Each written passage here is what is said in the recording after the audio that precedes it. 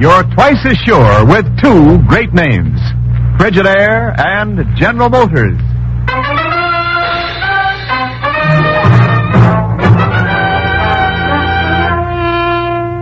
Frigidaire presents Herbert Marshall as the man called X. Wherever there is mystery, intrigue, romance, in all the strange and dangerous places of the world, there you will find the man called X.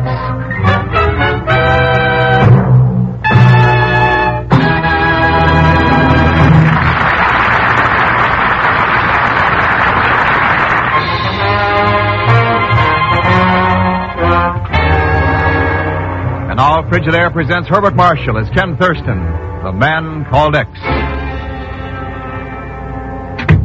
Oh, good morning, Ken. Been trying to locate you. Yeah, that's what Miss Brooks said, Chief. I told her to go ahead and put that call through. Oh, good.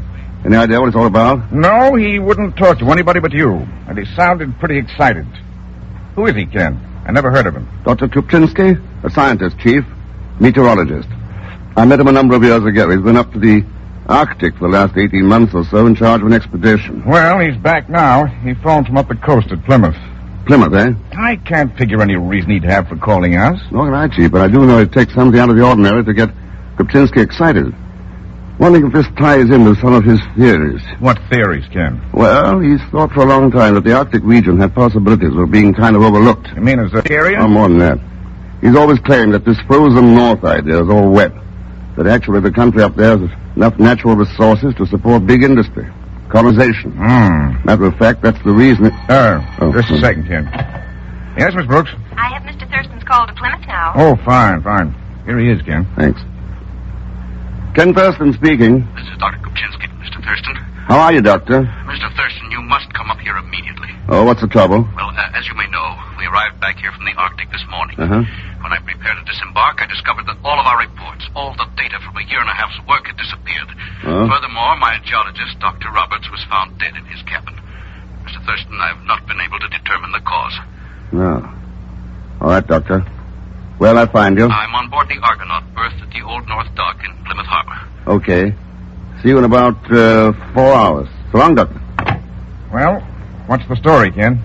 I'll know better after I've seen him. Well, now wait. Maybe we don't even figure in this. Nobody kills a man and steals scientific reports just because of the paper shortage. Yes, but Ken... So long, Chief. Oh, Miss Brooks. Yes, Mr. Thurston? Get me a plane reservation to Boston right away. I'll pick it up at the field. And, have a car waiting the other end. Yes, sir. In case you want me later this evening, I'll be on board the Argonaut at Plymouth Harbor. Plane to Boston, car there, Plymouth this evening. All right, Mr. Thurston. All right. See you later. But, I mean, you're not going to be out of town over Thanksgiving, are you? I don't know. Why? Well, I just wondered.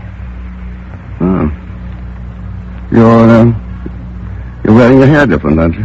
Well, yes, I am. I didn't think you'd noticed. Nice. I'll call you from Plymouth. So long. Goodbye, Mr. Thurston. Hey, wait for me, Mr. Thurston. Pegon Zellschmidt, how many times have I told you? Don't say it, Mr. Thurston. You'll only be sorry if you do. I will I? Because, after all, I only came here to invite you to lunch. To what? Oh, sure, I found a new place. Luscious food, wonderful martinis. No, I've got to catch a plane. Some other time, maybe. Thanks anyway, Pegon. But in this case, maybe you could loan me $5 so I... Mr. Thurston, wait!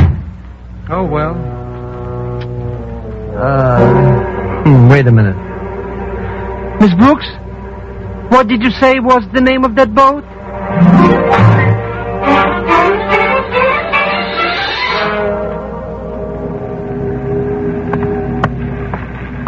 Hello? Anybody aboard? Laboratory C. Oh, I beg your pardon. Never mind. Come on in. Thanks. I was looking for Dr. Kupczynski. Well, I'm not he. Well, no. You're Miss, Caldwell. Dr. Caldwell. Oh, well, my name's Ken Thurston. Miss Caldwell? Apparently you're one of those men who objects to a woman becoming a scientist. Oh, no, I never object to any becoming woman.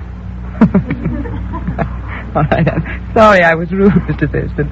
Dr. Kupczynski's ashore somewhere. He's due back any time now. Thanks. Don't let me interrupt what you're doing there. The microscope? Oh, no, it doesn't matter. I was doing a flow gene count. I'll have to start over again anyway. You've got a nice laboratory here. Yes, it is. I'm a little tired of looking at it, though, after 18 months. Oh, you're one of the members of the expedition? Official bacteriologist.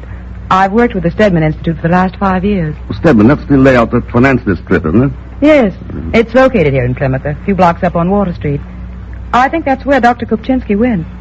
Anybody else on board? Oh, just the photographer, I believe, George Smith. Most of the scientists and the crew live here. They were anxious to get ashore. Yes, except, of course, Dr. Roberts. Yes. His death was most unfortunate. Any idea what caused it? I think you'd better discuss that with Dr. Kupczynski, Mr. Thurston. Oh, I intend to. By the way, did Roberts have a laboratory of his own? Yes, it's on the other side of the deck. I see. Well, I'd better not bother you any longer, Miss Caldwell. Maybe Dr. Kupczynski can come back by now. Mr. Thurston, is there any special reason why you refuse to call me Dr. Caldwell? Oh, sure, a very special reason. Anybody can be a doctor, but only one person out of every two can be a woman. See you later, Miss Caldwell. Hey, Mr. Thurston. Oh, Pegon, no. Well, I've decided you will most likely need me up here, so I won't take no for an answer. You never have yet. Now, of course, I didn't want to intrude while you were making boo with that luscious little damsel. Pegon, that luscious little damsel, is a learned scientist. Oh, she is? Yes. In fact, the only one I've ever known learned enough to be able to use a microscope without attaching the eyepiece.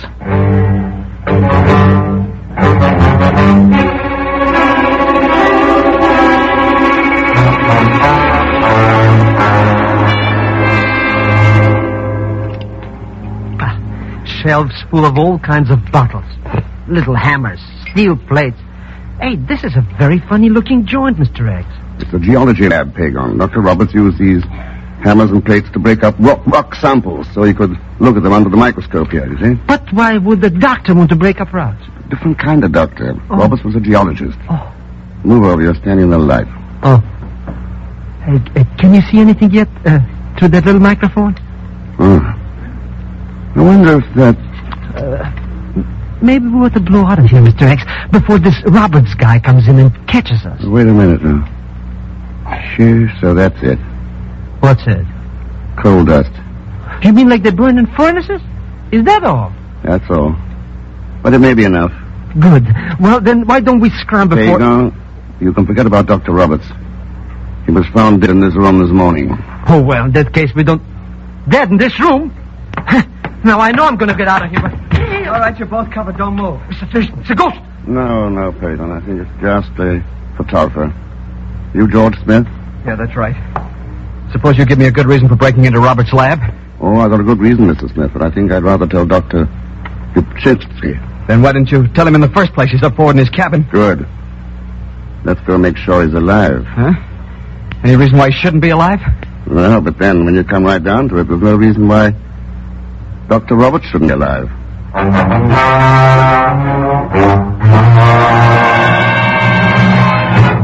so I really must apologize again for the way Smith acted, Mr. Thurston, but you can understand how overwrought all of us are.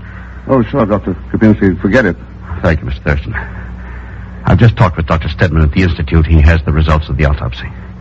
What did he find out? Dr. Roberts was poisoned with cancidine. Cancidine. Pretty unusual poison for an amateur to know about. Well, this whole thing is unusual, Mr. Thurston. Do you know of anything especially valuable that Roberts may have discovered on the trip? I couldn't say. We each worked separately, took notes and data in our own branch of science. Dr. Roberts was not a very talkative man. He collected rock samples, specimens, didn't he? Oh, yes. They're stored in canvas sacks in the hold. They're useless without aerial maps, notes, data sheets. Those were all stolen with the rest of the reports.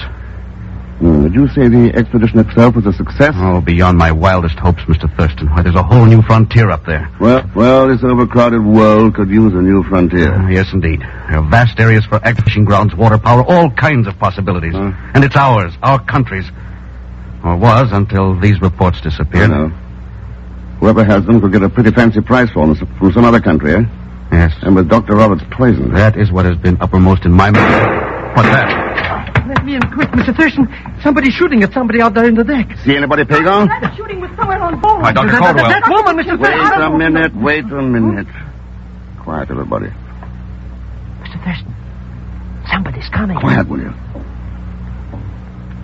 All right. Come on in. You're covered. Oh, Thurston. They say we both have guns now. Smith. Mr. Smith. What's all the shooting about, Smith? Stop shaking, man. You're as nervous as a cat. I saw somebody coming out of my photo lab. The poisoner. I fired a couple of shots, but he got away. The lab's been turned inside out. You didn't see who it was? I'm not sure. He looked an awful lot like Dr. Stedman. What? Oh, no. Stedman, huh? The head of the institute. Everybody around here is doctor. Dr. this and Dr. that, but nobody's a real one. If you mean a medical doctor, Mr. Zellschmidt, then Dr. Stedman does happen to be a real one. He's quite a well-known toxicologist. Taxi what? Pegon, a toxicologist is a man who specializes in the study of poison.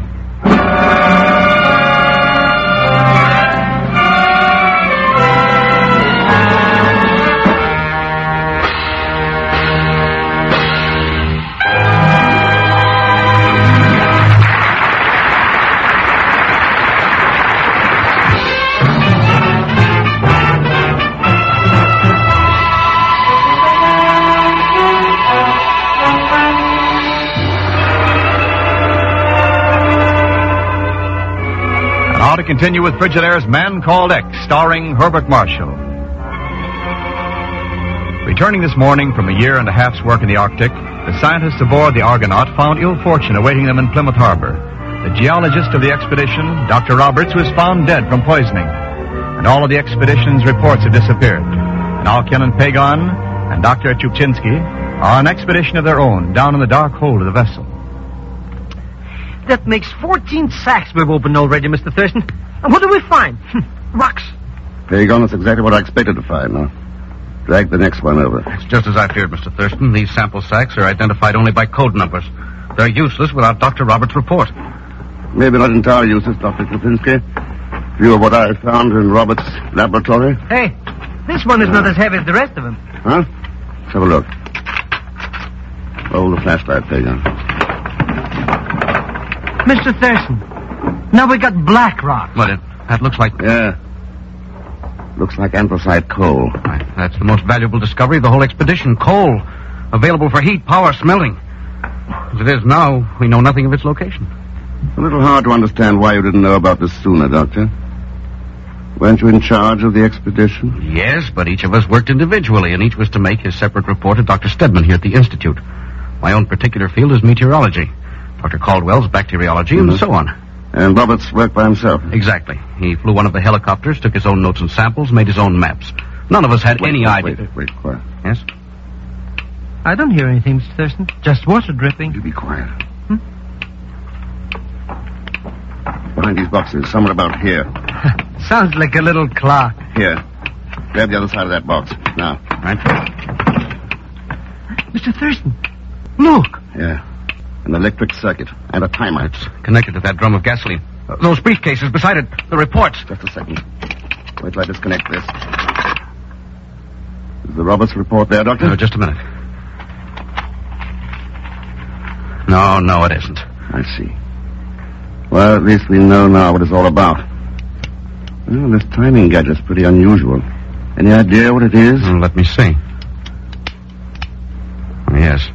Yes, I know what it is, Mr. Thurston. It's an automatic control used in meteorology.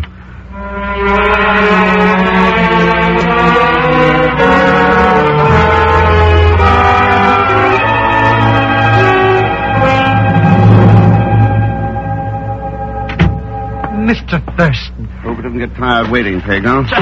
A whole hour you leave me alone in this dead man's laboratory. I was starting to get me-be-jeebies. Here, unwrap that other package.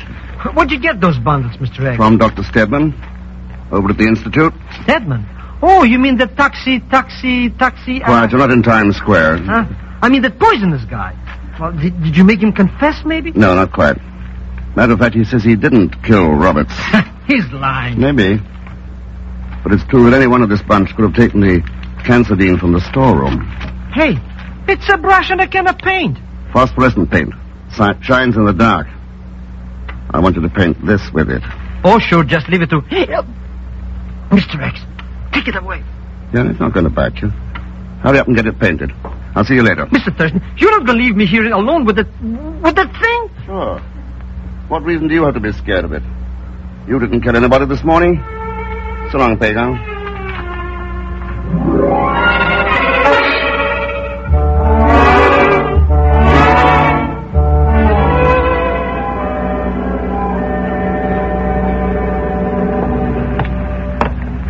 I don't get it, Mr. X. Already we've looked in 3 of these lifeboats, and all we find is the same thing. Nothing. Well, what did you expect to find? Well, I don't know, but not just nothing. Here, Pegon, let's have a look inside this one. Besides, don't even know where we're looking for. They're not looking for anything now. We found it. Huh? Found what? Dr. Roberts' report. Hold the light while I get a hold of the briefcase. But, Mr. Thurston, why would anybody stick it out here in one of those lifeboats? Why not? As long as they haven't had a chance yet to sneak it ashore. Okay, I got it. Turn off the light. Good. The next crime. I'm getting the creeps. Not so fast, Pegon. We've still got to substitute this thing for the briefs. Mr. X, do not rub the thing out here in the dark. Be quiet. There. Doesn't look so bad when you know what it is. I know what it is, and it still scares me. Hold the canvas a second while I put it in the bottom of the boat. So. Well, that's that. Now I think it's about time we made a little social call. Oh. On that Dr. Caldwell dame, I suppose. Oh, no. I got a date with her later. Come on, Pegon. Let's go talk to Dr. Kupczynski.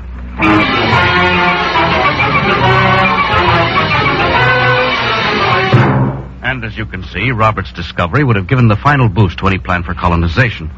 So the loss is tragic. And the thief is not only clever, but utterly without scruple. Oh, I'd say more ruthless than clever, Doctor. Ruthless enough to put a personal greed above the chance for thousands of people to open a new frontier, build a new land. Wait, I think somebody's coming. Yes, but how can such a person be exposed? What do you plan to do, Mr. Thurston? Why, nothing at all, Doctor. I'm only going to sit back and wait till the guilty person decides to confess. Come on in, Miss Caldwell. You mean her? Mr. Thurston, her? Here's your coffee, Doctor. Sorry, I didn't know anyone else was here. I only brought 1 cup. Oh, thank you, Dr. Caldwell. I can make more if you'd like a cup, Mr. Thurston. Oh, no. Perhaps, Pegon might like some, though. Oh, no, not me. I never touched the stuff. Well, I hope you won't mind if I drink it in front of you. Coffee's one of my worst vices. Stop, don't touch it. Well, why not? Mr. Thurston, you're not going to sit there and let her poison him right in front of our eyes? What? Pegon's got the goods on him, Miss Caldwell. You may as well confess. Sure, start talking, babe. Confess? Confess to what? I haven't anything to confess to. I know, but it'll make Pegon happy. Huh? But... No, stay away. Oh, that's what we've been waiting for. It can't be you, Robert. You're dead. I didn't mean to kill you. Who is it? No, please. Your high-strung photographer, George Smith. Robert. The man who killed Dr. Roberts. Robert! Mr. Thurston, he jumped overboard. He's going to get away. No, Pegon. I've had the police guarding the wharf for the last 3 hours.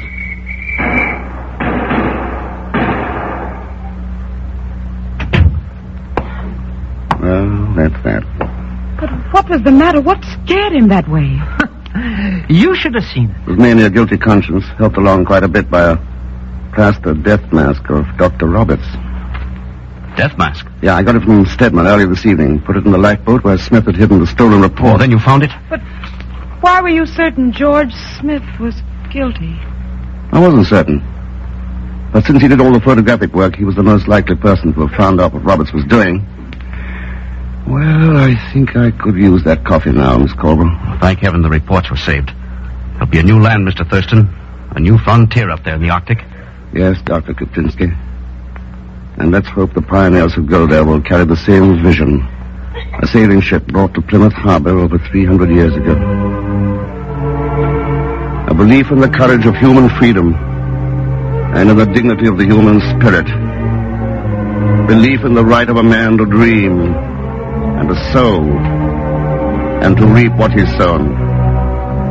And in the right of free choice in the God to whom he offers thanksgiving.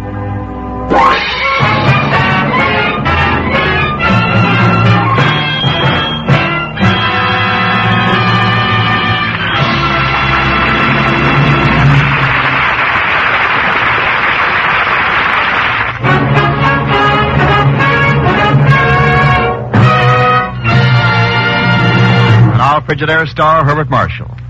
Thanks for being with us.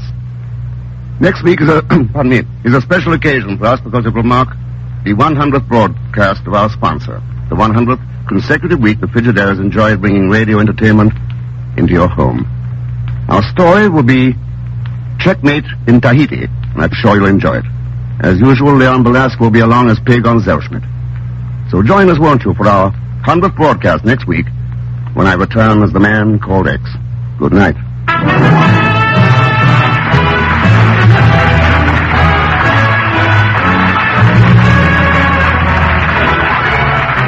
Frigidaire's Man Called X is directed by Jack Johnstone, with music composed by Johnny Green and conducted tonight by Al Sendry. The story was written by Les Crutchfield. So until next week, same time, same station, this is Wendell Niles speaking for Frigidaire, made only by General Motors. All characters and incidents used on this program are fictitious, and any resemblance to actual persons or incidents is purely coincidental. Remember, every Sunday night brings you two popular dramatic shows on CBS, The Man Called X and The Adventures of Sam Spade. Yes, for the best in entertainment, tune in and stay tuned in to CBS. Friends, have you ever wished that you could send food or clothing to help some family in Europe live through the winter? CARE will do it for you. That's CARE. The cooperative relief organization endorsed by President Truman, Herbert Hoover, and General Eisenhower. Ask about CARE at your local Western Union or Railway Express office. CBS, the Columbia Broadcasting System.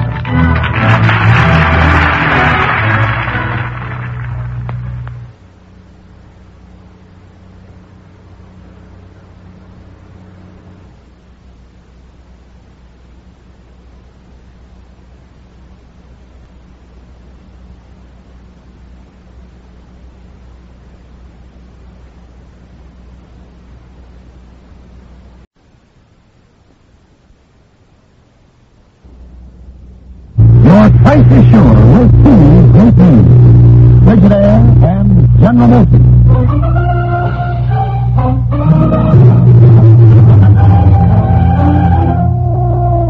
Frigidaire presents Herbert Marshall as the Man Called X. Wherever there is mystery, intrigue, romance, all the strange and dangerous places of the world, there you will find the Man Called X.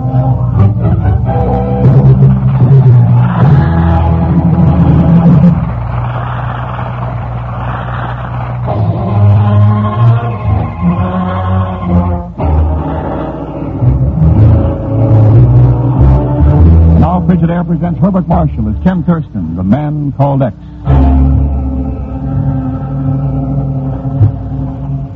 That's right. Ken Thurston, New York, huh? Right. I, Monsieur Savadell, welcome you to Papeete, Tahiti. Thanks, Salvador. By the way, what's this mine accident I heard about? Somewhere in this vicinity, wasn't it? Terrible tragedy, Monsieur. Terrible. An explosion. One of our most welcome guests, Monsieur Robert Sullivan, was lost in it. Oh, such a nice gentleman, too. So quiet, so refined, so hard-working, so... Yeah, I'm sure. Where'd Sullivan usually hang out, you know? Well, frequently at the Café Chinois down on the waterfront. But I do not think that you would care to patronize a place like that. Café Chinois, huh? This the key to my room? Oui, monsieur. Room 25. It is quite comfortable, I assure you, and if there is anything... I'll see you later, Salvador. Oui, Monsieur Thurston, oui. Howdy, Salvador. Looks like we've got a new homesteader around these parts. And of just what concern is this to you, Monsieur Cook? Let's see. What brand he put down for himself in the register? Ken Thurston. Well, that just goes to show. To show what, Monsieur Cook? Salvador, I'd have swore that hombre would have signed that register just by making an X.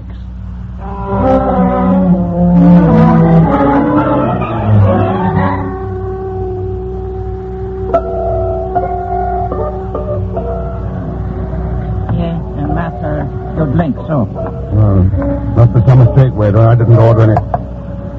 Martini. With an onion in it.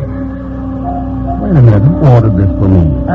Number one gentleman over there. Yes, excuse, please. Number one gentleman. Oh, no, not again. Hello, Mr. Thurston. Pegon Zellschmidt. I thought I'd give you the brush in Singapore. Oh, I followed you down here. Special chartered job aeroplane. We even got here ahead of you. So here I am ready to offer you my invaluable assistance. No, thanks, Pegon. But, Mr. Thurston... Well, monsieur, you're enjoying the pleasure of the chinois, I wasn't, but seems to be getting much better. Hello, baby. Sit down and converse with us. Even talk, maybe. Yes. Najgar would like to talk about phosphate mines, Mr. Thurston. Phosphate mines? The door to your right. It leads to a small garden. I shall meet you there in 2 minutes' time. Mr. Thurston, you surprise even me. Such a fast worker I never saw. Well, shall we go out to the garden? See you later, Pegon. Huh? But Mr. Thurston. Oh, well. Waiter, take back this martini.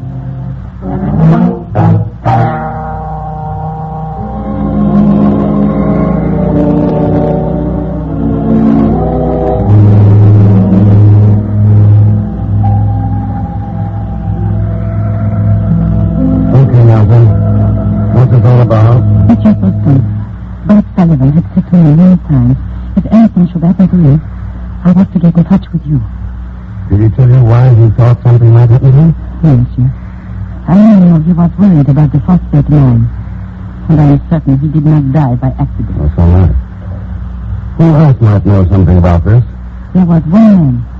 Bob would speak with him quite often at Shinra. Professor Powers. Powers?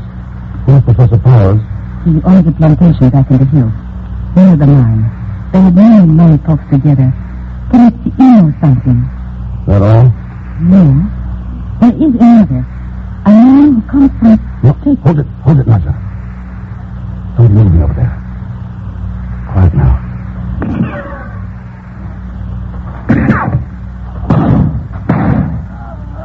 Down. No, Naja, you're hurt. Sure. A man. Yes, Naja, what man? Tall man. Texas. Texas? Naja.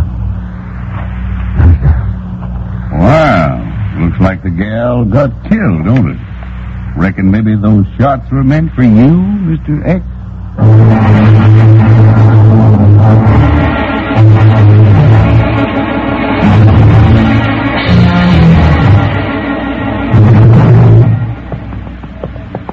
Mr. Thurston, why do we have to ride through this jungle anyway? This is the road to Professor Powers' plantation and the phosphate mine. But why do we have to go to these places tonight? That Texan wasn't hanging around just for the fun of it. There's something big going on around here. We got to find out what it is fast. Mr. Thurston, you got this Johnny Cook all wrong. He wouldn't do. All right, Pegon, let's have it.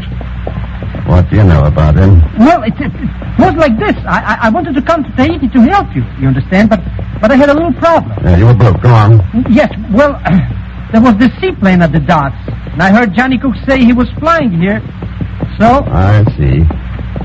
How much does Cook pay you to keep an eye on me? Mr. Thurston. All right, Pegon. Now, there's the mine entrance up ahead. We'll go the rest of the way on foot. But, Mr. Thurston, I don't get it. Why should we...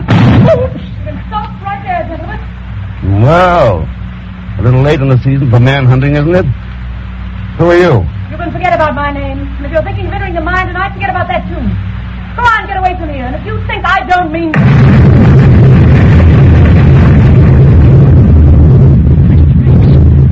The mine! It's gone. Yeah, Pegon, buried. Under hundreds of tons of rock. Look at that girl. She's coming towards us. Mr. Thurston, but that cannon over here. Well, gentlemen, the mine is completely destroyed. Bob Sullivan is dead. Niger is dead. Somebody's guilty and somebody's going to pay. Any idea who? There's a very good one. And I'm looking at him right now. Mr. X.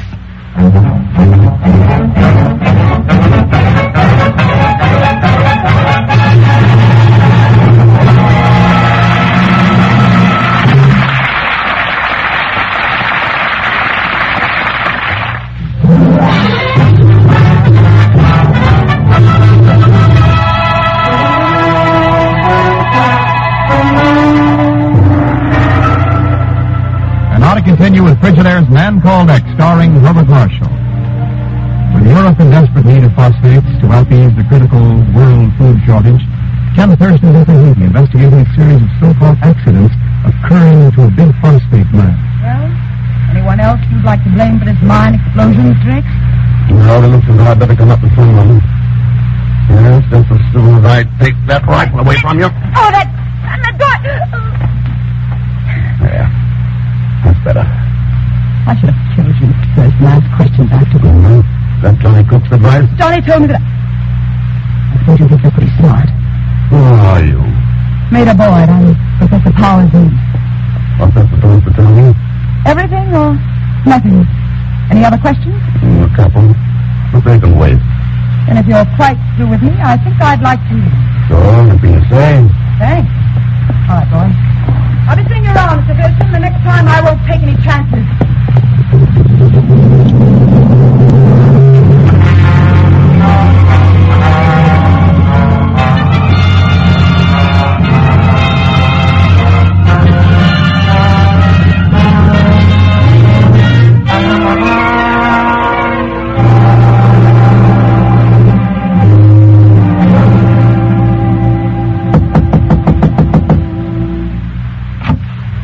Why, it is Monsieur Thurston. Come in, please. Come in. Thanks, Salvador. What are you doing here, Professor Powers? Well, my nightly chess game with the professor, monsieur. It is delightful relaxation after my trying days at the hotel. Where is it, Salvador? Guest? Mais oui. Monsieur Thurston, Professor Powers. Huh? Sorry to interrupt your game, but I thought you'd like to know about the phosphate mine next door to you. Someone, blew it up a little while ago. Blew up the... Oh, monsieur, what are you saying? This is unbelievable. Well, don't tell me you didn't hear the explosion. Well, we did hear it, monsieur, but we mistook it for thunder. A storm brewing in the hills. Yes. There's a storm brewing, all right, Salvador. Only it isn't in the hills. It's among the hungry people in this world. By the way, you're a physics professor, aren't you, Powers? Yes, I was before I retired. But how do you know? The door to your laboratory is open. I see you have a cathode ray tube and a Geiger counter in there. Oh, sorry to disturb your game, gentlemen. I'll let you figure out your next move in peace, Professor. Though even a child could tell that almost any move you make would put him in checkmate. Good night, Salvador.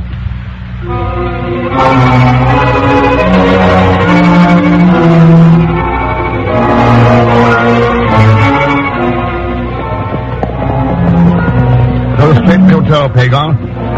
If the chief called before I get back about a cablegram I sent him, you take the message for me, see? Can always depend on Mr. Zellschmidt. Oh, yeah. But where are you going? Down to the harbor. Harbor? There's nothing down there but boats. And Johnny Cook's seaplane.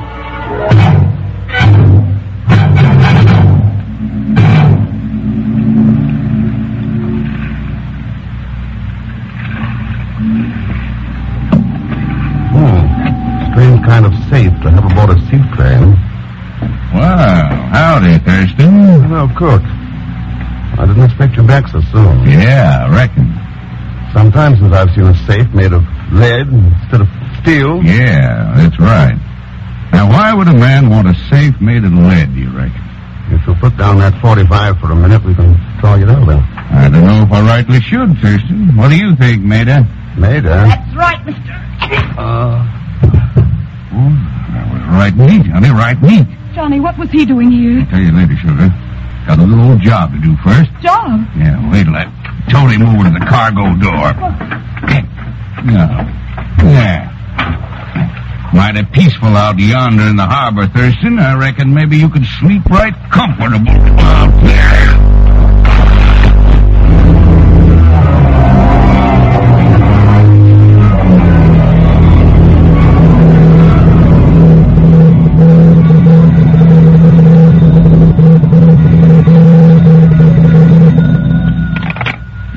Mr. Thurston residence, a hotel room, that is. École for Monsieur Thurston, Public États-Unis. Go ahead, please. Hello? Hello, that you, Ken? Oh, hello, Mr. Chief. How's the weather in New York? I'll take that call, Pegon. Huh? Oh, sure, Mr. Thurston. Hey, you're so slopping wet. What happened? I was lucky. Miss Boyd didn't hit hard enough. Huh? Hello, Chief. What have you got for me on Johnny Cook? Ken, he's a former pilot in the 8th Air Force, Thunderbird Squadron. Thunderbird.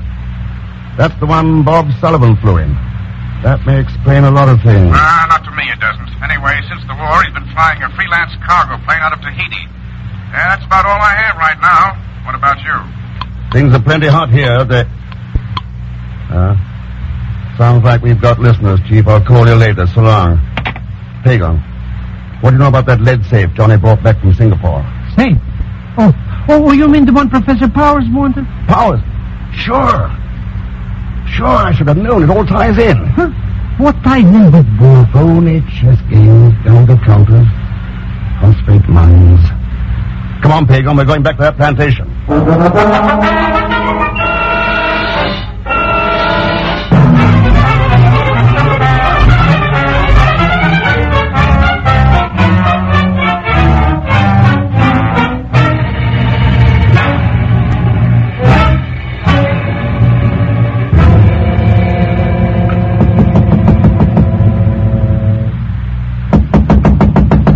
Let's go back to the hotel, Mr. Thurston.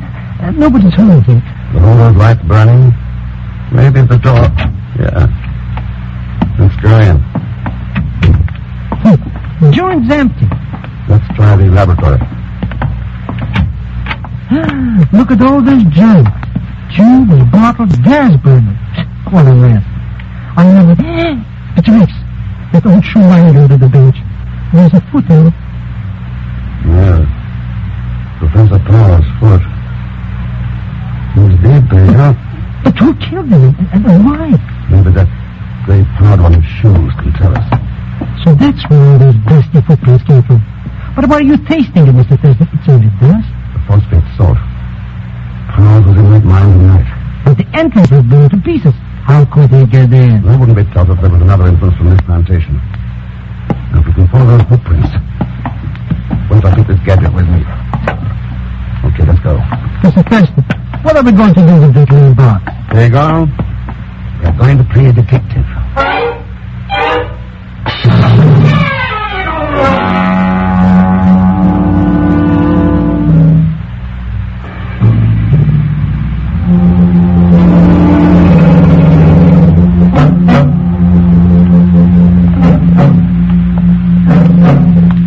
Why did we have to come down to this hotel ground? Anyways, just because we found a tunnel in the hillside that we knew we had to... That sound, what was it? What was that? It's coming from the box you're carrying. A time bomb? You're carrying a time bomb? It's going to explode! Pegon, this is a Geiger counter. Fixed that way in the presence of radioactivity. And it's done its detecting job for us. I'll shut it off. Detecting job? What did that thing detect? Think over the walls of that crosscut opening into this tunnel. Okay, Mr. X, I'm looking. So what? That's pitch blende. The ore that contains radium. Radium? That's why the Geiger counter clicked. And that's why somebody sabotaged this mine. It is? To gain control of that ore. And that's the reason for Professor Powers' lead safe. It's the only way you can handle that stuff. He was... Quiet, listen, quiet. Mr. X, somebody will be with us. He's coming this way. Yeah. Turn off that flashlight. Hello, Maida. Ken Thurston. That's right. What are you doing down here? Trying to find out why your uncle was so interested in his mine? Yes, I was. What difference does that make? It don't make any. We caught you cold-handed looking for this radio ore. She's the guilty one, Mr. Thurston. Let's take her away. Not so fast, Pegon. She's not guilty of anything. Huh? But at the mine where she shot us and knocking you out. And now... She was trying to protect the mine and her uncle. Huh? Well, then it's like I said all the time, Johnny Cook. Wrong again, Pegon. It was Mr. Sabadell. What? Sabadell? The hotel clerk? That is quite correct, monsieur. Mr. Sabadell, what are you... Mr. X, it's him. Do not move, any of you. You will notice I have a gun in my hand. I can shoot quite straight with it, I assure you. Nudge down Professor Powers found that out. Quite so. But then Powers had outlived its usefulness to me. Yeah. After he'd analyzed the pitch blende for you and discovered it held more than radium. Then you know what else it contained, Monsieur Thurston? Sabadell, pitch blende is just the common name for oxide of uranium. Uranium? That's right. That's right, Maida. That's why we were willing to kill for it. Bob Sullivan, Najda, Powers. Oui, monsieur, and now it is you. Not this time, Sabadell. This thing's too big to let you get away with it. Let's have that gun. Do not be an heroic fool, Thurston. You'll be dead long before you reach me. Well, I'm going to try. Let me have it, Sabadell. Very well, monsieur, but not the way you wish. Now that you are close enough so I cannot possibly miss. Mr. X! Well, howdy. Looks like I potted me a genuine ringtail skunk. Yeah. Thanks, Cook. That was good shooting. I figured Maida wouldn't be down here alone. Huh? Mr. Thurston, you're alive. It's that somebody else was there. Ain't it the truth? Then you heard, Johnny. We were wrong about Mr. Thurston. Wrong all the time. We sure were, honey, but Bob Sullivan told me to keep an eye open for Ken Thurston, the man called X. How was I to know he meant a pure blood? Instead of being the maverick, I figured he'd murdered him. So you took things in your own hands. Made your own rules. Just like Sabadell did. That's no good, Johnny. This world of ours has got too small and shaky for any man to play the game his own way, according to his own rules. Whether the stakes are food or uranium, there's only one way a game that it'll end, Johnny. In a checkmate for all of us.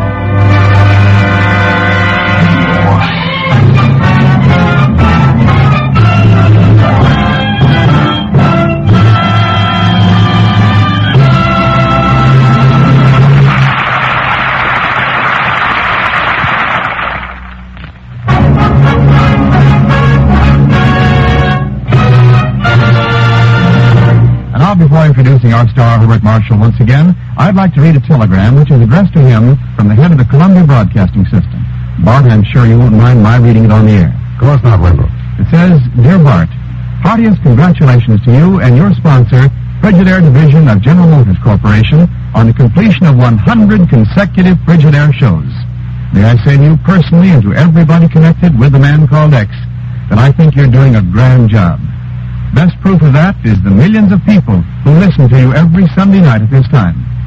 Now, as you start on your way to the 200th Frigidaire show, all of us at CBS send our very best wishes to all of you on the man called X. Signed, William S. Paley, Chairman of the Board, Columbia Broadcasting System. Well, Wendell, what can I say in answer to something like that except thanks, CBS. Thanks on behalf of our sponsor, Frigidaire, with whom we are celebrating this 100th broadcast. And thanks to you of our listening audience for your loyalty, week after week. Good night. Frigidaire's Man Called X is directed by Jack Johnstone, with music composed and conducted by Johnny Green. Tonight's story was written by Sidney Marshall, and so, until next week, same time, same station, this is Wendell Niles speaking for Frigidaire, made only by General Motors. All characters and incidents used on this program are fictitious, and any resemblance to actual persons or incidents is purely coincidental. This is CBS, the Columbia Broadcasting System.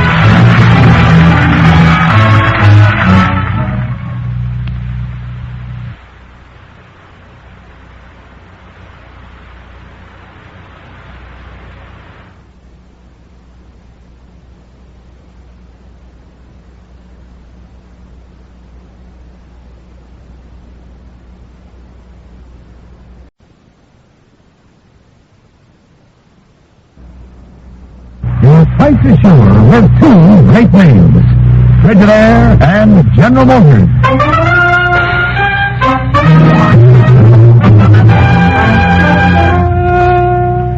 Frigidaire presents Herbert Marshall as the man called X.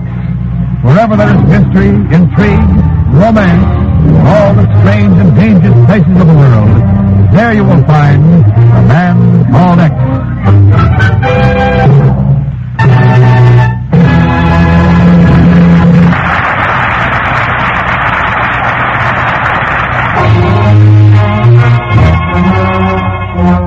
Now Frigidaire presents Herbert Marshall as Ken Thurston, the man called X. It was a cunning and deadly scheme with a plotting that touched three countries and crisscrossed an ocean between. Ken Thurston is called in late, but then the last stages of any game are always the most dangerous. I don't know whether you heard about the deal or not, Ken. I'll know more about it when Miss Brooks gets that call through to Pringle. Anyway, one of the food commissions up here in the U.S. contracted to buy $1 million order of canned beef from the Ganavan Export Packing Company in Montevideo. Ganavan Export? Yeah. In fact, they advanced half the payment to this company so they could step up operations and make quicker delivery. The canning job was finished about 10 days ago. The meat intended for European relief? It was. What do you mean, Chef? Well, the inspector for the commission airmailed sample cans to Washington the first of the week. Ken, every sample was spoiled. The only thing he could do was order the whole shipment destroyed. Oh, fine. And with the food situation over there the way it is. Yeah, well, it's probably nothing more than a bum job of processing. But anyway, Pringle went down there, and I had the papers on the deal sent up here to the Bureau. In fact, they only got here a little while ago. Good Lord. What's the matter, Chief? Well, this report, look how it's signed. Full Commission Inspector, Uruguay Division, Pegon Zellschmidt. Pegon! Now, how the sandhill did that bird-brained little scoundrel ever get tied up with... excuse me, this must be... Yes, Miss Brooks? Fine. She's through to Montevideo. Good. Hello? Hotel Regina? Let me talk to William Pringle. What? No, thanks. Here. All right, Chief, listen to it.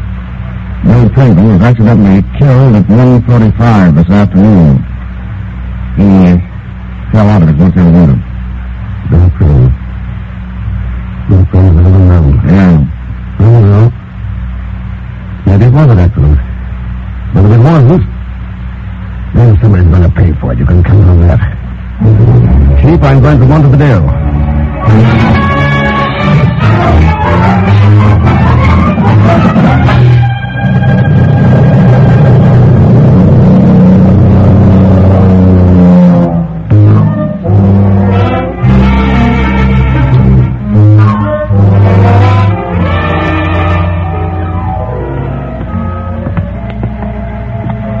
Which way, Lieutenant Levine?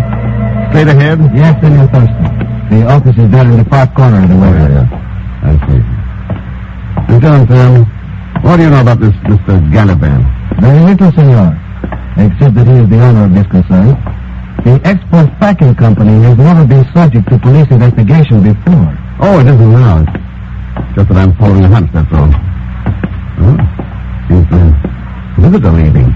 Again, my thanks, Mr. Contraband. You may be able to work things out. Goodbye.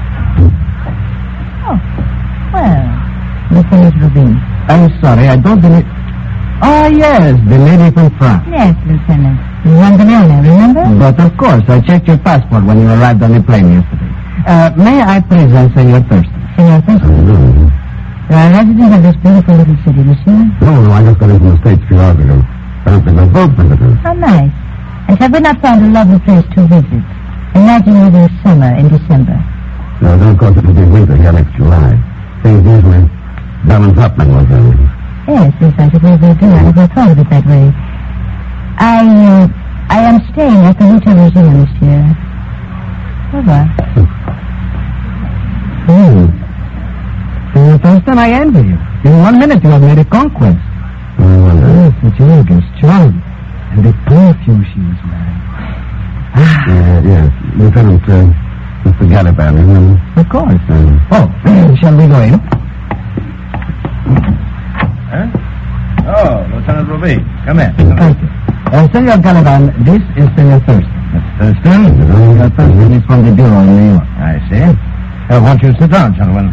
Senor Contraband, the little lady who left, she is a friend of yours, perhaps? Oh, Mr. Malloy? Charming, isn't she? Sorry I couldn't oblige her. She wanted a job. You don't see how you could refuse her. Well, it wasn't easy. Mr. Thurston, if the commission sent you down here to turn the heat on for the money they advanced, well, I haven't got it, and I don't know how I can get it. I'm not interested in money right at the moment, Mr. Contraband, but I would like to know what caused the whole shipload of canned meat to turn out bad. So would I. When your inspector called and gave me that report from Washington, I just couldn't believe him. Now, as I understand it, the commission ordered the shipment destroyed. Is that right? Yes, and that'd mean another big expense, if it hadn't been for the generosity of Monsieur Valtoun. Who's Valtoun? I only met him 2 days ago, a man with a badly scarred face. He's an agent for the French Uruguay steamship lines, arranged to take the stuff aboard the New York-bound freighter Polonaise. It left Montevideo yesterday. But the entire order is condemned. Why ship it New York? Well, they put it in deck storage. It'll be dumped at sea. It is tragic for the hungry people in Europe who needed that food. I think it will be quite unfortunate for Mr. Valtoun.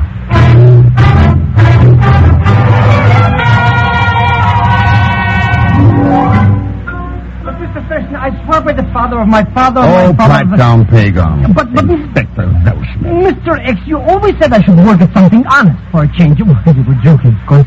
But Pegon, you can't even spell honest. a capital O Oh, N... skip it. Whatever gave you the idea of working for the Food Commission in the first place? For $500 a month? I mean, I'm so on duty. And I did it. They practically drafted me. Why, the general manager of the Congress called me up and said... I've already seen that letter of recommendation. Said to me, he said, oh, you mean the letter you wrote? I mean the letter you wrote and signed my name to. But you were out of town. And anyway, I knew how you felt about it. Oh, sure. Irreproachable character, highest ethics, a genius who speaks 9 languages fluently. But you can't even speak 1 language. But... Down here to sample $1 million meat order. Why, you wouldn't know how to sample shoe polish. Huh? That just goes to show you. So I didn't. I hired an expert. You what? Sure, a little Euro guy named Pedro Zapato. What a sucker. He did it for practically nothing. I'll bet. Well, he was recommended by my very close friend, Monsieur Noble. The French consul, you know. And how did you get to be a close friend of the French consul? Oh, he dropped around last week just to pay a socialist call, you understand? Yeah. Maybe I do understand, Pegon. Tell me, what does this Mr. Noble look like? Very distinguished. Strictly first-class big shot. Why, he even used to fight duels with Rex. Scars all over his face.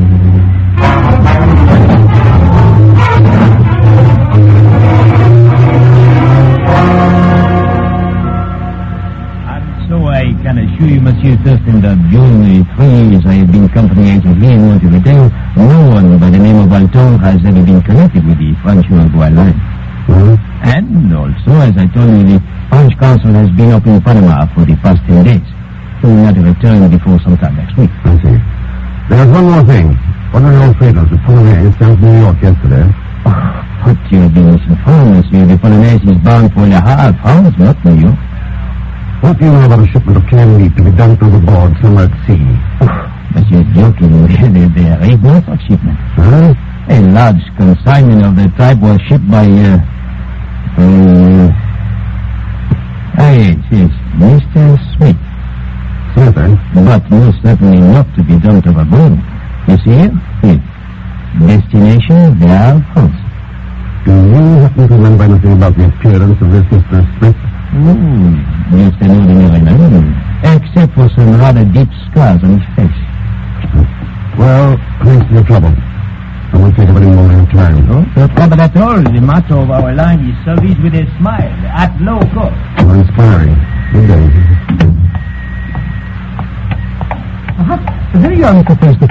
I thought you didn't want to stay there all day. If I'd known you were out here, I would have. Well, so long, Pegon. But Mr. X, he said for us to wait right here in the bottom of this little alley. He went to make a phone call. Who did? Well, that's what I'm trying to tell you. Your very dear friend, the French consul. I see. He came down here with you, huh? Oh, sure. He's very anxious to meet you. As soon as he gets back, of course. Yes.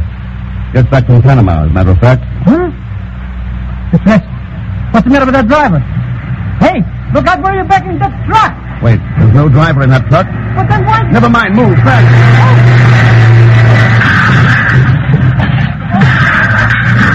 No, Mr. Thurston, it hit that building right where we were staying. Yeah. Nice if it still had been there. But we never made it. Oh, there's the consul now getting in the car street. Look, up the street. Yoo-hoo! Here we are, right over... Mr. X, he's driving off. License number 4C697. I guess it is a serious, Mr. Thurston. There you go. You want a bit?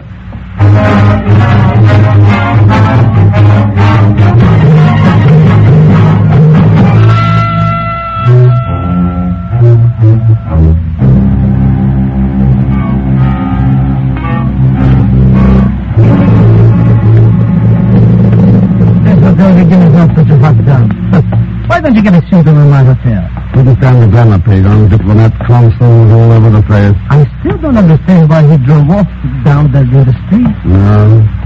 You know. Come on in. Anyway, if he's not a consul, then what's this all about?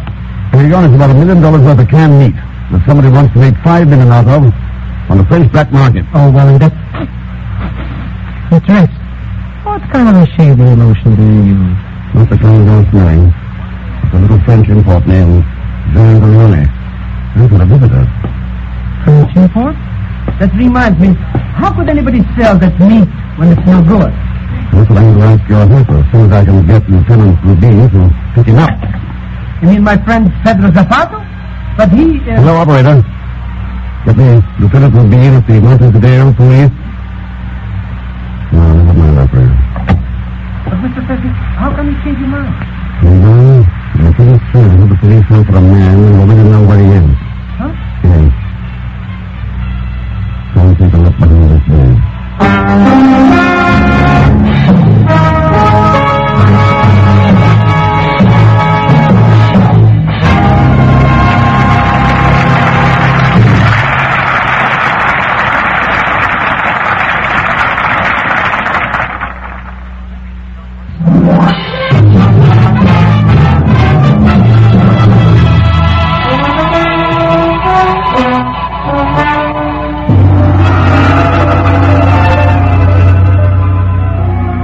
Now to continue Pigeonaire's Man Called X, starring Herbert Marshall. Somewhere out in the South Atlantic, a cargo of canned meat is heading for the French black market. While down in Uruguay a few minutes ago, Ken Thurston walked into his hotel suite to find the murdered body of Pegon Zellschmidt, the man who looked like some authority ventures. Right now, Ken and Pegon are making a hurried visit to Pedro. There's something very suspicious about that Lieutenant Rubin fellow, Mr. Thurston. Why should he have this address of Pedro's in his file? That alleged assistant of yours was a crook, Pegon. And he was working for a killer. I don't see how you can say such things. Why the French consul himself, Monsieur... Monsieur which? Noble or Walton or Smith? He's been all three. Well, all right, then. I suppose you think I'm stupid. Pegon, don't tempt me. 26B, here we are. The door's open. Well. Maybe somebody here. Anyway, smell that same perfume? Yeah. Hey, look at this joint. Yes. Oh, Mr. X, why should anybody tear everything up?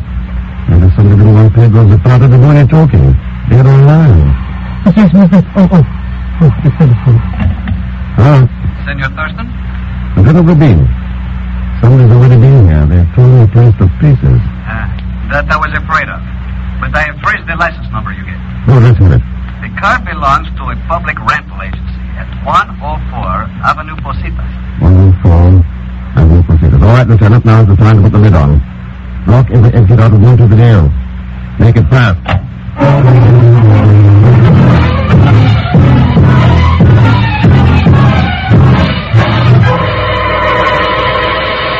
Ah, yes, indeed, senores.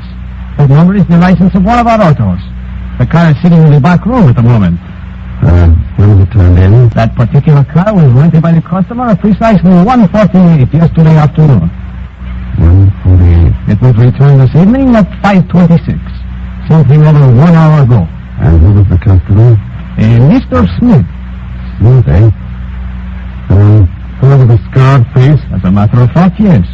Your friend again, Pegon? No, Mr. Thurston, it's funny he never told me his name was really Smith. It is somewhat remarkable, this inquiry of yours. Only a little while ago, a young lady was asking about the same man. So? What did she look like? Ah, ravishing. Such elegance, such style, such... Such perfume. But how did you know? He followed him to the Dale. He's on foot, and he can't but will hide that face. Pegon, start working from here. Ask every cab, drive up the avenue if you've seen this Smith or Walton or Noble guy. Mr. Thurston, you can count on me. When you find out anything, I'll be at the hotel. Now get moving. I'll drag the double-crosser in by my heels. Oh, Pegon. Remember how Pedro looked? Sure, I'll mutilate him. I'll... Oh, no!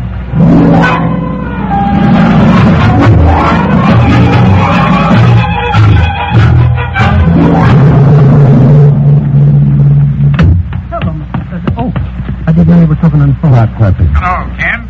Yeah, go ahead. Well, she's listed all right in the French file. Jeanne de Leone. Want a description of her? Oh, no, Chief. I don't need it. I've seen her. Now, look, Ken, if you've got some... Thanks a lot. So long, Chief. Pegon, why aren't you busy trying to track Walton? Because I have already. Is that the expert packing company joined? Sure about that? Well, that's where some cab driver took him about an hour ago. An hour ago? Oh, come on, Pegon, let's go.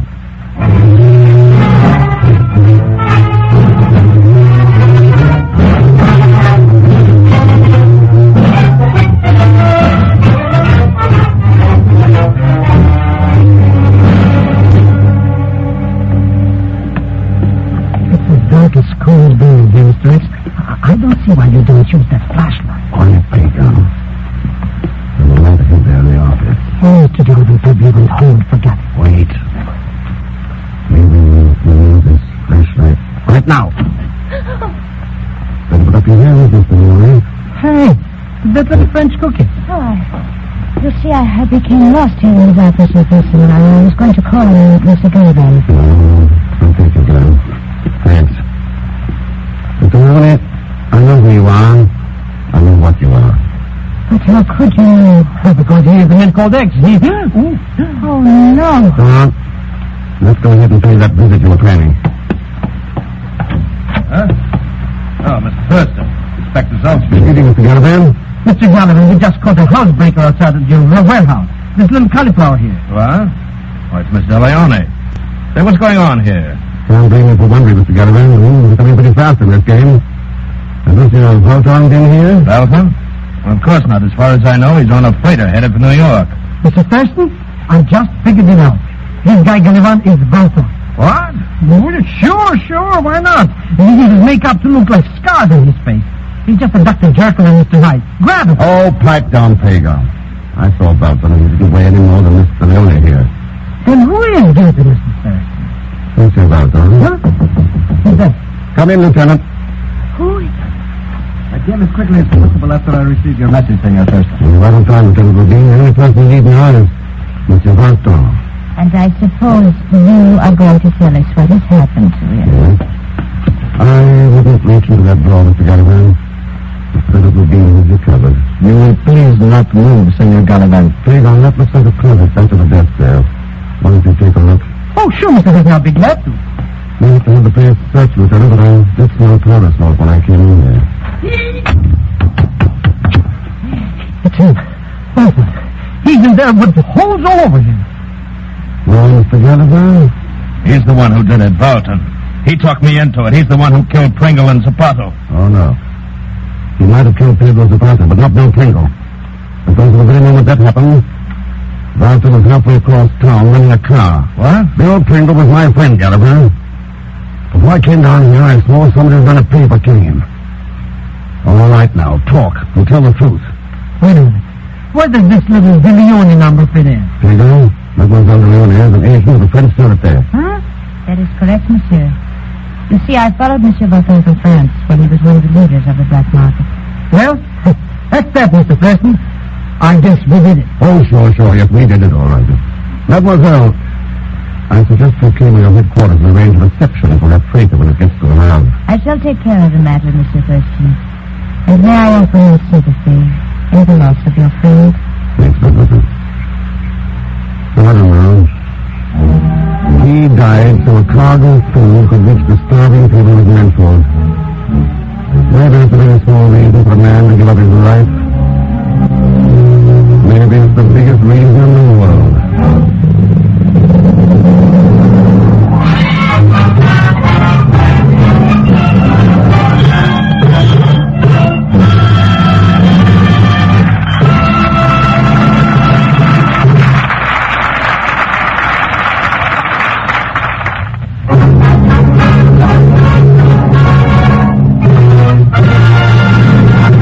Frigidaire star, Herbert Marshall.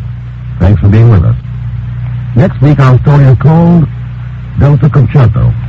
And don't let that title fool you. It'll be set with mystery and suspense. As usual, Leon Belasco will be along in the role of Pegon Zellschmidt. So join us, won't you, when next I return as the man called X. Good night.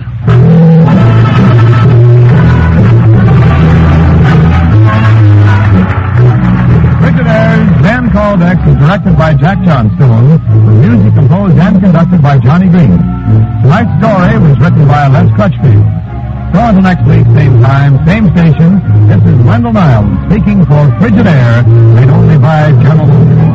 All characters and incidents used on this program are fictitious.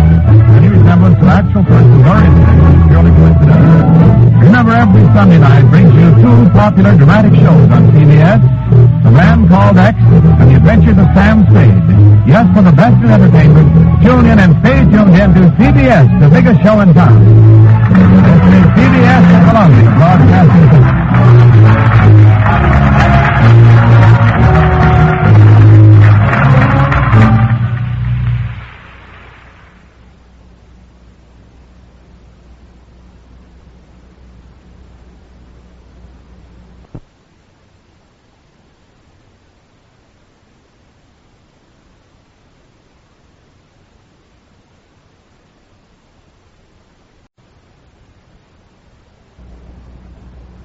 now twice as sure with two great names, Frigidaire and General Motors.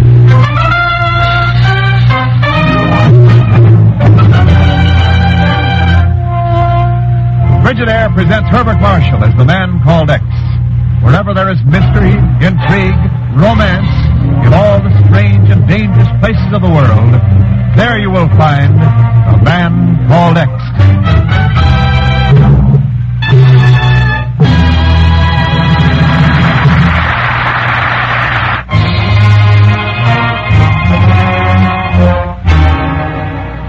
And now Frigidaire presents Herbert Marshall as Ken Thurston, the man called X. But my work at Paraquito has been done well, just as you wished. Everything is ready, you must believe me. Why do you not answer? Why do you just sit there listening to that horrible phonograph music? My dear Florio, that music happens to be the most beautiful ever written. Wagner's Tristan und Isolde. As for your doing your work well at Paraquito, I am much more interested in your work at Bogota. Bogota? Ah, you seem frightened. Could it be perhaps because in Bogota you were then speaking to Ken Thurston? No, what you are thinking is not right. What I have done for you in Paraquito proves this. It merely proves that you are a fool to try to double-cross me. As you know, I dislike fools. But you are wrong. This man Thurston, I merely spoke to him in order to... The gun. No, please, listen to me. No, you can't kill me. You can't. Mercy, I beg of you, mercy.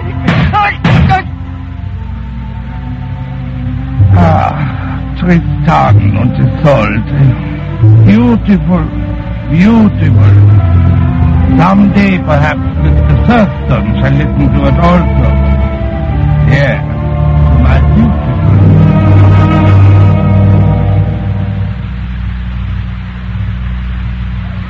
America ahead of schedule, Ken. Things must be going all right down in Bogota. The Pan American Conference will open there in 2 weeks, if that's what you mean, Chief. How does it look, Ken? Do you think it'll do a job? Oh, it's got to. The United States has worked a long time to give all the Americans a crack at freedom and prosperity. And now that work's going to pay off.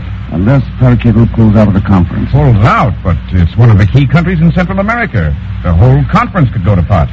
Why would she do a thing like that? Because there's been a flood of anti-American propaganda down there. Ever since the Illstone Fruit Company in New Orleans ran out on its, believe it or not, banana contract. Oh, what have bananas got to do with it? They're the mainstay of that country's exports. Right now, just rotting away on the docks. Well, the people are plenty worked up. There's no telling where they will end. But, Ken, that's only a local business affair. That isn't what Senor Florio told me a couple of weeks ago at Bogota. Oh? Paraquito's representative to the conference? He said he had information that could stop the conference from blowing up. He wanted to sell it to me. Sell it? Didn't hear from him again. Then, today, I saw this little item in the newspaper. Let's see. Paraquito diplomat murdered. Ken. Yep. The body of Senor Arturo Florio of Paraquito was recovered today from Lake Pontchartrain in New Orleans. 2 bullets in... Do you think this is any local business matter, Chief? Suppose you tell me, Ken. From Paraquito. Suppose I tell you from New Orleans.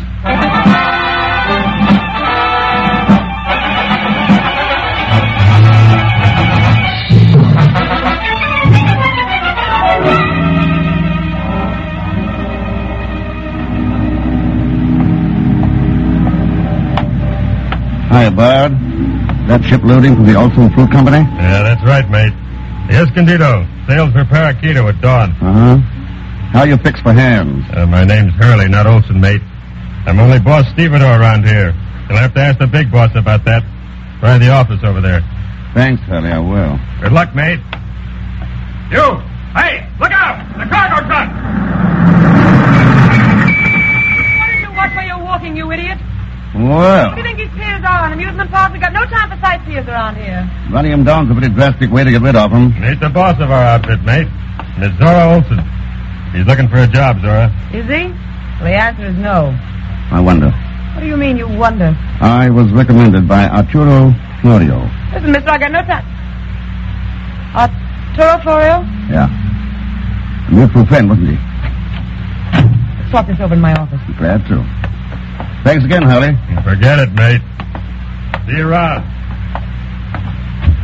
All right, mister, let's forget the double talk. What are you after? Information about Arturo Florio. What kind of information? The kind that will tell me why he was murdered. Why should I know anything about it? That's my next question. All I know about Florio, I read in the papers. Maybe you read about the Pan American Conference, too. Maybe I did. Maybe you read the signs on the wharf about trespassing. It can be dangerous around here for meddling strangers. I found that out when you almost ran me down. But that was an accident, of course, wasn't it? What do you think? Goodbye, mister. You know the way out. Sure. When you decide to change that story about Florio, call me at the Hotel Strand. Ken Thurston's the name. I won't be changing my story, Thurston. That diplomat's dispatch case on the filing cabinet gives me a hunch you will. Dispatch case? Yeah. With the initials AF on it. Could stand for Arturo Florio, couldn't they? I don't know anything about that dispatch case, Thurston. Oh, of course not. How could you? You only know what you read in the papers. Good day, Miss Olson.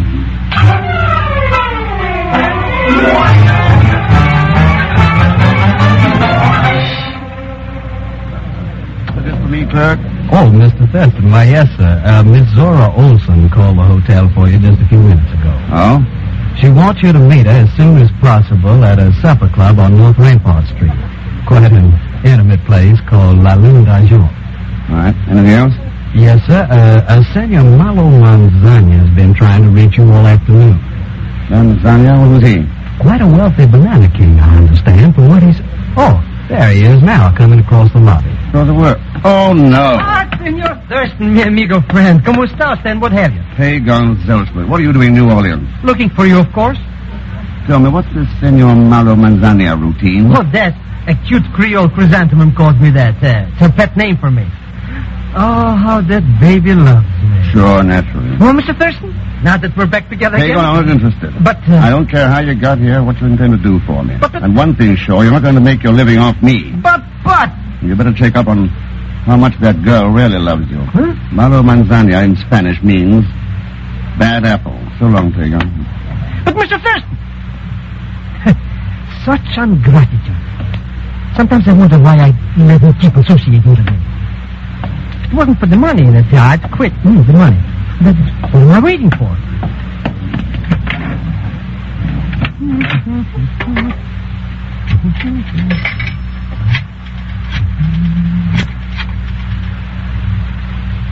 Hello? This is Senor Manzana. Yes. Mr. Ken Thurston is at the Hotel Strand. Got it? Yes. He's meeting a cookie named Miss Olson at the lunch club. Oh, the Looney Dargent or something. You're welcome, but don't forget the check. Not bad, not bad. Let's see. That should make my profit about... Hey, what if you don't send the check? It's a funny guy anyway. Always playing that funny music. Ooh, I should have known better than to trust that lisping crook.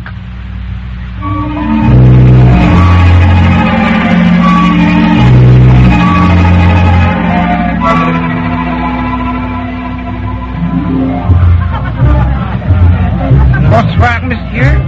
Welcome to the Lune d'Argent. You have a reservation? Yeah, I think I have, yes, sir. Miss Dora Olson's expecting me. Mademoiselle Olson, mais oui. You are Monsieur Thurston. That's right. This way, please. Our private dining rooms are over here. You'll find it very convenient, monsieur. The same service as the main dining room, yet très intime. Entrez, s'il vous plaît. Thanks. Well. Hello, mate. Didn't know you would join our little party, Hurley. Sure thing, mate. Come in. Don't be bashful. Or you need some help from Henri. Okay, Hurley, I'm listening. I'll make it short and sweet, Thurston. I just got back from Bogota. I was shadowing Arturo Florio. Oh, that could explain a lot of things. Could it? Yeah. His murder, for instance. You saw him talking to me and didn't want him to spill what he knew about Paraquito. Yeah. Florio tried to double-cross, so he got it. All right. What's that got to do with this party tonight? I'll let the boss answer that. Ken Thurston's here, boss. What'll we do with him? Excellent, my dear Hurley. Excellent. Ask him to come in. I have a recording of Tristan and Isolde I would like him to listen to. Yes. Just as Arturo Florio listened to us not so many days ago.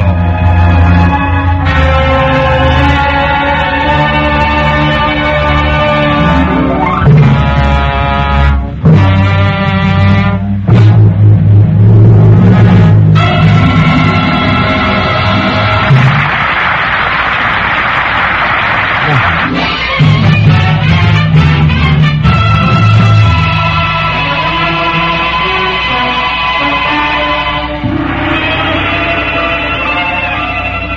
now to continue with Frigidaire's Man Called X, starring Herbert Marshall. In an intimate supper club in New Orleans' North Rampart Street, laughing couples sway to the rhythms of a Dixieland band. But in one of its private dining rooms, while a phonograph plays music from Tristan and Isolde, Ken Thurston, a gun held at his back, faces a smiling, lisping Philip. So you have come to visit me at last, Mr. X. Our meeting has been long overdue. Oh, but then perhaps you need an introduction to your host. That won't be necessary. That lisp of yours, the Wagnerian music, they're enough. That was quite a record collection of yours that I found near Bethany's garden. Oh, my beautiful records. It was like tearing the heart out of my body to leave them behind. Yeah. You were in a hurry. But you did a good job of getting away. The War Crimes Commission is still looking for you, Herr Brunig. Quite so. However, you will not be the one to inform them of my whereabouts. Hurley! Right here, boss.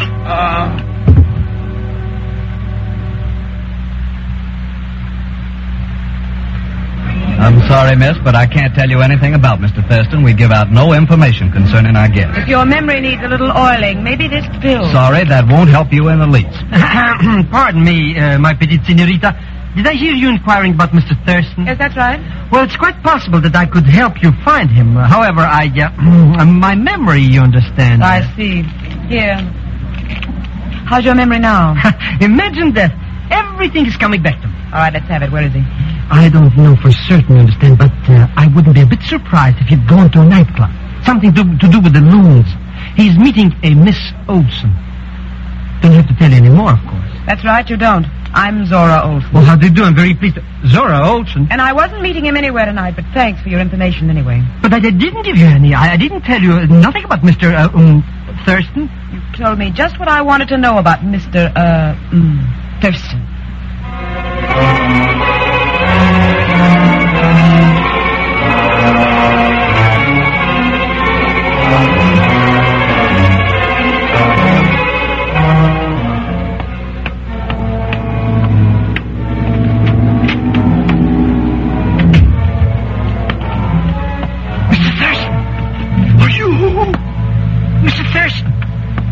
Oh, it's so dark in here. Mr. Thurston, can you hear me? The dead could hear you, Pegon. Young! Mr. Thurston, why do you do things like this, yelling at people in dark warehouses? What are you doing here, Pegon? Delivering a telegram. Your what? Oh, from the chief. Came to the hotel, so I went to that loony club to give it to you. I saw your two pals carry you out. Boy, what a party. Passed out cold, eh, Mr. Riggs? So that's why you followed me here to the Olsen warehouse. Sure. But where are your two friends? Well, they parked me here while they checked up on somebody aboard the fruit ship Escondido. But they'll be back. That's why I'm waiting. I will have nothing more to do with them. Such no good. Particularly that fellow with the lift. You know him, Pegon? Oh, sure. He's that guy I told you about. Oops. Yeah, I should have known. Now, let's have that telegram. Oh, right here. How can you read it? Oh, flashlight helps. So that's what the chief is up to. Good. Pegon, you're going back to the hotel with a message for him. I am? Well, what are you going to do? Take a vacation. Huh? A sea voyage aboard a banana boat. Bound for Paraquito.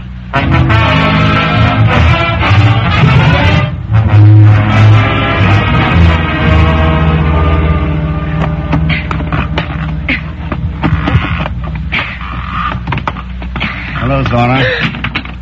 Ken Thurston. Taking a last-minute inventory of the supplies you're shipping to Paraquito. Pretty strange cargo for a fruit ship. Hand grenades, machine gun ammunition. This case has rifles in it. That one TNT. How'd you explain that, Zora? You're hardly in a position to demand answers, Thurston, or hadn't you noticed? Oh, sure. A Luger, isn't it? Yes. So suppose you give me an explanation. It only takes one word. Revolution. It's a classic pattern, Zora. The big lie, fear, munitions. Very interesting. Look, someone spread anti-American propaganda around Paraquito and the canceled fruit contracts, eh? Well, that gives people the fear of hunger. On top of that, you're shipping munitions down there for a crack at their government because it's pro-American. It's a pretty picture, Thurston. But one thing's missing. Who? Could be you, Zora, or Brunig. Or both together. That's a little vague. Maybe you'd better stay here a while and figure it out exactly. Going somewhere? That's right. To get a little help in taking care of you properly. Make yourself comfortable. You happen to have a prayer book handy. That lantern will give you the light to read by. See you later, Mr. X. Well. Quite a little spitfire, isn't she, my friend? Hello, Brunig. When did you come in? Oh, we have been here for quite a while, eh, Hurley? Long enough to learn what we wanted to learn. Exactly. I'm afraid we shall have to get rid of our partner, Hurley. The lovely Thor is too inquisitive. Partner? How'd you ever muscle into the Olsen outfit, Brunig? I, persuaded her father to sell me a half-interest about a year ago. Unfortunately, the poor man died shortly thereafter. Accidentally, of course. Of course.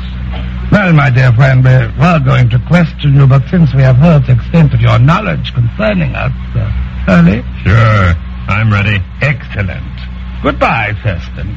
Unfortunately, we cannot teach you on your way with appropriate music. Too bad. At least let me supply you with light. Put down that lantern! I'll get him! Hurley, did you get him? I can't see. It's too dark in Why here. didn't you shoot before I threw that lantern? Hurley! The fire! You're off the lantern. It's burning in those crates. The ammunition! If the fire gets to me, do something! You really have to do something!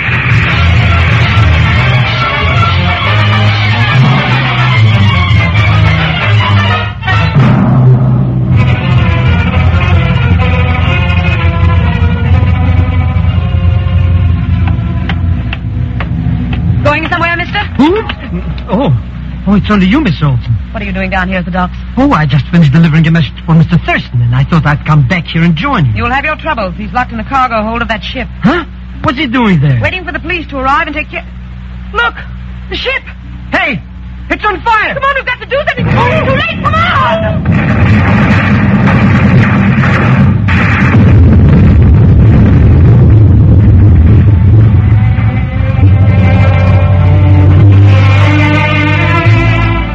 Mistake in allowing me to escape when you blew open that bulkhead door. Yeah. You would have used the grenade on me first. Quite true, Thurston. But you were too soft to do that, weren't you? Well, you see the result. There you lie bound, hand and foot at La Lune d'Argent. Still figuring on becoming a little dictator in Paraquito, Brunig? Why not? It will make a good beginning. There's no limit for one who knows how to employ the big lie and the power of force. You're wrong, Brunig. You're up against something too tough even for that. You're up against people everywhere who want nothing but freedom and peace. Give me the guns and you can have your cheap democratic idealism. Well, no need to alarm my patrons with the sound of shots. I'm certain you will not mind if I turn up the volume. I once said that someday you would listen as Arturo Florio listened. Well, that time has come. Goodbye, my friend. Ken, you all right? I'll do, Chief. Next time, though, don't you wait so long. I was beginning to think you didn't get my message. What kind of a talk is this? Didn't I tell you could always depend on Zellschmidt? He was already at the hotel when I got there, so I told him what you told me to tell him. Now I believe in miracles.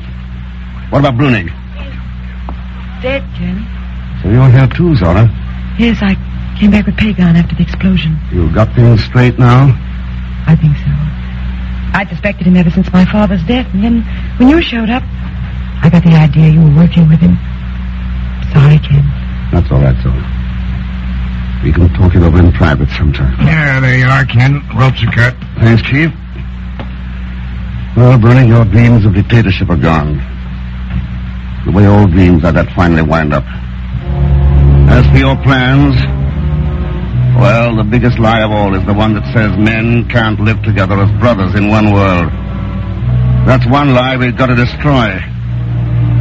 Before it destroys all of us.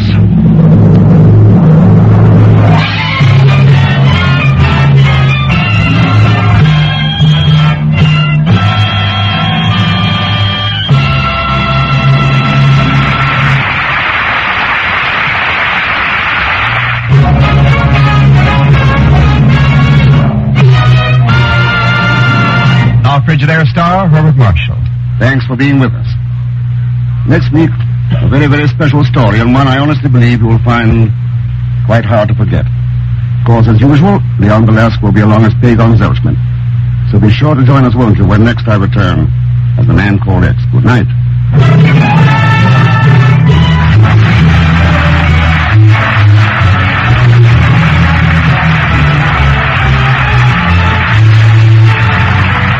Frigidaire's Man Called X is directed by Jack Johnstone, with music composed and conducted by Johnny Green.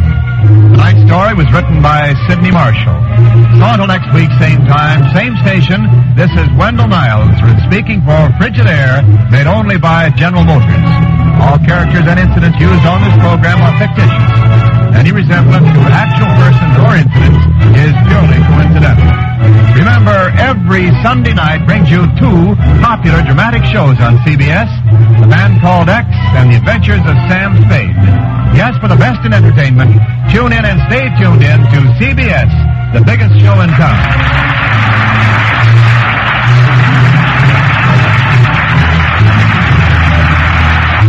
This is CBS, the Columbia Broadcasting Center.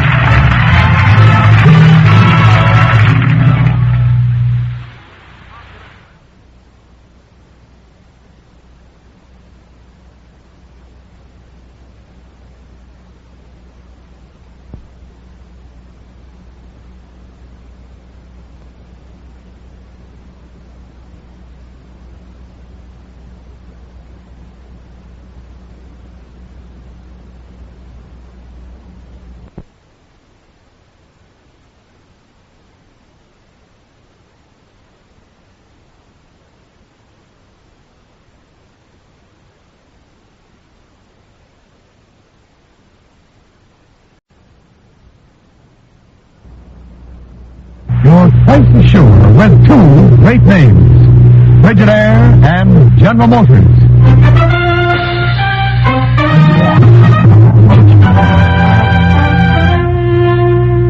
Frigidaire presents Herbert Marshall as the Man Called X. Wherever there is mystery, intrigue, romance, in all the strange and dangerous places of the world, there you will find the Man Called X.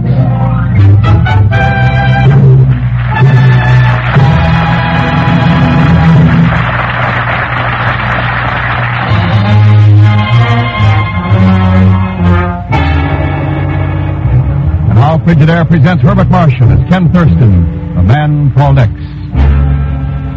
Far over the storm-blanketed Transjordan hills, somewhere between Cairo and Tehran, Ken Thurston and Pegon Zellschmidt, in a private plane, battle a terrific storm. Blacker than the inside of a head out there, Mr. Thurston. How can you even see where to fly this plane?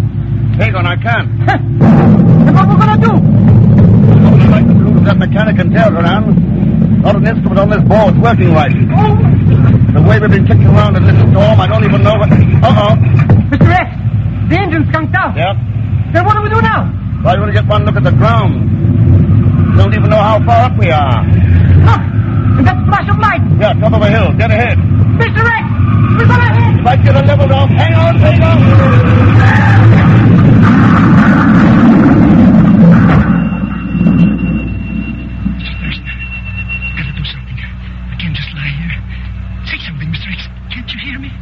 Yeah, I can hear you, Pegon. Getting very dizzy, Mr. X. I don't know, I think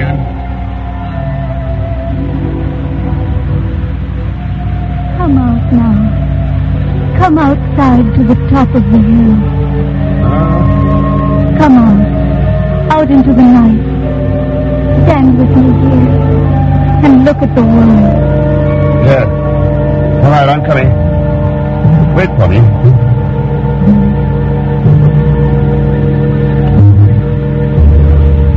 You calling out here in the darkness, child. As you should say. It was you whom I called. Storm and raging night. Very still. The moon glittering stars. There can be no storm where I am. Yes, Ivana. But the friend was with me. What about him? He lies there in a great bird that fell from the sky. Even as you do. So will it be for a time. I understand. But you try lying here alone in the night when you came only to look for one last time at a foolish world before leaving it. Fool. I've decided I shall not grow up. Not grow up. Whatever you mean. None of you ever believe. When have you decided this? Because to grow, I must live. Men must want me to live. And no place on the earth can be called my home. Listen. Can you not hear it? The voice of the world rising up out of the dark valleys below this hill. Yes, I hear it. Is not horrible, that voice? Terrible with its jealousy, greed, selfish hate. Yes, it's not pretty. Can I live and grow up in a world like that? But, child, you can't judge mankind from the top of a hill. You have to go down among them. I've been down among them, seen their wars and heard rumors of war. There are other things to hear when you know how to listen. Come with me now. Down there? Down in those valleys? How can we? Why not? It's Christmas. So anything can happen. Come on, child. The little boy was playing. Tiny Tim. He's crippled, isn't he? Yes. Wait. Listen.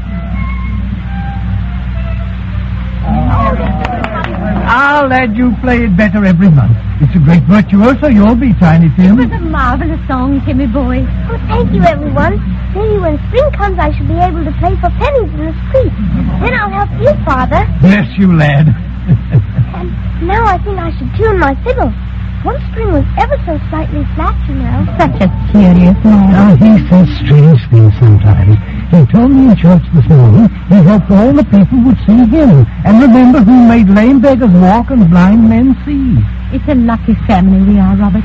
There's few in this world that had as much as we. That's something of a joke, my dear, with the little I'm able to give you. Robert Cratchit, when I think of all the years we've had, and such wonderful children, and you always so cheerful and understanding of our needs. Oh, along with you now. What about that surprise? Heart alive, I'd almost forgotten it. Quiet, everybody. I have a surprise for you. I'll bring it right in. Now, I wonder what it could possibly be. Maybe I can guess, Father. Look, everyone. Here it is. A plum pudding blazing like the sun itself. It's saying Merry Christmas to all of us. Yes, and God bless us. God bless us, everyone. Timmy, lad, such a beautiful dish needs a real salute. Take your fiddle and play us an overture to the pudding. Hurrah! An overture to the pudding. Any reason why you couldn't find a home there, child? Oh, I could. It would be so easy if all people were like them. There are a great many like them. If you know where to look. Who are they? That was the family of a certain Bob Cratchit, the clerk of the London 12 school in Harvey in the year 1840. The Christmas Carol. Those were not even real people. They came from a book. Must I live then only in books? This is here and now and things are different. Are they so very different? Aren't those the same stars drifting overhead that shone 100 years ago? Or 1,000, or 10,000? Real people sleep in the dirt and never look at the stars. Not all of them. I can see one right now. On the other side of the earth. In a little flat in Queens. I could walk up a certain stairway there tonight and ring a doorbell. Ken Thurston. Hello, Marion. Ken, oh, come on in. Oh, it's good to see you. Here, let me take some of those packages. Thanks. I guess I was pretty well loaded down. Who is it, Mommy? Who's there? It's Mr. Thurston, Donnie. You remember Daddy's friend. Hey, sure I remember. Hello, Mr. Thurston. Hi, Donnie. Look, packages. I'll bet they're presents. Donnie, take them into the other room and put them around your tree. All right. Boy, I wonder what's inside all these little packages. He's growing so fast, Ken. And I think every day he looks more like Jerry. Yes, I noticed that. I wouldn't want it any other way, Ken. That's how it should be. For it's the only reason for my still being alive. You're a pretty brave girl, Marion. Jerry was brave at Annville. What he did was for Donnie, too, you know. Will you give me along all that, Marion? Is there anything you need? We're getting along perfectly. Oh, I resent my job keeping me away from my son in the daytime. But we've evenings, in the park on Sundays, and snow in winter, and merry-go-rounds, and ice cream, sodas, and... Oh, don't worry about us, Ken. We'll be all right. Yes. If there's one thing in this shaky world I can be certain of, it's that. You'll be all right.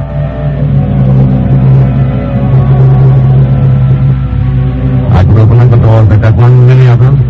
She was a heroine, and they are too few and far between. Try to walk 100 steps without finding one. It is no use. I know you as one whom sometimes men call X. You too fight for my cause. But the world is filled with hate. But I shall live in it no longer. All right. Then I'll show you why you've got to live. Grow up. Even if it takes proof so fantastic it will seem incredible. How can you? How can you know what I need when you don't even know my name? Would you like me to say it for you? Could you? You know who I am? You try. I know who you are. I know who you are.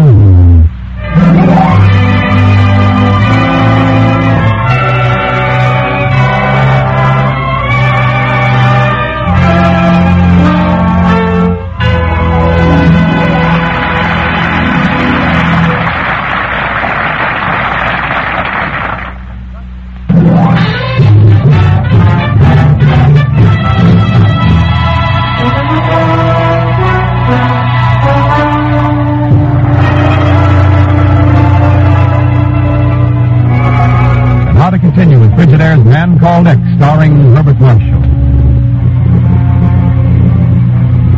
Somewhere between Cairo and Tehran, a plane carrying Ken Thurston and Pegon Zellschmidt fought its way through the raging blackness of the storm. In a blinding flash of lightning, a hilltop loomed ahead, and a second later, the plane smashed into it. Then suddenly, the storm was gone. A million cool, bright stars glittered overhead, and Ken stood outside on the hilltop, talking to a strange little girl who seemingly came from nowhere, everywhere. Proof indeed that at Christmas time, anything could happen. You must know that I want to live and to grow.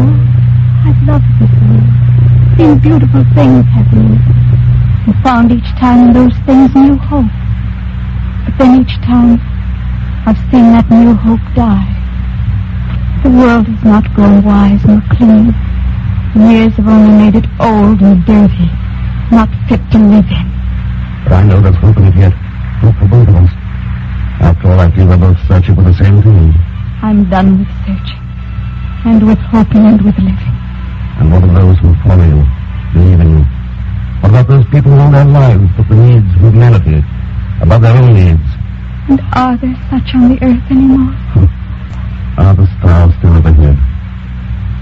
Do you know even one? One? I know a lot of them down in those valleys below us. But let's take just one. Man I've known for a long time. I've got a pretty good idea where we might find him tonight. Look a long way off, child. Look half around the world.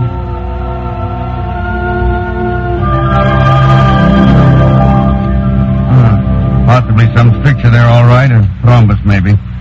How's the pulse? Still fast? 97, Doctor. Well, that's all we can do now. What time is it, Miss Nelson? It's after midnight. Oh, good Lord. No wonder I'm tired. Dr. Richards, I've been a supervisor with this hospital long enough to have a right to contradict you once in a while. Well, about what? You're not tired because it's after midnight. You're tired because you haven't had a decent night's sleep in 5 years. What's more, you had a checkup at the clinic 6 months ago.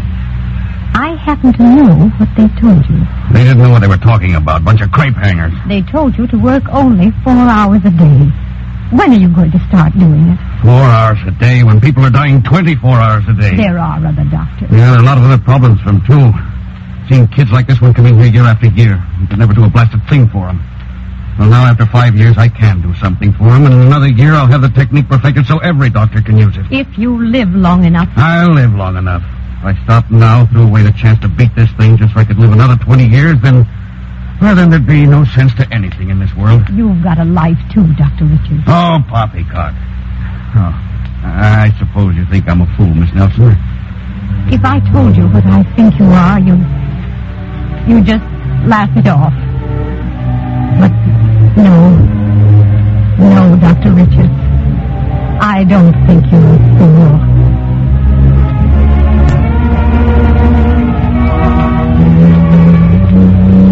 Can't you believe there are others too?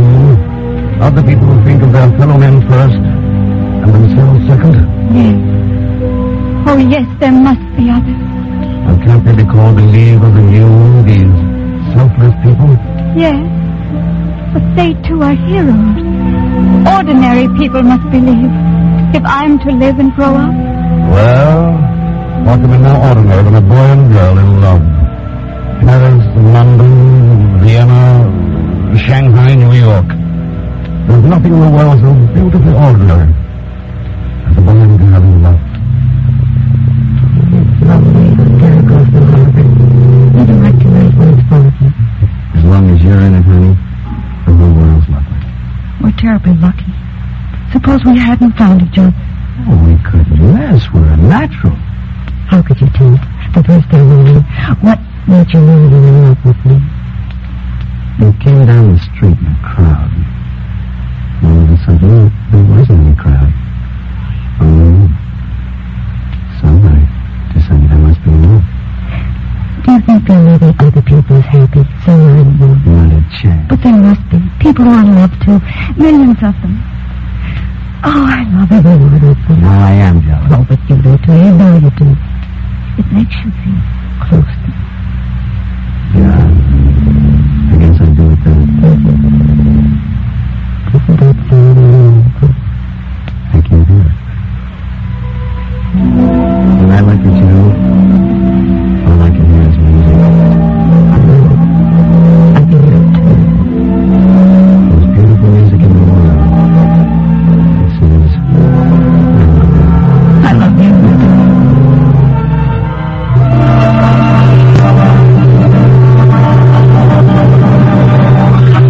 It's true. There are millions who love someone else. And with them I can have hope. For they can see beyond themselves. sometimes far beyond. I want to see you and believe in you. You still want me to live and grow up. All those who love. But you will believe in this child. The girl plays a long way off from this starlit hill, out there, and the wrecked plane lying over there. Where? We can go to them. We can go anywhere tonight. Because it's Christmas time when anything can happen. You can try. Shoot over. Try. It's a stream that flows forever in one direction. You'll have to move again, for this place lies right up the stream, toward the headwaters of time, outside the universe, a long way off. But we can try. Oh, but it's beautiful. What glorious place is this? To what wondrous spot in all eternity have we come? This is the realm of tomorrow. All of these wonderful things. I have no names for them. There are no names for them, child. They're still a part of tomorrow. This one. Oh, how beautiful. Look at it.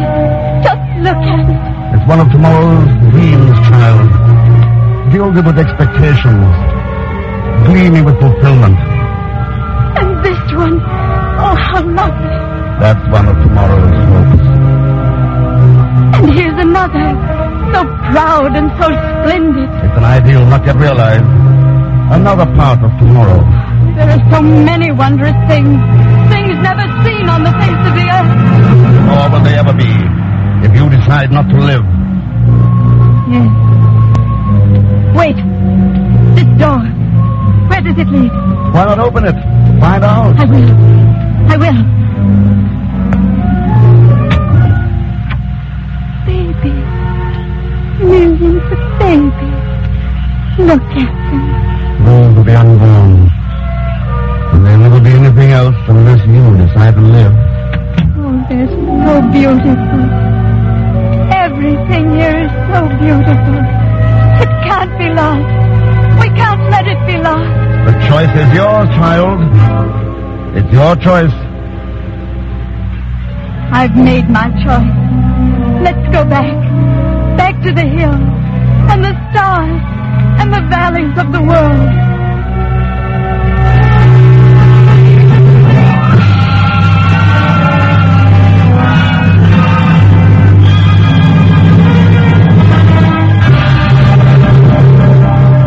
It's a beautiful world down there. Why did I ever think it was? But the voice of hate still sounds from it. Have you forgotten? No, I've not forgotten yet. But it only sounds so big because hate has the loudest voice.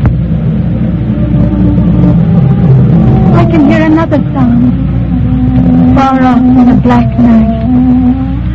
It's a voice from the hearts of heroes, a song of hope and love and understanding. You call them heroes. Why not men of goodwill? Yes, men of goodwill. I can live in a world that has such men. And you must live for such men. They are the ones who believe in you. Yes. And they must believe, as I believe in them. Know this, you who are called X. I shall live, and I shall grow, and someday I shall rule this world. Wait, don't go. I must. It's nearly dawn. You are waking up. Do you understand? You are waking up. Yes. Yes, I understand.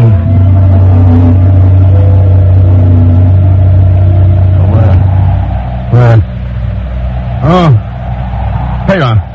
Pegon. Look out. We're going to hit. What? Oh, Mr. X, what happened? Came to a pretty rough landing in the dark. Must have been out for hours.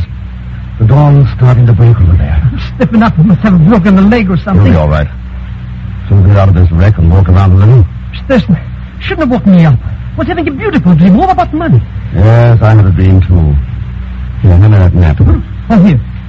Was it about money, Mr. X? It was about a little girl. Little girl? Anybody we know? Somebody a lot of people know. And what about an older know? Yeah? What's her name? Oh, the French call her Thérèse. The Romans used to call her Pax. Pegon's name is Peace. Peace? That's a strange name. Very strange, I know. Come on, Pegon, let's get out of this wreck. Hey, look, Mr. X. Down there in the flat. It's a little town. Yes, that's what I was checking on the map. Come on, I want to get a wire off to the chief. Which way? Down this path? No, Pegon, straight ahead. Toward the sunrise. Mr. Thurston, look. The sun's coming up. It's lighting up those houses, turning them purple and red and gold. All kinds of colors. What's the name of that little town? Pegon, if the map is right, if that dream is true, that little town is called Bethlehem.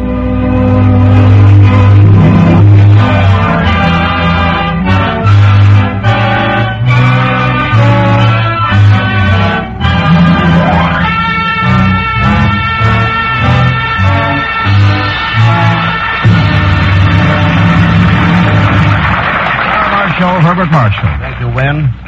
I do want to say something to our good friends in the radio audience. For this is the time of year when you think about your friends. About those whose names you know and about other friends, too. People you just haven't been fortunate enough to meet, but would like to meet very much. Because you know you'd like them, and well, maybe they'd like you, too. Well, it seems to me that takes in just about everybody, Bart. I think it does.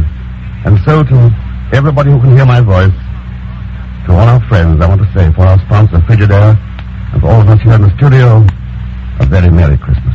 We'll all say amen to that, Bart. A very Merry Christmas.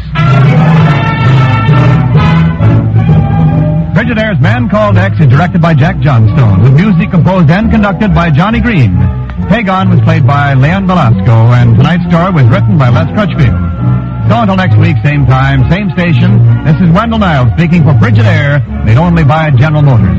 All characters and incidents used on this program are fictitious. Any resemblance to actual persons or incidents is purely coincidental. Remember, every Sunday night brings you two popular dramatic shows on CBS, The Man Called X and The Adventures of Sam Spade. Yes, for the best in entertainment, tune in and stay tuned in to CBS, the biggest show in town. This is CBS, the Columbia Broadcasting Center.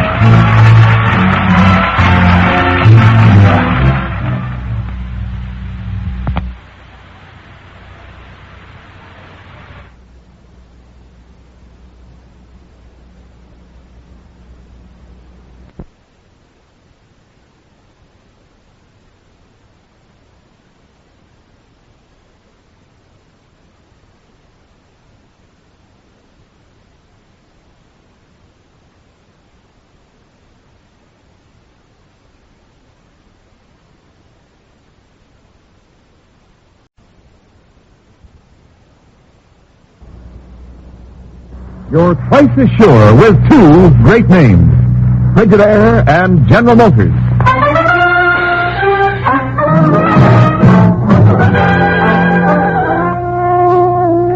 Frigidaire presents Herbert Marshall as the man called X. Wherever there is mystery, intrigue, romance, in all the strange and dangerous places of the world, there you will find the man called X.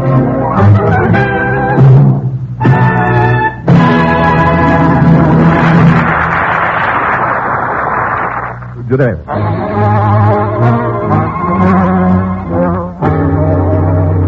Now Frigidaire presents Herbert Marshall as Ken Thurston, the man called X.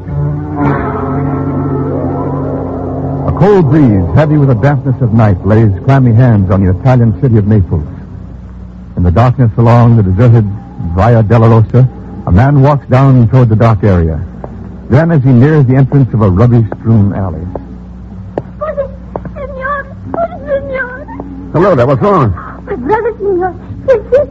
Very bad sick. In the alley, senor. Huh? What alley? Please, per favore, please. Why, sure, let's have a look at it. Oh, grazie, senor. Grazie. Is he here? It's kind of dark in here, little one. Where is he? Right above you, senor. Guido, you hit so hard with that paving stone, you have killed him. What is the matter, Bianca?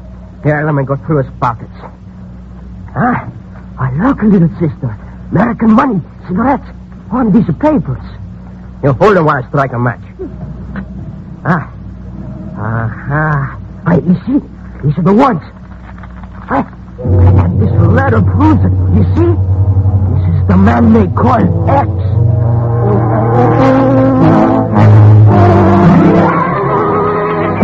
For the last time, Pegon, no. I'm not going to give you Ken Thurston's address. I forwarded your air-mail letter to him, and that's that. But Mr. X hasn't answered yet, Mr. Chief. And he owed me money for work I did. I'll start to this. Oh, here. He asked me to give you this. A petty cash voucher for $20. Miss Brooks will cash it for you. $20? What a measly amount for all I did. Well, of course, if you don't want it, I'll take it. I'll take it. Yes, Miss Brooks. A call for you, sir, from Naples. Naples? I'll tell you. Yes, sir. Go ahead, please. Thanks, Miss Brooks. Hello, Chief. Ken, what's the good word? Anything new on the hijacking of those American relief shipments? Oh, now, Chief, I only got here yesterday. Oh, yes, of course. But, Ken, that gang's getting away with murder. And the ship carrying grain seed is due to arrive there tomorrow. Now, you know what kind of a prize that'd make for them. Yeah. These people are hungry. They'd rather have grain seed than pearls. That's why I called. Now, what have we got on Alfredo Sicanolfi? Sicanolfi represents the Ministry of Agriculture there in Naples. He's a petty politician who straddled a shaky fence during the war. Looks like a shady customer from here. Wouldn't happen to have any, children, would he? Children? Yeah. A couple of kids were interested in getting a paper from me. Sicanolfi's plans for storing and shipping that seed. I don't get it. What have kids got to do with this? I don't know yet. I'll let you know later. So long. But Ken... now what in blazes did he mean by that? Well. All right, Pegon, now we'll... Well... Yes, sir? Is Pegon Zellschmidt out there, Miss Brooks? No, sir. He left right after I paid him the $200. After you paid him what? The $200. The voucher you gave him. Why, that chiseling... He raised that voucher from 20. Where'd he go? From what I understood him to say, Chief, he's taking a business trip to Naples.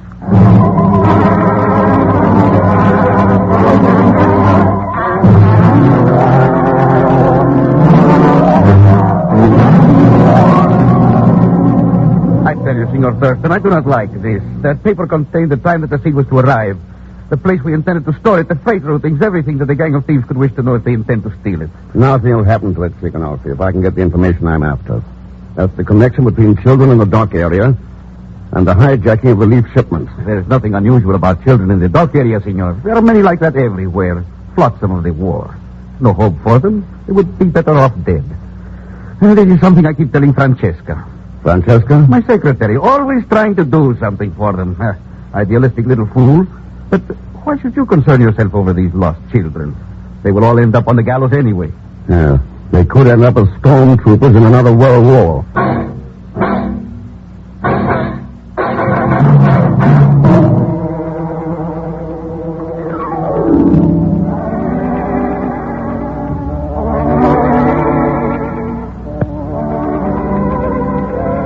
Signor Sicanolfi is very kind, but I am afraid my efforts are feeble ones. It is a great problem. Yeah, Francesca. In the war, it's the kids of the world who really get it in the neck. And there are thousands of them. Tell me, have you ever had any luck with Guido and Bianco? Those names are not familiar to me, Signor Thurston. I'm pretty sure those are the names, though I wasn't too conscious at the time. Oh, well, I've taken up enough of your time tonight. Must you leave so soon, Signor? Why not join me in a cup of coffee? I promise it will be very good. American coffee. Sounds wonderful after that boiled mud they serve in the hotel. Now I got work to do. I'll take a rain check on it. Maybe we'll have a chance. Oh, clumsy of me. I'm sorry. I've knocked your papers off the desk. Here now. There you are. Gracias. But haven't you forgotten one, Signor? Yes? This? No. No, this belongs to me. Belongs to you? But how could it be here? That's what I was wondering. Got a lot of dope on it about seed shipments. Good night, Francesca. Arrivederci.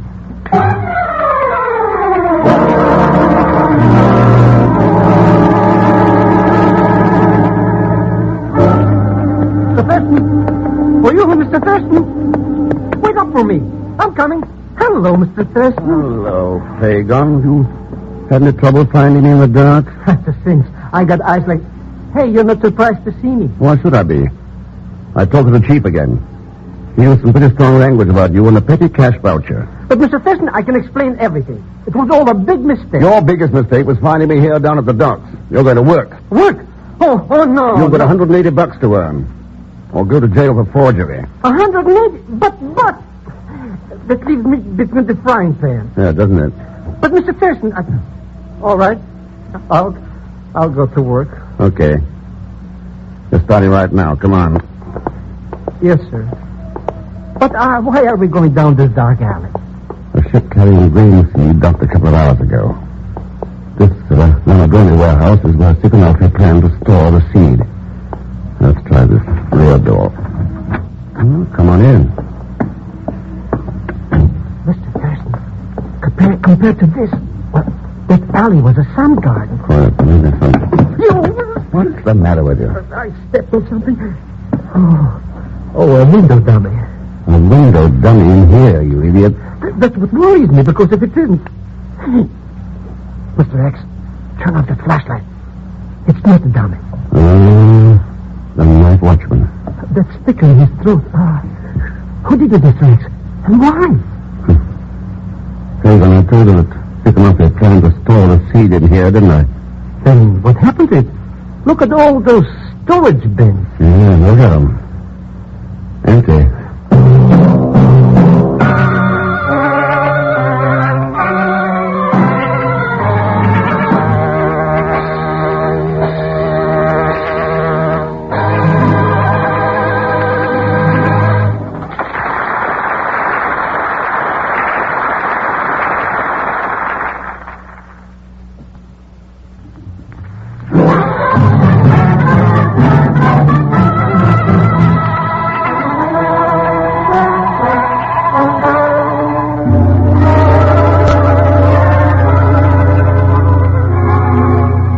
Now to continue with Frigidaire's Man Called X, starring Herbert Marshall. Ken's assignment in Naples has proved that war wreaks its heaviest toll on the innocents of this world, the children. For the dock areas abound with youthful scavengers, some of whom he suspects are involved in the hijacking of American relief shipments. Now in the darkness of the La Madrone warehouse, it seems that a shipment of American grain seed has apparently disappeared. We got it too late, Mr. X. Somebody bumped off the watchman, scrammed the seeds out of him. Nobody got any seed. They were never even here. But that Mr. Sicanolfi's plan. I had the seed shipped to the Madre de Santos warehouse instead. Well, then why did they come here in the first place? Somebody was after those seeds, and they didn't know they were moved. Who do you think it is? Whoever it is, Pegon, they pay a lot to learn where that seed is right now. They would? Oh, sure. It's worth a fortune to them on the black market. It would? Mr. Thurston, you don't think maybe this Sicanolfi could be the guy, do you? What's the difference? Huh? You will find out it's at the Madre de Santos warehouse. Of course not. How could he? How... Mr. Thurston, why are you looking at me like that? You don't think that I would possibly... Oh, Mr. Thurston, I swear by the father of my father of my father of my... Father of my father of my father, Mr. Sicanolfi. The green seed is there in the Madre de Santos Claus warehouse. Yeah. And all I want for this information, like I told you, is... Thank you. Just right. Yeah. $180.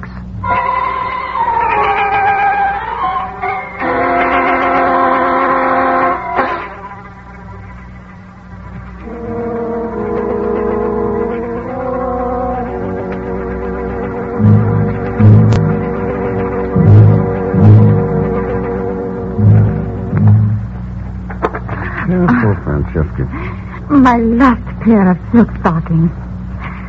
Well, it is a small price to pay for a clear conscience. What made you break down and stand for me? Because I believed you were sincere. And it was foolish to deny that I knew Guido and Bianca. Especially after you found the paper in my apartment they stole from you. Yes.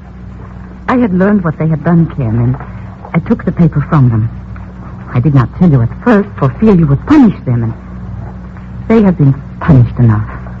They and thousands like them, Francesca, living in bombed-out ruins like this one. Trying to scrape an existence from a world that kicks them around. There is still hope for them, Ken, with people like you willing to help them. There, you see them huddled around that small fire. Hello, Guido. Francesca. I've come to visit Guido. I bring a guest with me. Guido, that man, he's Silence, Bianca. What did you bring in this man, Francesca? Kind of thought we might talk things over a bit. We have nothing to talk about. Guido, why don't you try working with the other people in this world instead of against them? There are no people in this world who care about me or Bianca. That's where you're wrong. I'd like to prove it to you. Now to give me a chance? Guido needs no help from you or anybody else. And I do not need any help either, senor. My brother Guido will take care of me. He has promised. Yeah, you hear, senor? And that is the promise which I shall keep. Come on, Bianca. We will go. My offer's too good, Guido. Better think it over. I can give you the answer right now, senor. Here it is. Arrivederci. It is worse than I thought, Ken. They are incorrigible. Oh, well, it's not their fault, Francesca. Or the fault of any of the other kids like them. Then who is to blame? People who use them. People who are responsible for what they do, who keep them from having homes and food and warmth and love. They're the guilty ones, Francesca. They're the guilty ones, all right.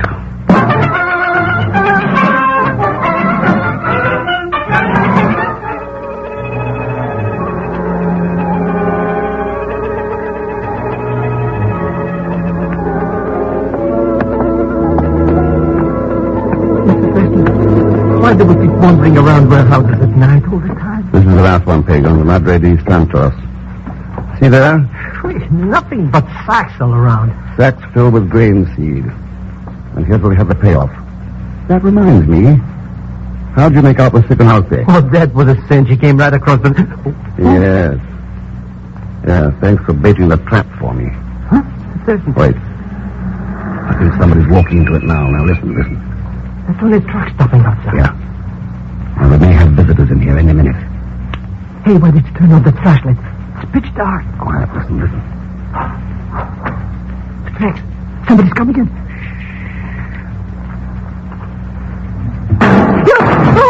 Oh, no, I'm dead. Oh, shut up. Quiet, will you?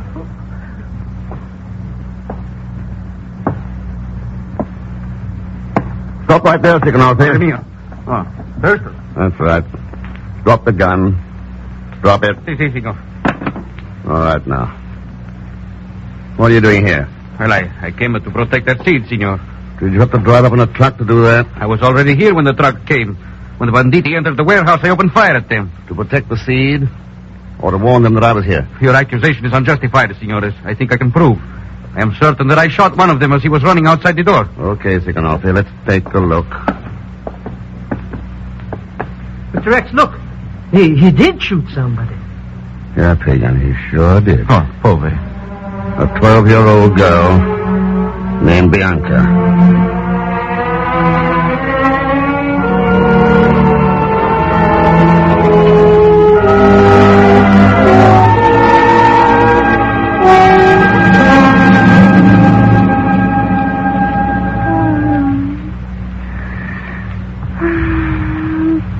Guido? Where are you, Guido? Guido? Hypodermic, nurse. See, Doctor, here. Guido, you told me was no God. You were wrong, Guido. Square child. I can see him now. As plain as I see you. ¿Cómo estás, Dios? How are you? ¿Cómo?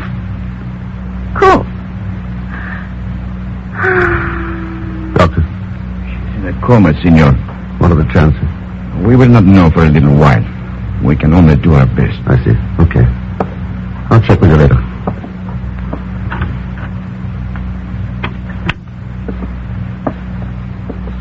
Senor Thurston. Hello, Guido.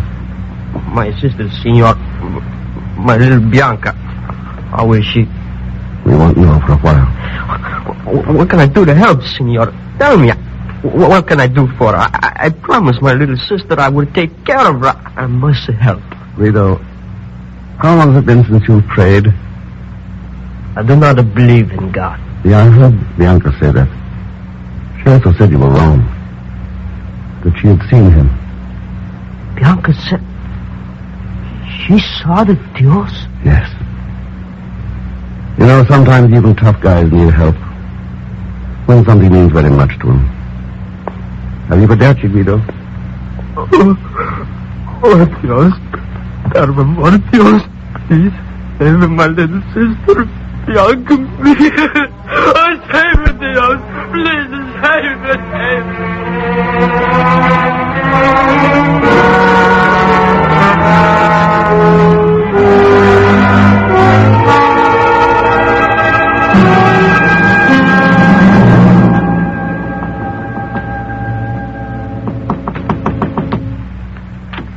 See, Oh, Ken.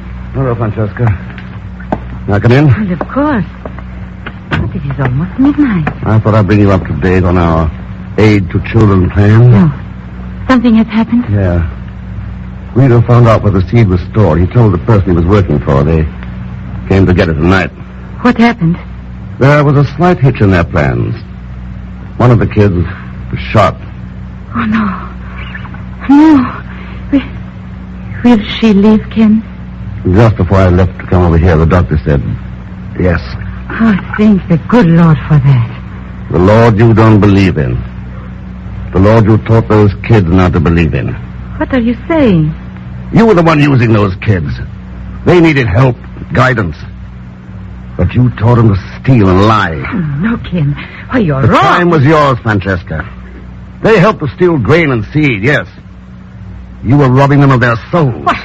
Well, this is ridiculous. I explained about that paper. Oh, sure. And took it to the hiding place to make your story stick. But poor secretaries in Naples can't afford silk stockings, Francesca. Or American coffee in their homes. And you gave yourself away completely by asking if she would live. Oh. How did you know it was Bianca who was shot? Who went there? All right, Ken. So you know. What good do you think it will do you now? No, Francesca. That gun won't help you. Tikhonov is waiting outside. Tikhonov? And the police. You don't stand a chance. Well? All right, Ken. I will go, but it's cold outside. I will need a wrap, and I have one in the next room. So, go ahead. If that's the way you want it.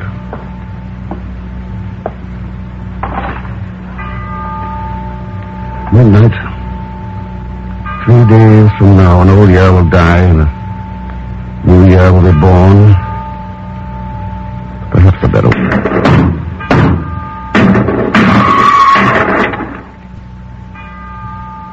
The end of one life. The beginning of better new ones for Guido and Bianca. We can't let war ruin their lives again. Or the lives of millions like them. That's one resolution we better all make. And keep. Or there may not be many new years ahead for any of us.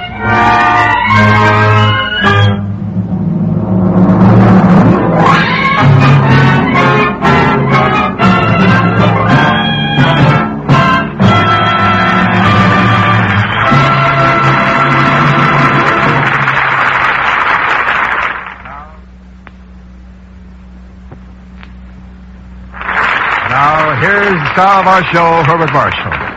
Thank you, Wendell. Next time we come back to you, next Sunday night at this same time, we'll be right at the beginning of a, we hope, bright new year.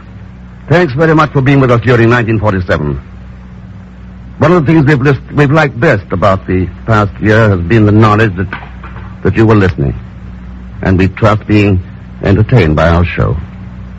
We hope you will be with us next on every Sunday night through 1948. We sincerely hope that for you and for all your friends and loved ones, we hope that 1948 will be a very happy new year. Well, that certainly goes for all of us here in the studio, Bart, and for our good sponsor, Frigidaire. And now, just to do a little forecasting for 1948, let's tell the folks about next Sunday's show. Right. Next week, our story is called Spot the 8-Ball. And I think you'll enjoy it because it really is packed full of excitement and mystery.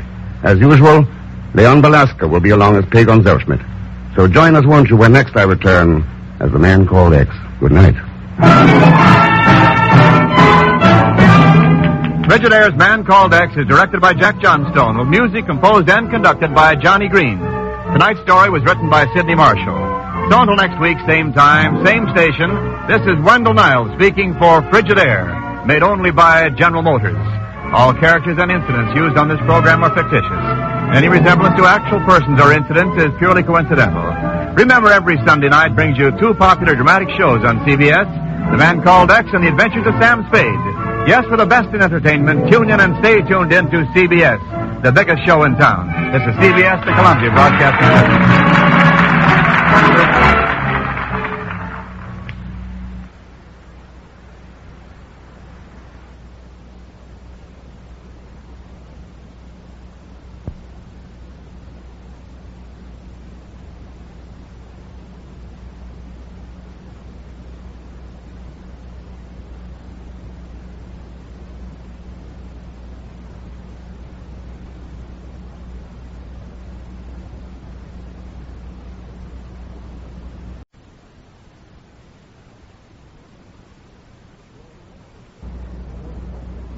You're twice as sure with two great names, Frigidaire and General Motors.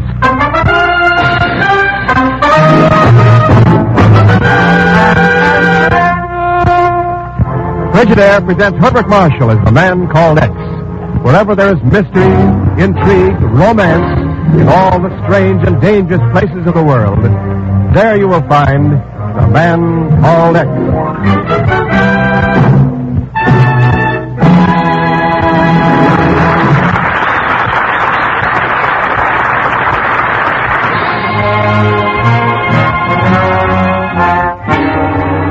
And now Frigidaire presents Herbert Marshall as Ken Thurston, the Man Called X. On a cold and gloomy day in LaGuardia Field, Ken and the chief stand watching a great transatlantic plane take off. Well, there he goes, Ken. Yeah, off to London. Sir Robert Beaumont. Chief, I don't know. Don't know what? Whole thing's simple enough. Oh, sure. The British Air Ministry makes arrangements ahead of time. Their representative arrives here and presents his credentials. The Army hands him blueprints of the new supersonic missile. And he catches a plane back to England. I agree with you, Chief. It is simple. Then why worry? Oh, call it a hunch. Anyhow, we can't do anything here. Come on, Chief. Let's grab a taxi. If you're looking for a taxi, if this isn't the one, then what is it? Zellschmidt. Pegon, oh, no. Hello, Mr. Thurston. It's about time you noticed. What are you doing out here? I just told you, driving a taxi. Come on, get in. Won't even put the flag down. I'll bet the owner'd like to know about that. For him, it belongs to Uncle Ahmed, and he's in jail for reckless driving. Come on, I got special rates for very dear friends. May as well get in, Chief. The only cab around. Very surprised at you, Mr. Thurston. saying goodbye to such a no-good crook like that Count Heelan fellow. Heelan? Why, Pegon, that was Sir Robert Beaumont. Huh? No, when I knew him in Istanbul, he was a spy. Good Lord, Ken, it can't be. Oh, yes, it can, Chief. Pegon, drive to the office of the Bureau and make it fast.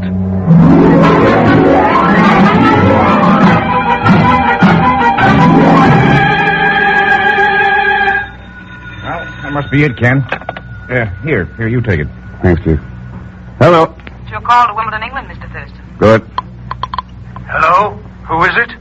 Sir Robert, my name's Ken Thurston. Huh? You don't know me, and I haven't got time to explain. Well, in which case, sir, I fail to understand what business Nor can I understand how you were able to pick up some blueprints here in New York, then be back in England to answer your phone 2 hours later. You're mistaken, sir. I've not been away from Wimbledon. What about the supersonic missile designs to be delivered to the British Air Ministry? I know nothing of any such designs, Mr. Thurston. Then I think I'd better call the Air Ministry. No, I strongly advise you against any such foolish proceedings as calling the Air Ministry. In regard to the matter you mentioned, I assure you that everything is quite in order. Good day, sir.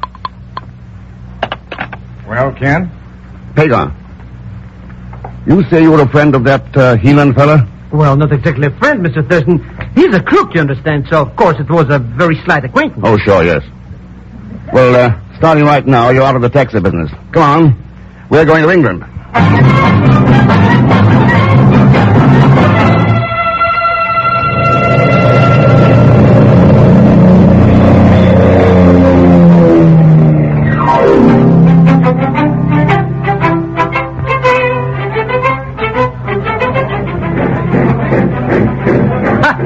If this is Wimbledon, Mr. Thurston, then where are all these tennis courts? Pardon me, is this cab engaged? Why, no, sir. You're welcome to its services. Thanks. Get in, Pegon. Do you know where Beaumont Manor is? Oh, yes, sir. It's about 3 or 4 miles from here. Good. Well, that's where we're going. Oh, I say, Jenkins, you're already engaged. Well, sorry, Mr. Norman, but perhaps these gentlemen wouldn't mind sharing with you. They're going to the manor themselves. Oh, it would be a great help if you would, you know. My name is Winston Norman, down from London, you know. My name's Ken Thurston, Mr. Norman, and this is Mr. Zellschmidt. Oh, how do you do? How do you do? Be glad to have you along. Oh, thanks very much. Awfully decent of you. I was so afraid that I... Oh, dear. Look. You dropped your gun, Mr. Norman, here. Thank you. Clumsy of me. I'm not used to carrying one, you know. All right, driver. It's not customary at all. I mean, I hope you don't think that I was... Something fishy about you, mister. Maybe you're going out there to bump off old man Beaumont. Sir Robert? Oh, I say now, after all, he's practically my father-in-law. I'm engaged to his ward, you know. His ward? Yes, Lisa Thompson. So that's why you're going to the manor? No. Mr. Thurston, I have reason to believe something may be wrong up there. Yes, I have 1 or 2 reasons like that myself. Just what business are you in up in London, anyway? Packing a rod. Oh, I'm not in business at all, Mr. Zellschmidt, if you mean the trades. As a matter of fact, I'm in the office of the Air Minister.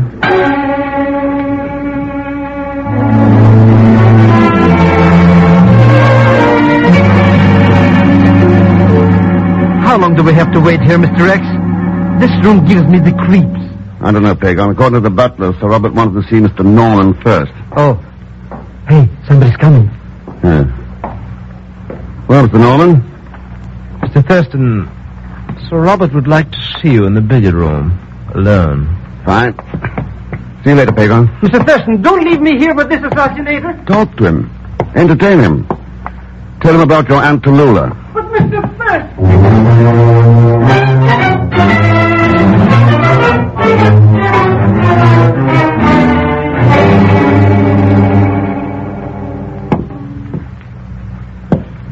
An excellent shot, Mr. Thurston. You're quite a proficient billiard player, you know. Thanks. But, of course, I didn't come here to play billiards, Sir Robert. I dare say you didn't. Perhaps against the far cushion with a slight spin. Oh. It's too bad. Takes pretty steady nerves for a shot like that. Quite so. Why did you come here, Mr. Thurston? Let's say I didn't want a certain set of blueprints to fall into the wrong hands. And what, may I ask, would you consider the wrong hands? For the gadget as deadly as that supersonic missile, any hands might be the wrong ones. It's your shot, Mr. Thurston. Yes. Now, let's try for the cannon off the cush. Amazing. You're either very skillful or very lucky, Mr. Thurston. This kind of a game takes a little of both. Where are the blueprints now? Don't you think that's really the concern of the Air Ministry? After all, the man who received the plans in New York carried the proper credentials, didn't he? Yes. And he also carried your name. I have no explanation, no comment. I see. It's, your shot, Sir Robert.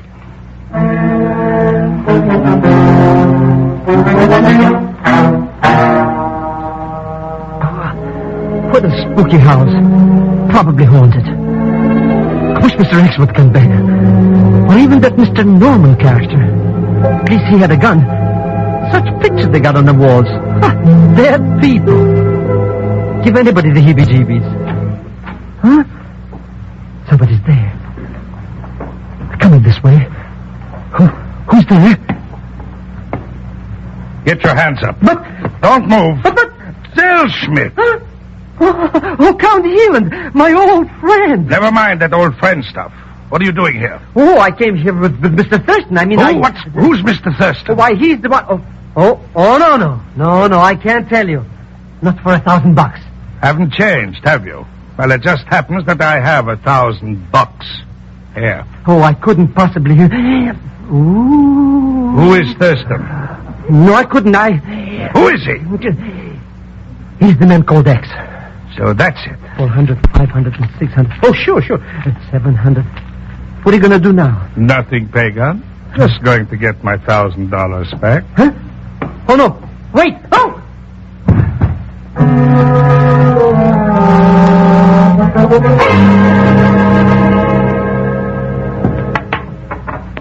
Oh, too bad, Sir Robert. You've jerked the cue just as it hit the ball. Probably a nervous reflex. It's out of the question, Mr. Thurston. I can't discuss it with you. What, the billiards, sir? You know quite well what I mean. I have very good reasons, but my ward, Lisa, I simply can't. You dropped your cue, Sir Robert. Here. What about Lisa? Can't you leave the subject alone? Won't you simply accept the fact that I can't talk to you about it? No. With a secret as deadly as that on the loose, I won't accept any kind of lying. I beg your pardon, sir. With all due respect to your name and your age, one way or another, you're going to talk. Very well. I'll tell you what it's all about. It means relying entirely upon your discretion, Mr. Thurston. It's a dangerous business. And if anything goes wrong, then heaven help all of us.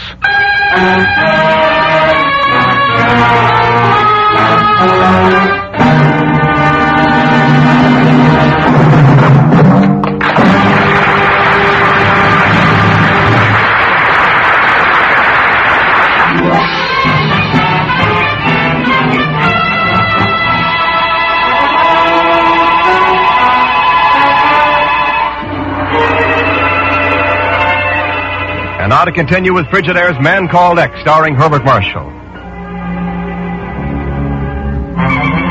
Ken's hard-driving questions at last paid off, and Sir Robert Beaumont agreed to tell what he knew of a certain highly secret set of blueprints delivered by the United States Army to a man posing as Sir Robert himself. But according to Pegon, that man is really Count Heeland, a dangerous international crook. Just how dangerous, Pegon discovered later, much to his own misfortune. Pegon, snap out of it. Rather nasty blow someone's given him, Mr. Thurston. Yeah. Come on, Pegon. Wake up. Huh? Mr. Thurston, I've been robbed. A whole $1,000 gone with the wind. You're delirious. Where'd you get $1,000? Why, for telling him that... Oh, Heeland, huh? I didn't mean to tell him, Mr. X. He beat me. He threatened to kill me. Pipe down now.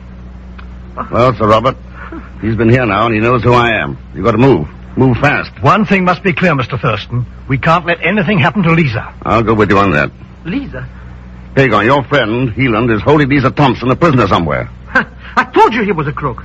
Yeah, but why? To force me to turn over my credentials from the Air Ministry and keep still while he went to New York and picked up those plans. What a lowlife. And then he stole $1,000 from me. Heeland used to keep a flat up in London in the neighborhood of Covent Garden, a few doors from the Tavistock Hotel. I have the address in my files. Well, we've got to start looking somewhere. All right, Sir Robert. Let's have that address.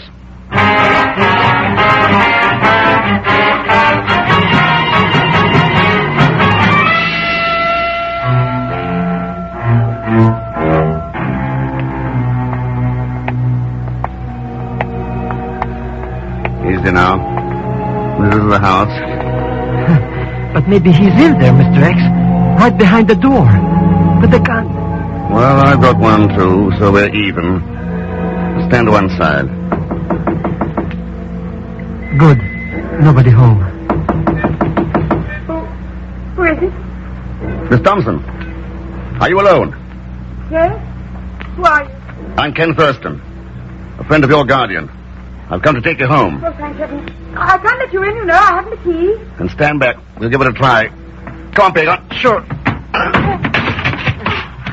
I've given up all hope of ever getting out of here. It's been more than a week. Oh, well, it's over now, Miss Thompson. This the only room? No, there are three. Just this one door. Has Heelan been here today? Heelan? Yeah, the man who's been holding you here. Oh, but it couldn't be. I didn't see this man's face. He disguised his voice, but it couldn't be Heelan. I know him. He's Sir Robert's chauffeur. Mr. Thurston, somebody's coming. You're wrong, Mr. Zellschmidt. I'm already here. Put up your hands. When? Mr. Norman. That gun's going to get you into trouble. Are you all right, Lisa? Am I in time? Darling, Mr. Thurston just broke in to rescue me. Of course I'm all right. But I thought... Miss Thompson, this man with the disguised voice. Could it have been Mr. Norman here? You don't understand. When and I are engaged, we're going to be married. Yes. A perfectly silly idea. I guess it was of that. All right. Let's go back to Beaumont Manor.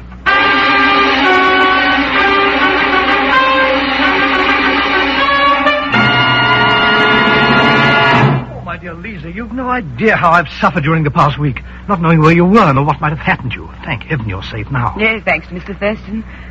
But I don't understand. He says it was Heelan. Yes, Lisa, dear, I'm afraid it was. Was it for ransom or what? Lisa, darling, you don't want to hear about it tonight. You must be terribly nervous after such an ordeal, eh? I was. Now that I'm back home, silly, of course, I'm just hungry. Well, we can soon take care of that. I'll have Arthur bring you something. We're very fortunate it all ended as happily as this. I think you're forgetting something, Sir Robert. As long as those plans are on the loose, the thing hasn't ended. So, I'm going to sit up and wait for Heelan to appear. But I don't follow you, sir. Why do you expect Heelan to come back here? Oh, might be several reasons. Revenge, maybe. Or when he finds Miss Thompson's escaped, he might try to get her back. And, of course, it could be that he finds this place attractive. I do.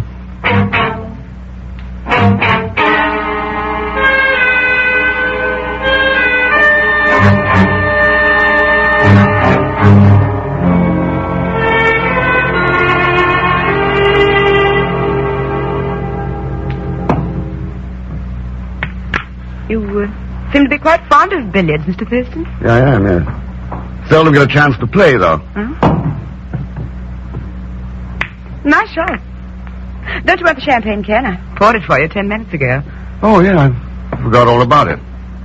Thanks. It's quiet here with everybody in bed. Isn't there at least a family ghost in the house? I've never heard of one. You think he'll really come here tonight?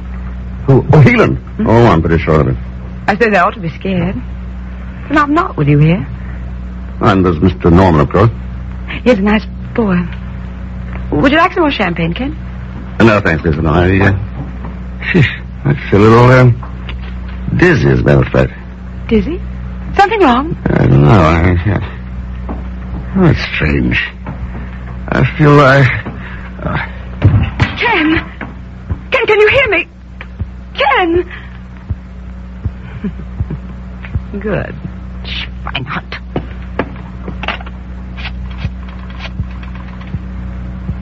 Kamerad? Ik ben het, Lisa. Näher kommen. Der Billardsaal.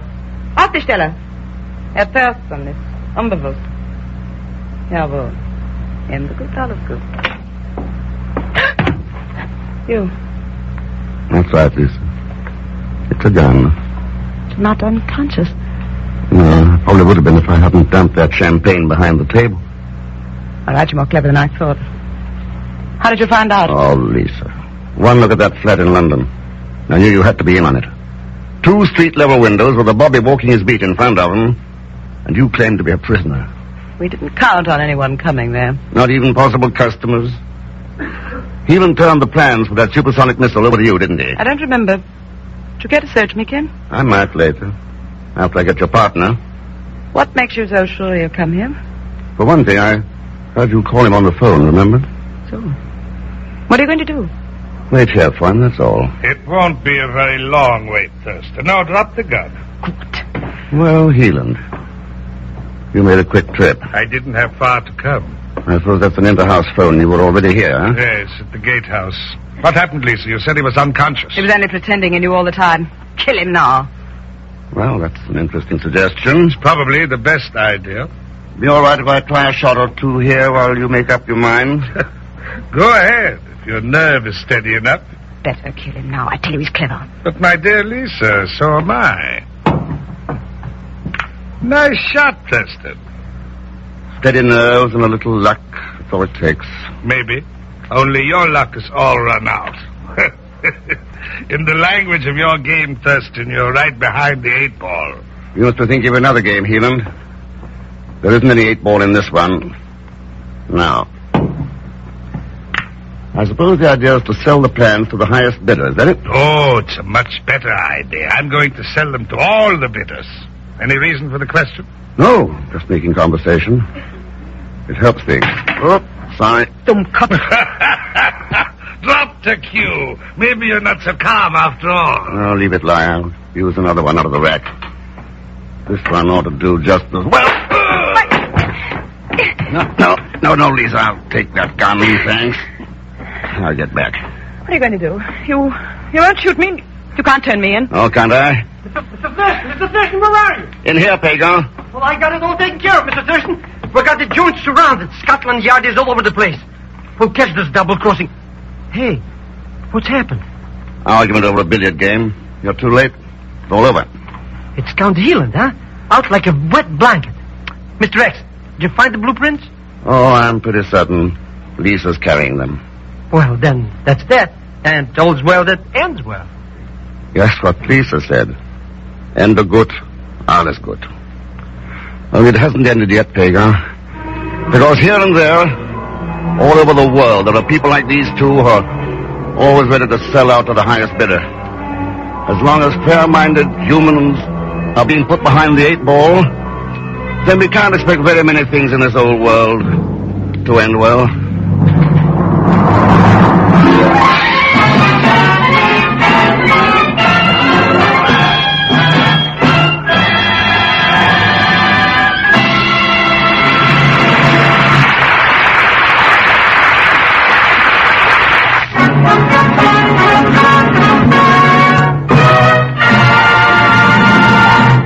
Frigidaire star, Herbert Marshall. Thanks, Glenn. Tonight's something of an occasion because it marks the beginning of the second year with us of two people who've meant a great deal to our Frigidaire program.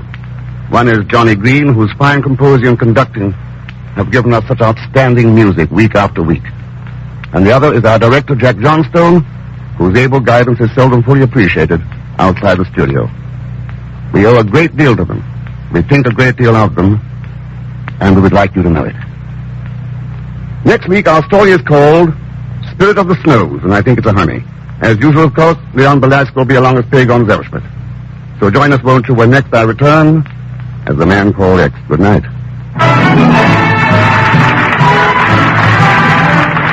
Frigidaire's Man Called X is directed by Jack Johnstone, with music composed and conducted by Johnny Green.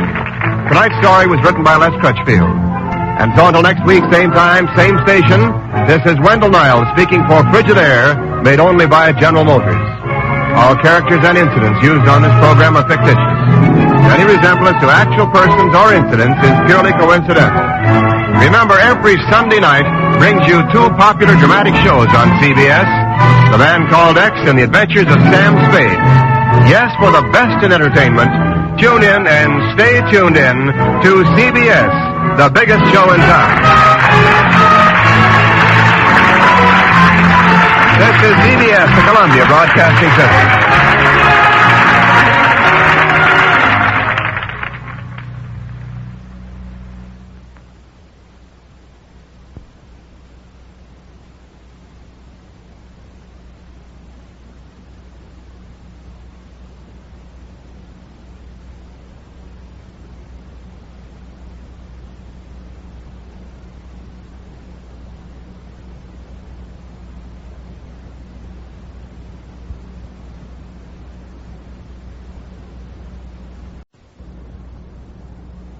you're twice as sure with two great names, Frigidaire and General Motors.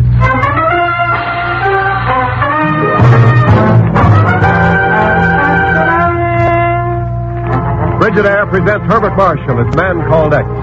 Wherever there is mystery, intrigue, romance, in all the strange and dangerous places of the world, there you will find the Man Called X.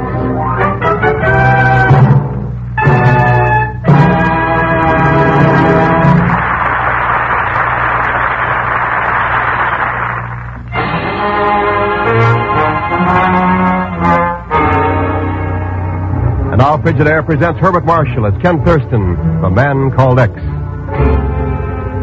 3 months ago, in a wind-battered tent clinging precariously to the snow-clad slopes of Mount Lamba Parbat in Bhutan, a letter was written. Tonight in the hotel room in Chongqing, China, a telephone rings. The connection between them? Well, listen.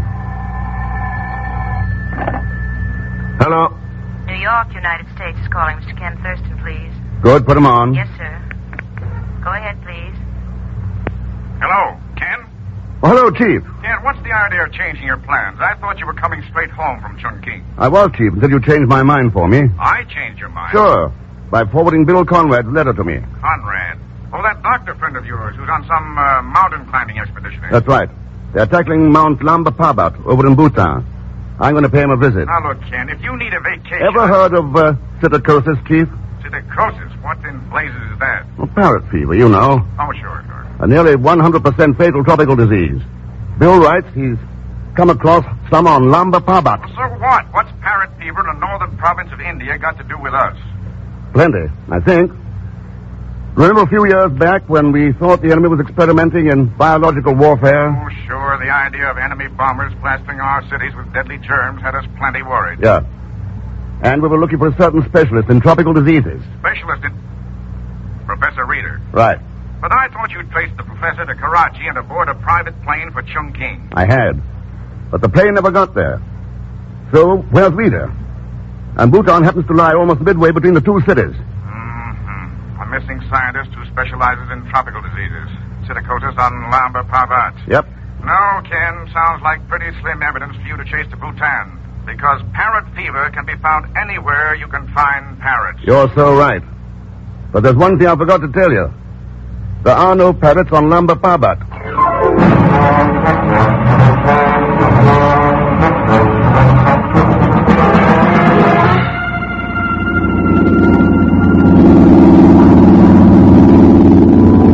Mr. Thurston, do we have to keep flying in and out of those mountains all the time?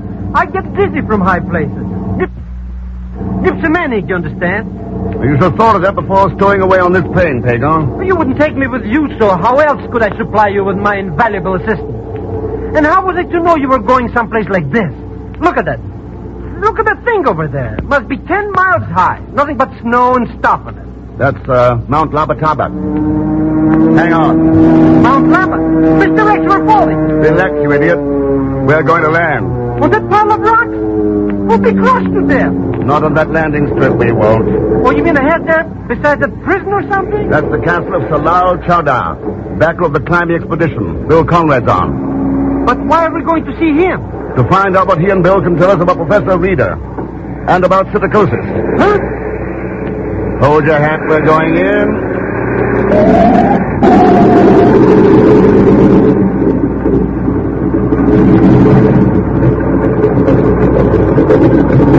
There we are. Let's go in and pay our respects. It's cold out here.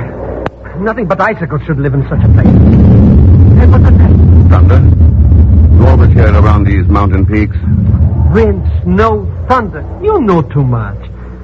What a joint. At least you'd think the people would be hospitable enough to meet us. I don't know about people, Pegon, but there's a young lady coming this way. A young... Hey, you're right. Some cute cookie. You are fools. You are blind, stupid, idiotic fools. Huh? Wow. Go back. Return where you came from before you too fall victim to the spirit of the snows. Is that a standard pitch you give to all arriving guests? Wise men do not make light of serious warnings, Sahib. Your friend, Dr. Conrad, is proof of that. Bill, what about him? He would not listen either, Sahib. And now Dr. Conrad is dead.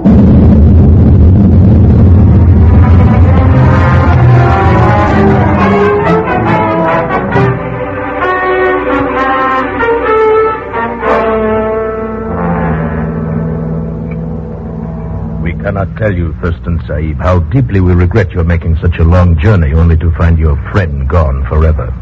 Bill Conrad will be missed by more than me, Sir Lyle. Right, Thurston. A good doctor can be missed by all humanity. I felt fortunate indeed when he volunteered for my expedition. Your expedition, Huxford? John Huxford is the real leader, Thurston Sahib. I merely supplied the financial backing. I see. You said, Bill slipped and fell in a crevasse? So it would appear. Though none of us saw it happen, we merely missed him from his tent one night. The next morning, my ward, Marlies, discovered his body. Is that not so, my dear? Yes. Yes, that is right, Salam. Just another link in the chain of ill fortune that's followed this expedition. You've been having tough luck, Huxford? Well, we've lost some valuable scientific instruments. Conrad's death was a major blow, of course, but I'm referring specifically to a strange, virulent malady that's been attacking our native bearers and helpers. Oh, what's that? It's a mysterious fever, practically always fatal. Nothing we've tried works on it. We've lost so many men, the others refuse to accompany us any longer. They claim that Lamba Parbat is being guarded from desecration by foreigners, being guarded by the spirit of the snows. Yes. However, we've convinced half a dozen or so that their superstitions are foolish. They're at the base camp now, preparing for another dive upon the summit. They will never reach it. Never. Marlies. The superstitions are not foolish. The spirit of the snows is enraged. Marlies. Ask the Lama. If you will not believe me, ask the Lama. He will tell you. Lama? Yes. Lama Sholto of the Temple of Buddha in the camp. He keeps filling the heads of my natives with this nonsense, trying to keep them away from the mountain. And now Marlies, badly upset by your friend's death, is beginning to believe it.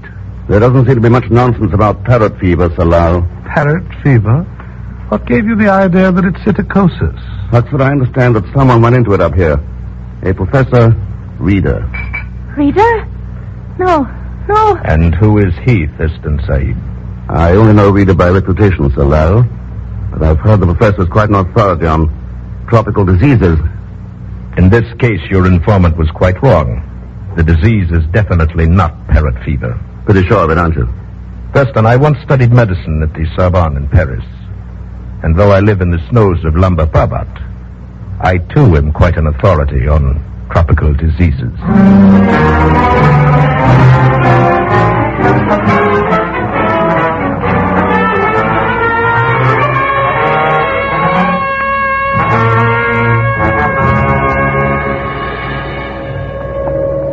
I don't get it, Mr. Thurston.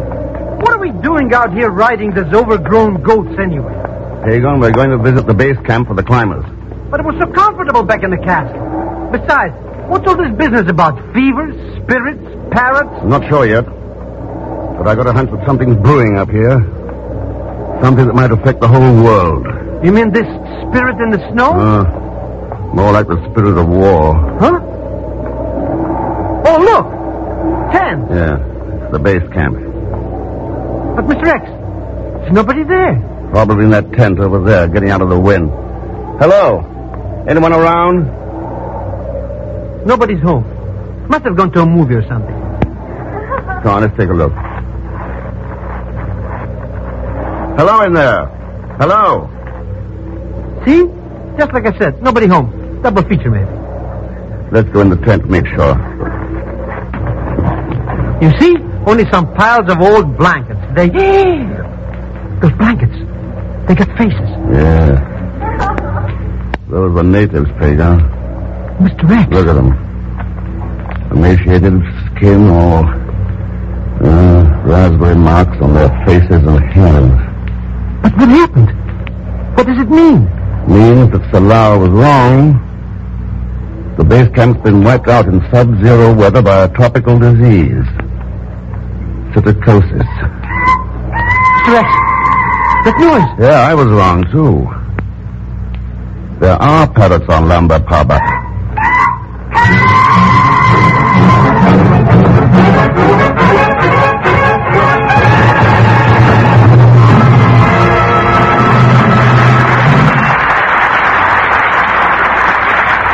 Just a moment.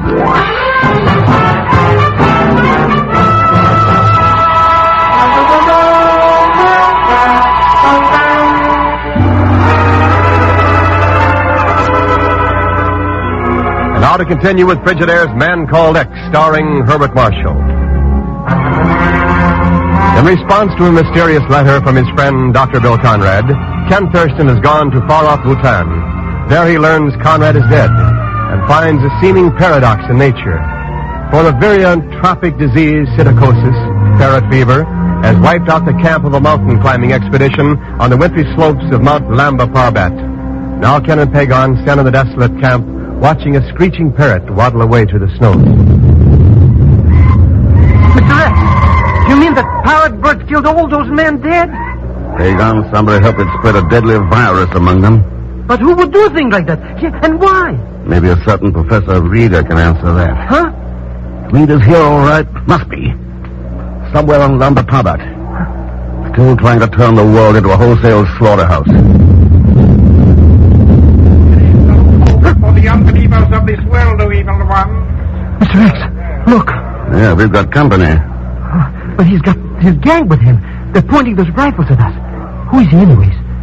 Pegon, I think you're looking at the Lama Sholto. Yes, unbeliever, I am Lama Sholto, guardian of the temple. Too bad you didn't spend your time guarding the men of this camp. Looks like they really needed The it. curse of the angry spirit struck them down, as it is going to strike you, who brought the shadow to this land. You are coming with us now, the place of sacrifice, at the temple of the spirit of the snow. Mr. Rex, what does he mean? Pegon, I think he means to take us for a ride. Oh, no.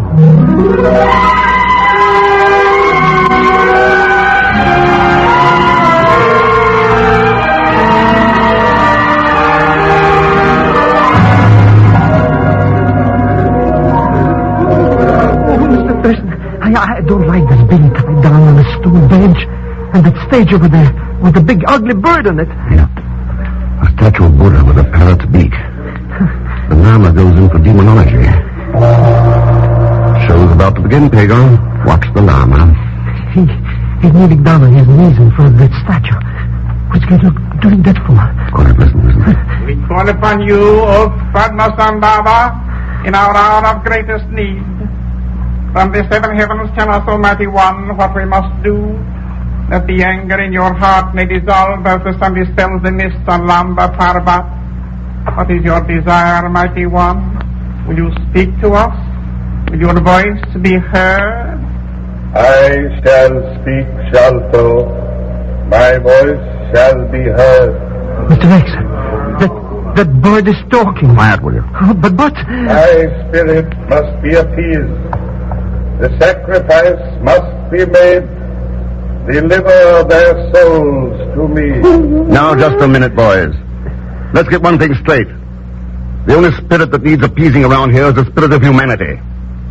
The wholesale sacrifices you're cooking up won't save the world. They'll help to destroy it. Blasphemer! Unholy blasphemer! I call upon you, Mighty One, to let me end this desecration. Allow me to silence these miserable tongues. Speak, Mighty One. Proceed with the sacrifice. Mr. Rex, look. He's got a knife. He's going to slice us dead. Oh, do something, Mr. Rex, do something. I'm dead. Shut up. Oh, but he shot me with that knife. Hey, that Lama's guy's gone. He's come out of here. Yeah. Behind those curtains on the dais. The shot scared him off. They did? Lucky for him, my hands were tied. I'd have shown him a couple of things or two. Maybe you'll get your chance. Sounds like he might be coming back. Huh? Coming back? Oh, no. Thurston, are you in here? That's right, Huxford. Over here. That English guy. Yeah. Thurston, you're all right. Then I fired in time. How'd you get the inspiration, Huxford? I've cut the ropes. I rode out to the base camp, saw those beggars snatch you. I followed here. When it looked like things were going to get rough, well, I thought I'd better try something. There you are. Thanks. Yeah, that's much better. What the blazes was that voice business? Had my hair doing tricks, believe me. Are you kidding? More like a microphone and speaker behind that curtain. So that's it. And this fake spirit bloke must have been... Look out, Thurston, look out! What's the matter, Huxford? trigger happy? Someone just poked a gun out from behind that curtain. I think I potted the blighter. Well, let's take a look. Good Lord. Yeah. He had a gun, all right. Still frozen in his hand. But, Mr. Thurston, it's that loud Chowder. You mean he was playing this spirit ghost?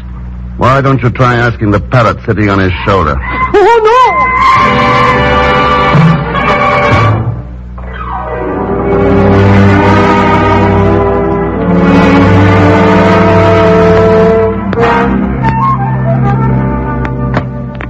Well, Mr. Thurston, we're all packed. Nothing to do but give this place the brush up. Not quite, Pegon. We got to make sure that phony spirit of the snows is finally laid to rest. What kind of a crack is that? Chowder got bumped off, didn't he? Sure. But the Lama, Malise, and Huxford are still around, aren't they? But you told me yourself dead men don't hurt anybody. Listen. Chowder's pistol was frozen in his hand. That means rigor mortis had set in. That usually doesn't happen until quite a time after death, and Huxford had just shot him. So what? So we're going to find out why. Back at the Temple of Buddha.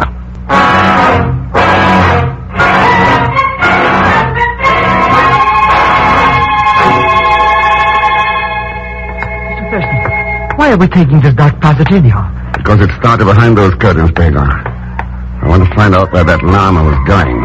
But miles under the ground, what can be down here? Look along that crosscut and see for yourself. Hey, look at that. Cages. Cages with parrots in them. What are they doing down here? There's a door in that wall, and I think we'll find the answer inside. Look at this place. A junk shop for bottles and old gas burners. Pegon, it's as modern a research laboratory as I've ever seen. What are these racks? Full of these tubes and, Don't touch them! What's the matter with them?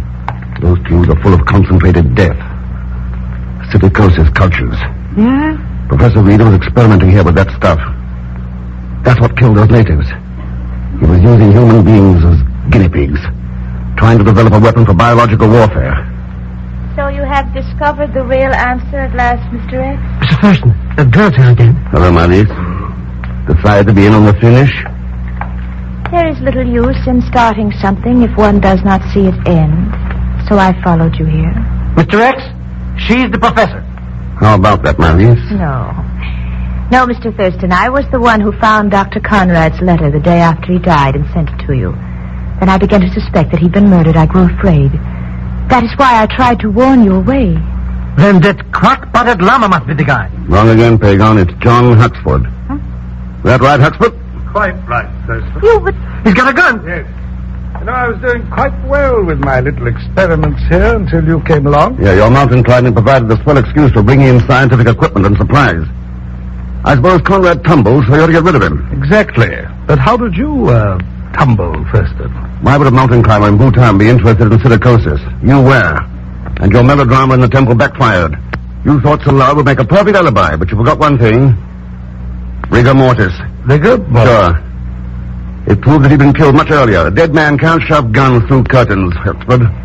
And you couldn't have known he was there unless you had put him there yourself. One can't be perfect in everything, Thurston. At least those test tubes and their cultures are perfect. There are nations, you know, that will pay me millions for them. Yeah, too bad you'll never get a way to sell them. Put down that test tube, you fool. It contains enough virus to destroy a city. That's what I figured. You made one more mistake, Huxford. You forgot that glass is breakable. You've smashed it, you idiot. That virus will kill us all. Let me out of here. Not so fast, Huxford. Nice work, Mr. X. Yes, you have, Professor Rader, Mr. Thurston. But what good will it do us? You heard what he said. That virus is deadly. Yeah, but there's nothing deadly about distilled water. Distilled? That's what it says on the rack I took that tube from. Huxford was too panic-stricken to notice. Phew. They were not going to die after all. Well, but Mr. Thurston, are you sure he was that spirit in the snows? Yeah, Pegon.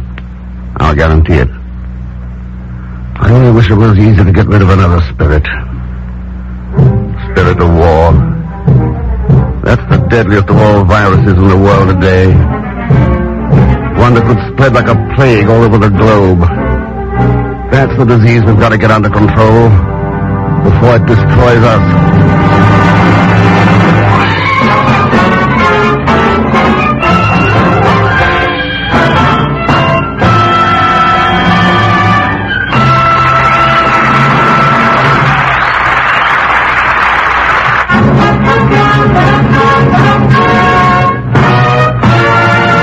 Now, Frigidaire star Herbert Marshall. Thanks for being with us. And I'd like you to know that Marlise was played by Kathy Lewis tonight. Next week, our story is called The Ranee of Shalakar. And Mr. X runs into two of the strangest characters in his entire career. Plenty of suspense, too. And as usual, Leon Belasco will be along as Pegon Zellschmidt. Just one last thought, friends. A lot of people in the world have learned that freedom is something that can be lost. Let's protect that freedom by being good citizens, by taking an active interest in government. Your help is vital because, remember, freedom is everybody's job. That's all. Oh, and be sure to join us next week when again I return as the man called X. Good night. Frigidaire's Man Called X is directed by Jack Johnstone, with music composed and conducted by Johnny Green. Tonight's story was written by Sidney Marshall. So until next week, same time, same station, this is Wendell Niles speaking for Frigidaire, made only by General Motors. All characters and incidents used on this program are fictitious. Any resemblance to actual persons or incidents is purely coincidental. Remember, every Sunday night brings you two popular dramatic shows on CBS, The Man Called X and The Adventures of Sam Spade. Yes, for the best in entertainment, tune in and stay tuned in to CBS, the biggest show in town. This is CBS, the Columbia Broadcasting System.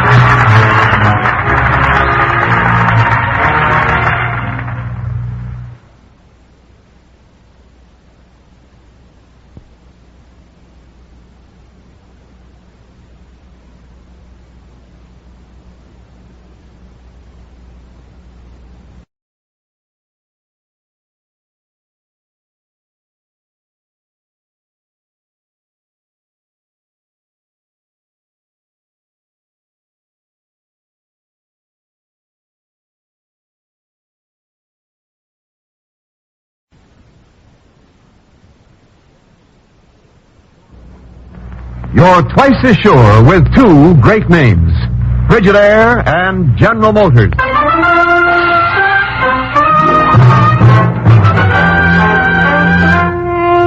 Frigidaire presents Herbert Marshall as the Man Called X.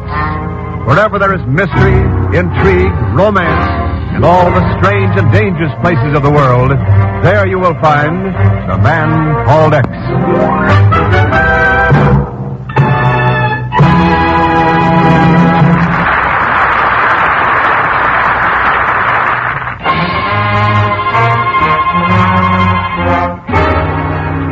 Now Frigidaire presents Herbert Marshall as Ken Thurston, the Man Called X.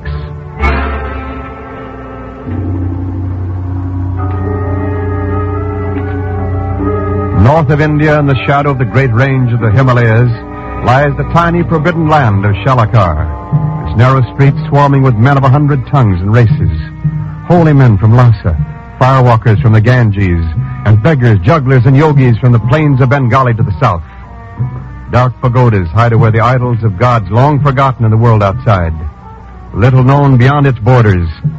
Such is the last land of mystery, Shalakar.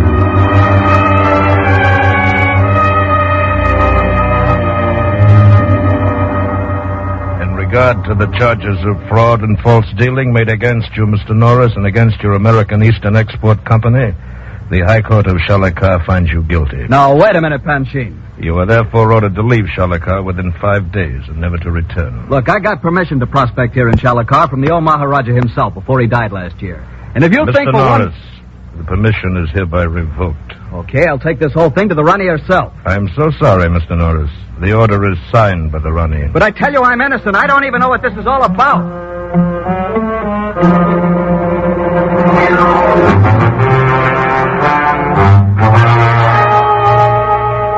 I don't even know yet what it's all about, but gentlemen, there's one thing certain.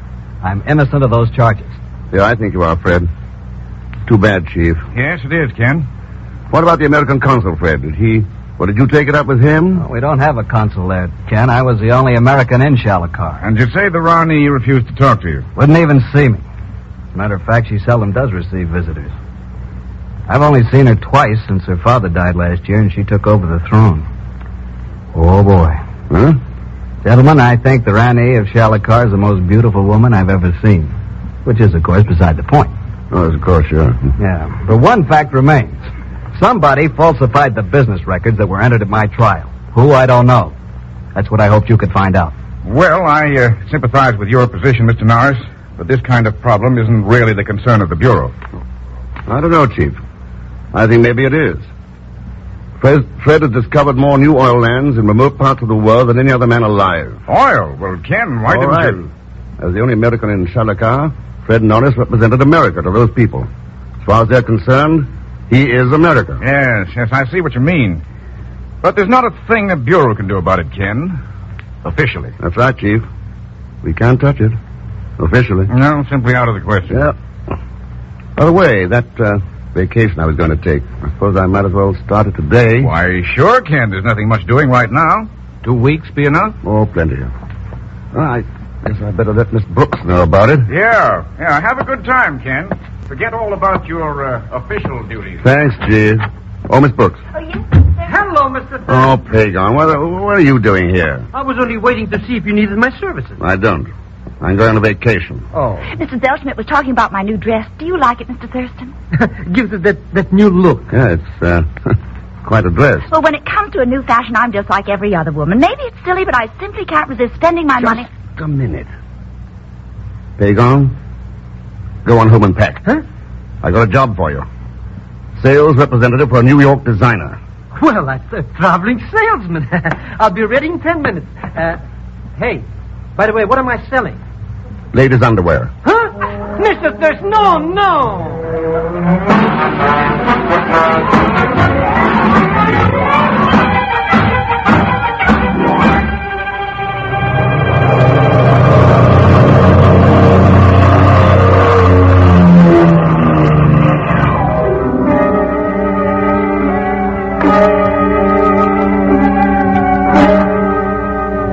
I will be most happily pleased to publish your advertisement in the Royal Palace Bulletin, Sahib.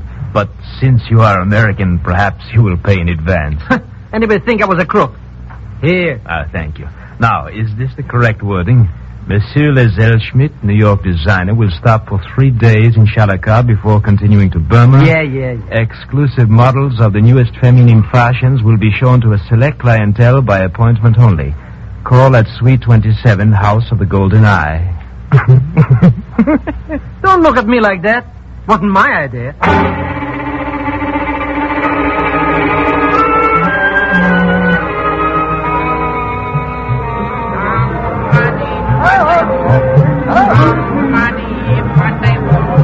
Look at them, Mr. X. Snake charmers, acrobats, guys sitting on boards full of nails. This town must be getting ready for a circus. No, Pegon, this goes on here all the time. Hey, look. You mean that pit with the fire burning in it? Sure. It's full of red-hot boulders. Hey, maybe they're going to have a barbecue. It's a ceremony. Fire walking. The true believers walk through it. Huh? Oh, they get cooked like chicken. No. Some of them really do it. Oh, but how? It's that same beggar, Mr. X. The one you already gave money to twice. Yeah, so I see. Sahib, you will help a poor beggar, please. Sorry. You can't make a good thing last forever. You will give nothing to the chosen of heaven. Not this time. You hear him, my brothers? The dog has insulted me. Yeah, now, take it easy. He is American. He has come to steal from us. All right, calm down now. Mr. Thurston's got a knife. Yeah. Okay, you asked for it. Uh-oh. Now they're all mad at us. What are we going to do, Mr. Thurston? Back against the wall there. Easy, Pegon. I don't want to shoot unless I have to. They got knives, too. Oh, I should have stayed in New York. Right now. Now, you murdered idiots. Look, we got help. Sullen about it, eh? All right, then. That'll do it every time, sir. All it takes, a couple of shots over their heads. Yeah. Looks as if you're right. Thanks. My name's Ken Thurston. Colonel Blake, sir, retired 25 years with His Majesty's service in India. How are you? Mr. Thurston, that beggar you knocked down, he's gone. Yeah, you really should have done the blighter in, you know. Saved yourself a lot of trouble later. Well, it's pretty rough treatment for a beggar who Only lost his temper. Beggar? I hardly think so, Mr. Thurston. That fellow was a dacoit. A dacoit? Yes, a member of the cult of professional murderers. Somebody hired him to kill you.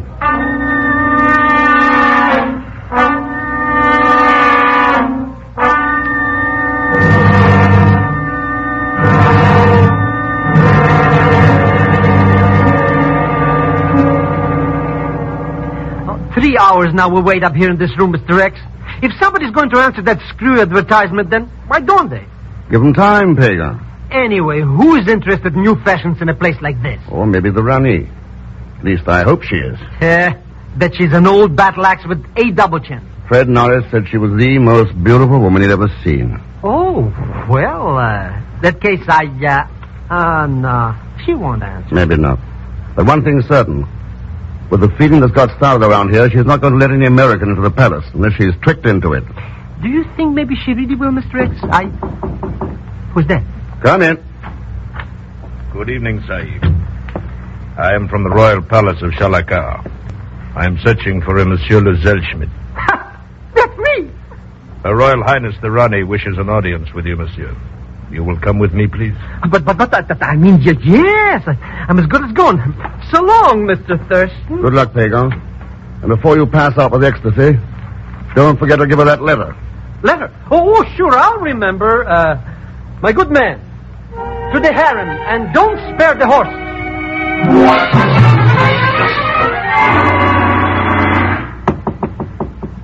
All right, come on in. Now, Pegon, I thought... Oh, Colonel Blake. Yeah. Good evening, Mr. Thurston. Sit down. Thought Pegon had forgotten something. He only left here 5 minutes ago. I know. I saw him in the street. He's, on his way to the palace of the Ranee. Mr. Thurston, I think you may be playing a much more dangerous game here than you realize. What makes you think so, Colonel? When a man spends his life in this part of the world, he learns to recognize danger. Yeah, I suppose he does. It was a mistake to hire a band of dacoits, you know. They're treacherous. What gave you the idea that I hired a dacoits? The evidence of my own eyes. When I saw Mr. Zellschmidt in the street a while ago, he was accompanied by 6 of them. What? Colonel Blake. You mean you didn't hire them? No. Somebody did. And there's only one reason for hiring dacoits. Of course you knew that, though. Didn't you, Colonel?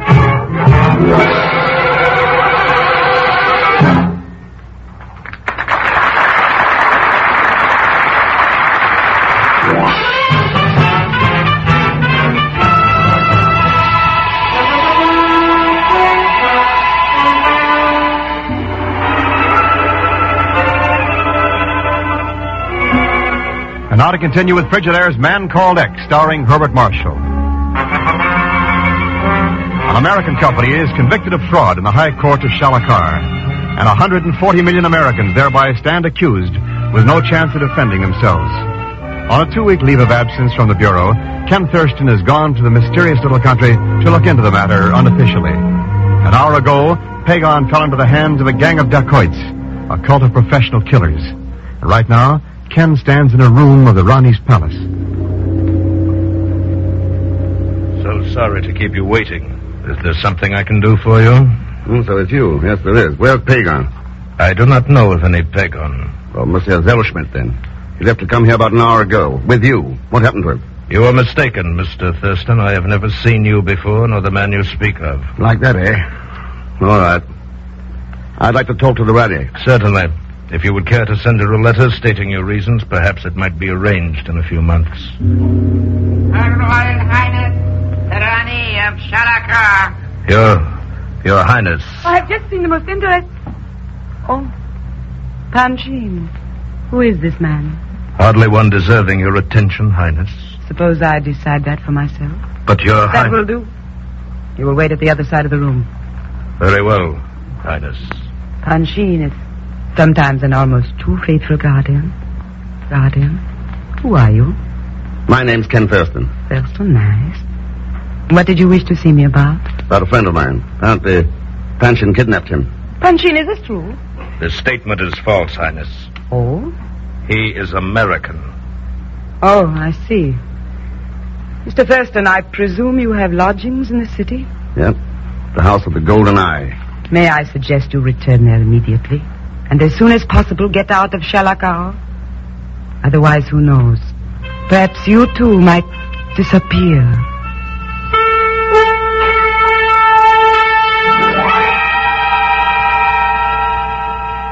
Maybe you're jumping to conclusions, Colonel Blake. I didn't say anything about going out looking for trouble. Well, after all, Mr. Thurston, when a man cleans and oils an automatic pistol, he usually has something on his mind. Yeah, I suppose he does at that.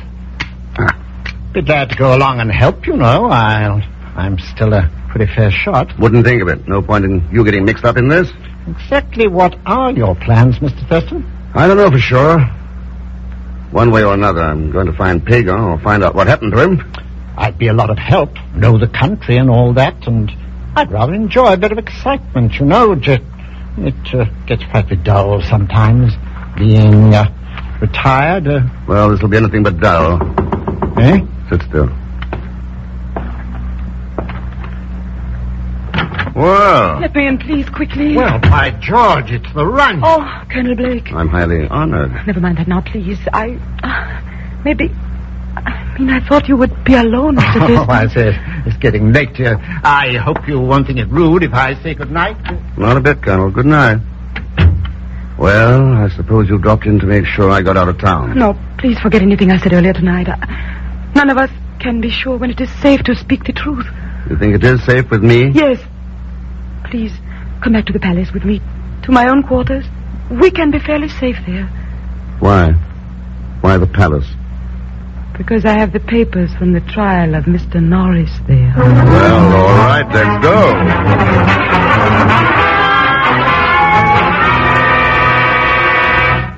Well, that's that. If these business records were used as evidence in the Norris trial, they show one thing pretty clearly. The trial was a fake. There was pressure put on the court, Ken. I suspected As far as I'm concerned, they proved definitely who was behind it. That's all I've been waiting for. Proof. Apparently, he's stolen nearly $500,000 during the last year, then thrown the blame on the American Export Company to cover up the fraud. Yeah, but there's more than that back of it, Your Highness. We both know that. Yes. It is all a part of the plan to discredit the American company, keep out foreign ideas, hold the people in ignorance. And that doesn't fit in with your plans? Mine are the same as my father's were. He realized there were benefits in the outside world that could be given to people. He knew it would take time. And I've tried to carry that on, but he would never dare if my father was still alive. But in the Orient, Ken, throne with a woman on it, it is fair game for any man. Well, I don't see much of any way around that. It is a fabulous land lying out there in the moonlight, Ken. A land to challenge the will of a great man. It waits to be molded into something finer. That would be the work of a lifetime. And a pretty important work, too. By the customs of my people, a man who marries the Ranee becomes the Maharaja of Shalakar. Mm-hmm. Don't you know what I'm saying? These are my private quarters of the palace, Ken.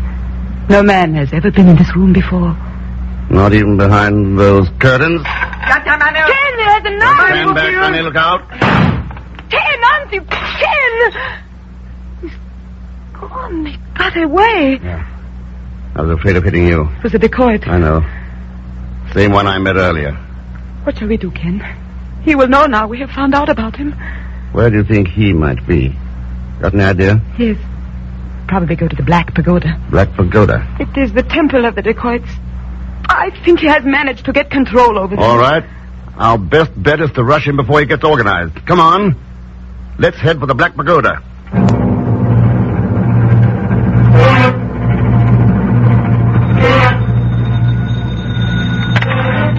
Hello?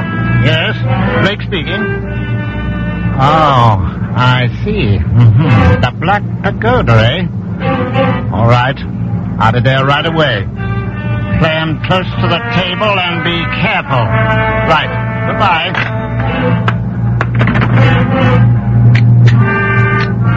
So it's out in the open now. This lad Thurston works pretty fast once he gets started.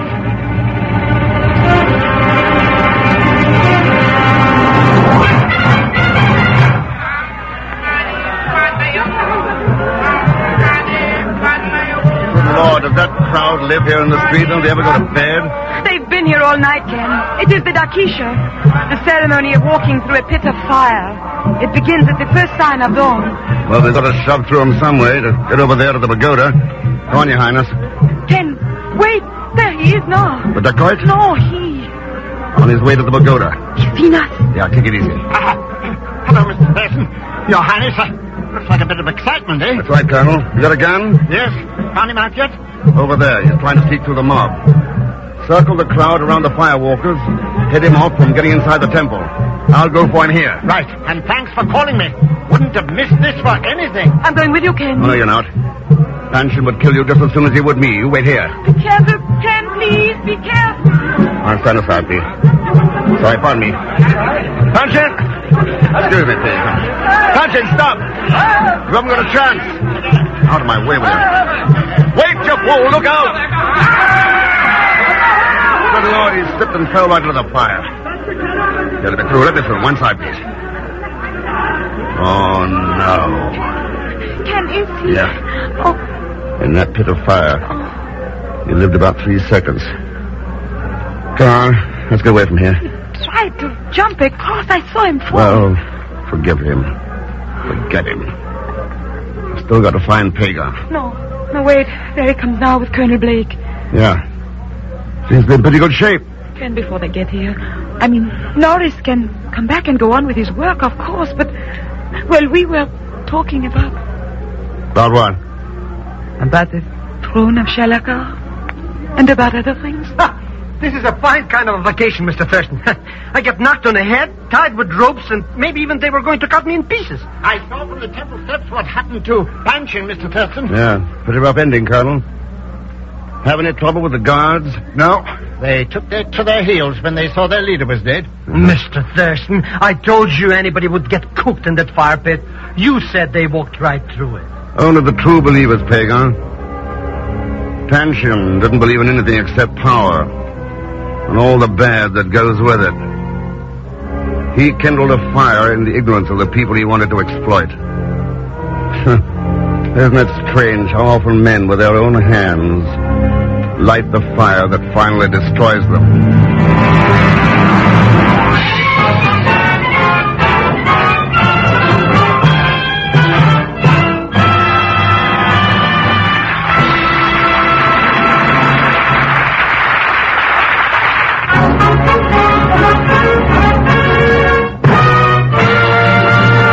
Frigidaire star Herbert Marshall. Thanks for being with us.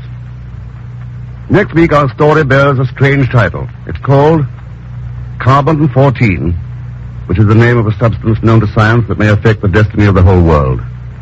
As usual, Leon Belasco will be along as Pegon Zellschmidt. So join us, won't you, when next I return as the man called X. Good night.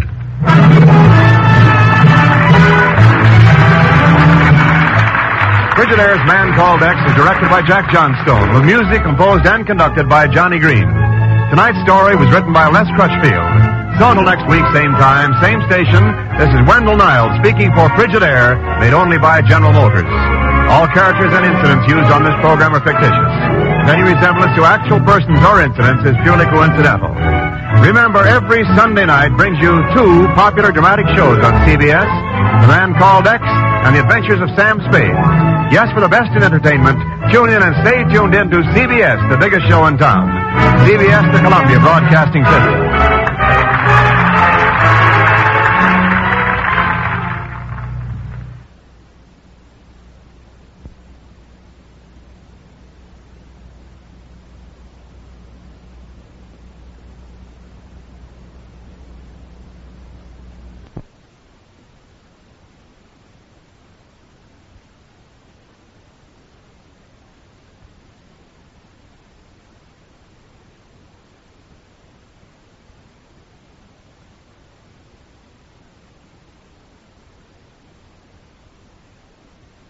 You're twice as sure with 2 great names, Frigidaire and General Motors.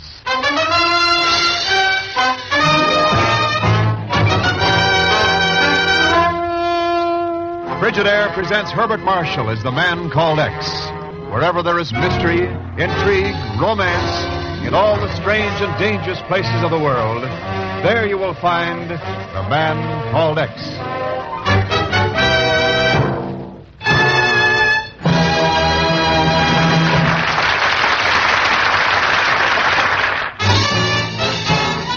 More Frigidaires serve in more American homes than any other refrigerator.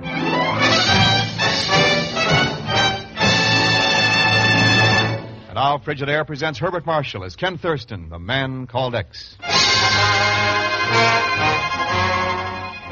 The university near Los Angeles looks peaceful and serene on its oak-studded acres.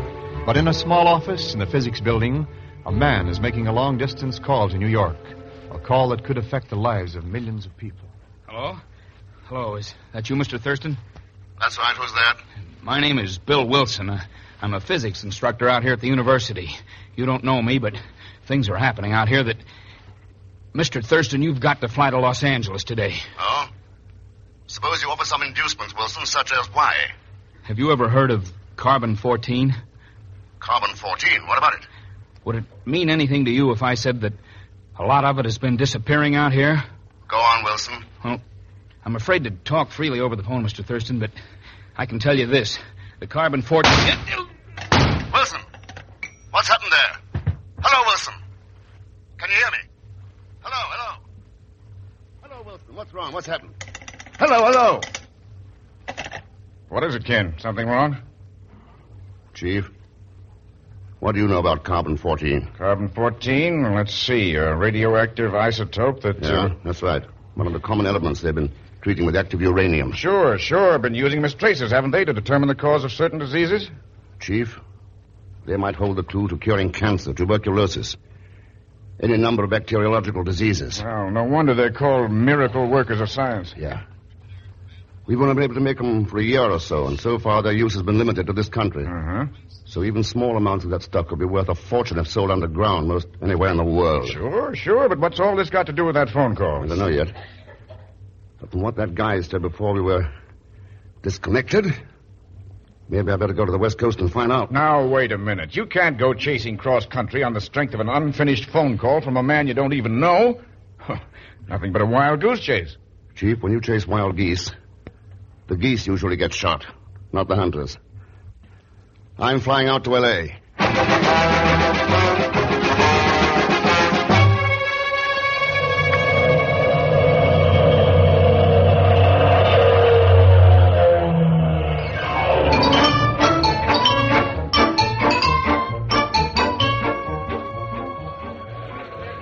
Attention, please. Passengers arriving on Flight 7 from New York may claim their baggage just off the terminal entrance. Passengers from New York, Flight 7... I beg your pardon, sir. My cigarette. Could you be kind enough to furnish me with a light? Light? Sure. Yeah, here you are. Thank you, sir. Thank you. Here. No, that's okay. You can keep them. Excuse me. I noticed, sir, that you just arrived here in Los Angeles on that flight from New York. You have been so kind. I'm lost without my tobacco. I thought perhaps I might reciprocate. Oh, forget it. No, if you'll excuse me. Perhaps you do not have transportation. This airport, you know, is quite some miles away from things. I have my car. Perhaps I could assist you. No, that won't be necessary. Thanks all the But same. I am driving out toward the university. The university? Yes. If by any chance you were going in that direction, we might have a very pleasant trip together. What makes you think I'm going in that direction? Why, nothing, sir. But if you are, it would cause me no inconvenience, I assure you. I would be more... From New York, Flight 7, report to the dispatcher's office at once, please. Yeah, thanks for your offer, but I'm making other arrangements. Maybe I'll see you around sometime. Yes. Yes, perhaps you shall, Mr. Thurston.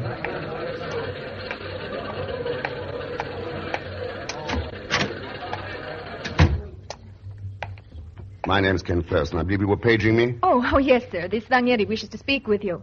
What, young lady? How do you do, Mr. Thurston? Well. I'm Carla Rayner. I must apologize for having you paged in this fashion, but I did not wish that foreign man to see me talking with you. Oh, why not, Miss Rayner? It was at Dr. Sherwood's request. Dr. Sherwood? Yes, he is head of the Nuclear Research Department. At the university. I'm his assistant, and he sent me to meet you. It's mighty nice of him, but I still He did don't... not want any of the staff to know that you are arriving, Mr. Thurston. The foreign man is Professor Udall of the department. Udall, I see. My car is waiting outside, Mr. Thurston. Shall we go? No, Miss Reno, I don't think so. Really? Is there some reason why you do not wish to go with me? A very simple reason. I didn't tell anyone, including Dr. Sherwood, that I was coming to Los Angeles. Bye, Miss Reno.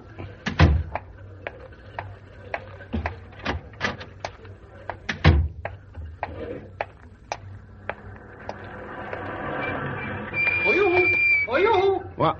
Oh, Pegon Zellschmidt. Hello, Mr. Thurston. Welcome to sunny California. Hop into my jalopsy and I'll take you right there. Take me right where, Pegon? The university. Where else?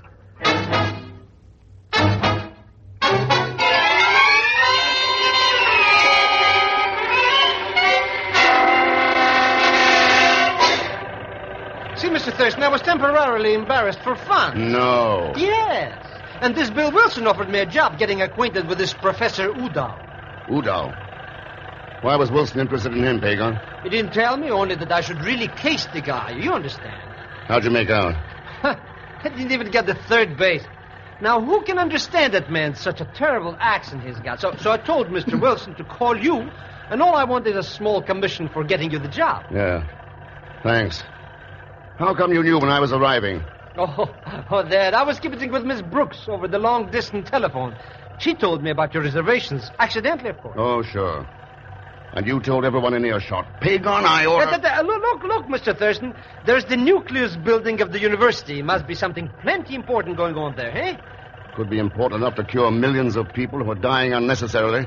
Gee, Mr. X. Here, you better pull over and let that ambulance get past before it runs us down. Smart guy. Thinks just because he's got a tin whistle he can...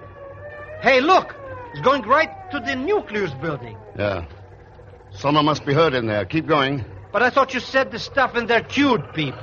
You can cure them, Pegon, or kill them. Step on it.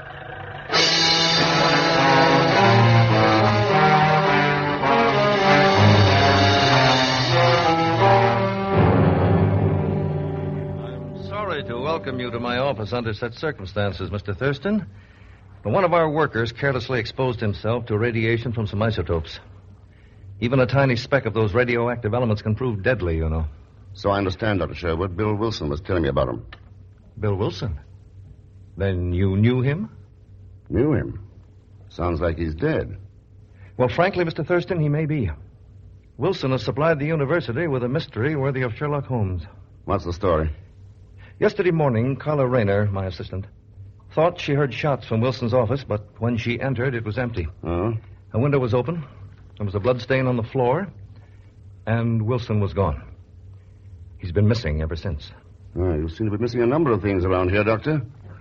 Wilson, isotopes. Isotopes? We're missing no isotopes. Where did you ever get that idea? I don't know, Doctor. Well, I won't take up any more of your time. Thurston!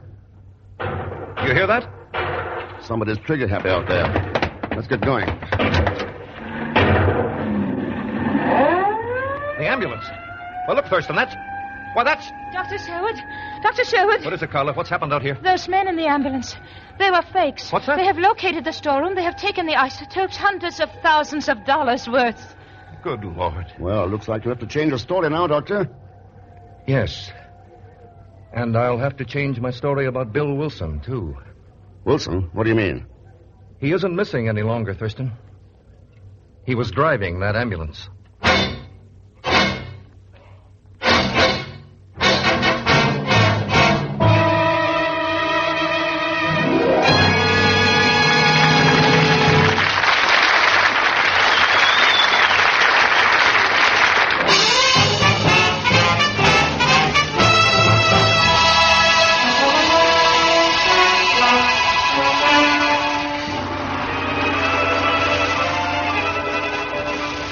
Now to continue with Frigidaire's Man Called X, starring Herbert Marshall. The nuclear research laboratory of a university near Los Angeles, radioactive isotopes are being used, precious new tools of science. But shortly after Ken's arrival, The isotope storeroom is looted by an ambulance crew, apparently led by the missing physics instructor Bill Wilson. It's now an hour later. A steady rain is falling as Ken and Pegon stand in the night darkened shadows in front of an apartment door. Nobody's home at Mr. Wilson's, see? I didn't expect anyone to be. So? You didn't? Then why did we come here in the first place? To see what a dead man who drives an ambulance can tell us about missing isotopes. Huh? Hey, the door was open. Yeah. Go in. Look at this joint, Mr. Thurston. Boy, what a mess. Scrambled up like eggs, eh? Yeah. If there was anything to find here, somebody's beaten us to it.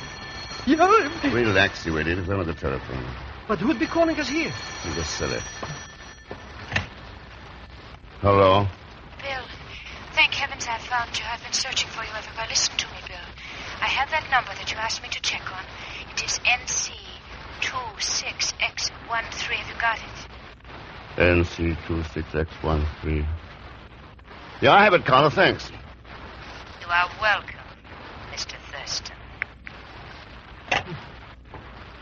Short conversation, eh, Mr. X? That was long enough, Pegon, for now.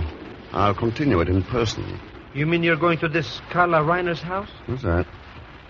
You realize, of course, it's raining very hard at that. She lives way out in Coldwater Canyon. Yeah. Sure, so you need a car to get out there, and by a strange coincidence, because we drove it up here, my car's outside, so for a slight consideration, of course, I shall be very happy. Pegon, I wouldn't think of troubling you. There's a cab stand at the corner. Good night. But Mr. Thurston! How do you like that? After all he's done for me all these years, I get the brush up, huh? All right. Well, maybe he don't appreciate me, but there's other people. Yeah, I'll show him a couple of things or two. Hello? This is Pegon Zellschmidt. Yeah. I got news for you. Mr. Thurston's on his way to Carla Reiner's house. That's right. Huh? Oh, don't worry about that thing. I'll stick to him like a bleach. For my usual consideration, of course.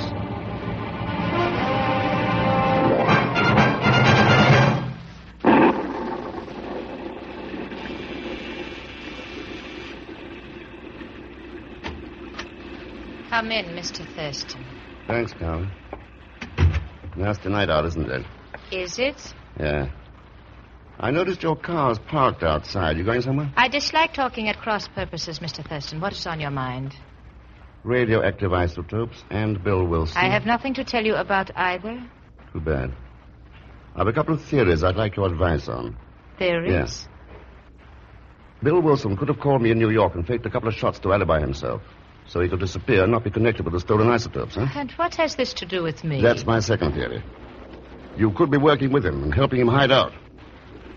What do you think of him, Carla? You do not have to answer that, Carla. Well, Professor Udall. That is correct, Thurston. And if you wish any more answers, perhaps this gun can speak for both of us. I'll rest my case for a while, Udall. Very sensible. Carla, my dear, we have work to do at the research building. Dr. Sherwood wishes us to start preparing new isotopes at once. It will give us another opportunity for action. How about including me in your plans, Udall? Ah, but you are included, my dear Thurston. Like this.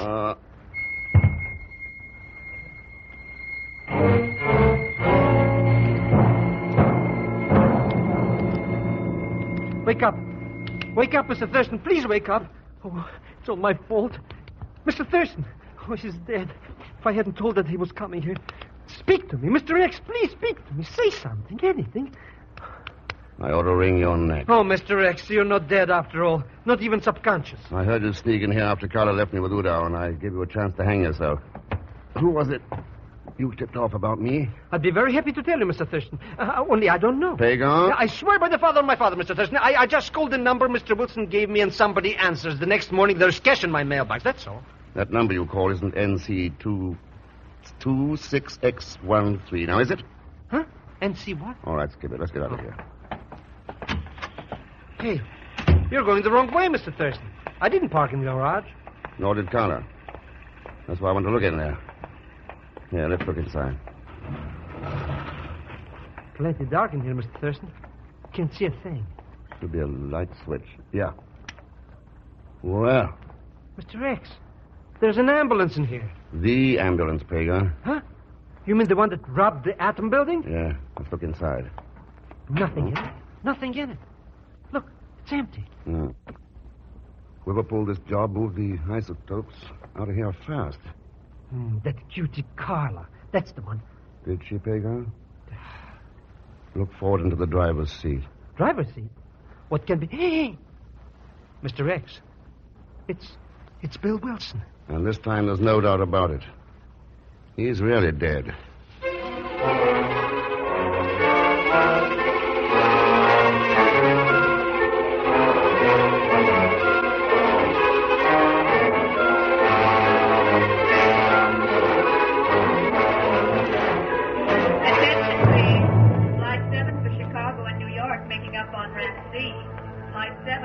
Mr. Thurston, please, won't you tell me, what are we doing here at this airport in the middle of the night? Looking for a DC-3, Pegon. Huh? A twin-engine transport job. Huh? This one. What's the difference between that one and the other airplane? The number on the wing. The number on the... Hey, it's NC26613. That's the number that cutie Carla gave you over the phone. Yes. Those license letters, NC, with the tip-off. They told me what the number meant. So that's why you were calling all these airplane fields from the hotel, huh? Right. And now we've found it, let's get aboard. Hey, what if somebody sees us? Never mind that, come on. Now let's go back and look at the cargo compartment. Yipes, it's as dark in here like my Uncle Ahmed's soul. Oh, that flashlight helps. Yeah. There's the reason we came aboard. You mean all those little boxes? Little boxes. Those things are full of radioactive isotopes. Oh. But why isn't somebody here to guard them? That'll attract too much attention. Oh, sure. Sure. But what are they doing here? Waiting for somebody to fly them out of the country. They are? But why should anyone want to do that? Because somebody wants a few $1 million. He doesn't care how many lives it might cost. A few million? Oh, Mr. Thurston, not that I want to sound monetary, you understand, but why don't we latch on this radium things and scram to Mexico ourselves? Quiet. Somebody's coming aboard. So what? We could split with them. Maybe I'll make a deal with them. And get paid off like Bill Wilson. Bill Wilson? Oh, no. Mr. Thurston, you turned off the flash. He's coming this way. Oh, he's coming in this hold. Hello, Carla. Oh! What are you doing here? Checking up on some missing isotopes. And a theory.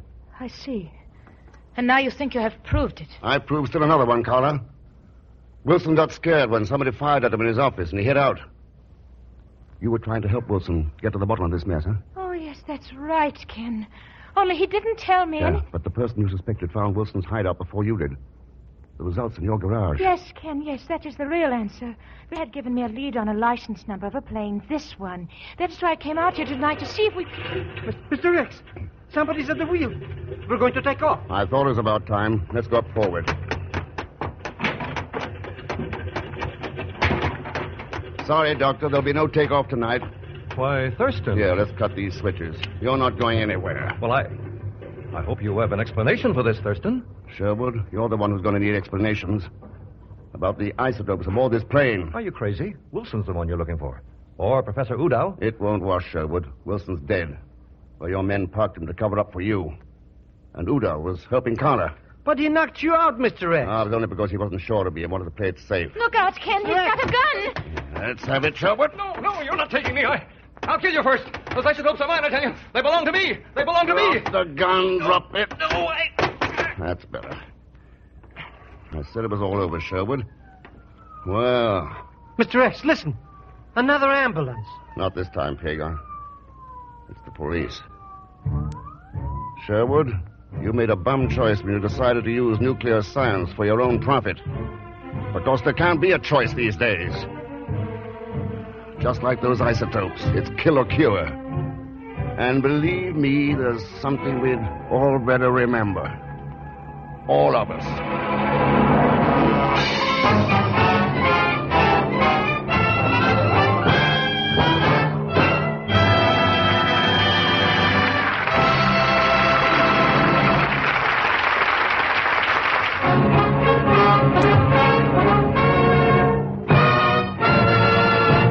Frigidaire star, Herbert Marshall.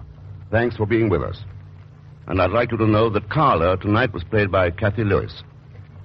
Next week, our story is called One Way to Macassar. And it's one I don't think you'll want to miss because it's packed full of excitement and mystery. As usual, Leon Belasco will be along in the role of Pegon Zellschmidt. So join us, won't you, when next I return as the man called X. Good night.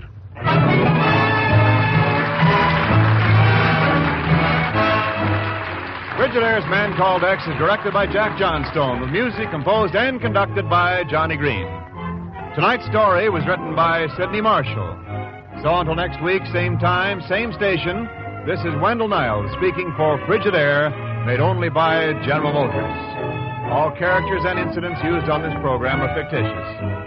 And any resemblance to actual persons or incidents is purely coincidental. Remember, every Sunday night brings you two popular dramatic shows on CBS, The Man Called X and The Adventures of Sam Spade. Yes, for the best in entertainment, tune in and stay tuned in to CBS, the biggest show in town.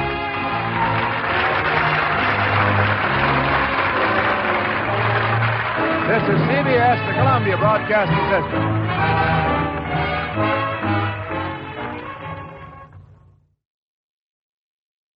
You're twice as sure with two great names, Frigidaire and General Motors.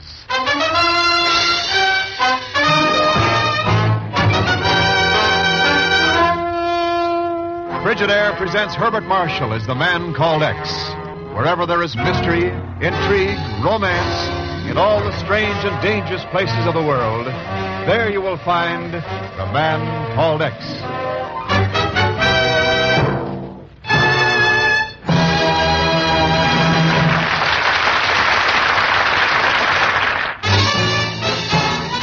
More Frigidaires serve in more American homes than any other refrigerator.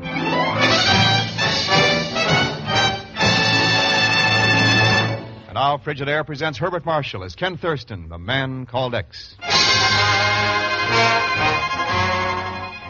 The university near Los Angeles looks peaceful and serene on its oak-studded acres. But in a small office in the physics building, a man is making a long-distance call to New York.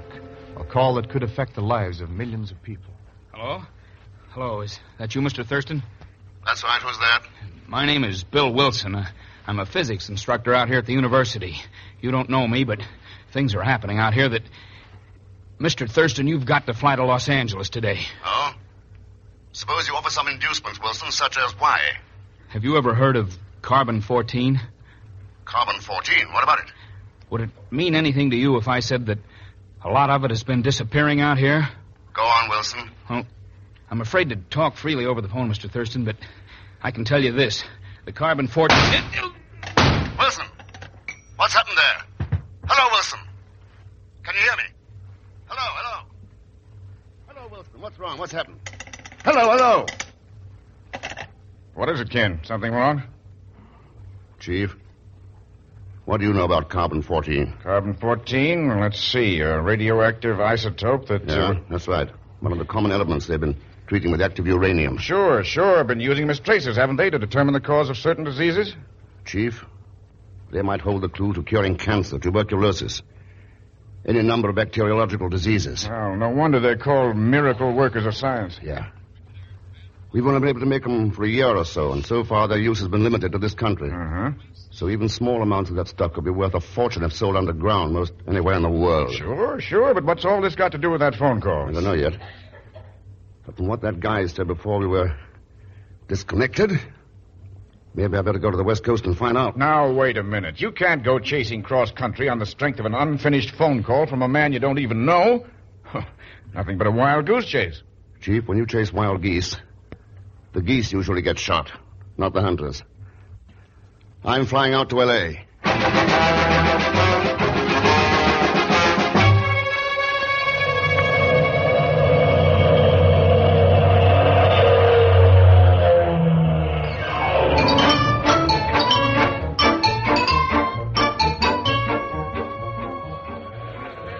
Attention, please. Passengers arriving on Flight 7 from New York may claim their baggage just off the terminal entrance. Passengers from New York flying 7. I beg your pardon, sir. My cigarette. Could you be kind enough to furnish me with a light? Light? Sure. Here you are. Thank you, sir. Thank you.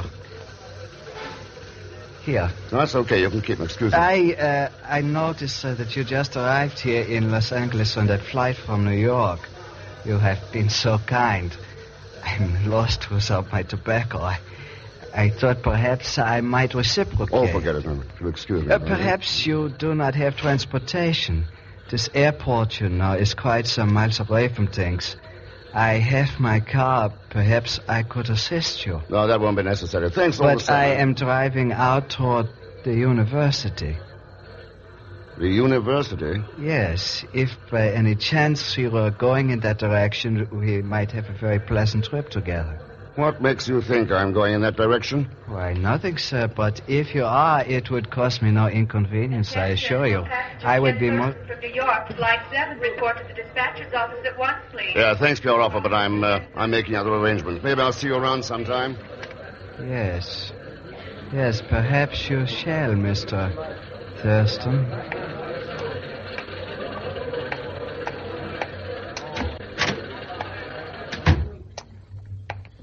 My name's Ken Thurston. I believe you were paging me. Oh, yes, sir. This Ranieri wishes to speak with you. What, young lady? How do you do, Mr. Thurston? Well, I'm Carla Rayner. I must apologize for having you paged in this fashion, but I did not wish that foreign man to see me talking with you. oh, why not, Miss Rayner? It was at Dr. Sherwood's request. Dr. Sherwood. Yes, he is head of the Nuclear Research Department at the university. I'm his assistant, and he sent me to meet you. It's mighty nice of him, but I still He don't... did not want any of the staff to know that you are arriving, Mr. Thurston. The foreign man is Professor Udow of the department. Udow, I see. My car is waiting outside, Mr. Thurston. Shall we go? No, Miss Rayner, I don't think so. Really? Is there some reason why you do not wish to go with me? A very simple reason. I didn't tell anyone, including Dr. Sherwood, that I was coming to Los Angeles. Bye, Miss Rayner.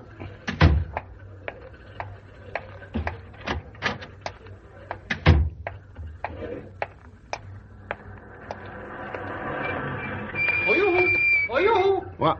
Oh, Pegon Zellschmidt. Hello, Mr. Thurston. Welcome to sunny California. Hop into my jalopsy and I'll take you right there. Take me right where, Pegon? The university. Where else?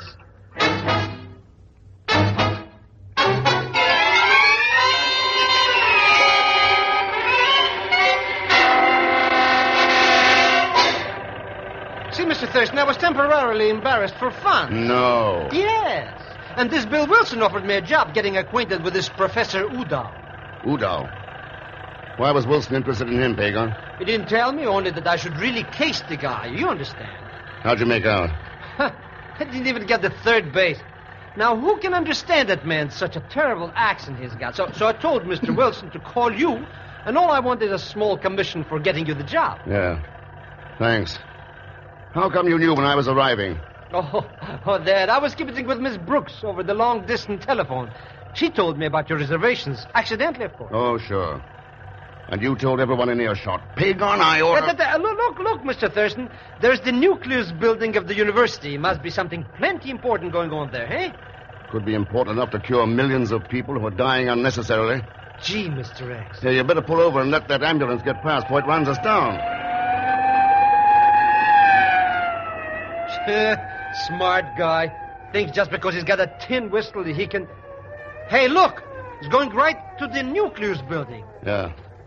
Someone must be hurt in there. Keep going. But I thought you said the stuff in there cured people. You can cure them, Pegon, or kill them. Step on it.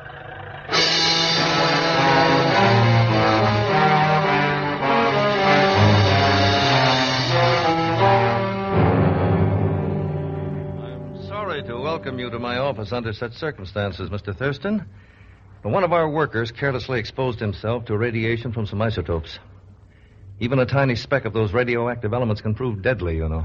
So I understand, Dr. Sherwood. Bill Wilson was telling me about him. Bill Wilson? Then you knew him? Knew him? Sounds like he's dead. Well, frankly, Mr. Thurston, he may be. Wilson has supplied the university with a mystery worthy of Sherlock Holmes. What's the story? Yesterday morning, Carla Rayner, my assistant, thought she heard shots from Wilson's office, but when she entered, it was empty. Oh? A window was open. There was a blood stain on the floor. And Wilson was gone. He's been missing ever since. Well, you seem to be missing a number of things around here, Doctor. Wilson, isotopes. Isotopes? We're missing no isotopes. Where did you ever get that idea? I don't know, Doctor. Well, I won't take up any more of your time. Thurston! You hear that? Somebody's trigger happy out there. Let's get going. The ambulance. Well, look, Thurston, that's... Dr. Sherwood. Dr. Sherwood. What is it, Carla? What's happened out here? Those men in the ambulance. They were fakes. What's that? They have located the storeroom. They have taken the isotopes, hundreds of thousands of dollars worth. Good Lord. Well, looks like you have to change your story now, Doctor. Yes. And I'll have to change my story about Bill Wilson, too. Wilson? What do you mean? He isn't missing any longer, Thurston. He was driving that ambulance.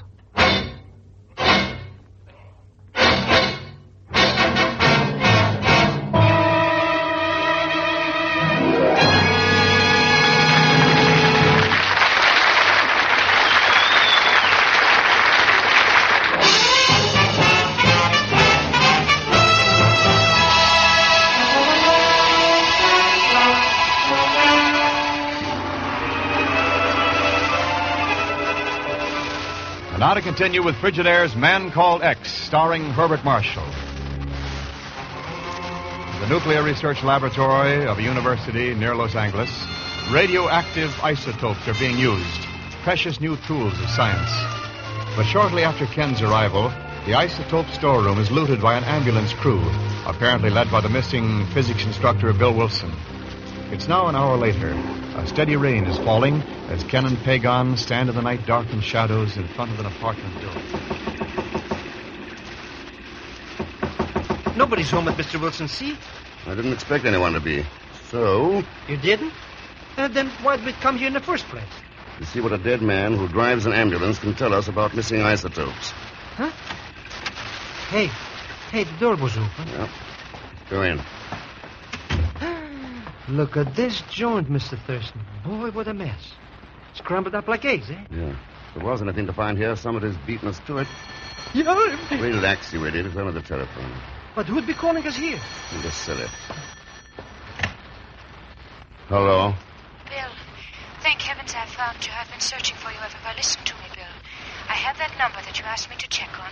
It is NC26X13. Have you got it? NC26X13. Yeah, I have it, Carla. Thanks. You are welcome, Mr. Thurston. Short conversation, eh, Mr. X? That was long enough, Pegon, for now.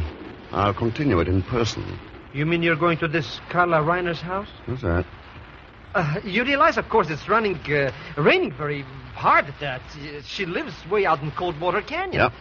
Sure, so you need a car to get out there, and by a strange coincidence, because we drove it up here, my car's outside, so for a slight consideration, of course, I shall be very happy. Pegon, I wouldn't think of troubling you. There's a cab stand at the corner. Good night. But Mr. Thurston! How do we like that? After all he's done for me all these years, I get the brush up, huh? All right. Well, maybe he don't appreciate me, but there's other people. Yeah, I'll show him a couple of things or two. Hello? This is Pegon Zellschmidt. Yeah. I got news for you. Mr. Thurston's on his way to Carla Reiner's house. That's right.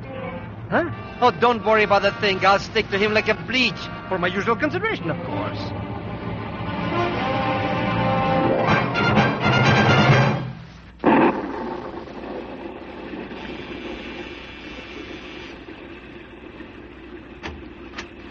Come in, Mr. Thurston.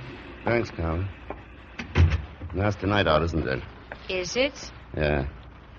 I noticed your car's parked outside. You going somewhere? I dislike talking at cross purposes, Mr. Thurston. What is on your mind? Radioactive isotopes and Bill Wilson. I have nothing to tell you about either. Too bad.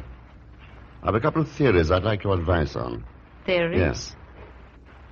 Bill Wilson could have called me in New York and faked a couple of shots to alibi himself, so he could disappear and not be connected with the stolen isotopes, huh? And what has this to do with me? That's my second theory.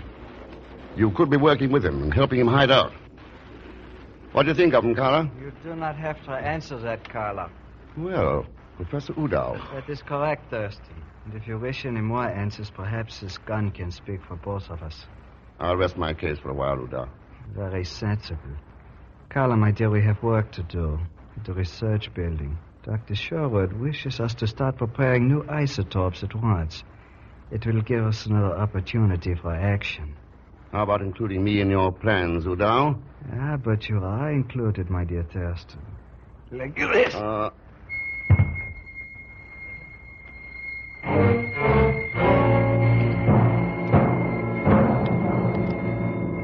Wake up. Wake up, Mr. Thurston. Please wake up.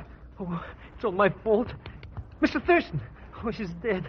If I hadn't told her that he was coming here. Speak to me. Mr. X, please speak to me. Say something, anything. I ought to wring your neck. Oh, Mr. X, you're not dead after all. Not even subconscious. I heard you sneak in here after Carla left me with Uda, and I gave you a chance to hang yourself. Who was it you tipped off about me? I'd be very happy to tell you, Mr. Thurston. Only I don't know. Pegon? I swear by the father of my father, Mr. Thurston. I just called the number Mr. Wilson gave me and somebody answers. The next morning there's cash in my mailbox. That's all. That number you call isn't NC26X13, now is it? Huh? NC what? All right, skip it. Let's get out of here. Hey, you're going the wrong way, Mr. Thurston. I didn't park in the garage. Nor did Carla. That's why I want to look in there. Yeah, let's look inside. Plenty dark in here, Mr. Thurston. Can't see a thing. Should be a light switch. Yeah. Well. Mr. X, there's an ambulance in here. The ambulance, Pegon. Huh? You mean the one that robbed the Atom Building? Yeah, let's look inside. Nothing in it. Nothing in it. Look, it's empty. Whoever pulled this job moved the isotopes out of here fast. That cutie Carla. That's the one. Did she, Pegon? Look forward into the driver's seat. Driver's seat? What can be... Hey! Mr. X, it's Bill Wilson. And this time there's no doubt about it. He's really dead.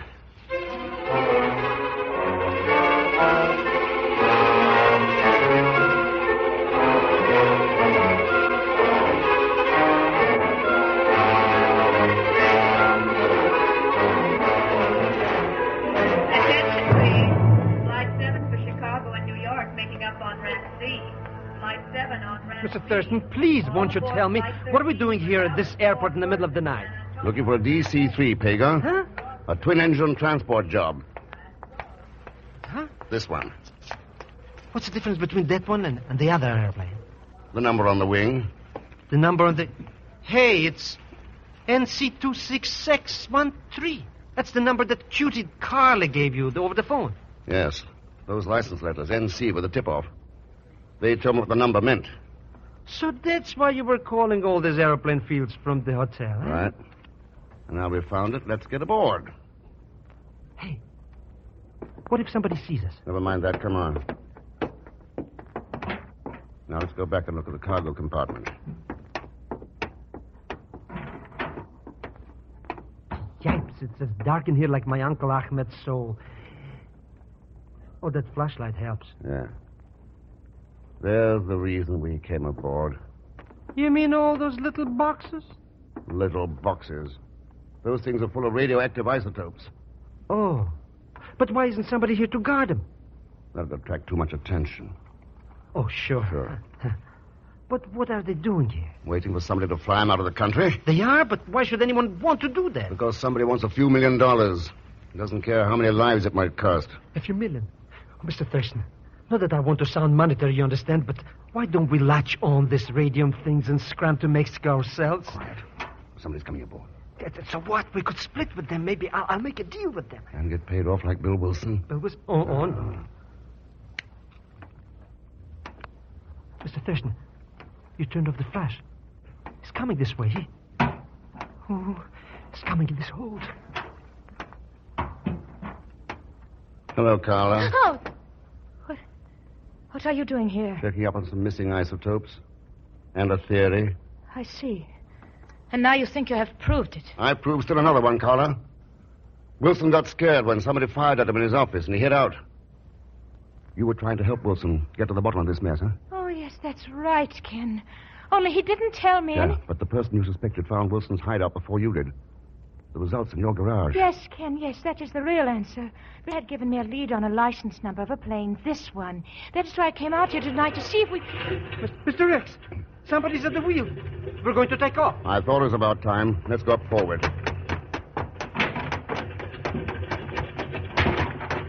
Sorry, Doctor, there'll be no takeoff tonight.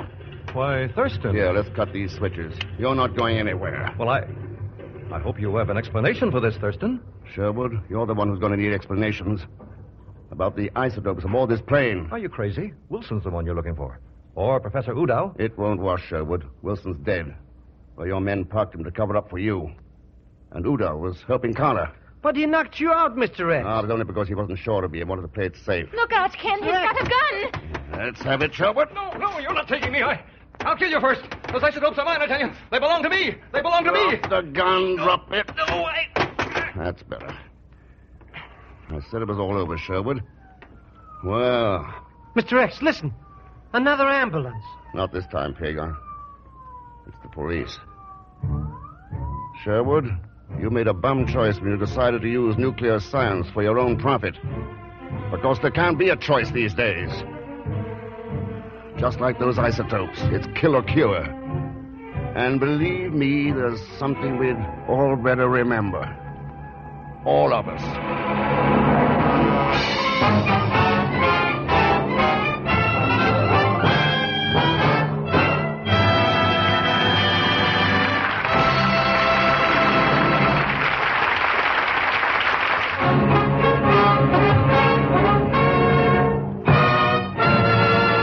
Now, Frigidaire star Herbert Marshall. Thanks for being with us. And I'd like you to know that Carla tonight was played by Kathy Lewis. Next week, our story is called One Way to Macassar. And it's one I don't think you'll want to miss because it's packed full of excitement and mystery. As usual, Leon Belasco will be along in the role of Pegon Zellschmidt. So join us, won't you, when next I return as the man called X. Good night.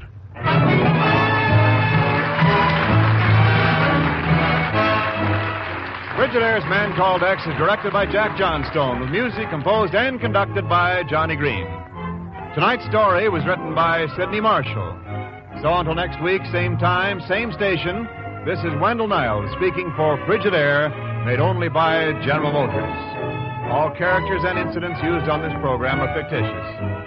And any resemblance to actual persons or incidents is purely coincidental.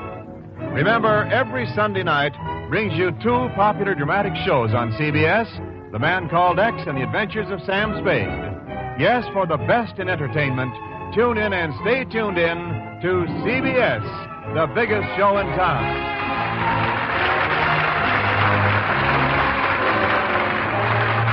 This is CBS, the Columbia Broadcasting System.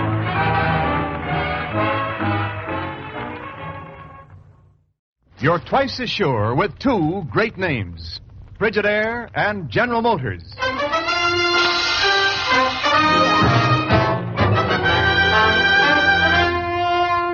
Frigidaire presents Herbert Marshall as the Man Called X.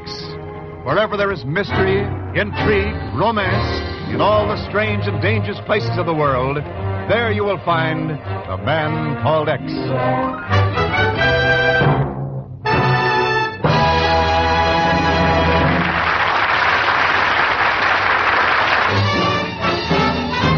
More Frigidaires serve in more American homes than any other refrigerator.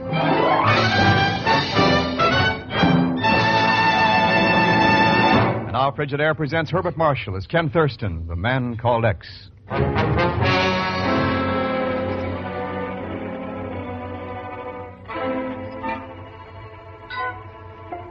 Far south in the last reaches of the great Pacific Ocean, at the very back door of Asia, lie tiny hidden lands of mystery called the Islands of Spice, Java, Sumatra, Borneo, Bali. Nearby, across the treacherous swirl of the Java Sea, moves a vessel whose cargo is death. Of course, Pegon Zellschmidt knows nothing of these things when he answers the phone in his room in New York. Mr. Pegon Zellschmidt speaking. Listen carefully, Zellschmidt, to what I'm going to tell you. Huh? Who are you? Listen. 1 week from today, the fish peddler will arrive in Batavia by boat. You got it? Sure. The fish peddler arrives in Batavia by boat in a week. So who cares? Mr. X might care. Mr. Who? I don't know anybody with that name like that. If you know what's good for you, you'll get this information to Ken Thurston right away. But if you wanted him to know, how come you didn't call him yourself? Because he'd have figured some way to trace this call. You're not that smart. Hey, wait a minute. Thinks he's a wise guy.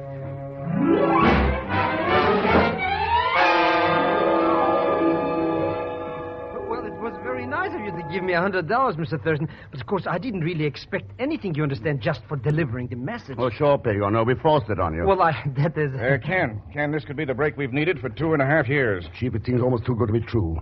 If it is true. It's the absolute truth. Now, how could I make it up? I don't even know who is this fish peddler. Well, neither do we. That's the trouble. Huh? Pegon, we know what he is, all right. Or what she is, maybe. Yeah, the worst international crook in the whole dirty racket. The fish peddler has been back of the scenes in every war and revolution for the last 10 years. Buying and selling information. Bribery, assassination. Oh, but how could one person do all those things? He or she has got a string of agents scattered all over the world, known as the Net. And we don't know who any of them are. But this may be the chance, Chief. Wouldn't be the first time one crook settled an old grudge by squealing on another. Well, do you think that accounts for the phone call? Could be. Anyhow, Pegon and I are going to the East Indies and find out. Huh? But, Mr. Thurston... Pegon, if this turns out to be one of your bum steers, I want to know exactly where to lay hands on you. Chief, where are you from Macassar? Macassar? I thought that message said the boat would arrive in Batavia. The Dutch Airlines office says the only boat due in Batavia on that day is a cargo liner from Macassar. Makes a 3-day run across the Java Sea. And I'm going to be on board.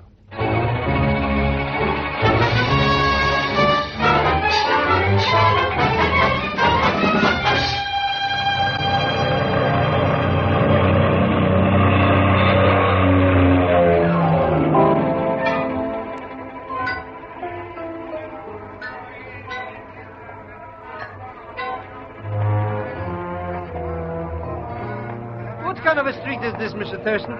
Smells like a fruitcake. Spice market, Pegon. If you want a ton of cinnamon, here's the place to buy it. What would I do with a ton of... Ooh, look, Mr. X over there in that blue sarong. Pegon. Well, I was only... Here now. Here's the Restapo Cafe. Come on. Is this where that Captain Jansult hangs out? That's what the shipping agent said. Let's go in. Welcome to the Restapo Cafe. Thanks. Always glad to see a new face. Step right in and shake hands with Michael Joseph Zichatella, the tomcat of the keyboard. Hiya.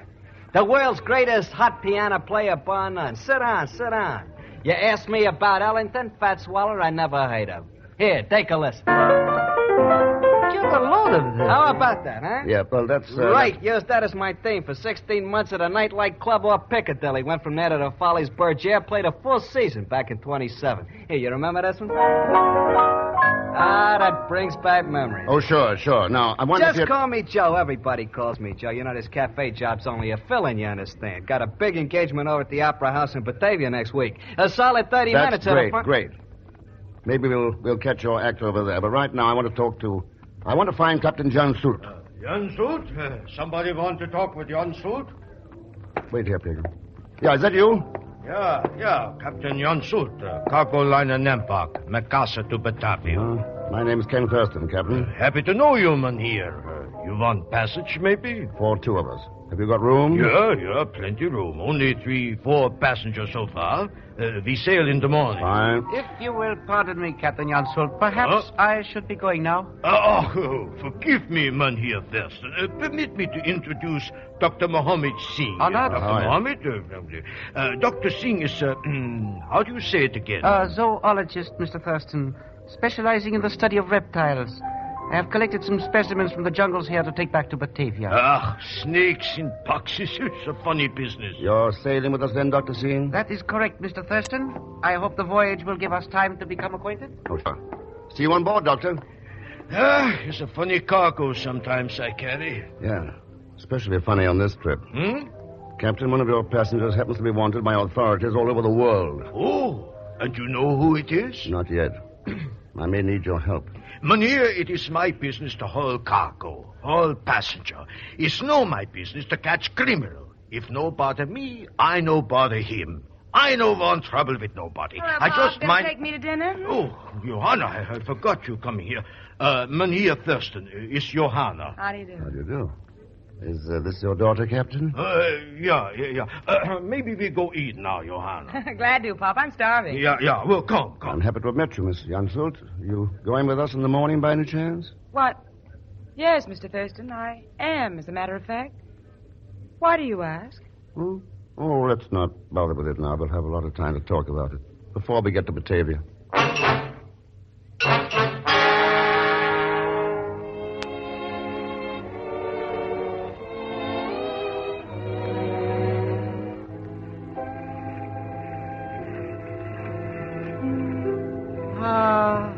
I should have had that little cookie in the blue sarong on this trip, Mr. X. I never saw such moonlight before. Yeah, it's like daylight. You can almost see the Java coast over there. You do what I told you to? Oh, sure. Joe just plays that piano and talks about Broadway back in 1926. All that Dr. Singh thinks about is snakes. And Captain Jansult talks about eating. Johanna, well, she spends all her time with you. Yeah, she's very interesting. Mr. X, these people don't know from nothing. I don't think this fish peddler crook is even on board. Anyhow, I'm practically broke. Yeah, the only chance you'd have of making any money is a way that's out of the question. Huh? You mean there is a way? Well, the fish peddler will probably pay plenty to find out who I am. You mean, no. Like you said, Mr. X, it's out of the question. Oh, I wouldn't tell a soul. Oh, I know that. Of course you wouldn't.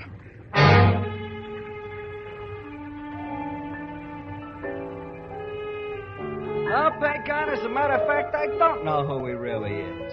Tell me about it. He is the man called X. You don't say. How about that? Maybe it's worth about $50 to find out.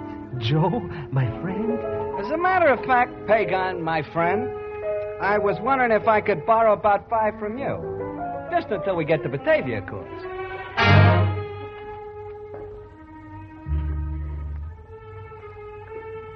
Of course, I wouldn't tell this to another soul, Dr. Singh. But Mr. Thurston is really called Mr. X. So, I find this most interesting. Most interesting. So maybe it's worth about $100, huh? Mr. Zellschmidt, to a poor scientist, such an amount seems staggering. Oh, my good friend, please take my advice and never become a zoologist. Financially, it is most unprofitable. You... Ken Thurston, the man called X? Oh, sure, I know him for years. But then, who else have you told about this? Not a soul. I only thought you might like to. Hey, wait! I'll see you later, Mr. Zellschmidt. But... Oh.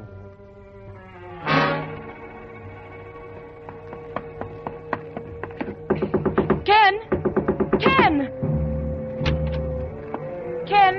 are you in here? Is that you, Ken? Who are you? Who are you? Wait! No, don't!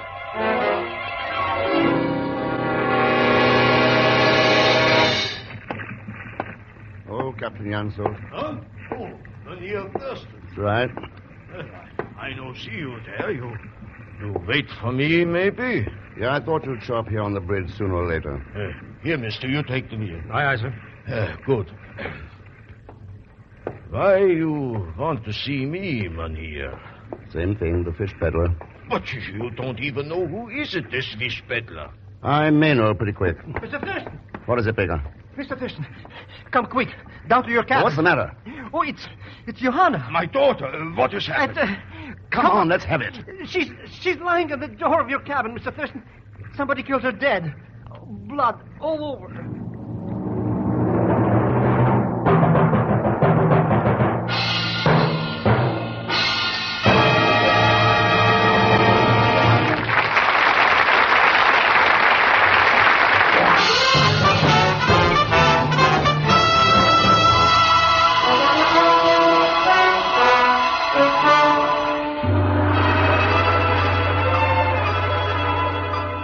Now to continue with Frigidaire's Man Called X, starring Herbert Marshall.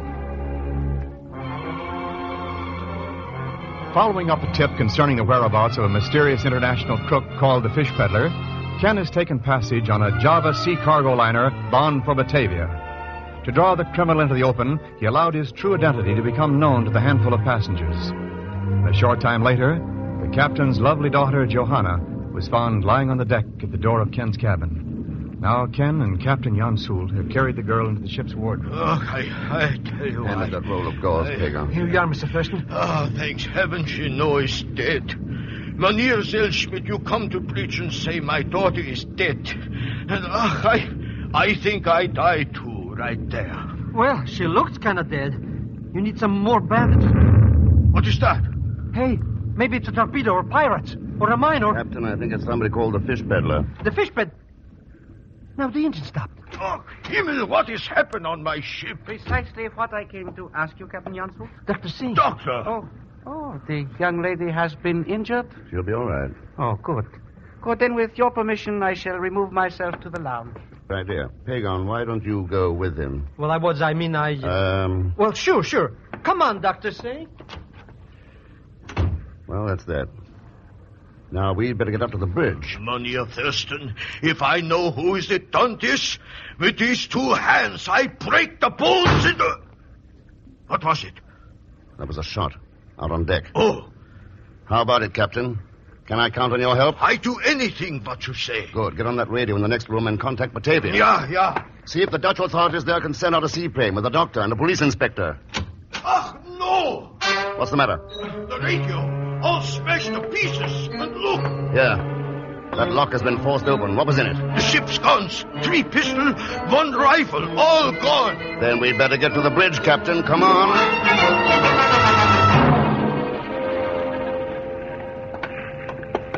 That's you, Captain Janssen. What has happened, mister? Why the engine stop? Explosion somewhere below decks. Must have damaged the rudder, sir. Who stopped the engines? You? Nothing else to do, sir. She wouldn't respond to the wheel. Say, what's up anyway? Plenty trouble. Right away you go below and see what happened. Well, I tried to, sir, but somebody shot at me. What? Do you know who it was? No, they fired from the shadows. And somebody's fastened down all the hatch covers. Whole crew's locked below decks. No chance of letting him out now. A man would be too easy a target out there on the deck in that moonlight. Yes, sir. Do you have a gun? No, sir, but there's some in the radio room. Not anymore. Somebody's taken them. Yeah, but why? I think the fish peddler found out who I am and thought he was getting pushed into a corner. So... Ranee Thurston, I make bad mistake before. I think criminal is no my business. This mistake, I no make again. Okay, then, come on. Let's see what's going on in the lounge.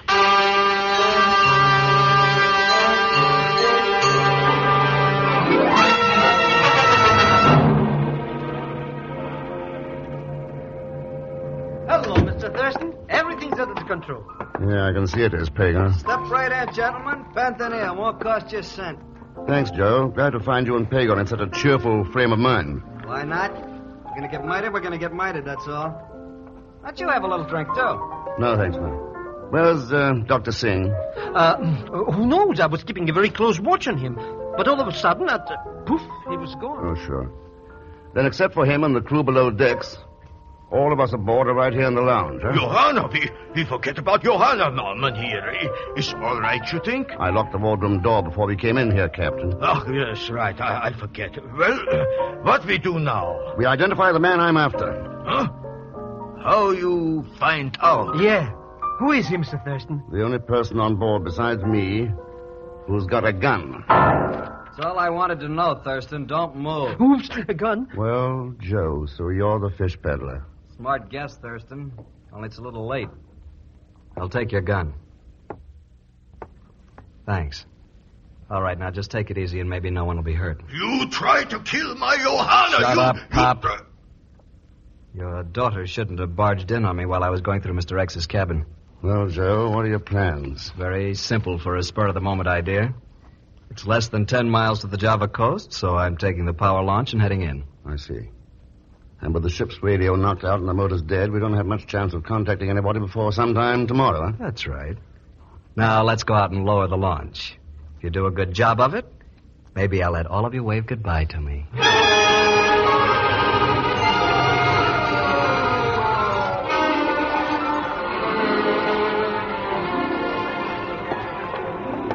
Cheer up, my friends. In 5 minutes, I'll be gone and off your hands. Now, here. Gentlemen, what is happening? Dr. Singh. Been looking for you, Doctor. Come on. Fall in with the rest of them. Mr. Thurston, why does this man have a gun? Tell you about it later, Doctor. Right now, we've got to help friend Joe get this launch into the water. All right, Captain Jansel, push out that stern davit. To help murderers escape is bad business. Okay, we haven't got much choice. All right, let her down. Glad you're so good-natured about this, Thurston. I was afraid I might have a little trouble with you. What's the use? You're the one who's got the gun. Well, there she is, ready to go. Good. My deepest thanks to all of you. Now move back down the deck. I don't want to get slugged with a wrench when I drop down into this launch. That's it. Keep moving. Farther yet. He will get away if nothing can be done. Don't be too sure about that. What the... Mr. X, and the squirrel of rope. Guns. Pick him, will you shut up? Oh, I should have... Oh, you found him, huh? Hit the desk fast. Give me that gun.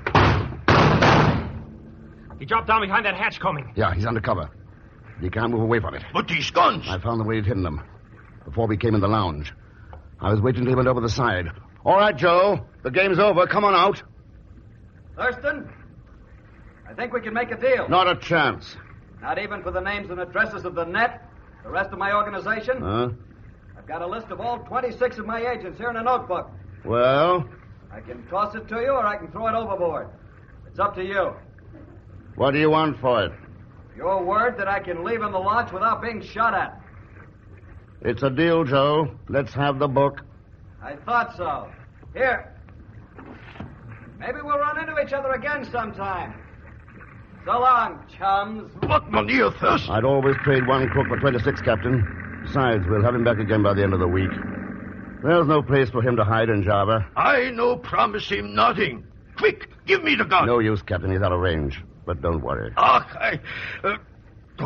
well. If you will pardon me, Mr. Thurston, I might suggest the probability he will never reach the coast of Java.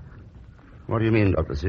I overheard what was happening in the lounge, so before you came out, I took the liberty of emptying one of my specimen boxes into the bottom of the launch. Those snakes? Yes, quite deadly. They were rather sluggish, but perhaps by now the heat of the launch motor has made them very lively. And he won't even know about them until one of them hits him. Well. Serves him right, Mr. Thurston. He'd just as soon kill anybody as look at them. Yeah, you may be right at that, Pegon. Anyway, there's nothing we can do about it now. Here in the East Indies, there's an old proverb. Something about the conscience of an evil man is sharper than the fangs of a venomous serpent. Maybe Joe could tell us if that's true or not. Right about now.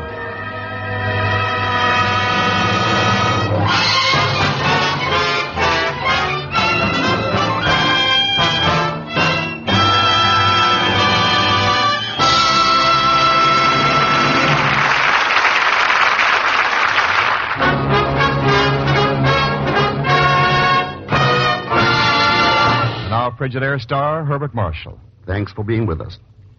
Ladies and gentlemen, America's production of things you want depends on steel. Billions of jobs depend on steel. And to make more steel, America needs more scrap metal. So join the big drive. Collect scrap metal around your home, give it to a local scrap collection agency, or sell it to a scrap dealer right away. Now, next week, our story is called A Tiger for the Lady.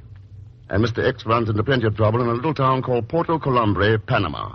He also runs into his shadow, Pegon Zellschmidt, played as usual by Leon Belasco. So join us, won't you, when next I return as the man called X. Good night.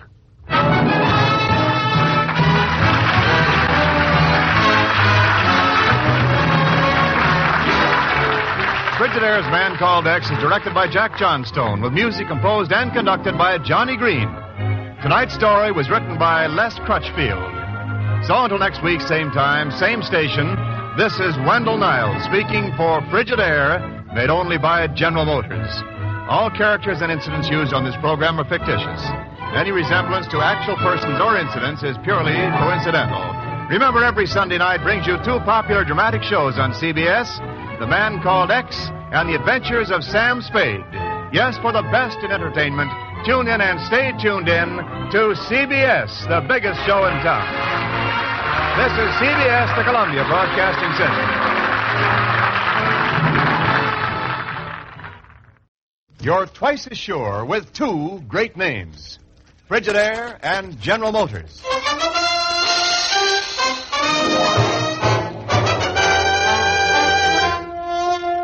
Frigidaire presents Herbert Marshall as the man called X. Wherever there is mystery, intrigue, romance, in all the strange and dangerous places of the world, there you will find the man called X.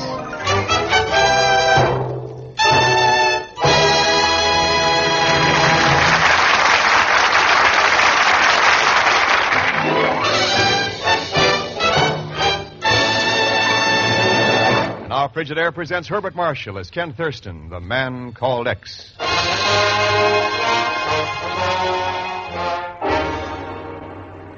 The darkness of night covers the drabness of New York's East Side waterfront as the headlights of an automobile search their way between rows of dingy warehouses.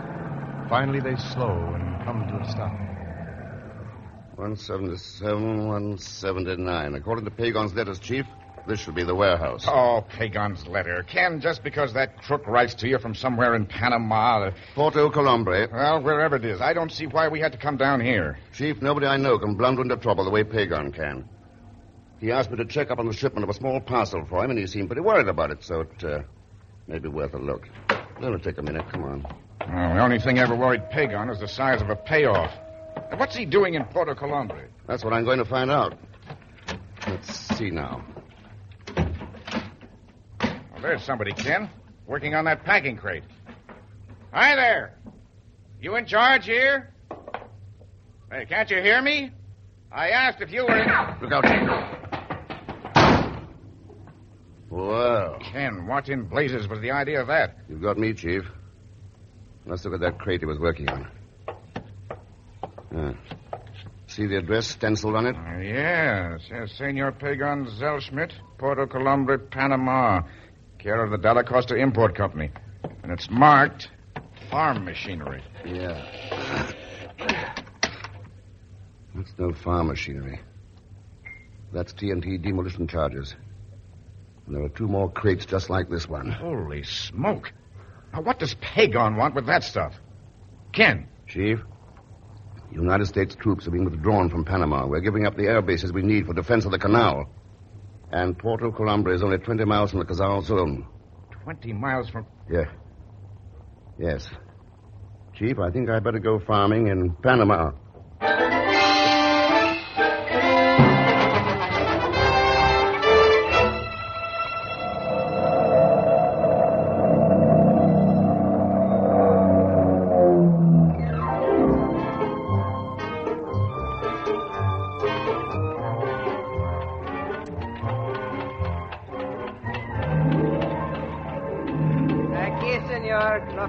Señor Acosta. Gracias. Por usted. Gracias, señor. Muchas gracias. Vaya con Dios. Por nada. Adios.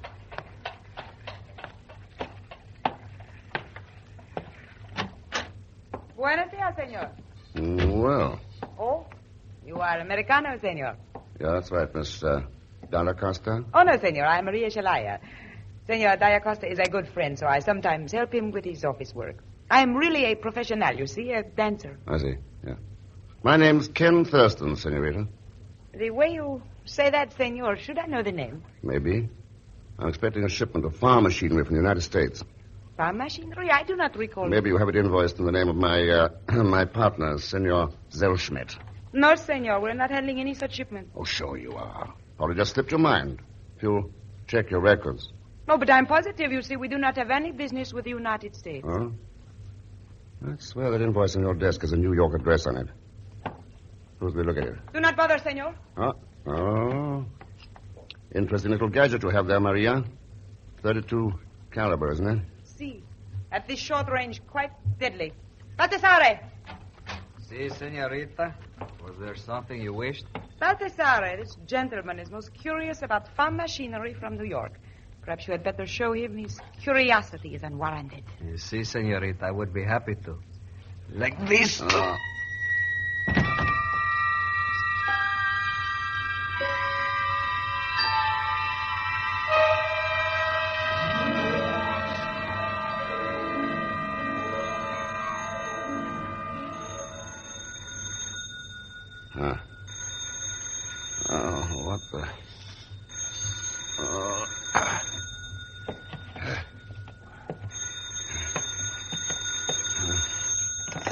Yeah, hello. Hello?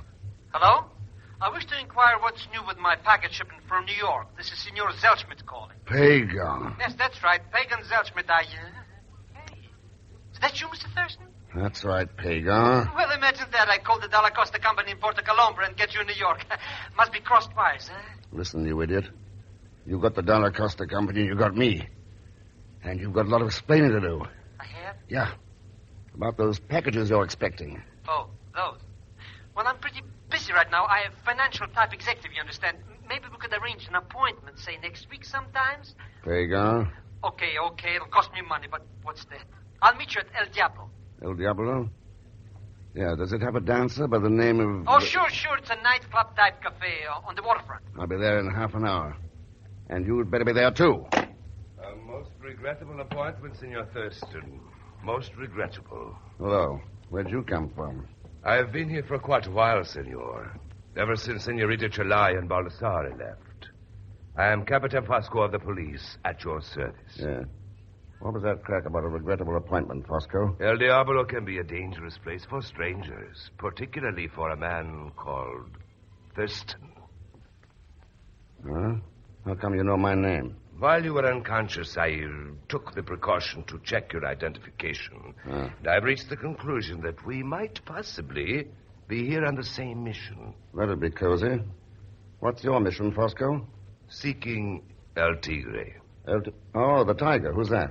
The leader of a large organization of bandidos, senor. They operate in this territory. Very vicious, very dangerous. Too bad. But why should I be interested in your local thugs? For a very good reason, senor. El Tigre has been spreading anti-government propaganda among our people. A familiar pattern, is it not, senor? So that's it.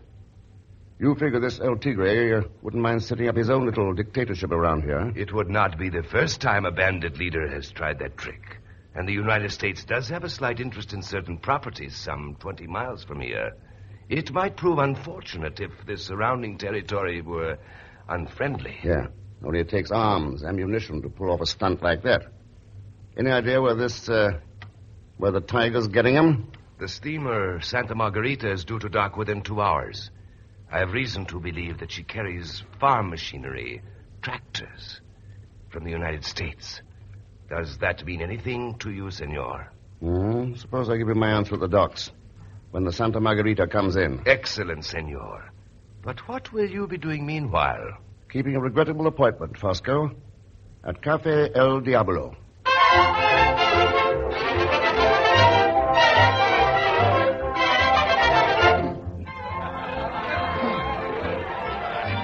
I am sorry, senor, but Senor Zellschmidt has not come into El Diablo as yet.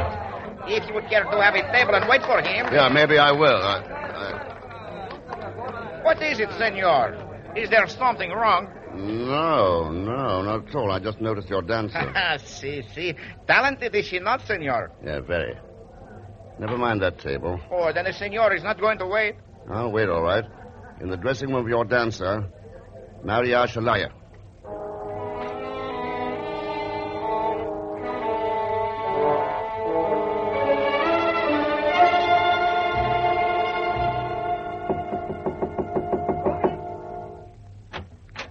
Hello, Maria. So this is where you work when you're not helping Dalla Costa? Now that you have found me here, Senor Thurston, what do you wish? I just wanted to congratulate you on your act. Gracias. I do not dance too badly, I think. Maybe that wasn't yet he was talking about, baby. Wow. Didn't know you had company, Maria. Sure she has, Thurston. Me and this. Eduardo, not the gun. You promised me. It's no go, baby. You don't get anywhere just trying to scare the man called X. Yeah. You found that out a couple of years ago, didn't you, Lewis? There was a bum rap you hung on me in New York, Thurston. Oh, sure. You were only running a draft evasion racket, counterfeiting war-saving bonds, just kid stuff. How'd you break out and get down here, Lewis? I can wait. It's not at Lewis anymore. It's Dalla Costa. Ah, the big import man. You wouldn't have another alias, too, would you? Like what, for instance? Like El Tigre. El Tigre? Shouldn't have said that, Thurston. That was a mistake. Looks like I'll have to break my promise to Maria about the gun after all.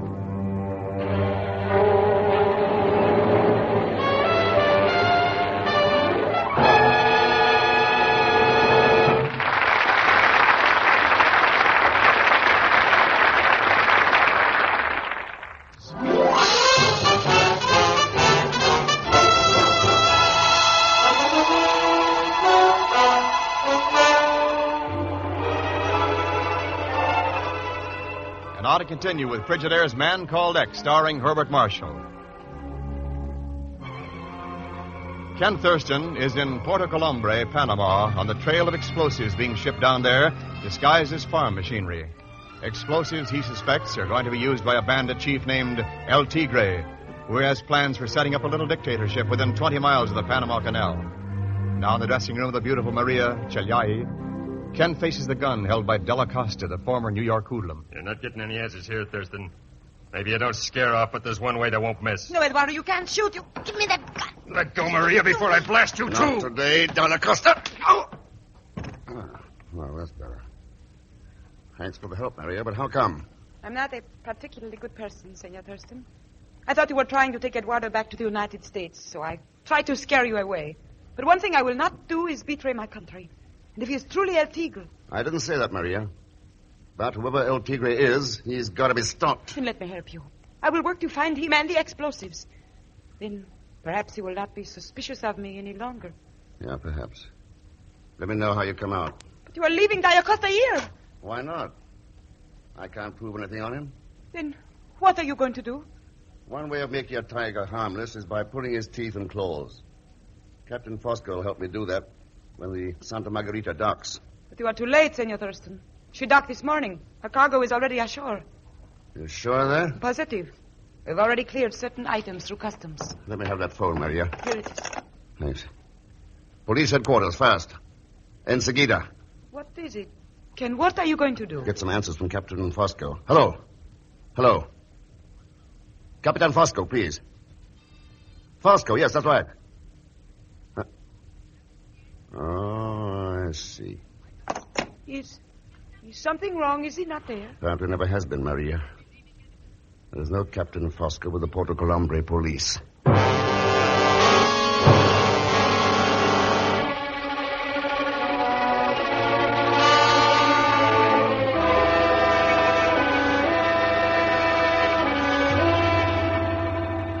Tell you, senor, no one by that name has been in the customs office today.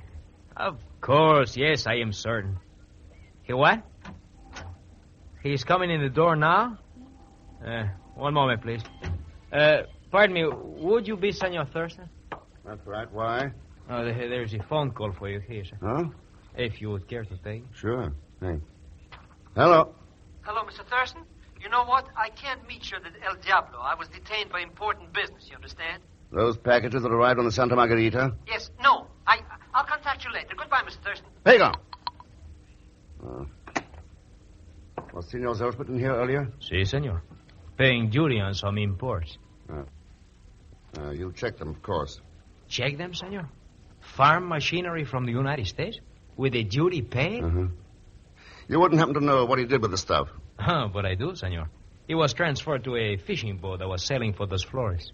Dos Flores? Si, a small island off the coast. There is nothing on it but jungle and the ruins of an old Spanish mission. Sounds like an ideal place to start a farm. You're right. What was Senor Zellschmidt want with the farm machinery there? That's a very good question.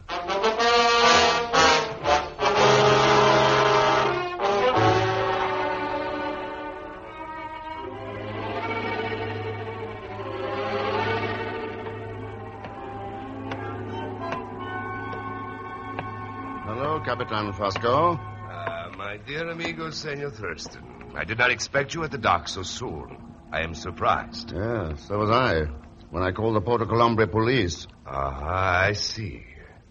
The fact remains we are both concerned with El Tigre, and I believe I'm correct in saying that we are both interested in the island of Dos Flores. Does that bush you're beating around have any point, Fosco? Senor, I have a speedboat waiting. We could reach Dos Flores well ahead of that fishing boat, if you would care to trust me. Okay. Let's go to Dos Flores.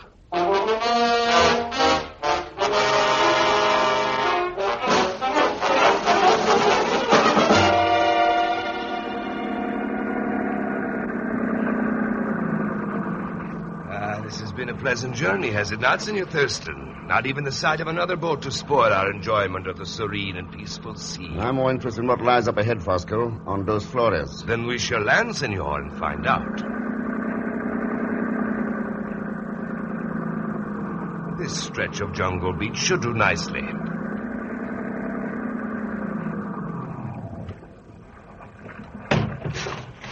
So, now we will go up to the old mission. Hold it, Fosco. Senor, someone is approaching. Our landing has been detected. You have a gun. Yeah, watch it. Hello, Mr. Thurston. Welcome to Dos Flores. Pegon Zellschmidt. Mr. Thurston, when in Panama, why not do as Romans do? Why don't you call me by my right name? I can think of a lot of good ones right now. What's the one you have in mind? What a question. El Tigre, of course. What else?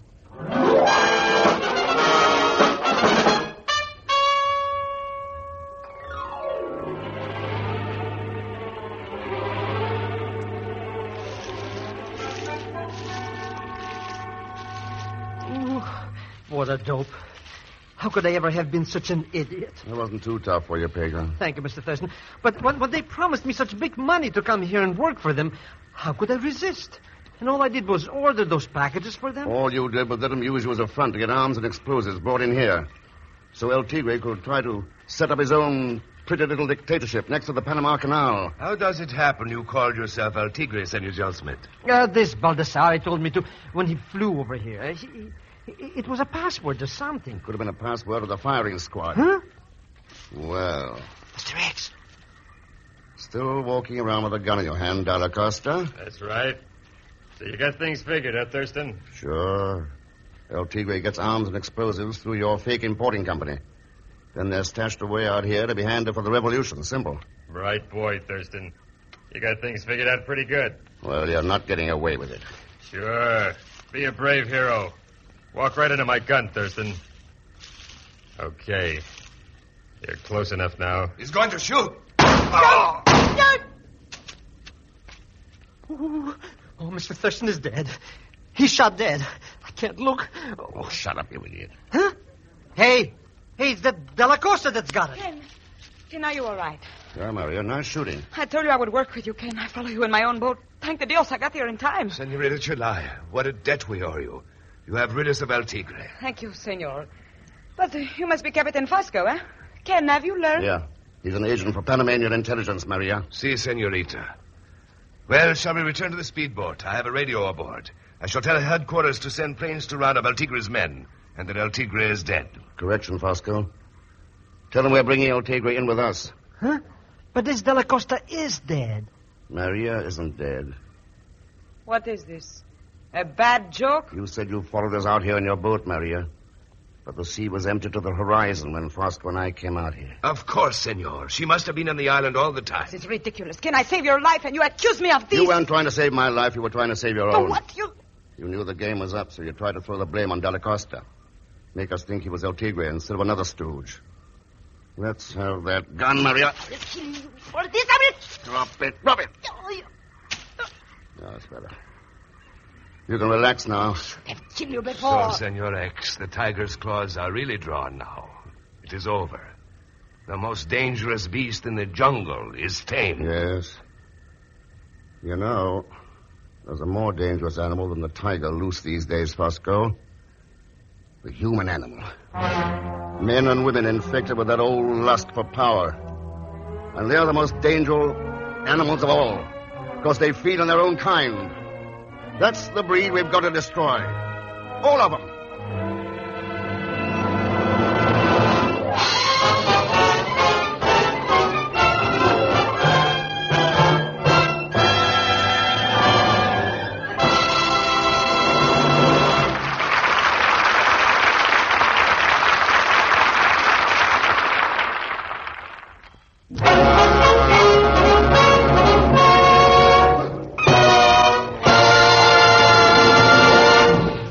Frigidaire star Herbert Marshall. Thanks for being with us. Listen, America's production depends on steel. Jobs depend on it. And steel depends on scrap metal. Help increase the production of the things you need. Help to keep employment high. Collect scrap iron and steel around home. Turn it into your local drive or call your local scrap dealer. Right away. Next week, we have a story I really think you'll like. Its title is Guns on the Niger, and that gives only an inkling of what it's about. As usual, Leon Belasco will be along as Pegon Zellschmidt, so join us, won't you, when next I return as the man called X. Good night.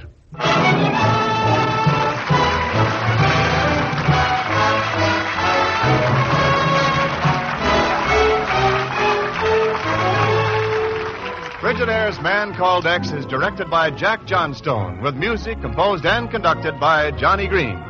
Tonight's story was written by Sidney Marshall. So until next week, same time, same station, this is Wendell Niles speaking for Frigidaire, made only by General Motors. All characters and incidents used on this program are fictitious, and any resemblance to actual persons or incidents is purely coincidental. Remember, every Sunday night brings you two popular dramatic shows on CBS, The Man Called X and The Adventures of Sam Spade.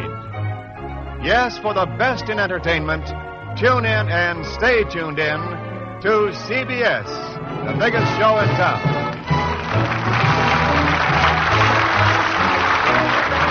This is CBS, the Columbia Broadcasting System.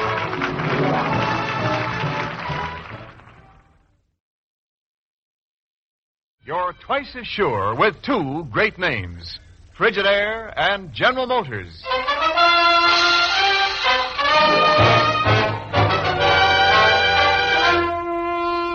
Frigidaire presents Herbert Marshall as the Man Called X.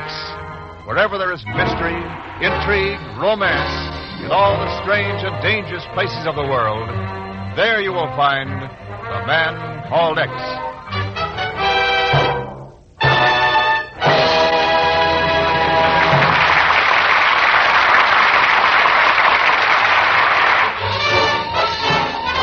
More Frigidaires serve in more American homes than any other refrigerator.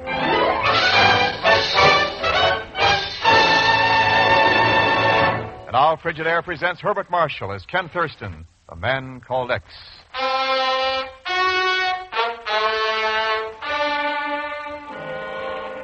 Last night, a man died in his room in a small hotel in Lower Manhattan. Ordinarily, the Bureau wouldn't have been concerned, nor the police, in fact, since the cause of his death was heart failure.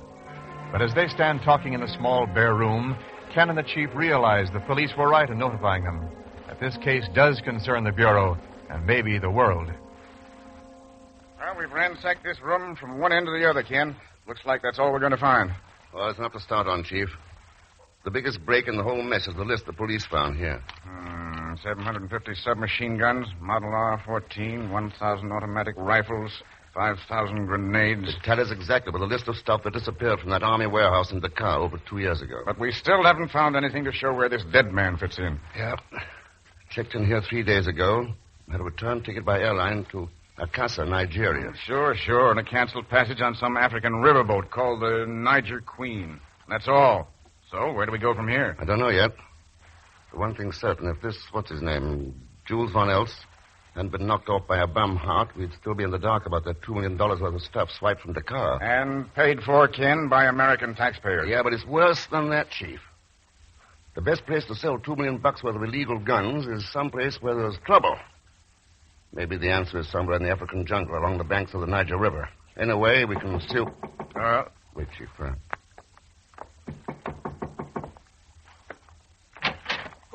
Come on in, Pegon.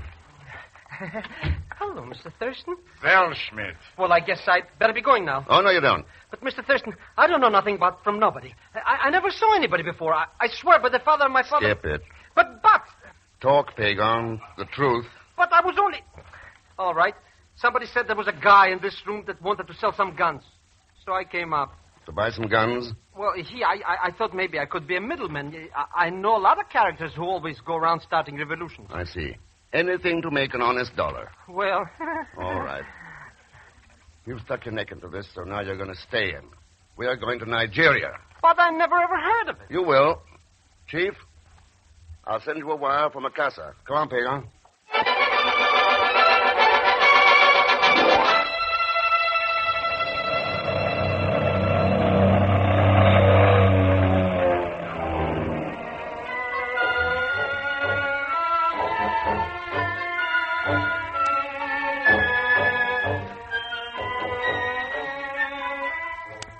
I don't get it, Mr. X. Department stores, streetcars, telephones, and even this hotel. It's got ice water. If this is Africa, why doesn't it look like Africa? It will, Pegon, as soon as we leave the city. Now, we may get an answer to that ad, so you stay here in the room. The paper will be on the streets in 10 minutes. But where are you going? To the Macassar docks. To look up a certain Captain McCarthy. Who is he? Only a name so far, signed on a canceled boat ticket in a dead man's pocket. Nobody's going to answer such a screwy ad. Gun collector will pay top price for the car models in good conditions and over 2 years old. Oh, it sounds silly. There's nothing silly about $2 million. $2 million? What are we waiting for? But it may be dangerous, so watch yourself. Oh, well, in that case, Any better place for a middleman than right in the middle? See you later. But, Mr. X...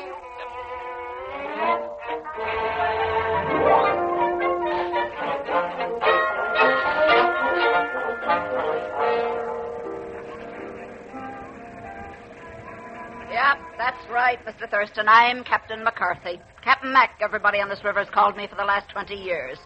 Real name's Catherine, if it makes any difference. I see. Well, you'll have to pardon my surprise. Yes, I know. You expected to find a man. Well, I ain't. I'm a woman.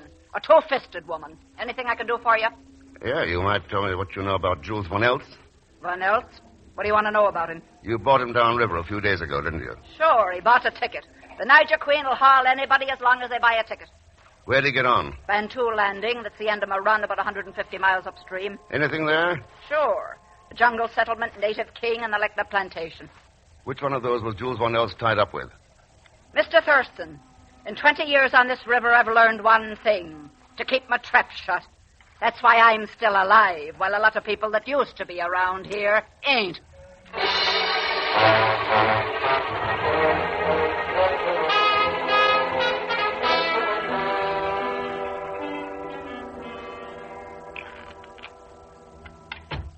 Oh, come on in, Mr. Thurston. Oh, Pegon, I see we've got a visitor. Mr. Thurston, I want you to meet my very dear friend, Monsieur Francois Levillard. How are you, Francois? A pleasure, monsieur. We only got acquainted accidentally, you understand. Francois was really hunting for some other room. Precisely, but it does not matter. Monsieur Pegon has been teaching me to play gin rummy. I find it the most fascinating game. Well, with Pegon teaching you, I don't doubt it. Already I've won 237 francs. In a week I'll have 5,000. Hey, I wonder how much is that in real money? You won't have a chance to find out. We're catching a boat upriver in the morning to Bantu Landing. Oh. Bantu Landing? That's right. But no white man ever goes to Bantu. Jules Von Eltz did. This man I do not know, but he should not go there either. They have malaria, snakes, crocodiles, wild animals. Maybe that is it. You are going to hunt. Yeah, I'm definitely going to hunt. In which case, you shall need a guide, a man who knows the Bantu country like the inside of his own hat. A man such as the one you see before you now. Monsieur? Oh, no, I couldn't ask you to risk all those dangers you mentioned. Well, in return for my services and for exposing myself to the danger, I shall expect some slight remuneration, of course. Pegon, here's a man after your own heart. Oh, I think maybe I shouldn't get acquainted with people so easy. Come on, Francois, shuffle the cards. Hey, who's that? A good way to find out is open the door. Well. How do you do? You are the Mr. Thurston who placed the ad in the paper? You have some guns for sale? Hardly. I'm a reporter on the paper, Annette Collins. Miss Collins. I wonder if I might have an interview, Mr. Thurston. Sure. What would you like to know? Well, for one thing, how long you plan to stay here in Macassar? I'm leaving in the morning. Too bad. Where are you going? Up the river. To Bantu. Bantu? I suppose you're going on the Niger Queen. Matter of fact, yes. It so happens I'm taking that trip myself, just for the ride. Quite a coincidence, isn't it, Mr. Thurston? Yeah. Yes, and I think this may turn out to be a pretty interesting trip. Any way you look at it.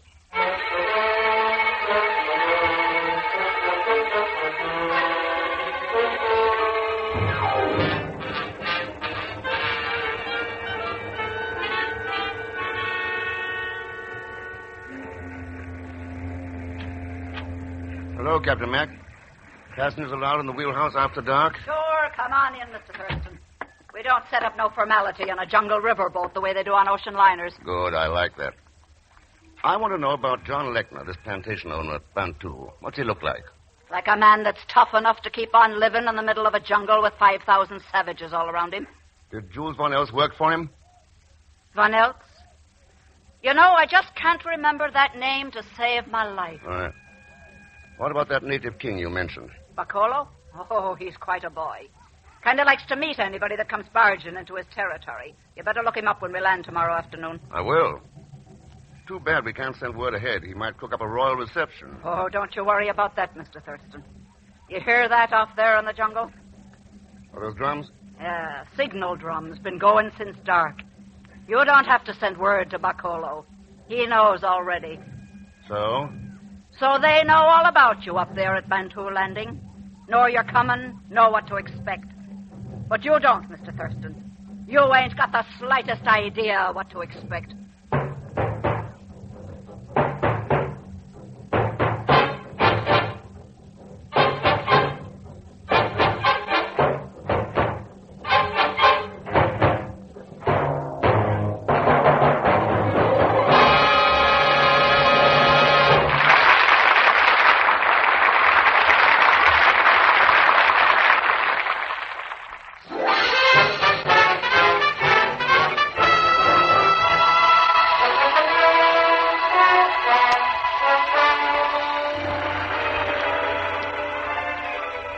Now to continue with Frigidaire's Man Called X, starring Herbert Marshall. All right, you buzzards, get a line over that piling and walk her in. Cut the motors. Easy now. Good. Make her fast fore and aft. Well, there you are, Mr. Thurston. Bantu Landing, such as it is. Yes, not much of a city, Captain Mac. Half a dozen shacks and a rickety wharf. Native village is about a mile inland, and the Lekna plantation's off there in the jungle. I see. And where'll I find King Bacolo? You won't have to. He's the tall one standing there by himself. Oh, well, I'll see you later. We'll head back for a casa tomorrow morning, Mr. Thurston. Passengers can sleep on board tonight. Thanks. And be careful. Oh, sure. Hey, Mr. Thurston, you want me to go with you?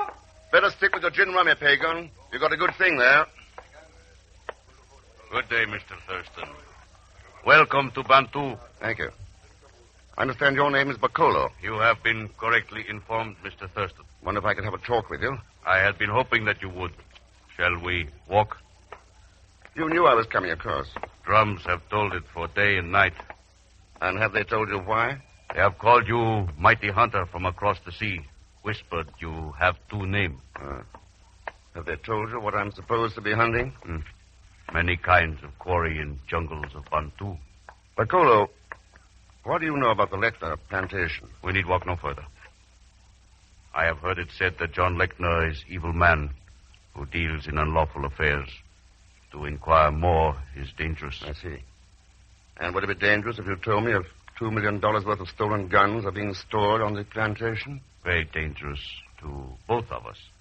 All right, if you won't, you won't. However, if I were to answer call for help from man with two names, then the matter might stand in different light. Bacolo, how do I get to the Lekna plantation?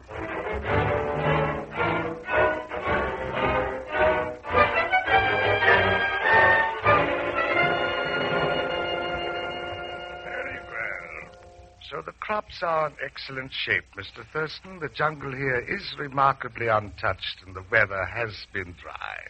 But you did not come 150 miles up the Niger River to talk about those things. What is on your mind? All right, Mr. Lekna. But in our business, it pays to be a little cagey. Exactly what is our business, Mr. Thurston? Oh, let's stop beating around the bush. I'm in the market for guns. According to Jules Von Elst, you've got some you picked up at Dakar. Really? And where did you meet this Jules Von Elst? In New York. I'm willing to close the deal on his terms. But I got to see the stuff first. Mr. Thurston, you've come to the right place. Good. One thing I can't understand is why Jules didn't send you to the boss in Macassar. He told me about the boss, but I was in too great a hurry. Oh, I see. Anak, Bambaku. There's really no point in delaying any longer. You may as well take a look at the guns. All right, let's go. Quite unnecessary. If you'll turn around, you can see two of them pointed at your back.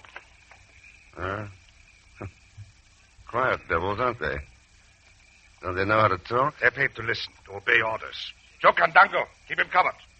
It was an excellent performance, Mr. Thurston. Until you said you'd been told about the boss.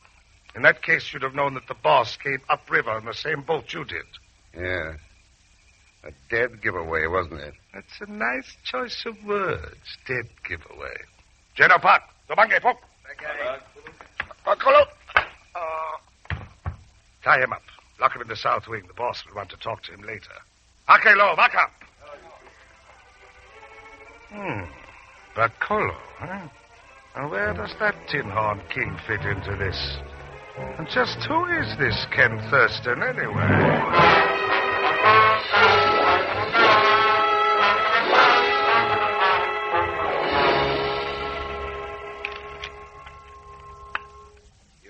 To cut the cards, Pegon?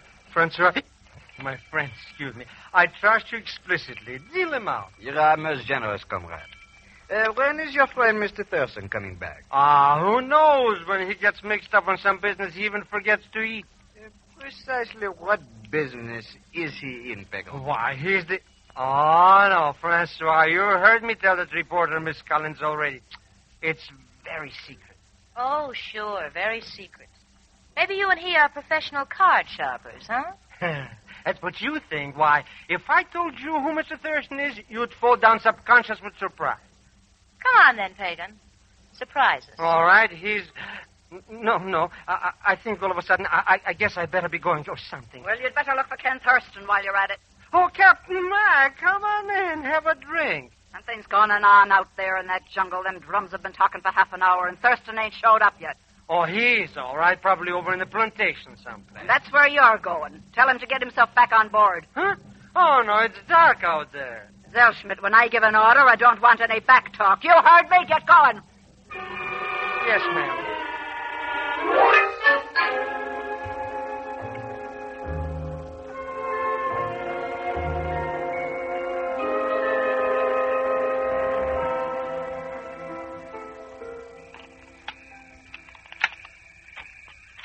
Who's there? It is I, Bacolo. Bacolo. Good.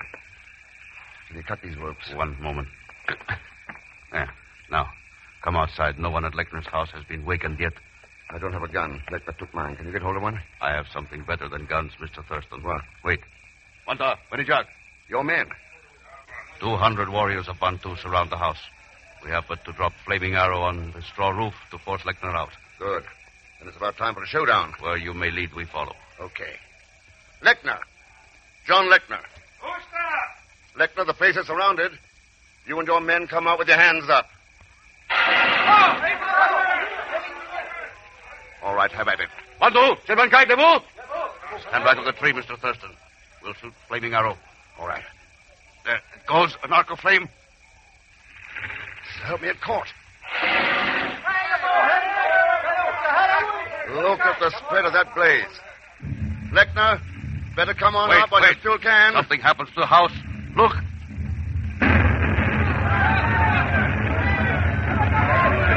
What happened, Mr. Thurston? Whole place blew up. What was it? The end of John Lechner, Bacolo. There were 5,000 grenades in there with those guns.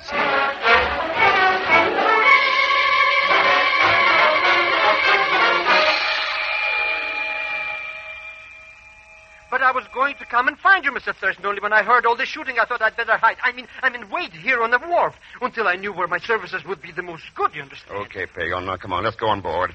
What happened over there, anyhow? Plenty. Lechner and his men are wiped out. Guns are destroyed. Well, good. Then everything is all over, eh? Oh, I wouldn't say that. What? Lechner was the hired man. He wasn't the boss who was on board with us, remember? Hello, Captain Mac. Glad to see you're still alive, Thurston. What was all the ruckus about? Oh, some guns blew up. Guns you hauled up here to Bantu a couple of years ago. So that's what was in them cases. I didn't ask any questions about them. We can't all go around sticking our necks out the way you do. I guess not. Where's Miss Collins? Right here, Mr. Thurston. Yes, I had a pretty good hunch, huh? I thought I'd get a story for the paper if I followed you up here. You may get an even better one as soon as I talk to Monsieur Lavilla. Francois? Yeah, he's the boss, back of the whole business. You see, Lechner let slip it was someone aboard this boat. But VR left the boat right after Zellschmidt. Haven't seen him since. He's got away, Mr. Thurston, and he owes me 3,000 francs. We gotta do something. Bacolo. Villa's gone into the jungle.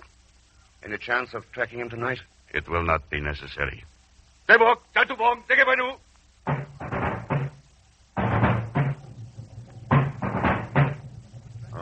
the drums. The jungle telephone. The word will be ahead of him before he's gone 5 miles. Mr. Thurston, do you think he can hear those drums out there in the jungle? He can hear them all right, Pegon. He'd hear them even if they weren't behind him. When a man sets out to profit on the weakness and hate and prejudice of other men, he moves into a dark jungle. And as long as he lives, he'll hear the drums close behind him, like heartbeats of humanity, justice, truth, and tolerance. And what man can escape his own humanity?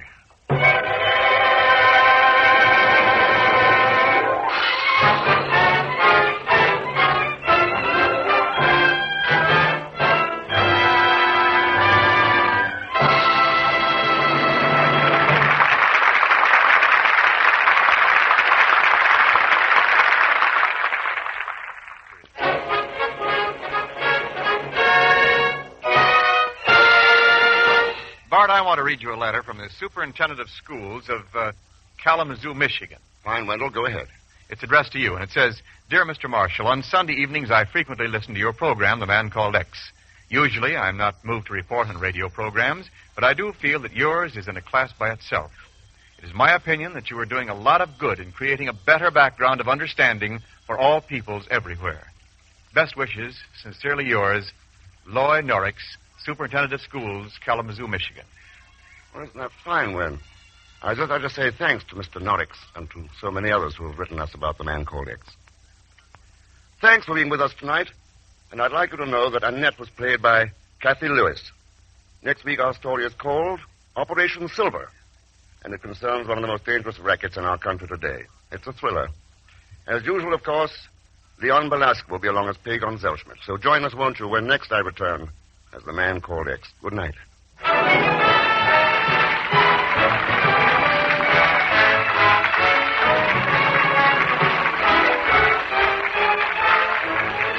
Frigidaire's Man Called X is directed by Jack Johnstone, with music composed and conducted by Johnny Green. Tonight's story was written by Les Crutchfield. And so until next week, same time, same station, this is Wendell Niles speaking for Frigidaire, made only by General Motors. All characters and incidents used on this program are fictitious. Any resemblance to actual persons or incidents is purely coincidental. Remember, every Sunday night brings you 2 popular dramatic shows on CBS, The Man Called X and The Adventures of Sam Spade. Yes, for the best in entertainment, tune in and stay tuned in to CBS, the biggest show in town. This is CBS, the Columbia Broadcasting System.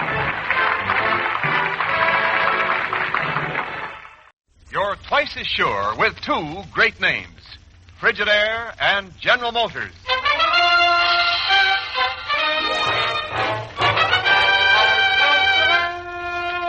Frigidaire presents Herbert Marshall as The Man Called X. Wherever there is mystery, intrigue, romance, in all the strange and dangerous places of the world, there you will find The Man Called X.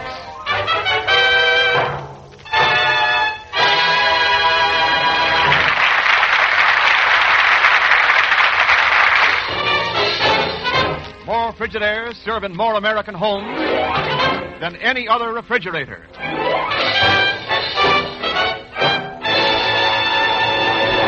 Now Frigidaire presents Herbert Marshall as Ken Thurston, The Man Called X.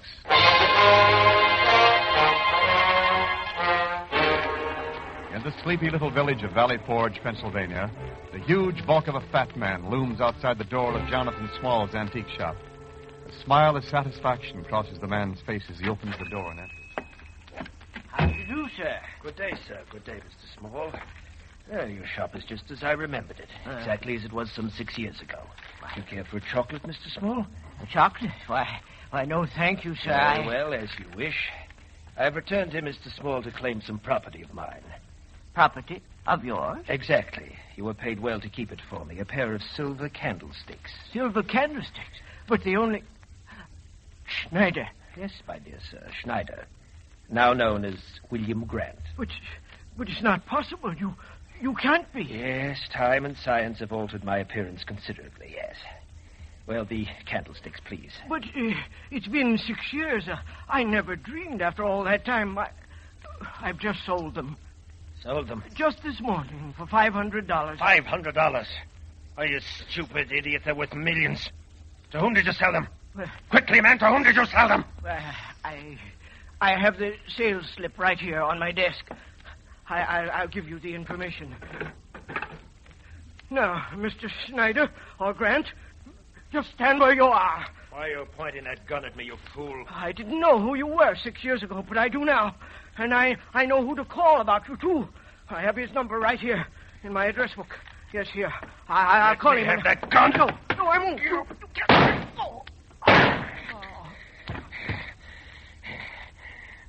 Reinhold.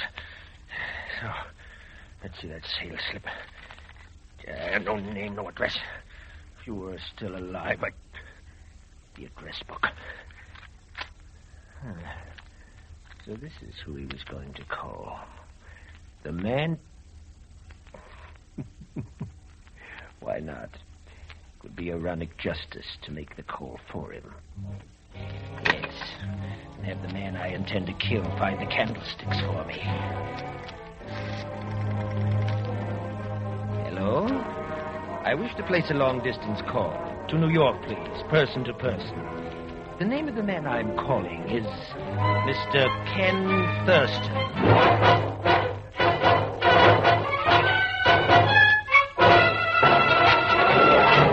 You see, Mr. Thurston, I am a collector of early American silver. Oh? Yes. And when I learned that Jonathan Small had a pair of silver candlesticks made by Paul Revere for George Washington, I went to Valley Forge to buy them. You call me from Small's antique shop, Mr. Grant? Exactly, sir. Mm-hmm. As I told you, I found him dying from a bullet wound. However, he managed to tell me two things. One, that a man named Schneider has returned and is after the candlesticks. Schneider? Or Ken? Yeah, Chief, yeah. Go on, Grant. Yes. Well, secondly, that I should call you. And that he died. And there you have my story, sir. You could have told me that over the phone, Grant. Why come all the way to New York? Because I wish to help you find this Schneider, Mr. Thurston. I don't know who he is. I'm not interested. But I must have those candlesticks for my collection. It's an obsession with me, sir. I shall not rest until I have them. I see. Well, I'm not sure this is any concern of the bureaus, Mr. Grant, but if we learn anything, we'll let you know. Thank you, sir. Would either of you care for a chocolate? No. No. Very well, gentlemen. I shall bid you good day. What do you think, Chief? Oh, nothing but a crackpot. Wealthy collector. No, I'm not talking about him. I'm talking about Schneider. Well, you think it's the same Schneider we were after? I did trace him to Valley Forge, only he got out just ahead of me and skipped the country. I still remember the file description. Short, 130 pounds, blonde, blue eyes, very nearsighted. Oh, say, that's not bad. That was over 6 years ago. A long time. Yeah, not too long to wait for a few $1 million. Well, what are you driving Look, we suspected Schneider of being a Nazi agent, arranging hiding places here for loot stolen from occupied countries. So what? So this. A lot of that stuff's never been recovered. It'd make a pretty good reason for Schneider to sneak back here now. Oh, sure, Ken. But what would George Washington's candlesticks have to do with it? Suppose I'll let you know, Chief. From Valley Forge.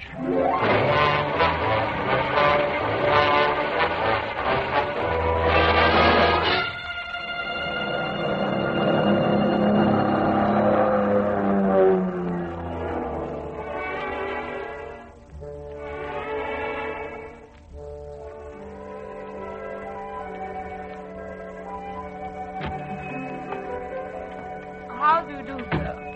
Well, I am sorry, but we have nothing for sale at the moment. The owner of the shop has just died. yes, I have heard. You a member of the family? No, I'm Eva Mastos, Mr. Small's assistant. Mm-hmm. I'm preparing to close up the place now, so if you pardon me, Mr. My name's Ken Thurston. Oh. Just one question, Miss Mastos. I'm interested in silver candlesticks. I understood Mr. Small had a pair that were made by Paul Revere.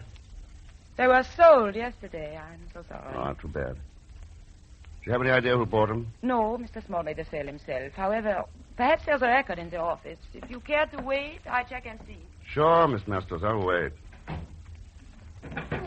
Oh, what's that? Well, Pegon Zellschmidt. Get out from under that counter. What the blazes... Here. Let me take that thing out of your mouth. Police, fire, help! The girl! What happened, Pegon? The girl, she did it. Me subconscious. Eva Mastos, wait a minute. Oh, she must have skipped out the back door. Let's have the story while I cut these ropes. Story. She came in here asking for candlesticks. Was it my fault we didn't have any? But she conked me and ties me up here behind the counter. There you are. So Eva Mastos wasn't Mr. Small's assistant. Mr. Thurston, the late demented Mr. Small had only one assistant. Me. You? Sure. I was here in the Valley Forge trying to get in on a sucker. I mean, on a tourist trade. You understand? What kind of gold bricks were you setting this time? Mr. Thurston, they were hatchets. The original hatchets G. Washington used to cut down the cherry tree. Yeah. I had 2 dozen on consignment from a hardware store in Philly. Only they didn't sell so good, so I took this job with Mr. Small. So that's how you got my name and phone number. Pegon, were you here when he sold those silver candlesticks yesterday? Oh, sure. A Dr. Eckhart bought them. Eckhart? Yeah. He's a little skinny guy with glasses and an accent. What a sucker. 500 Mizumas for things to hold candles when you can buy electric bulbs for practically nothing. You happen to know this Eckhart's address? Why, it's, Hey, why are you so interested in this silver gimmick? Huh? Must be pretty valuable stuff, eh, Mr. Thurston? They're worth a lot more than $500 to a customer I know. They are? A lot more? That's right. Imagine that. Well, so long, Mr. Thurston. Drop around again sometimes when you're in the market for a hat. Wait a minute, Pegon. Won't do you any good to buy those candlesticks back. You don't know the name of my customer. Why shouldn't we be stuffy about this, Mr. Thurston? Let's make a deal. Okay. What's Eckhart's address? Room 304 at the hotel. Who's the customer? The United States government. So long, Pegon.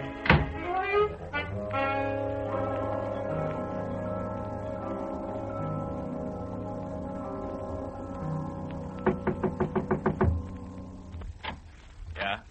Hello, Dr. Eckhart. Mind if I come in? Boss, it's something important. I'm quite busy packing at the moment. Yes, the clerk told me you were checking out, but I think you've got time to discuss those silver candlesticks there on the dresser. Do you mind if I look at them? As you wish. That is far enough, Mr. Thurston. Well, little Eva. You had better luck looking for candlesticks here than you had in the antique shop? Much better. And as you notice, I have found a gun also.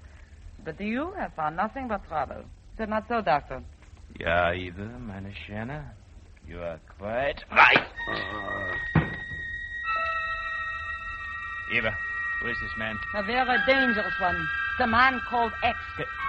A man called... Yeah, Doctor. And I am one who believes in removing all danger.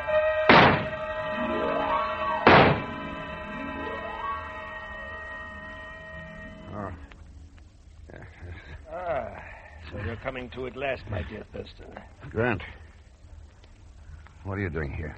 Waiting for you to regain consciousness, my dear sir. Would you care for a chocolate? I'd much rather have you put that gun down. Not just yet, Thurston. I have no wish to emulate the departed Dr. Eckhart. Doctor... Well, he does look dead. But where's the girl? Yes, Dr. Eckhart has reached the end of his trail, just as you and I have. What's that supposed to mean? It's simple, Thurston. I have found my silver candlesticks, and you have come face to face with Schneider.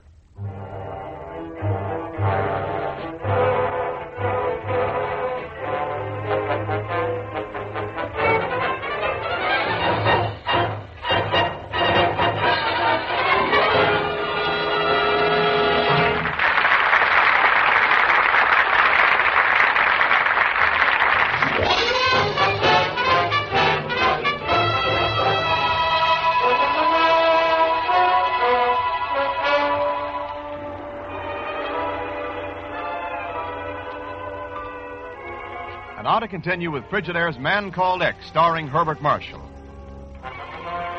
Ken Thurston is in Valley Forge, searching for an ex-Nazi agent named Schneider and some millions of dollars of loot stolen from occupied countries and hidden here in the United States.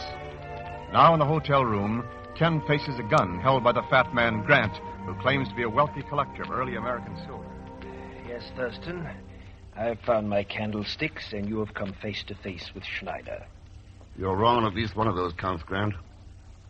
Take a closer look at those things on the dresser. Closer look? Very well, sir. I shall. Well? Pewter. These candlesticks are pewter, shabby imitations, not the ones I was after at all. Yeah, a little local color, courtesy of the hotel. When I first came in, I was fooled by them, too. So, what about that Schneider crack and the gun? My apologies, Thurston. I came in after hearing the shots and took it for granted that the dead man, who called himself Eckhart, was Schneider. Go on. The gun was to defend myself, of course. Oh, of course. By the way, does this pocket hypodermic set belong to you? I found it beside Eckhart's body. Why, yes, it's mine. Must have dropped out of my pocket while I was examining him. My thanks for returning it. It contains insulin ampules, Grant. You a diabetic? Unfortunately, I am, sir. I carry the insulin with me at all times. Well, Mr. Thurston, I'll leave you now. I came down here thinking I could help, but I can see I'm well over my depth. I'll stick to my collecting from now on. That's a good idea, Grant, and don't worry. When I get the candlesticks, you'll hear from me. Thank you, sir. And again, my apologies for trying to play detective. Good day, sir. I beg your pardon, Mr. Zellschmidt. Huh? You know me? All Valley Forge knows you, sir. Your ability at judging antiques is famous. It is? Sure, yeah. And speaking of antiques, would you possibly be interested in a hatchet? Good for chopping down cherry trees. Well, as a matter of fact, I'm more interested in candlesticks. Those things again. Say, what's on this candlesticks anyhow? Zellschmidt, I am willing to pay a substantial commission to the man who informs me the moment Thurston gets a lead on them. You are? Well, I don't sell myself for peanuts, you understand? Here's my card, sir. And here, a small retainer. Oh, no, sir. You'll have to make it at least $10. Hey, a C note. $100. Precisely. May I depend on your, cooperation, Zellschmidt? Believe me, Mr. Grant, my dearest friend, not only will I cooperate, I'll even help you find them.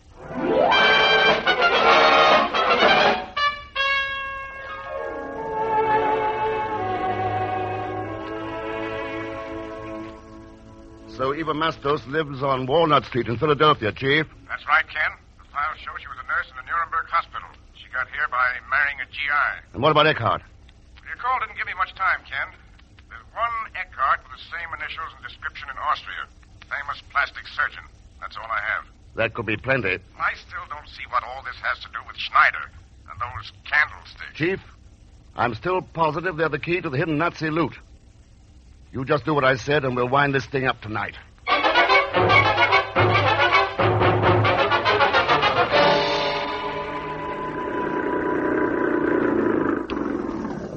Hey, your train for Philadelphia is ready to pull out. Now, thanks for the lift, Pegon.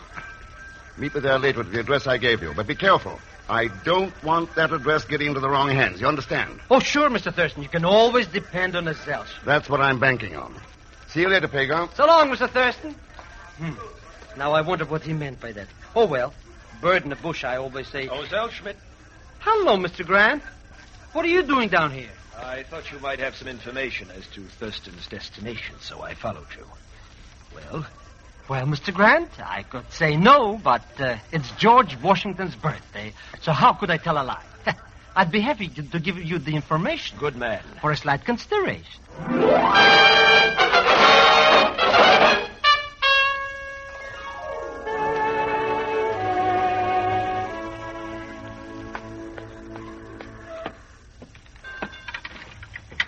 Just a minute, Eva. May I ask why you have followed me to my apartment, Mr. Thurston? Sure, I'd like to talk over a little theory with you. So? Yeah, it's about a man named Schneider who had a scheme to come back to this country to cash in on a few $1 million worth of loot he had stashed away here. It involved plastic surgery and fake papers. But it was worth the gamble. Go on, Mr. Thurston. He went to a Dr. Eckhart for the plastic job. Eckhart had a nurse assisting him by the name of Eva Mastos. Very interesting. Go on, please. Somehow Eckhart and Eva learned what Schneider was after. The silver candlesticks that held the key to the treasure. You're right, Mr. Thurston. And I have them right here in this bag. But you must believe me. I don't want them for myself. It is for the people of my country, for food and clothing and medicine. I must keep them. That's up to the courts to decide. You made a bad mistake when you tried to take things into your own hands, Eva. But what else could I? Oh, I don't know. I'm so mixed up. It all looked so simple at first, but now. Yeah. Well? All right. Ken, all right. Let us go inside and examine them. Perhaps we will be able to find what is in them or on them that they... Yeah, I know what you mean. Dark in here. Ken, I will turn on the light. Don't bother, Eva. I'll turn them on for you. You? Hello, Grant. That gun's becoming a permanent fixture. It was nice of you to deliver the candlesticks to me this way, Thurston. I presume you've already guessed their little secret. Could be microfilm hidden in their bases. Schneider left them in the antique shop 6 years ago because I was after him. They were too hot to carry along. That is quite correct, my dear sir. That film contains a list of hiding places of $10 million worth of easily saleable jewels, paintings, rare objects of art. Now, Eva, my dear, please be kind enough to give me the candlesticks. Eva? Better do as he says. But Ken, this man, do you realize who he is? Sure. He's Schneider. You disappoint me, Thurston. I thought I had altered my entire appearance. The plastic surgery was good. Yes, Schneider, but the chocolates gave you away. The chocolates? A diabetic wouldn't be always munching on candy unless there was a reason. You were trying to pile on weight. You were using the insulin to help you. You're a clever man, Thurston. Unfortunately, however, not clever enough. The candlesticks, Eva. All right. Here. Thank you. Thank you. Now I shall bid you farewell, Thurston. And you, Eva. You see, the race is not always to the swift, but to the wisest. Ken, he's going to shoot. Quite right, my dear. Goodbye, my friends. Ken! Get him, Chief. All right, let's have that gun, Schneider. Yes, this way. Get him, Wilson. Thanks, Wilson. Now, you all right, Ken? Yeah, thanks, Chief. You timed it nicely. Well, you figured it. We were around waiting when Schneider came in. But I do not understand, Ken. How did you know he was coming here? Oh, that was easy. I just told Pegon not to give him this address. Thank you, Mr. Thurston. I guess the chief and me cleaned up this mess for you, all right? Ken, you know, I killed Dr. Eckhart. Yeah, I know. Will I have to? Sorry, Eva. Maybe it was justified, maybe not. That's something else the courts will have to decide. Yes. Well, Ken, I guess that winds it. Yep. You know, Chief, none of this would have happened if Schneider had followed the advice of the man those candlesticks were made for. George Washington knew that silver and gold weren't the only coin. And he wrote it in his copybook when he was a boy. He said, "Labor to keep alive in your breast that little spark of celestial fire, conscience." That's something for all of us to remember. All of us.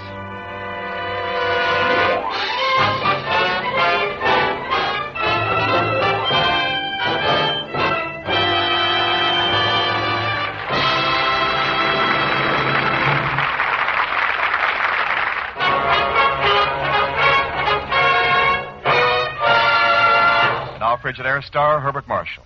Thanks for being with us. May I remind you again that America needs scrap metal in order to produce steel. Steel to make things you want and have been waiting for. Steel to keep prosperity and employment at a high level. So this week, collect scrap metal around your home and turn it into your community scrap drive or to your local scrap dealer. Next week, with the dubious help of Pegon Zellschmidt, Mr. X tackles an international counterfeiter to whom murder is only a sideline. Pegon, of course, will be played as usual by Leon Belasco. So join us, won't you, when next I return as the man called X. Good night.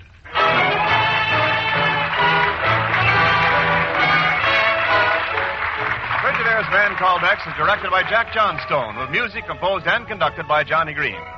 Tonight's story was written by Sidney Marshall. So, till next week, same time, same station, this is Wendell Niles speaking for Frigidaire, made only by General Motors. All characters and incidents used on this program are fictitious. Any resemblance to actual persons or incidents is purely coincidental. Remember, every Sunday night brings you two popular dramatic shows on CBS, The Man Called X and The Adventures of Sam Spade. Yes, for the best in entertainment, tune in and stay tuned in to CBS, the biggest show in town. This is CBS, the Columbia Broadcasting System.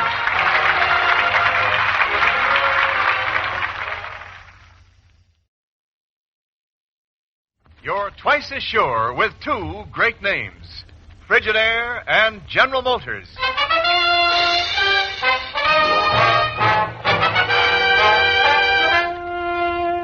Frigidaire presents Herbert Marshall as the man called X. Wherever there is mystery, intrigue, romance, and all the strange and dangerous places of the world, there you will find the man called X.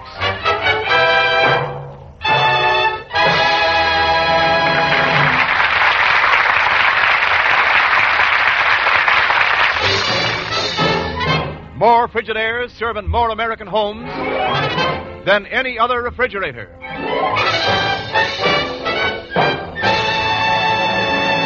And now Frigidaire presents Herbert Marshall as Ken Thurston, the man called X.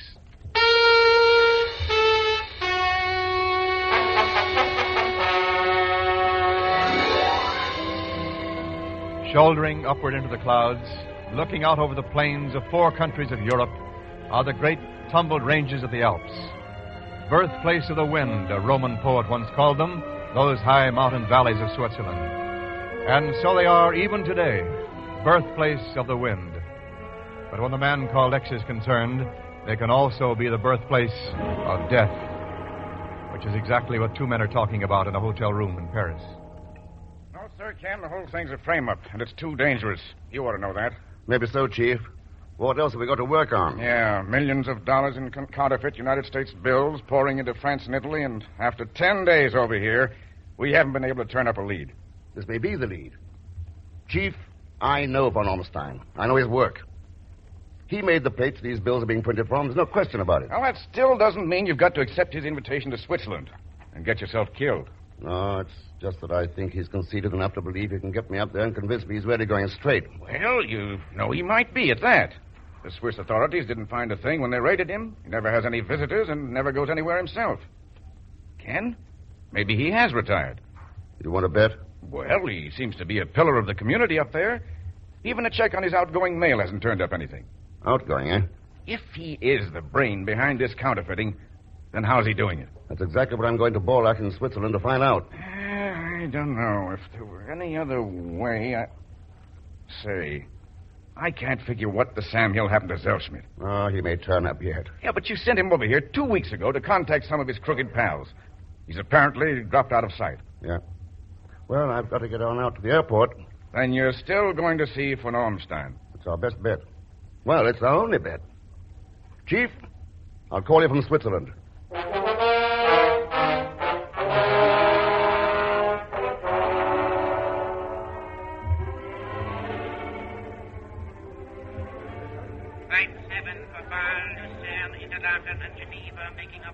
I'd like to pick up my ticket, please. Reservation on the next flight to Geneva. The name's Ken Thurston. Oui, Monsieur Thurston. The plane to Switzerland. I will for it Wait right a away. second. Monsieur? I'll be right back. But, Monsieur, I do not understand. Well, Pegon. Mr. Rex.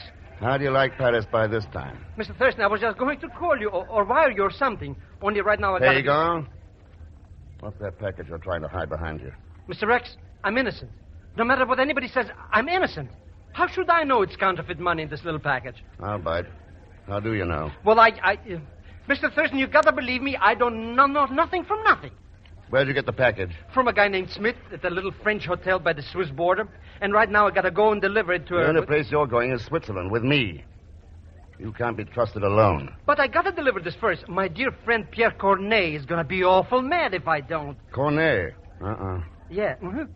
You know him, Mr. X? Pegon, Cornet is the only one of the gang we've been able to track down in 10 days. Oh, then he's been arrested. You got him? No. Somebody else got him. We found him in his room last night. Stabbed to death. Mr. Thurston, how soon can we get to Switzerland?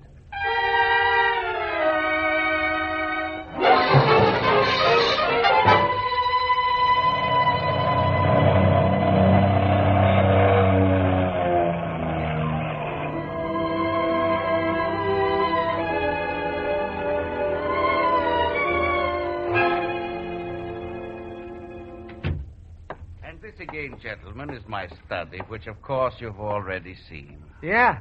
Nice little place you've got here, Mr. Van Ormstein. My thanks, Mr. Zellschmidt. This completes the tour, then, is that it? In a manner of speaking, yes, Mr. Thurston.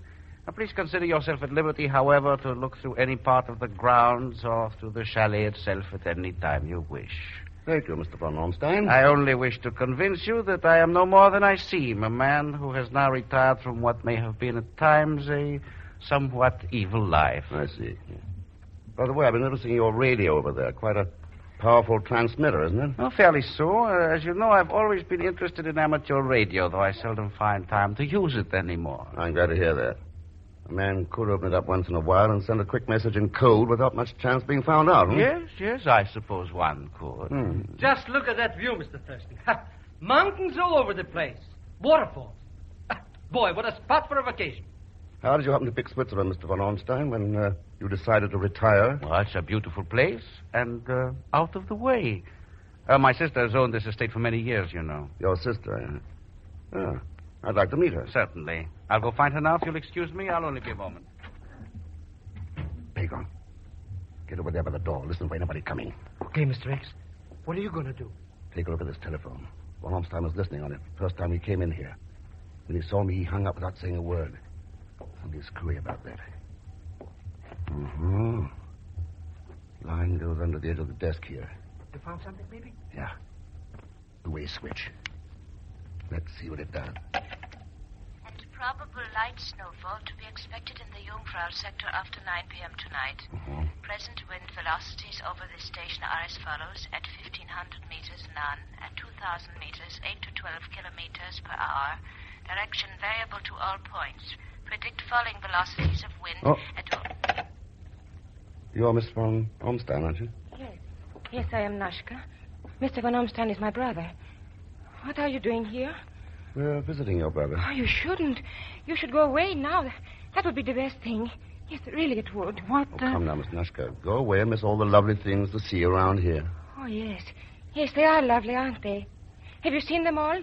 The covered bridge and the rock garden and the weather station. The weather station, where's that? Up there on top of the ridge, Mr. Thurston. Mr. Van Ormstein.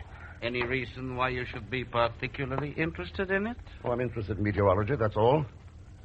Any reason why I shouldn't be? No, of course not. Anashka, I've been looking for you. Mr. Thurston's a kind of a policeman, you know. You mustn't tell him any of our guilty secrets. Oh, I've only been talking about the beautiful scenery here. Yes.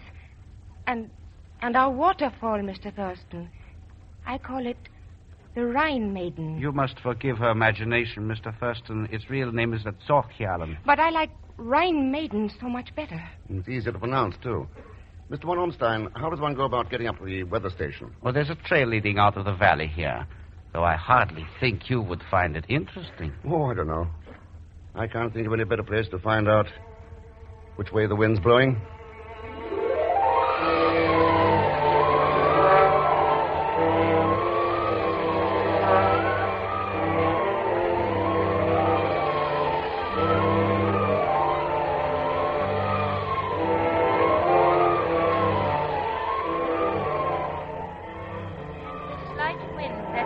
Blowing around the building is nothing more than a surface gradient, Mr. Thurston.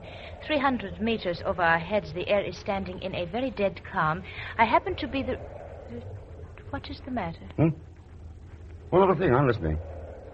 Only I'm still surprised at finding a girl up here, Miss Rayner, running this station all alone. Oh, yes, but I love it. It is the most beautiful view in the world out across those peaks. I can see half of Switzerland from here. Ha! Makes me dizzy just to look down. Would you like to see some of the wind maps? Yeah, very much. Here we are. This happens to be one of the very few spots in the world where wind velocity and direction is entirely predictable. Oh, yes, and quite dependable, too. You see this one here. It is a wind that blew steadily for 3 days earlier in the week, straight into eastern France. I see. Miss Rayner, what about reports? You phone them in somewhere? Oh, yes, to Geneva 4 times a day. Any chance the phone line could be tapped? But I do not understand, Mr. Thurston. Who would wish to do anything like that? Miss Rayner, aren't you forecasting a dead calm overhead for the next 48 hours? Yes, but... Good. Now listen. I want you to contact the authorities in Geneva and give them my name. What? Ask for their permission to cooperate with certain instructions that I'll give you later. You got it? Yes, but I fail to see what Never mind, you will. Come on, Pegon.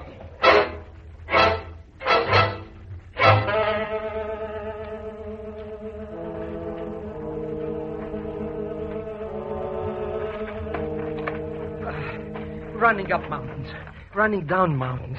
Wish I knew what was going on around here, Mr. Thurston. Getting an appetite for dinner, Pegon? Yeah. Should be ready pretty soon. I'm afraid dinner will be delayed, gentlemen. Mister, look, he's got a gun. Yes. Yes, I've been waiting for you. Step inside. Well, Mr. von Ormstein, things seem to be moving out into the open. I'll take your gun, Mr. Thurston. Thank you. Very clever of you to find my little arrangement with the telephone, but you should have remembered I might be using it when you had Miss Rayner call Geneva. Yeah, maybe I should.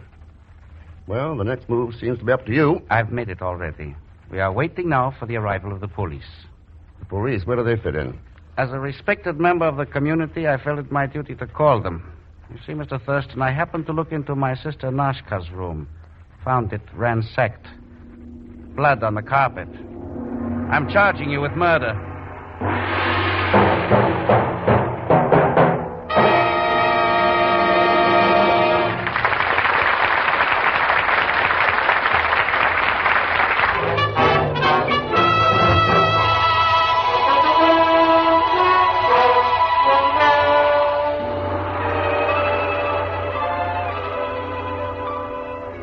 And now we continue with Frigidaire's Man Called X, starring Herbert Marshall. When Ken accepted von Ornstein's invitation to Switzerland, he was reasonably certain of the man's guilt in flooding France and Italy with counterfeit U.S. bills. The only question being how the scheme was worked. He was certain, too, that von Ornstein was dangerous. And now the duel has come out into the open, and a criminal charge has been filed against Ken, the charge of murder. This way, monsieur. I have the police conveyance waiting there at the edge of the driveway. You will please to walk ahead of me. Okay, Inspector. Right now, you're the man with the brass hat. Mr. Thurston, this little gendarme is going to throw us in the hoosgow. Hey, what's the big idea? We didn't kill anybody, did we? Wait a minute. Huh? That waterfall. I think von Ornstein's sister was trying to tell me something about that waterfall. So help me, that's got to be it. What are you talking about, Mr. Thurston? I don't get it. Here we are, monsieur. We're pleased to stand there until I unlock the conveyance. Look at it. Nothing but a dog catcher's truck. Pegon. Yeah? Do you want to make a quick $100? In real money? Yeah, now listen. Tell this cop you want to confess to the murder.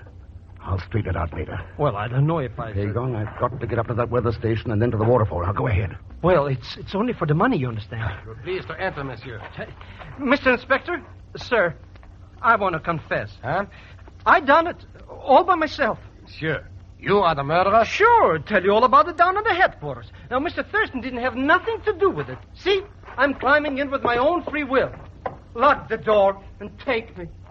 Well, congratulations, Inspector. A confessed murderer. This'll mean promotion for you. Does monsieur really think so? Oh, sure. Aha! Stand back. I must take this killer to justice immediately. Hey, don't forget to fix it up, Mr. Thurston. Hey, what did they do to murder in this country, anyhow? I'm not sure, Pegon, but I think it involves a firing squad. What? Oh, no! Let me out of here! Mr. Thurston!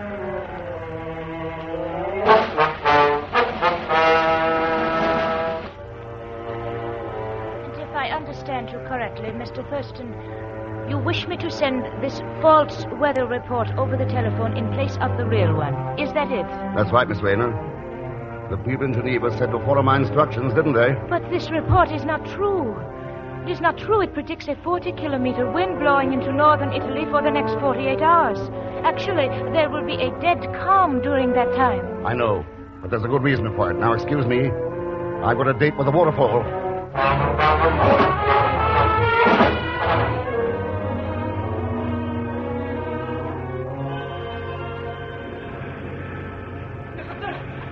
Pegon, thought you were in jail. I only agreed to confess I wasn't going to get myself shot. Well, how'd you get away? With my special Zellschmidt skeleton key. The lock on that bird cage was a cinch. Hey, where we going now, Mr. Thurston? Von Ornstein's sister was really trying to tip me off.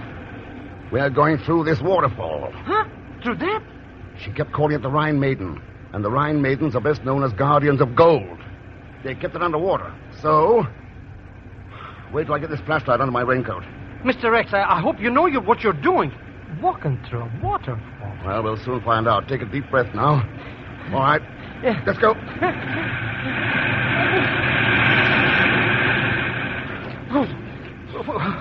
Where are we now, anyhow? I don't know. Let's try the flashlight. There. Mr. Thurston, look, it's a cave. A cave in the back of the falls. Yeah. Yeah. Complete with the turbine generator operated by the water Pegon. Yeah. The printing press. And there's where he's been making that no-good money. Yeah. I don't see any, though. No. Looks like the floor's been dug up here. Hey, what are all these gadgets piled up over here? Weather balloons. Balloons? Yeah. Special kind with an automatic timer. Controls the height and the time in the air. And look here. A small built-in radio transmitter to send out a continuous signal. Quite a scheme. Hey, how about letting me in on the lowdown, Mr. X? How does he do it? It's not too hard to figure out now. By tapping the phone line from the weather station, von Ormstein gets a continuous report of air movements across the ridge here. No kidding. Whenever a favorable wind was forecast, he'd hook some counterfeit money onto a balloon, set the control for the right time and altitude, and then release it. Probably after dark. Oh, but how could an agent over in France or in Italy even find the balloon when it did come down? That's where the automatic radio on it came in. The agent could use the portable receiver and find the balloon without much trouble. I doubt if he lost many shipments. Not any, as a matter of fact, Mr. Thurston. Van Ormstein? Oh, me. Get your hands up, gentlemen. Very clever, Mr. Thurston, though you really should have looked around the cave before you became careless. One thing bothers me, von Ormstein.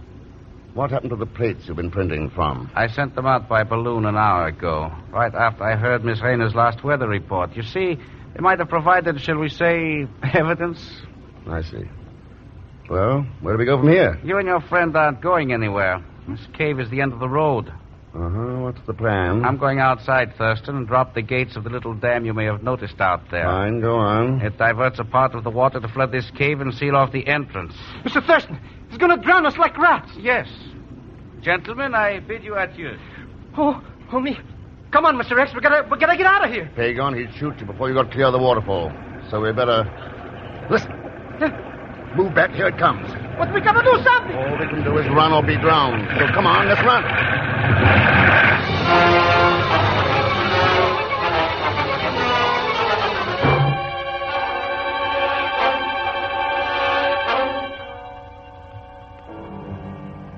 I can understand your concern, but I've already told you that Ken Thurston and Mr. Zellschmidt haven't been heard from since they left to go hiking 2 days ago. Yeah, von Ormstein. Now, suppose you listen to me.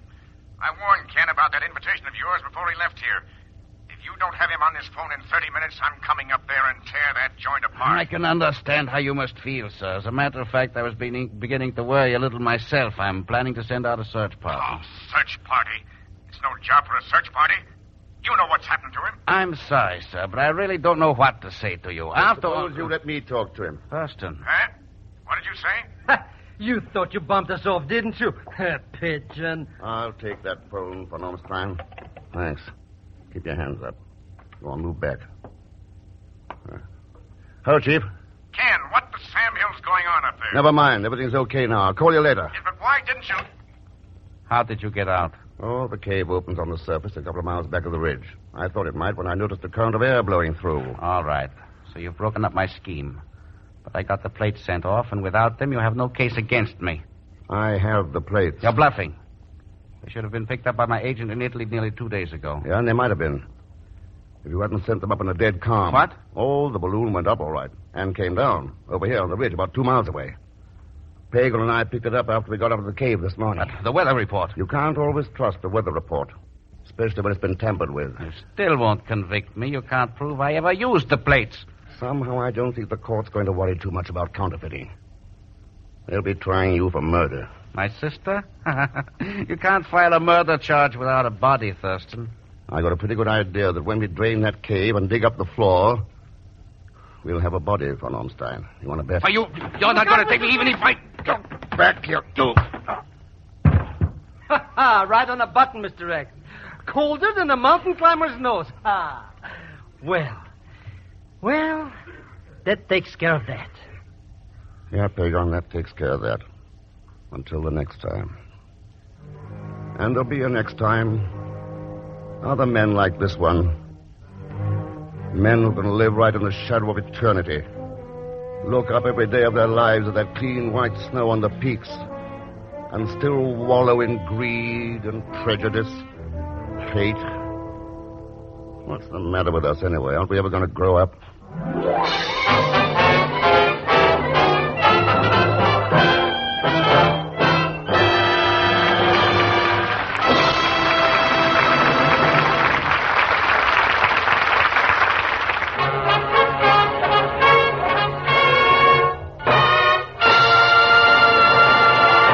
Frigidaire star Herbert Marshall. Thanks for being with us. And I'd like you to know that Carla tonight was played by Kathy Lewis. Ladies and gentlemen, America's production depends on steel.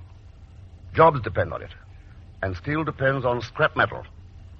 Help increase the production of the things you need. Help to keep employment high. Collect scrap iron and steel around home. Turn it into your local drive or call your local scrap dealer. Right away, huh? Now, next week, we're doing a story called Passport to Danger. I think it'll really keep you on the edge of your seats. As usual, Leon Belasco will be along as Pegon Zellschmidt. So join us, won't you, when next I return as the man called X. Good night. Frigidaire's Man Called X is directed by Jack Johnstone, with music composed and conducted by Johnny Green. Tonight's story was written by Les Crutchfield. So until next week, same time, same station, this is Wendell Niles speaking for Frigidaire, made only by General Motors. All characters and incidents used on this program are fictitious, and any resemblance to actual persons or incidents is purely coincidental. Remember, every Sunday night brings you two popular dramatic shows on CBS, The Man Called X and The Adventures of Sam Spade. Yes, for the best in entertainment, tune in and stay tuned in to CBS, the biggest show in town. This is CBS, the Columbia Broadcasting System.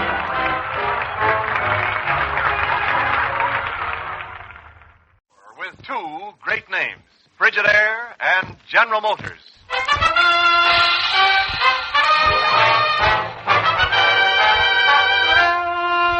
Frigidaire presents Herbert Marshall as the Man Called X.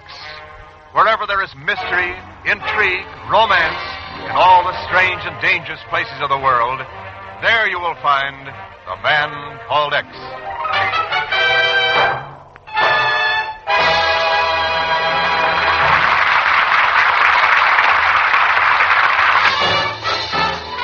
More Frigidaires serve in more American homes than any other refrigerator.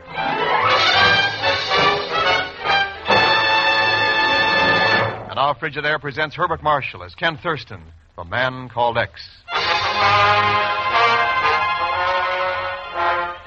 There was no warning, no presentiment of impending danger.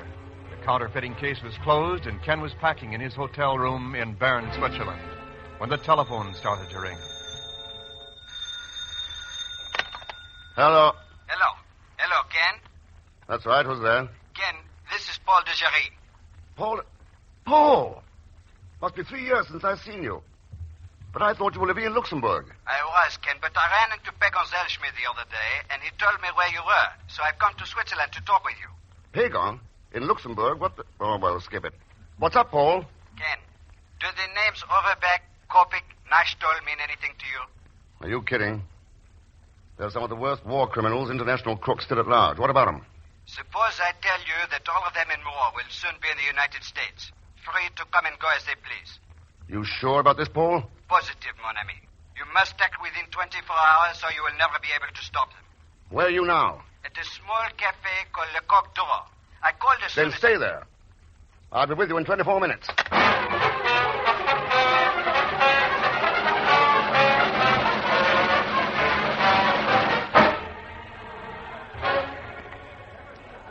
Bonsoir, monsieur. Welcome to the Coq d'Or. Merci.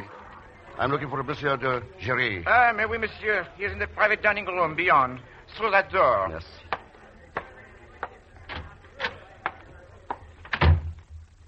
Well. I hope I can take that as a compliment, Mr. Thurston. Yes, you certainly can, Miss... Sally Dennis. I'm a friend of Paul de Jarry's, too. He'll be here later, but he asked me to talk over this business with you meanwhile. I'd rather not hear.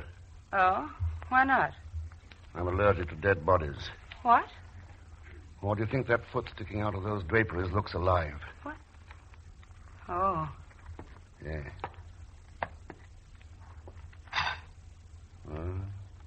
He's dead? He's dead, all right. Paul. How about talking, Sally? And fast. No, I don't think so. No. Those things have broken up more beautiful friendships. A Luger, isn't it? Yes. And if you don't mind, I'll be leaving. What happened to that lovely conversation we almost had? Suppose we have it some other time when there's no dead body cluttering the landscape. Unless, of course, the body happens to be yours, Mr. X.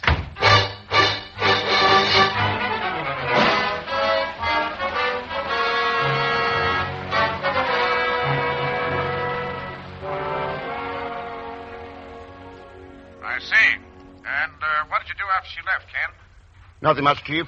Checked the body, got the police, and put in this call to you in New York. What do you think of it? Well, it just doesn't make sense. Doesn't it? Chief, if there's one spot in this shaky world that looks mighty good to people right now, all kinds of people, it's the United States. Oh, yes, of course, Ken. We all know the reasons for that. Freedom to come and go as they please, plenty of food, money. Right.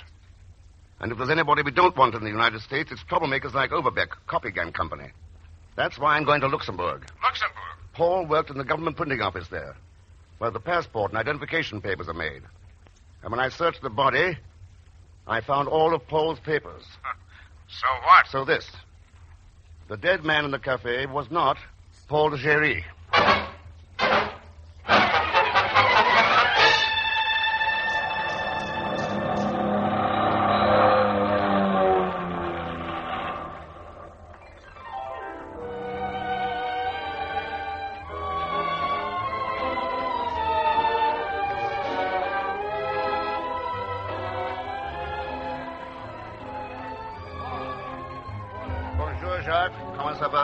Well, Monsieur Thurston, welcome back to Luxembourg. Thanks.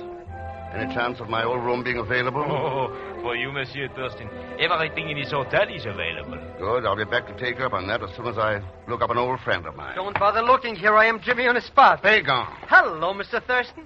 I figured you'd show up after I told Paul the Jerry where to find you, huh? And now that you have arrived... What's your racket this time? You're now looking at Luxembourg representative of International and Worldwide Travelers Helper and Ticket Selling Agency. In other words... Travel Bureau. Exactly. Mr. Thurston, do you feel run down, depressed, and unhappy? Are you overworked and tired? Don't answer. What you need is a vacation. And we have some very special tourist deals, all expenses paid. How many tickets do you want? Pegon, if you can arrange my transportation from Luxembourg into the United States without passport or identification... I'll buy every ticket you got. See you around. Oh, sure, Mr. Thurston. I'll go to work on it right and... Without passports?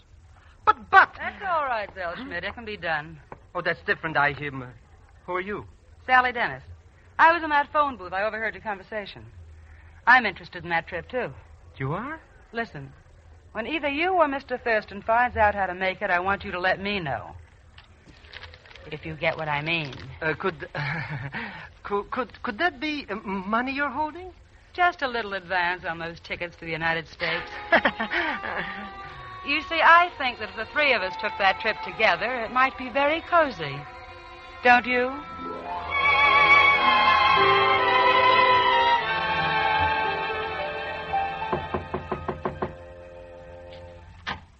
Oui, monsieur? Oh, sorry. I thought Paul de Géry lived here. Well, he does, monsieur, but he's not in just now. I am Antoinette Delanger, his fiancée. Could I help you? I think you can, mademoiselle. My name's Ken Thurston. Monsieur Thurston. Oh, come in, please. Please come in. Thanks. So you are Ken Thurston. My darling Paul has spoken of you many times. I had hoped someday to meet you, but not at such a time as this. What's the trouble? Something has happened to Paul. I know it. You know it, too. That is why you are here today. Is that not so? That's about it, Antoinette. What do you know about it? Very little, monsieur. Only that he has been missing for 3 days. There's been no word from him? Nothing, monsieur. And for some time I have suspected he was involved in something dangerous. I feel it somehow concerns his work at the government printing offices. Yeah. Did you ever talk about a man named Overbeck? Or Nastol or Kopig? The names are not familiar ones to me, monsieur. I I don't even... Wait. It seems to me that Paul said something about... Yes, I am certain. Something might happen in the government offices this night, tonight.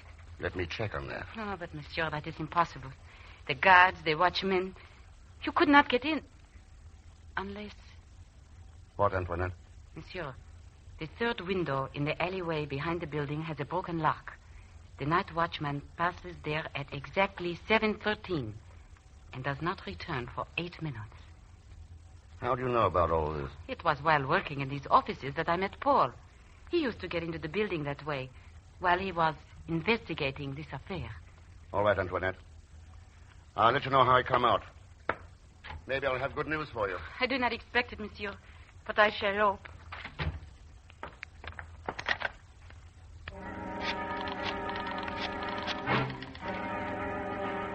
Hello? This is Antoinette. Listen carefully. Ken Thurston will be at the third window in the alleyway behind the printing building at 7:13 tonight. That is correct, oui.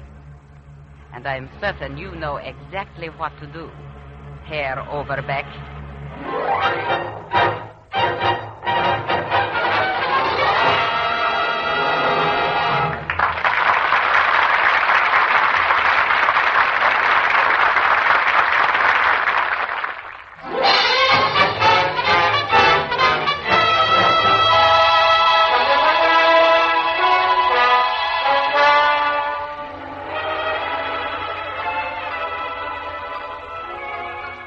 Now to continue with Frigidaire's Man Called X, starring Herbert Marshall. Night cloaks the ancient city of Luxembourg. In the dark shadows of the alleyway behind the government printing building, Ken checks his watch. It's 10 minutes past 7. In just 3 more minutes, he hopes to learn how some of Europe's worst criminals gain a legal entry into the United States. Then, as he waits... You? Oh, you? Oh, Mr. Thurston. Pegon. Oh, here you are, Mr. Thurston. What are you doing here? Why, I followed you from the hotel. I got it figured out how we can get into the United States without passports or papers. No time for that now. But it's so simple. Starting from Saigon in French Indochina, you stow away aboard a freighter to Vladivostok. Then from then, you take a sampan to Formosa, where some Chinese junks are waiting. Pegon, that's the worst drivel I've ever heard. But, Mr. Thurston... Oh, shut up. Oh. The watchman should have made his rounds by now. Let's check this window. Huh? What window? Now, if Antoinette was right... Yes, she was. Stand right where you are, monsieur. The watchman. Relax, Pegon. It's all right, Paul. It's Ken Thurston. Ken Thurston? Ken, mon ami, how happy I am to see you. Paul, what are you doing here? The same thing as you are, mon ami. I came here to investigate... Look out, that car! Get down, both of you, get down!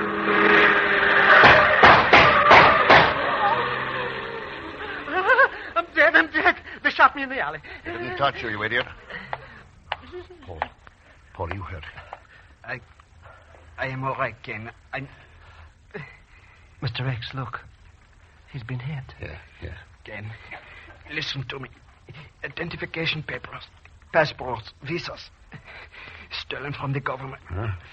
Overbeck and his men are using them to get into the United States. They can't get in on those alone, Paul.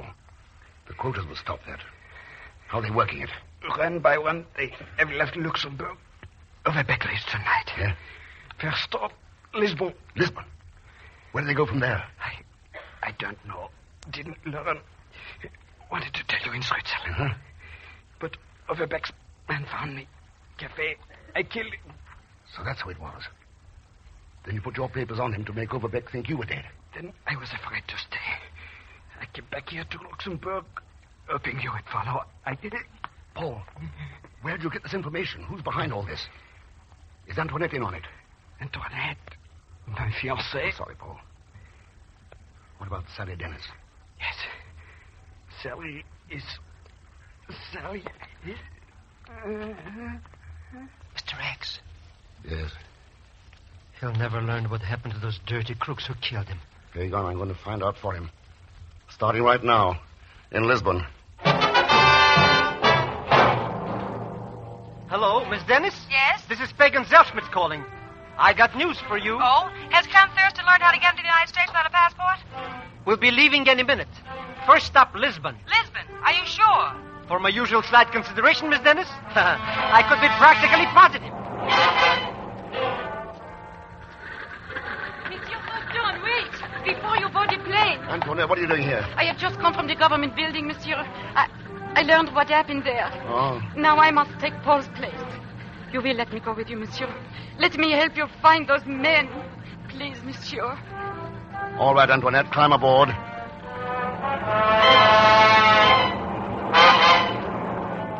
Here is the official report, Senor Thurston. Yes, Inspector. During the past 60 days, 21 persons came here to Lisbon from Luxembourg. 19 of them, including one this very day, had passage booked through to Winnipeg, Canada. Winnipeg? Si. Sure, that ties in. The next lap on the trip. I beg your pardon, senor. Look, I want passage for 3 on the next plane to Canada.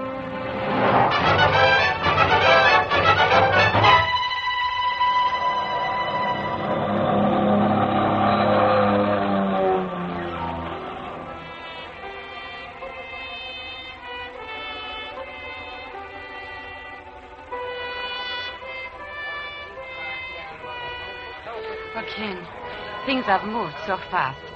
We've come so far, and you have still told me nothing. Why have we come to this hotel in Winnipeg? It's as good as any, Antoinette. We might as well be comfortable before we close in on them. But close in on whom, Ken? Where and how? Suppose you go to your room and rest for a while. I'll give you all the answers later. Oh, but Ken, very well. I know I can trust you, as Paul did. And I am tired. I will see you later, Ken. Maybe she trusts you, but I don't. Luxembourg to Lisbon to Winnipeg, and not one ticket did you buy for me. You still haven't shown me how to get into the United States without papers, Pegon. But I'll give you one more chance. If Antoinette leaves the hotel, I want you to follow her. Mm-hmm. Let me know where she goes. Okay. Where'll I find you? I'll be up in my room talking to the chief long distance, or I'll be giving the 3rd degree to a beautiful young lady over a quiet drink. What beautiful young lady? The one just checking in at the desk. Sally Dennis.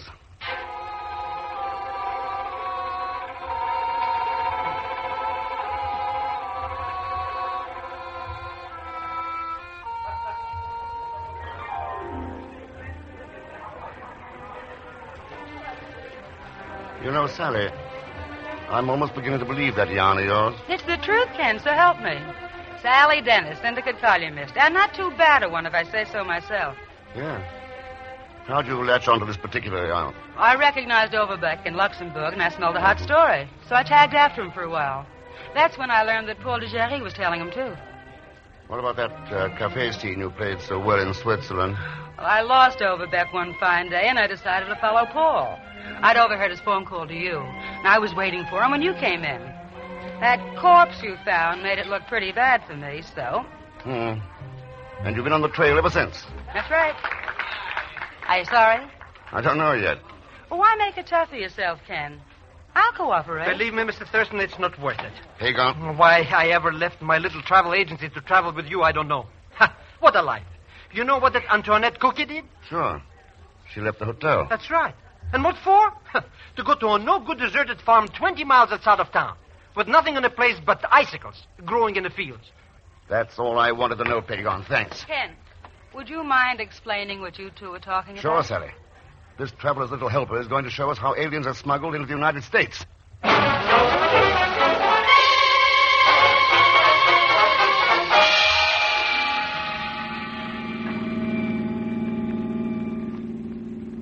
Hey, there's the farm now, Mr. Thurston. Yeah, I see it. I thought you said those fields were empty. That air transport sitting out there looks pretty substantial to me. Think it was hanging in the barn, Ken? Must have been. Hey, look. Look, Mr. Rex. It's taken off. Yes. With Overbeck and 18 of his pals aboard. There she goes, Mr. Rex. Right over our heads. So that's how it's done. They get into Canada on the fake papers, and that plane drops them off in the States. That's right, Sally. They're off in the last lap. Well, let's see what Antoinette can tell us. Hey, look. Here she comes now from the barn. Oh, Ken, we were too late. They have gotten away. I saw that. I tried to stop them. Believe me, I tried, but it was no use. Now they are gone, flying into the United States. And Paul has died for nothing. You can drop the act, Antoinette. What are you saying? You stole the passports and identification papers while you were working for the government in Luxembourg. Oh. The tip-off came when that car ambushed me in the alley. You were the only one who knew I was going there. Ken, you can't believe that. Why, you even brought me here from Luxembourg yourself. Sure. It was the easiest way of keeping an eye on you till I could tie all this together. Oh, you're wrong, Ken. Paul would tell you that if he were still alive. Paul would Now tell listen, you... Antoinette. You've used him to cover you for the last time. When he died, he was lying to defend you, the only person in the world he'd lie for. And he died because you couldn't see past those dollar signs in front of your eyes. How much did you make out of murder? Well, the plane is gone. You have no proof, so I do not mind telling you. $10,000 apiece. Not bad for a job well done. Well done. Look up there in the sky, Antoinette. Those are Canadian Border Patrol planes. Plenty more around, too. And twice as many on the American side of the border. Patrol planes? What are they doing here? Hey, that phone call you made to the chief, That's right, Pegon. That transport doesn't dare put down anywhere. Oh. And when Overbeck and the others start figuring how you double-crossed them, Antoinette, well, we'll have all the proof we need. Well, you will never live to see it. Let's have that gun. No, I will kill you first. I will. May as well relax, Antoinette. Well, that's that. Yes. It is all over, isn't it, Ken? Yes. And you've got your story, Sally.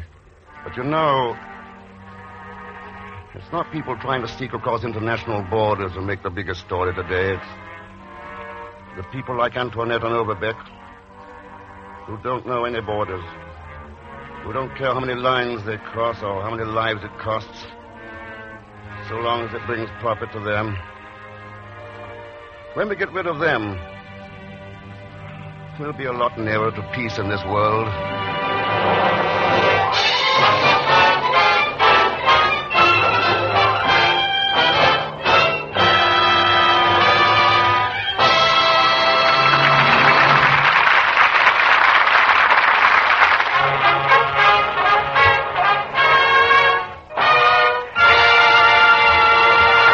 Frigidaire star, Herbert Marshall.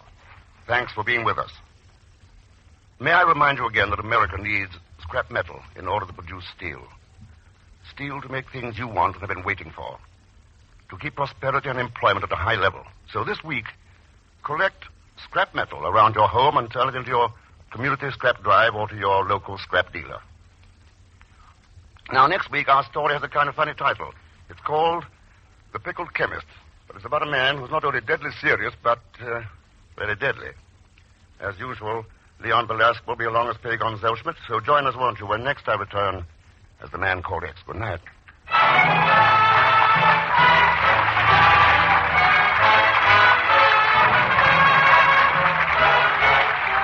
Frigidaire's Man Called X is directed by Jack Johnstone, with music composed and conducted by Johnny Green. Tonight's story was written by Sidney Marshall. So until next week, same time, same station, this is Wendell Niles speaking for Frigidaire, made only by General Motors. All characters and incidents used on this program are fictitious. Any resemblance to actual persons or incidents is purely coincidental. Remember, every Sunday night brings you two popular dramatic shows on CBS, The Man Called X and The Adventures of Sam Spade. Yes, for the best in entertainment, tune in and stay tuned in to CBS, the biggest show in town. This is CBS, the Columbia Broadcasting System.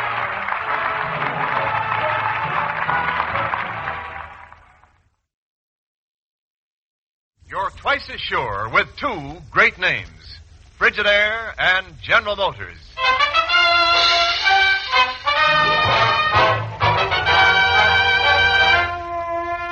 Frigidaire presents Herbert Marshall as the Man Called X.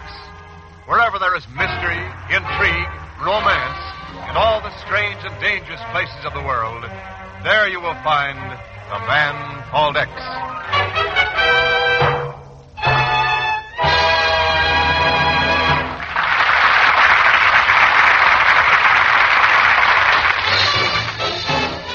More Frigidaires serve in more American homes than any other refrigerator.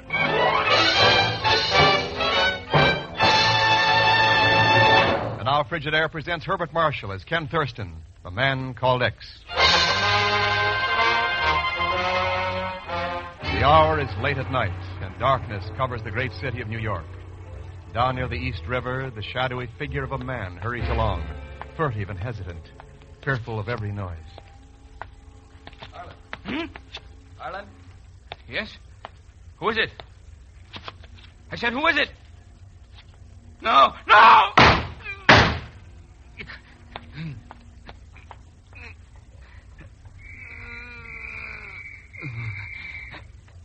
Came from down here somewhere. Casey, take the dog box and follow me. Uh-oh. Stopped a couple, huh? All right, my boy. Let's have a look at you. No. No time. Now, take it easy now. Tell Mr. X. Mr. X? Tell Mr. X what? Tell him... DDT. What? Tell Mr. X... DDT.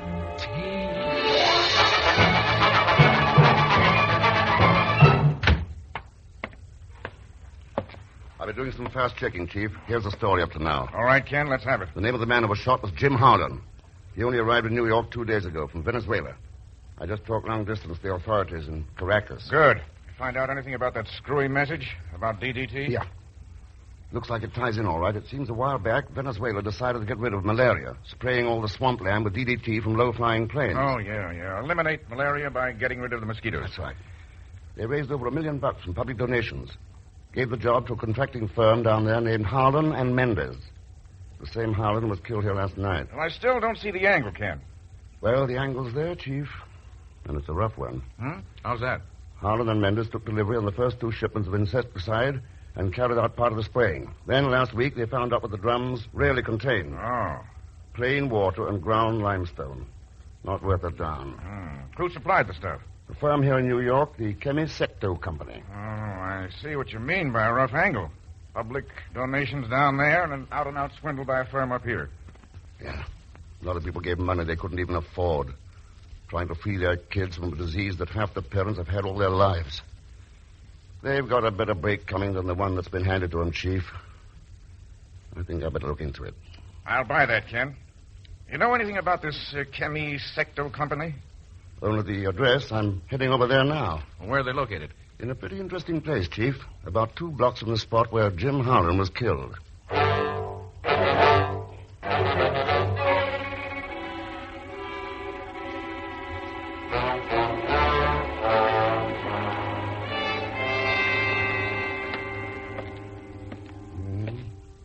Must be the office over here. Well, so the door's unlocked. Come in. Oh, no. Please wipe your feet on. Mr. Thurston. Pegon, I should have known. If there's anything crooked going on in New York, you'd be in on it. What are you doing here? Oh, I just sit here and make like the boss if anybody comes in. It's a cinch. I see. And who is the boss? Just my very dear personal friend, Louis the chemist. Louis the chemist? Where have I heard that name? Oh, it was probably the time he was tried for hijack. There was some phony drug label. Well, he finds things to do. Yeah, apparently, yeah. Where can I find him? Who knows? He came around a couple of times with some guys in a truck and hauled off some barrels of BBT. I haven't seen him for 2 days. What do you want from him, Mr. X, eh? Oh, I thought I had to ask him about a murder. Mr. Thurston, I don't know nothing from nothing about this Chemisector Company. I don't even have the faintest... Who's that? Well, it's your office. Come in. I'm Marguerite, Senor Zellschmidt. You said you would be alone. Well, Margarita phoned me this morning about the job, Mr. Thurston. Secretary, you understand? Yeah, I understand you. You think you'd especially like working for this particular firm, Margarita? I believe I shall return later, Senor Zellschmidt. When you are quite alone, as you told me you would be. Shall we stay in an hour? But Mr. Thurston's practically gone. Hasta la vista, senor. But... Now, maybe she won't even come back. She will, Pegon. You could see the hook right through the bait. Huh? I got to find this Louis the chemist. Where's the best place to look? Well, he lives over at the Acme Hotel for Gents. Huh? And he eats all the time at the Joe Deluxe Chop Emporium. So who knows? Acme Hotel for Gents. Oh, well, may as well start there as anywhere.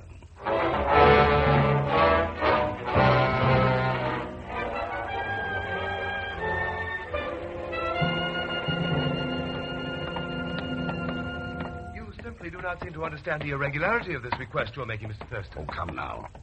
If he hasn't been around the hotel since yesterday morning, he can't object too much to our having a look at his room. Yet it just isn't done. Louis has lived with us for a long time, and he's proved himself a real gent. I see.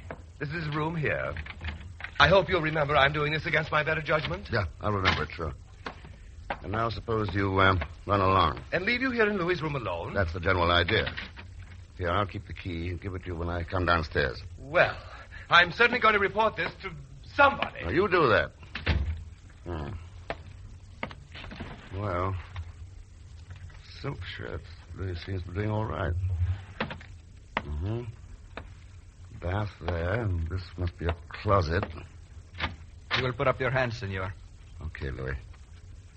You're holding a pretty good reason there. 45, isn't it? I am not Louis, senor. I came here to look for him. Move back, please.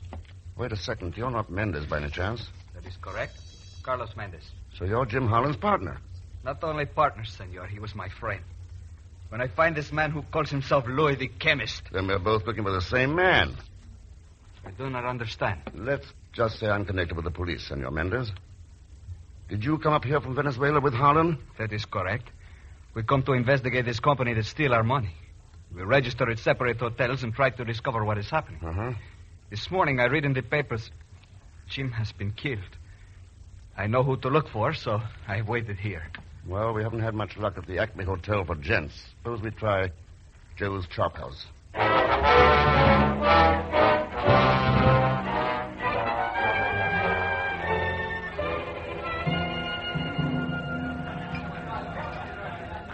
Don't get it. Everybody's looking for Louis. Some dame was in here this morning asking the same thing. Some dame? Yeah, a regular knockout. Talk like that Carmen, what's your name? Not so good English, you understand. Yeah, I know what you mean. I told her exactly like I'm got to get the phone. Joe's thing looks chopping, Senor Thurston, we are not going to find this man here. Do you know other places we can look? Not at the moment. I think the best thing we can do... didn't you say your name was Thurston? That's right. Oh, then you want it on the phone. Oh, thanks. Pardon me. Hello. Mr. Thurston, you gotta come over to this chemical company. It shouldn't have happened to nobody, especially me. What's the matter, Pegon? Margarita come back? Mr. Thurston, if you didn't see it, even I wouldn't believe it. You gotta come over here right now. Well, apparently it's the only way of getting any sense out of you. Good. Hurry. And when you get here, knock 3 times so I can be sure it's you. Then I can move the safe away from the door.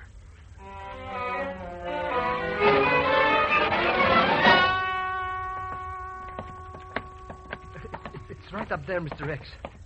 At the end of the row of barrels. Pegon, what's all this about? You'll see. I'm more interested in finding your friend Louis. Here it is, Mr. Thurston. This barrel. Right here. Well, what's unusual about it? Except the floor's pretty wet around here. Yeah, that's exactly what tipped me off. So I put 2 and 3 together and lifted up the lid of the barrel. Like that. Well. Floating in that barrel of stuff like a piece of cork. All doubled up. Yeah, he's pretty dead, all right. Know who he was? Sure. That's the guy you've been looking for, Mr. X. My very dear friend, Louis the Chemist.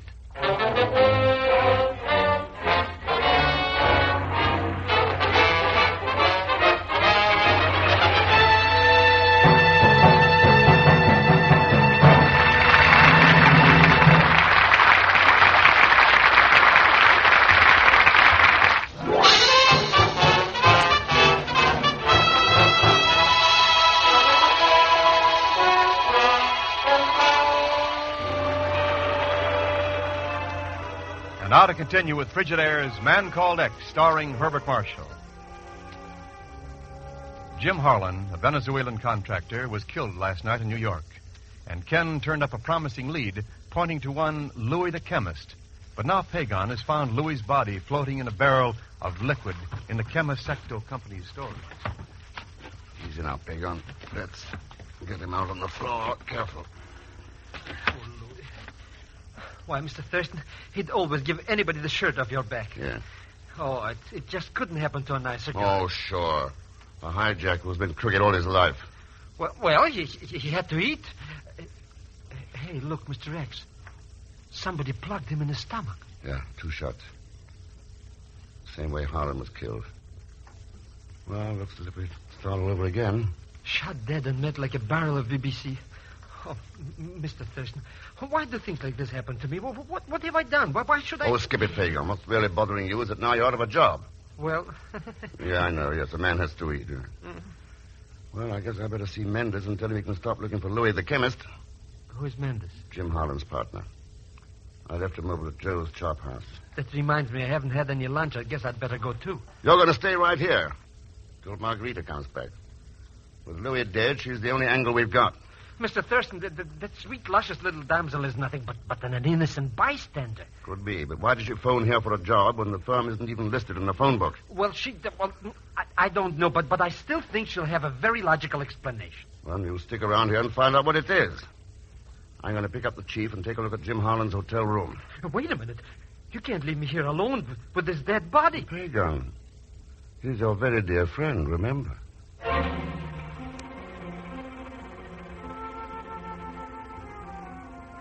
Oh, I should sit here and starve to death just because Mr. Thurston tells me to.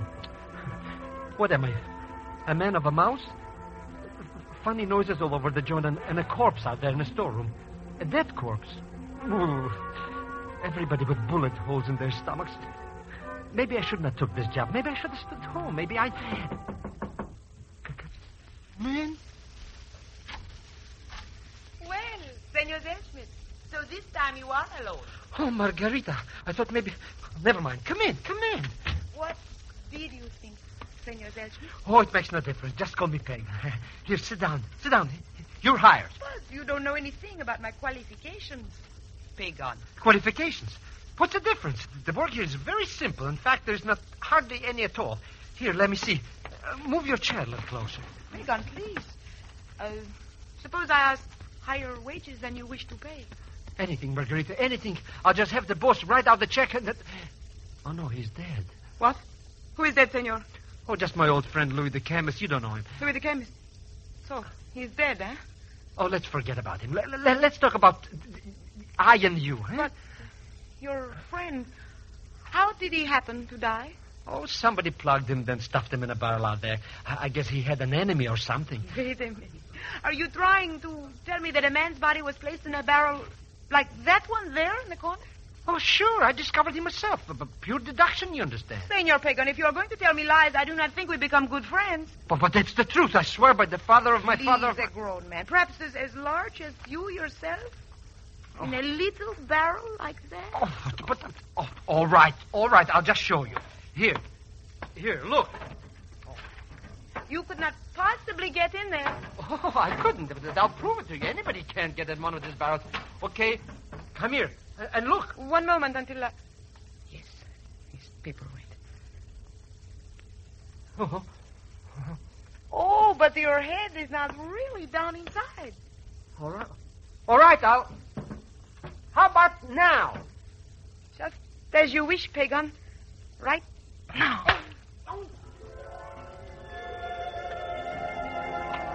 Pleasant dreams, my little comic Casanova. Now, we lazily cover on the barrel. Oh. And then search this charming little office.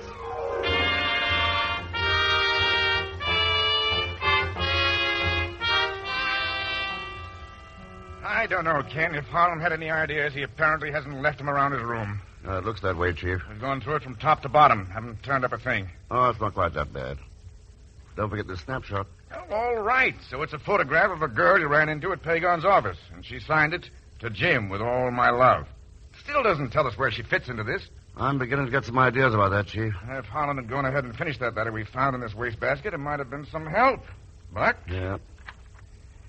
Dear Carlos, just thought I'd let you know how things look up here in the States. Apparently changed his mind. Ken, we're stopped cold. Well, it's a cinch we can't do any more here. So I'll go back and look at my trap. Trap? Yeah. I'm using Pegon for bait. See you later, Chief.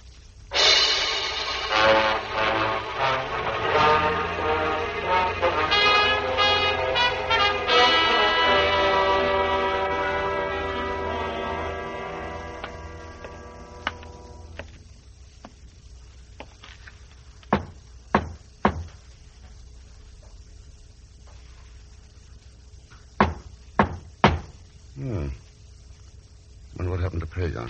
Put up your hands, senor. Well, Margarita. Good-sized gun for such a little girl. If you come close to me, I will kill you. I won't even think of it. Where's Pegon? I do not know. I have seen no one here. You're acting pretty foolish, Margarita. I do not ask you to tell me how to act, senor. Well, somebody ought to. You're not going to bring Jim Holland back this way. What are you saying? Wait a minute. Didn't you know that... You lie. It is Louis the one who is dead. You lie. You wish to kill me, too. Take it easy. You say that, senor. You do not try to stop me. I will shoot if you come close. Wait, you're making a big mistake. Silly little...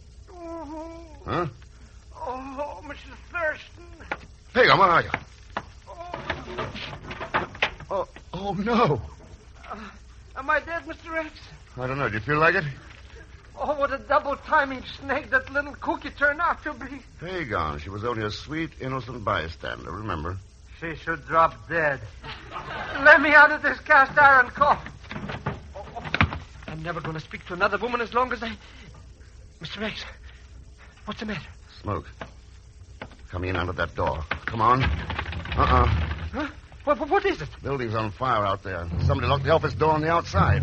But we got to get out of here. Mr. X, we got to do something. I'll listen to any suggestions, Pegon. Got one?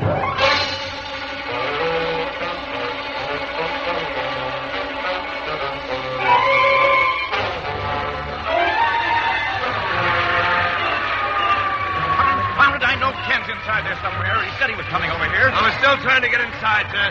Swing out of the hose over to the front door. Maybe too late already. Senor Mendez, are you sure you didn't see him come out? I had only started to enter the building, senor. I saw the smoke. Then you arrived. Well, one way or another, we've got to get... Ken! Hello, Chief. Senor Mendez. Ken, I thought you were inside there. Huh. Mr. Thurston broke a window. We got out through the alley. Oh, good. Boys, you can lay off trying to get inside. Thurston's over here. Okay, Chief. Chief, where's Margarita? Did she come out of there? No, I didn't see her, Ken. Margarita? Senor Thurston. John, let her burn to death. I'm going in. Wait, Ken. Huh? The boys found this girl inside the door, sir. Seems to hit her head on something, but I think she'll be all right. Oh, good. Put her down here on this blanket. Yeah. Well? Senor Mendez, are you going somewhere? It seems to be getting a bit hot here. Yeah, I imagine it would be. For a man with 2 murder reps hanging over him. What's that, Ken? It was Mendez who made the crooked deal with Louis the chemist. He was double-crossing his partner, Jim Harlan, and killed him when Jim found it out. You are mad, senor. We came here together to investigate this affair. Yeah? Then why did the authorities in Caracas tell him... Why did they tell me that Jim Harlan had gone to New York? They didn't mention you. And why did Jim start a letter telling you how things looked up here in the States? And he's the one who slugged Margarita and set the building on fire. He wasn't arriving when I came up. He was leaving. That's right, Chief. Margarita followed Jim Harlan here because she was worried about him. It's going to be rough on her. Well, she didn't have Look out, Ken. He's making a break. Mendez, stop. He's trying to make that alley back there. Look out, you fools! The wall's gonna go! Mendez! Hey, Ken, look! Get back!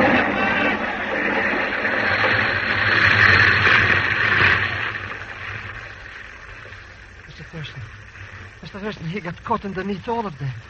Yeah. Well, no trial now, Ken. I don't know, Chief. Maybe he'd already had a trial. If he'd been 5 seconds quicker or 5 seconds slower, he wouldn't be lying there now underneath that pile of brick. Maybe he'd already had his trial. Somehow, somewhere.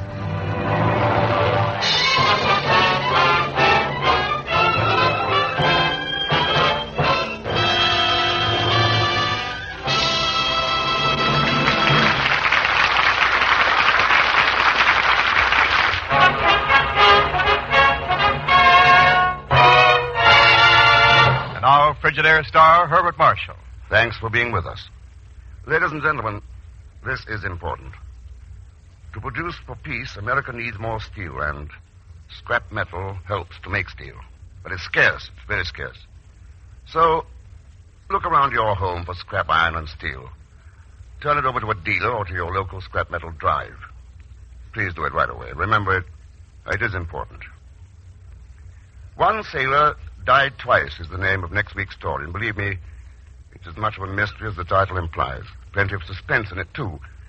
I think you'll really like it. As usual, Leon Belasco will be along as Pegon Zellschmidt. So join us, won't you, when next I return as the man called X. Good night.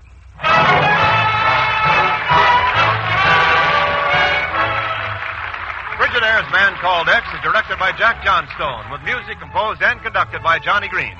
Tonight's story was written by Les Crutchfield.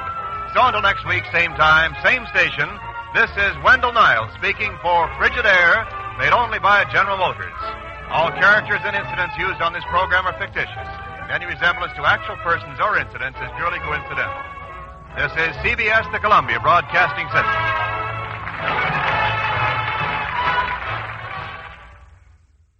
You're twice as sure with two great names, Frigidaire and General Motors.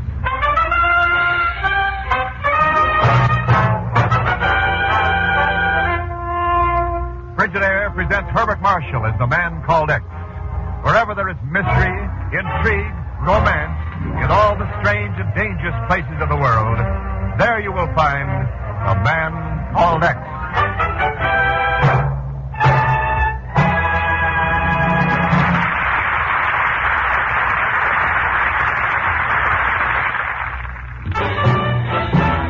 More Frigidaires serve in more American homes than any other refrigerator.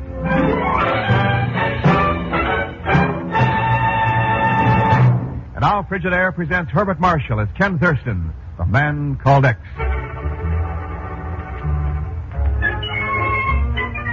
The other tenants in the same building, of course, know very little about Ken. That's the way it is in a New York apartment house.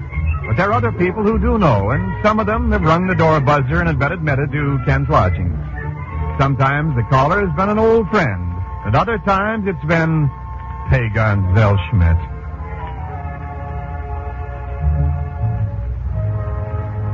But you don't understand, Mr. Thurston. Why should I come here at 1 o'clock in the morning if I didn't have a good reason? I don't know, Pegon. The last time you wanted to borrow $10. But this is serious. By morning, I may be a dead man. Maybe soon if you don't get out of here. Let me get back to bed. Yeah? I bet you wouldn't talk like this if you had seen the ghost of your old dear friend, Jose Martinez. I haven't got any old dear friend, Jose Martinez. Neither have I anymore. He got drowned at the ship, the Papago. The one that hit a mine and blowed up. Papago? About 6 months ago. Yeah. I want him not to go around making like a sailor. Wait. You saw this man tonight alive? Well, not alive exactly. He's a ghost. And when I came to, somebody was throwing cold water over me. Just take a look at the shirt.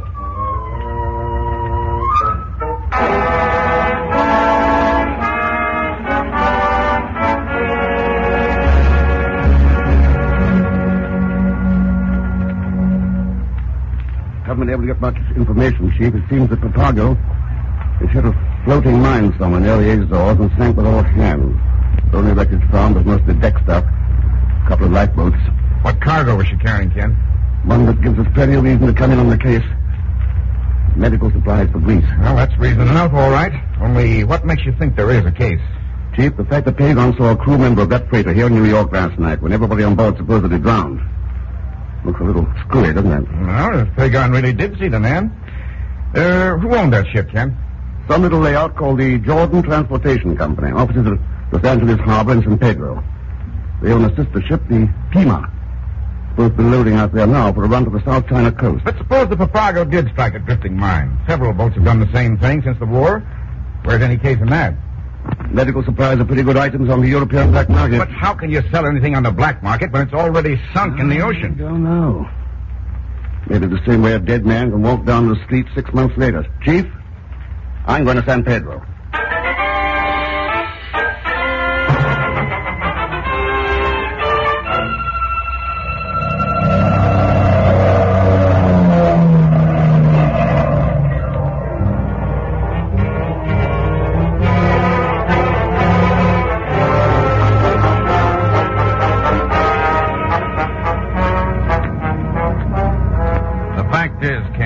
Simply don't know too much about that Jordan setup. Well, how come, Dave? I thought you boys in the harbor police would know if anybody did. Well, as far as I know, they've never been tied up with anything crooked. So? Who's in charge of their office here in San Pedro? A fellow by the name of Myron Sharp. Sharp.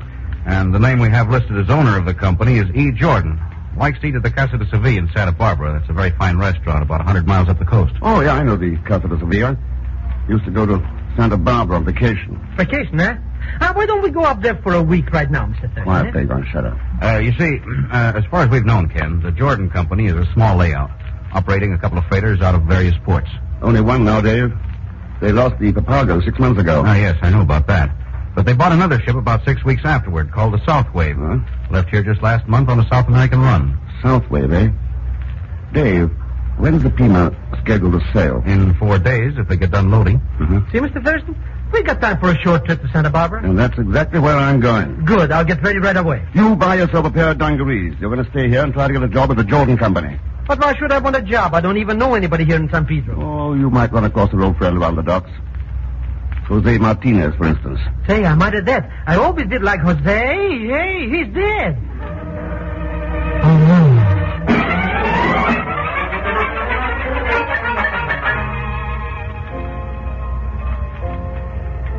It's good to have you with us again. How long are you planning to stay, Ken? Not long enough, Pete. I'm not on vacation this time. I'm looking for somebody. Well, now, I'm sure none of the patrons here at the Casa de Sevilla could possibly... Oh, no, nothing of that sort. This guy is the owner of a shipping company down in San Pedro. Let's see, the name, E. Jordan. Jordan? Oh, yes. Come on into the lounge, Ken. I'll introduce you. You've never met this guy, huh? No, I just got the name from the harbor police in San Pedro. Oh, I see. Over this way. Excuse me, Mother Jordan. Oh? Oh. I'd like to present an old friend, Ken Thurston. Mother Jordan. How do you do? All right. See you later, huh? Yes, Pete, yes. Sorry to break in on your piano playing, Mother Jordan. Oh, that's all right, Mr. Thurston. I just do it to make the time go faster. Did you want to see me about something special? Well, yes, I was told in San Pedro that you own the Jordan Transportation Company. Oh, dear. I'm afraid you've had a trip all the way up here for nothing. You see, I just leave everything to Mr. Sharp down in San Pedro. He's an awfully nice boy, and I'm sure Yes, I understood Mr. Sharp was your manager, but I thought I'd better talk to you about this first. Well, I'm afraid you think I'm not even very intelligent. You see, I only inherited the business from my dear husband passed away last year. Oh. Then it's Mr. Sharp who really runs the company. Yes, and I was awfully lucky to get him. He's always so nice, so polite. I'm sure he'll be able to take care of you. Yes. Mother Jordan, have you ever thought somebody in the company might be doing something, underhanded? Why, Mr. Thurston, what a thing to say. Why don't you and I go down there together? Straighten things out. Well, now I would enjoy the trip. Only, young man, don't you dare go down to San Pedro and start a fight with anybody. Mother Jordan, I don't have the slightest intention of starting a fight, not the slightest.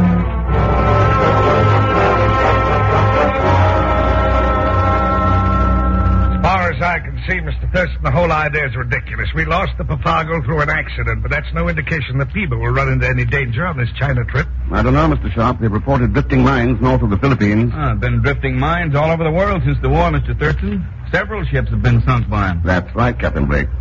But I doubt if any of the crewmen who drowned on the others ever turned up alive later. I've shown you the crew log of the Papago, Mr. Thurston. There were no Jose Martinez on board. You could have signed on with another name. Oh, it doesn't make any sense. Gentlemen, please. At least Mr. Thurston is being nice and polite about it. Sorry, Mother Jordan. Yeah, well, I guess I'll go on board. About my bedtime. When's the Pima scheduled to sail? Friday, if everything works. No. It'll be before midnight Thursday or else on Saturday. Oh? I start no voyage on Friday. Superstitious, Captain Blake? I'll see you in the morning, Myron. Night, everybody. Good night. Glad to have met you. Thank you. He's an awfully nice man. So strong and everything. He been with the company a long time? This is his first trip. He was in the China coast trade. I see. If you'll excuse me, I think I'll just go on up to my room. You see, Mr. Thurston, my dear husband built a little apartment up over the office here, and I have some knitting I must work on. Good night, all. Good night, Mr. Jordan. You find her quite a trusting employer, don't you, Mr. Sharp? And just what do you mean by that? Nothing, maybe. It's true, isn't it, though? Anyway, wait. Mr. Sharp! Mr. Sharp, I was... Mr. Thurston. What's wrong, Pegon? What's wrong? If you only knew what I just saw out there on the deck of that ship. Oh, I know all right. Jose Martinez, or his ghost.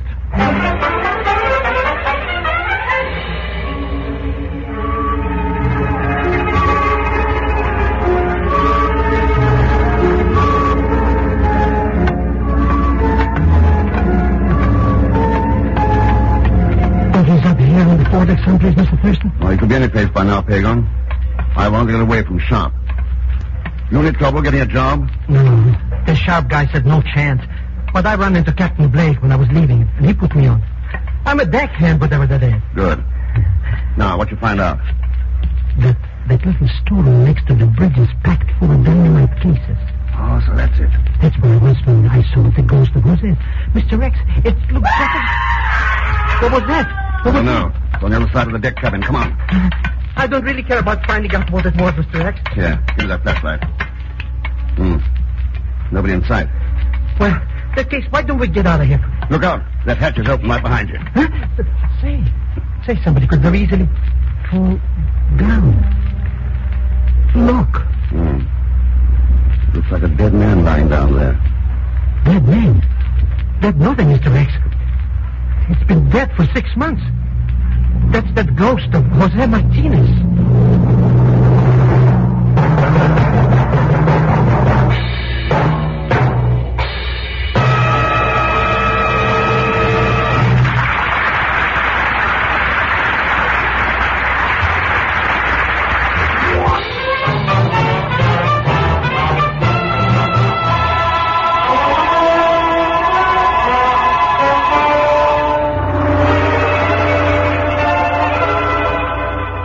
To continue with Frigidaire's Man Called X, starring Herbert Marshall. The freighter Papago struck a drifting line and sank with all hands. But 6 months later, Jose Martinez, who'd been one of her crew, showed up in New York, alive. And now the trail has led Ken and Pegon to the dark hold of the Papago's sister ship, the freighter Pima, lying at a wharf in San Pedro, California. They're bending over the body of a man who is dying for the second time, Jose Martinez. Easy, Pegon. Lift his head up. He's in bad shape. Blake. Capitan Blake. Look, Mr. Thurston. He's stabbed in the back. Yeah. Jose, what about Blake? Blake. What about Captain Blake? He talk. Scared. Huh? Get Blake. Mr. Thurston. Yeah, Pegon. If you meet him again now, he will be a ghost. But you're right, he looks as solid as anybody. I don't see how he should... Quiet. Huh? Yeah, Pegon, he must have been dead for 5 or 10 minutes. Too bad he won't be able to talk. Mr. Thurston? What's trouble, anyway? Captain Blake. Looks as if somebody knocked off one of your crew, Jose Martinez. Huh? Well, that's not Martinez. It's a seaman named Tony Zork. Mm-hmm. Go on, Pegon. Better not leave the dock, Captain Blake. And the same goes for Sharp if you can find him. What's that? Now, wait a minute. Where are we going, Mr. Thurston? A couple of places. And Pegon, we've got to move fast.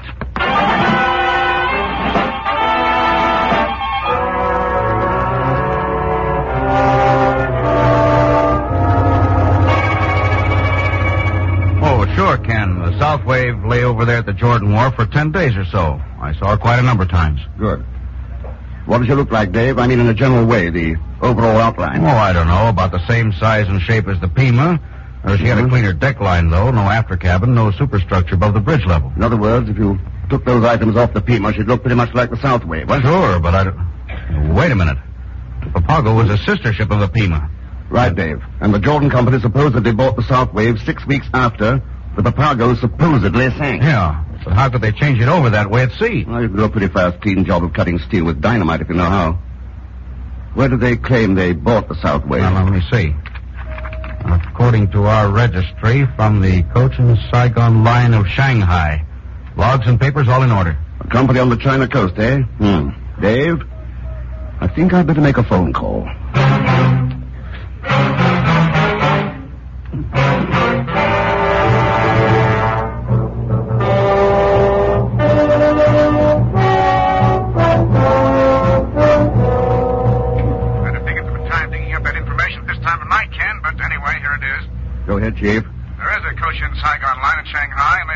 freighter called the South Wave. Sold it 2 years ago. Who bought it? Canton Steel Company. They broke it up for scrap. Scrap. What about Blake? Well, Captain Blake was discharged by the Cochin-Saigon line a year and a half ago, embezzling ship's funds. They don't know where he went. As for that Yangtze River business, you were right. All right. Thanks a lot, Chief. I'll let you know what happens. Yeah, but Ken, I don't see... So long, Chief.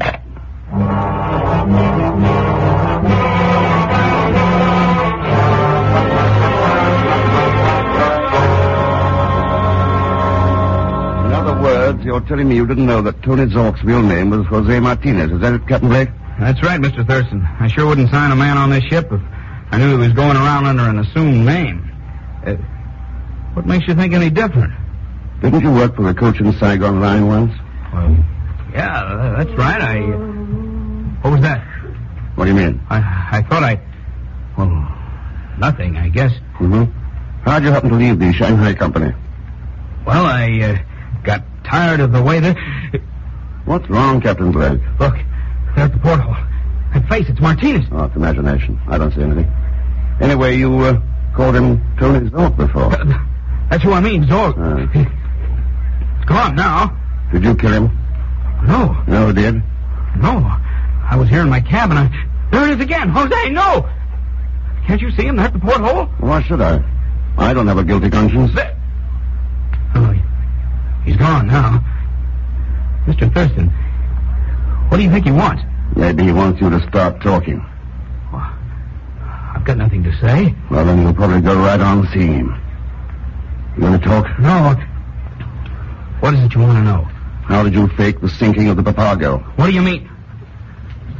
Well, we blasted off some of the superstructure, threw it overboard, and we headed south out of the shipping lanes, repainted the vessel, and changed her name to the South Wave. What happened to the cargo? I sold it on the black market at Marseille, and we went back. What about the log and papers the South Wave was registered under? Forged? No, they were the real McCoy. I stole them from the Cochin-Saigon at the time they scrapped the ship. And I suppose the same deal was being planned for the Pima on this next trip. Yeah, that's right. We'd already started rumors about mines being seen north of the Philippines. Only this time we'd have her name changed and sold her to some China Coast company. You don't need papers for that. And these medical supplies would have ended up on the Shanghai black market, instead of going to the people they were meant for. Well, what are you going to do, Mr. Thurston? I'm going to smash this thing wide open. Who planned all this anyway, Blake? Who'd you take your orders from? Well, Sharp! He takes his orders from me, Thurston. Well, Sharp. Nice looking gun you're carrying. Yes. Shoots nice, too. What happened to Pegon? You scared him off? No.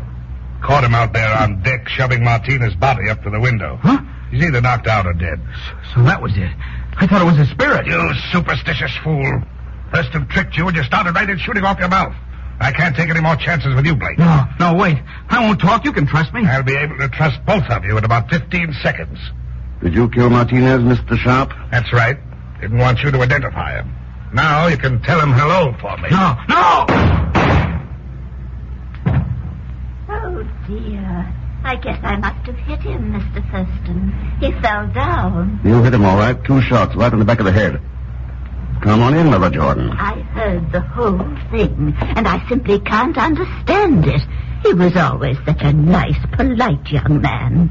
Oh, thank goodness my dear husband always made me carry this revolver in my knitting bag. Yeah. Pegon, you all right? I wake up and find I'm asleep with a dead body.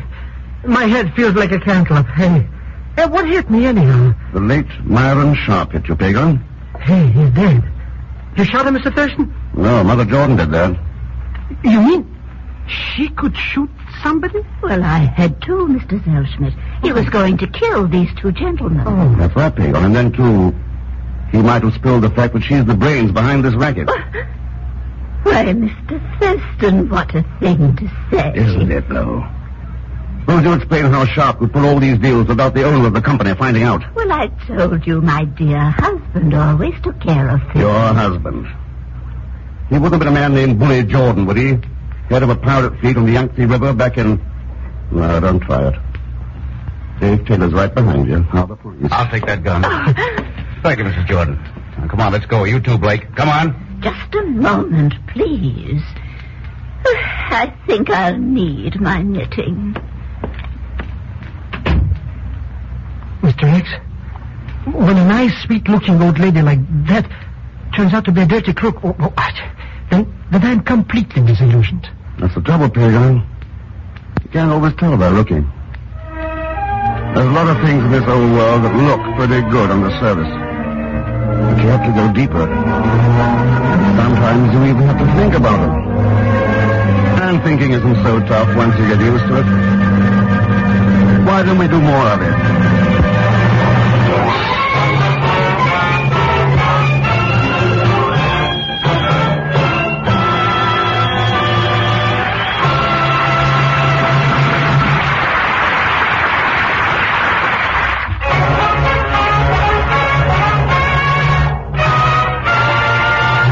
Frigidaire star Herbert Marshall. Ladies and gentlemen, America's production depends on steel, and steel depends on scrap metal. So please help increase the production of the things you need, and help to keep employment high by collecting steel and scrap iron around your own home. Turn it into your local drive or call your local scrap dealer right away. Now, next week, our story is called A Ruby for Pearl, and it has to do with one of the smartest international rackets you ever heard of. As usual, Leon Belasco will be along as Pegon Zellschmidt. So join us, won't you, when next I return as the man called X. Good night.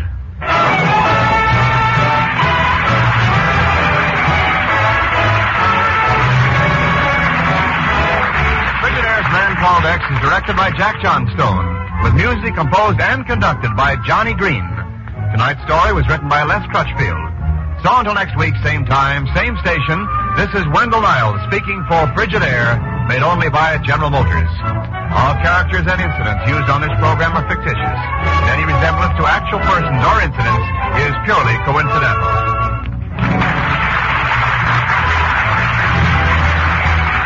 This is CBS, the Columbia Broadcasting System.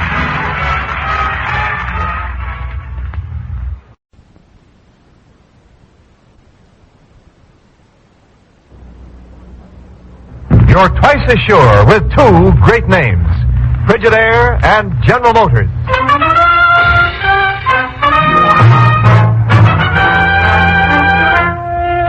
Frigidaire presents Herbert Marshall as the Man Called X. Wherever there is mystery, intrigue, romance, in all the strange and dangerous places of the world, there you will find the Man Called X.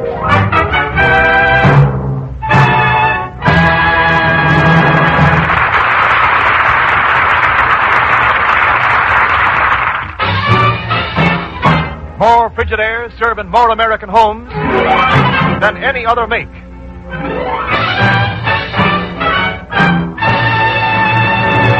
And now Frigidaire presents Herbert Marshall as Ken Thurston, the Man Called X.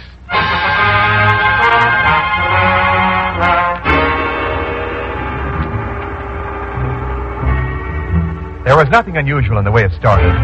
The girl was one of Pegon's big moments, and Ken had met the two of them accidentally in a New York supper club. All in all, a pretty ordinary incident, with not the slightest hint of the strange and dangerous things to follow. After all, how can you become involved in a murder just by saying... How do you do, Miss Martin? Oh, likewise, Mr. Thurston. Only why don't you just call me Pearl? Everybody does. Don't they, Pegon? That's right, Mr. Thurston. Of course, it's all right with me, you understand. Why, Pegon, you told me just the other Pardon day me, Miss Martin. I've been admiring that pin you're wearing. It's very unusual. Ain't it so? All them different colored jewels in it. I just gave her that this evening, Mr. Thurston. 200 simoleons. Nothing but best for Pearl. Oh, Pegon. $200, eh? Miss Martins, I'll give you 250 right now. Do you want to sell it? Mr. Thurston. Gee whiz. I mean, well, gosh, it's got a kind of sentimental value and all. Well, I just couldn't possibly. Gosh, let me get it unpinned. Pearl.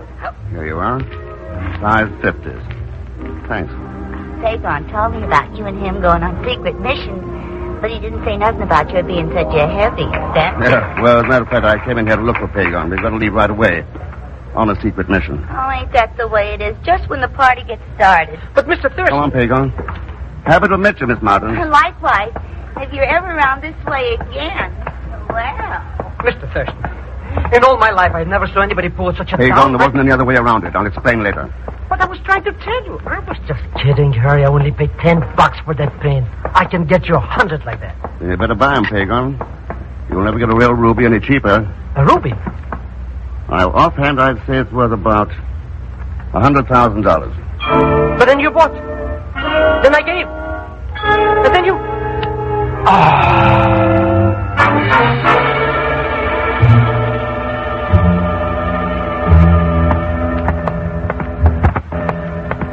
But I'm telling you, I don't know anything about it, Mr. Thurston. Maybe some stick-up guy was in the shop.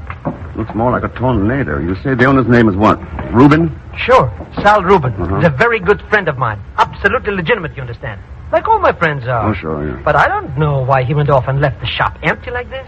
Somebody's given it a going over, all right. At least they didn't get the safe open. Yeah, it's still locked. Yeah. I'd like to get a look inside of it, too. Well, I might just possibly be able to. All right, go to it. This big old-fashioned kind are a cinch. So I've heard, of course. Now, let's see now. Pegon, did Reuben try to make you buy that particular pen? Oh, no. In fact, he said he shouldn't sell any of them until Mr. Smith had a chance to pick out what he wanted. Who's Mr. Smith? Oh, some customer of Sal's that's always wants first chance at the South American shipment. Uh-huh. I think I'm getting somewhere. Now, South America, eh? You must have bought the stuff from Mrs. Stiller Company listed here in the ledger. Asunción, Paraguay. Funny place to buy costume jewelry. Most of the stuff. Hey, Mr. Thurston, I got it open. See? Look. Look. Yeah. That's your friend Reuben? Sure. But it's the first time I ever saw him inside a safe. Yeah, and it's probably the first time I ever saw him dead.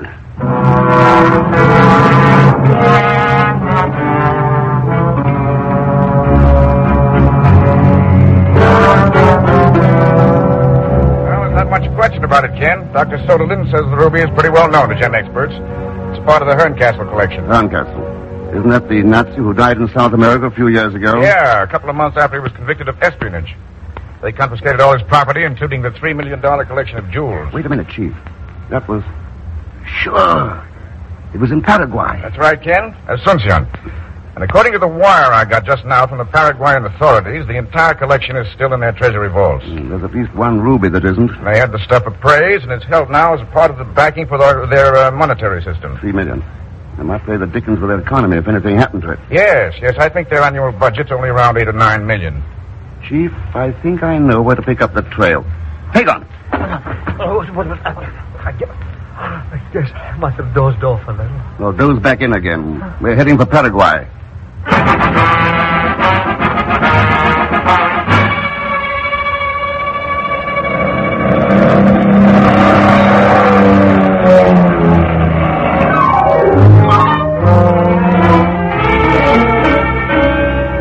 It's not possible, Senor Thurston. I'm aware that Dr. Sutherland here is a recognized authority, but it is simply not possible that these jewels are imitations. Gentlemen, please. I don't think Dr. Soderlin has made any statement like that yet, Mr. Hernandez. Oh, but he's going to. I can tell it by his face. See, he's placed them on the table and looked at them one by one.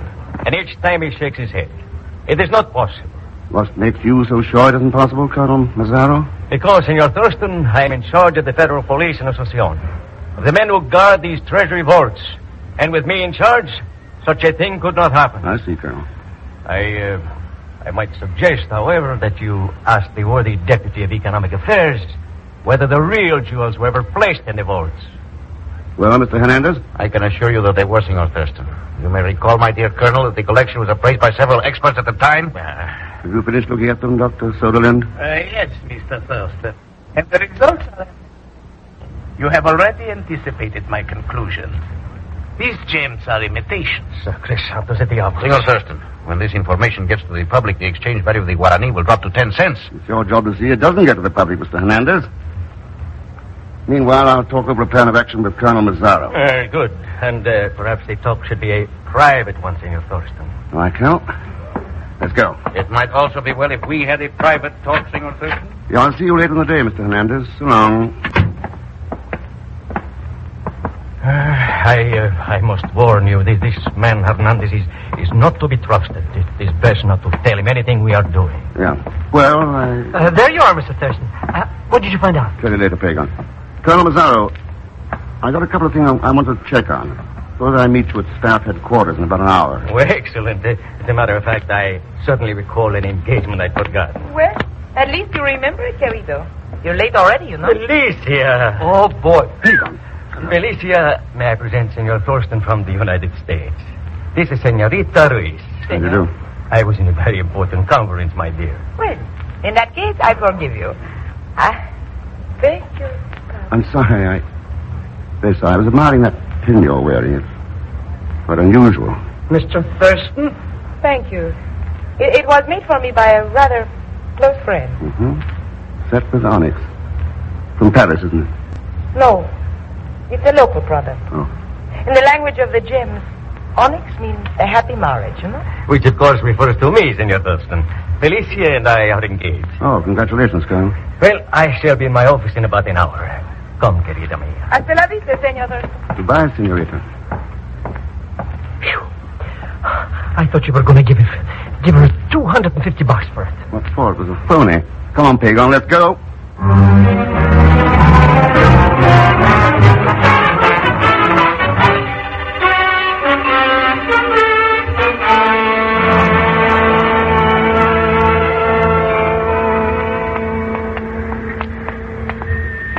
Should be right along. Oh, yeah, there's a sign over the door. Estrella Company. Dandy little John, eh? What's the rest of the sign mean, Mr. X? Manufacturing jewelers. Come on, let's go in.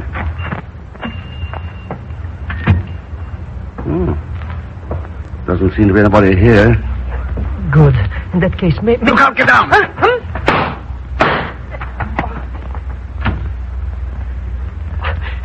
If I get out of this alive, I swear by the father of my father... You're all right. You got away through the back door. Who got away? I don't know who, but he had on a police uniform. What was he trying to do anyhow? He was crouched down there in front of the safe, trying to open it. Oh, no. Not another safe. I guess I'd better go and get some lunch. Pegon? Yeah, but maybe inside... I mean, after all, who knows? Could be. Nobody in the shop. Come on, Jimmy Valentine, get to work.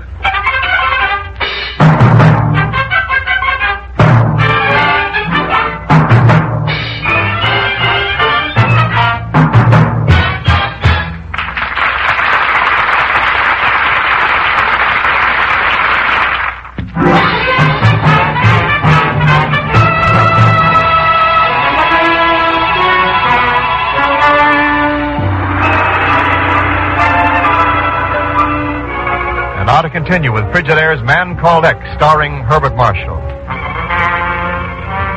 When a $100,000 ruby turned up in a worthless piece of costume jewelry, and the body of one Sal Rubin was found stuffed in his own safe, Ken Thurston decided the best place to pick up a lead would be down in Paraguay. Strangely enough, the trail down there has led to another safe. The combination of this one is giving Pegon some trouble. What's wrong, Pegon? You've been strolling around there 20 minutes. Oh, who knows, Mr. X? Maybe the combination of this one is in Spanish. Well, come on, get on with it. Oh, please, quiet, please. I think something clicked just then. I thought that very much, senor. Hey, the tamale with the gun. You will both be so kind as to raise your hand. Well, I was looking forward to seeing you again, Felicia, but not quite this soon. Obviously. May I ask what you are doing here? May I ask what you're doing here? My father happens to be the owner of the Estrella Company. Senor Ruiz, eh? So that's who makes this jewelry. Where is he now? What have you done to him? The only person here when we came in took a couple of shots at us and left. He was wearing a police uniform. Police? That is ridiculous. Is it? That gun makes me nervous, Mr. Thurston. Why don't you take it away from her? Any suggestions as to how? I do not wish to listen to this talk. You will tell me at once what has happened to my father, or I will shoot you both. Both? Now, wait a minute. Maybe we can make a deal. Senorita's not going to shoot anybody. Drop the gun, Felicia. Animal. Thanks, Mr. Hernandez. Come in. Everybody's got a gun. Since you lead the treasury, Senor Thurston, I have concentrated and put two and two together. There is only one man in Asunción who makes jewelry, Senor Ruiz, the father of Felicia. I've come to talk with him. So have I. Only seems to have stepped out. My father is guilty of nothing. Very well tell me what this is all about. Manuel, is that Colonel Mazzaro, your fiancé? I will tell you nothing. I demand you find my father at once. Senorita, that's exactly what we were trying to do. All right, Pegon. Back to work in the safe. Well, the truth is, Mr. Thurston, I don't know just how to say this, but, well, you see, it's like... If it will help any to find him, the combination is left 21, to right 236, left 81. What were you going to say, Pegon? Shh, quiet, please. You see him concentrate. Left 21, right 36, left 81. Mr. Thurston, I did it. Open it up, then. Oh, no, not me. You remember the last time? All right, then I'll... It's empty. Well, you can't find a body every time. Well, that's that. Perhaps somebody warned him, Senor Thurston. Could be. Senorita, with the color your eyes are right now, you're wearing the wrong kind of jewelry. Senor, I do not... Yeah. Instead of onyx, it should be sapphires. Sapphires? Yes. They are very difficult to find.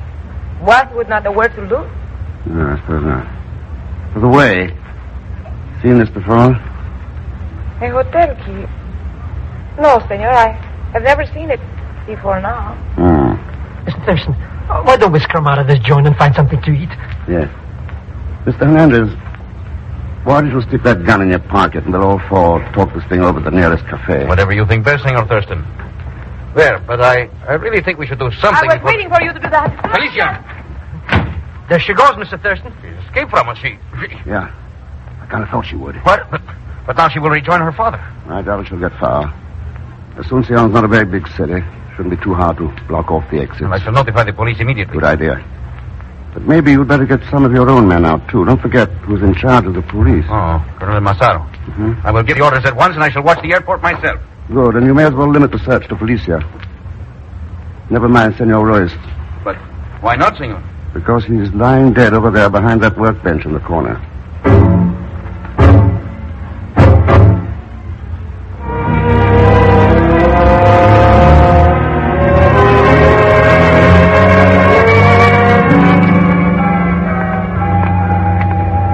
I hope you remember I still haven't had anything to eat, Mr. Thurston. You can order something sent to the room, Pegon. Come on. Oh, just a moment, Senor Thurston. Well, what is it? I have a call for you. Just came in. The party is on the line now. Oh, thanks. You can take it here. Ken Thurston speaking. This is Colonel Mazzaro. I've been trying to reach you. Oh, go on. A very bad thing has happened. I've just found the body of Senor Ruiz in the river. He has been shot to death. What? He is the padre of Felicia. He's a maker of jewelry. It's possibly some connection with this case. Yeah, I know. Where'd you say you found his body? Floating in the river at the south side of town. All right, Colonel Mazzaro. Meet me at the Treasury office in half an hour. Very well, senor. Adios. Pegon, take a taxi up to the airport and find Hernandez. We'll meet with the Treasury office in half an hour. Okay, Mr. Thurston. Now, what do you mean, we? Oh, Felicia and I. Oh, well, I thought... Felicia? Hey, where are you going to find her? Unless I'm badly mistaken, she's upstairs in my hotel room.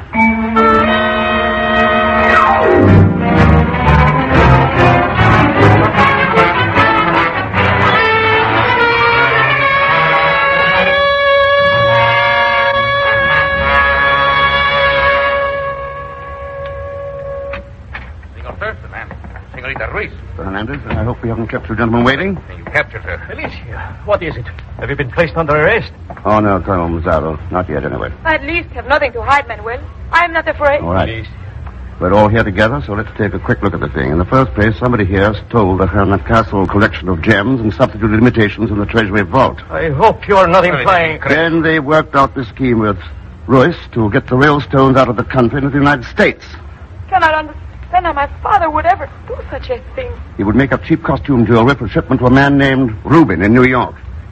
And with each order, he'd include 2 or 3 of the real stones. Wasn't much chance of them being caught in customs. You mean my old friend Sal was mixed up in this I racket? don't think so, Pegon. The New York partner was this Mr. Smith, who always insisted on first chance of the Paraguayan shipments. He's the boy who killed Rubin when he found the real stone was missing from the last order. Thought Saul had got wise to him. Senor Ruiz, he was killed too. Right. That was so I wouldn't have a chance to talk to him. But, Mr. Thurston, who is the big shot that's back of all that? It had to be somebody with access to the Treasury vault. That lets Felicia out and leaves Colonel Mazzaro and Hernandez in. I will not be insulted, senor. You're ducking before you're hit, Colonel. You are accusing me by implication. Look, You're engaged to the daughter of a man we know was in on the scheme. She knew nothing about it. Pegon and I were shot at by a man in a police uniform. You reported finding Royce's body in the river, when I'd already seen it in the back of his shop. I did find it in the river. Senor, I told you Colonel Macassar was guilty. In New York, everything was pretty carefully covered up. But down here, the whole case points to Colonel Mazzaro, which adds up in my book to somebody else. What? Oh, gracias. Si, senor. For instance, to Mr. Hernandez, maybe. In Paraguay, Senor Thurston, we insist upon evidence. Well, how about the Joes themselves? They'll be pretty good evidence. And where do you think they are, Senor Thurston? A man with a fortune concentrated in gems will probably keep them pretty close around him, ready for a quick break. In your case, Colonel, they might be in the pouches of that cartridge belt. You're at liberty to look. With Senor Hernandez, I'd stay in that diplomatic briefcase he carries everywhere he goes. Now, suppose we have a look.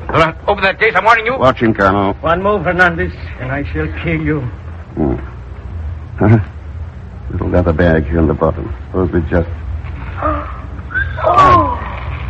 Well, there's your evidence. Just look at them jewels. Yeah. There's about a third of them missing, though.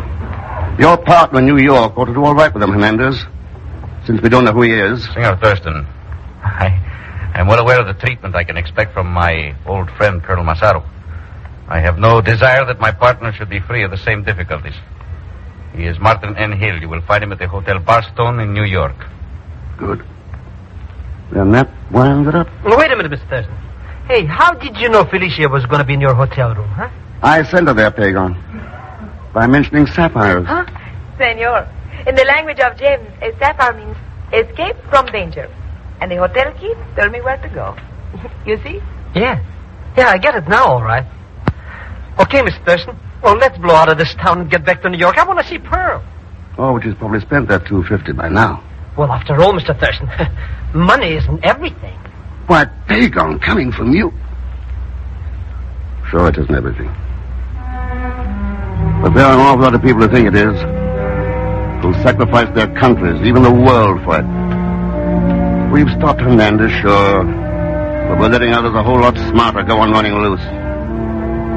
What's the matter with us? When are we going to wake up?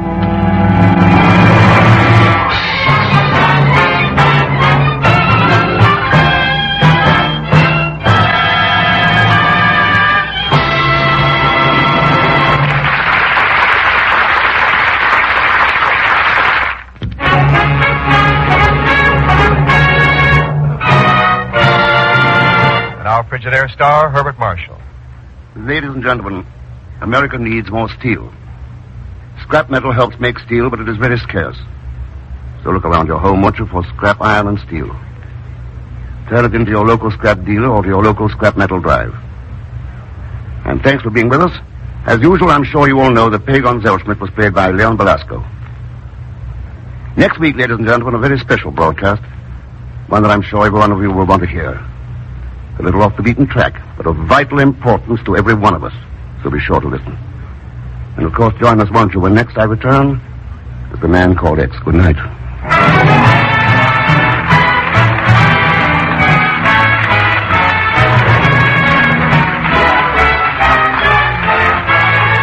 Frigidaire's Man Called X is directed by Jack Johnstone, with music composed and conducted by Johnny Green. Tonight's story was written by Les Crutchfield. So until next week, same time, same station, this is Wendell Niles speaking for Frigidaire, made only by General Motors. All characters and incidents used on this program are fictitious, and any resemblance to actual persons or incidents is purely coincidental.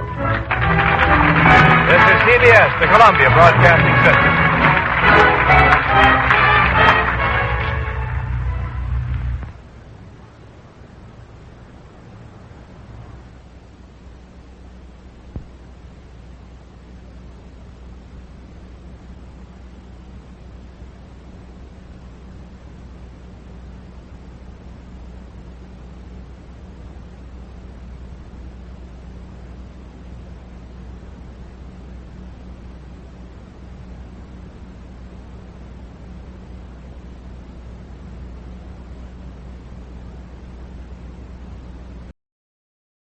You're twice as sure with two great names, Frigidaire and General Motors.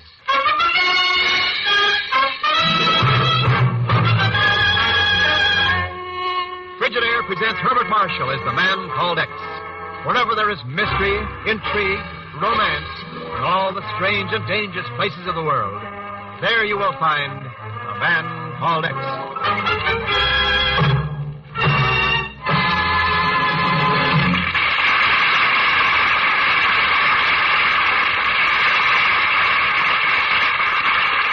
You're twice as sure with two great names, Frigidaire and General Motors. For Frigidaire refrigerators are made only by Frigidaire, a division of General Motors. And it is this association of Frigidaire and General Motors, this association of experience with experience, of skill with skill, that makes Frigidaire America's favorite refrigerator. Remember this when you choose your new refrigerator. Remember that millions of Frigidaires in millions of American homes have established Frigidaire's reputation for complete dependability, for lasting satisfaction. Yes, you're twice as sure with two great names, Frigidaire and General Motors. For Frigidaire refrigerators are made only by Frigidaire, a division of General Motors. More Frigidaire refrigerators serving more American homes than any other make.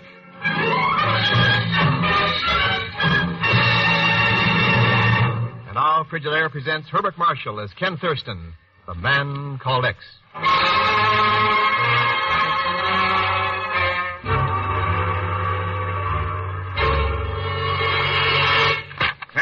There's the report from Cochin, China, Ken, on the latest accident at the Mekong River Dam. Another dynamite explosion, Chief? Right. Destroyed the new anchor block. What does John Dreyer have to say? He's pretty sick about it. The French government requests his services from the Bureau of Reclamation because of his terrific reputation as a hydroelectric engineer. Now Dreyer can't get to first base building that dam across the Mekong River because of accidents. Chief, I better shove off for Cochin, China. Well, there are American business interests in mineral deposits there, and hydroelectric power could make it a pretty productive area. More than that, Chief.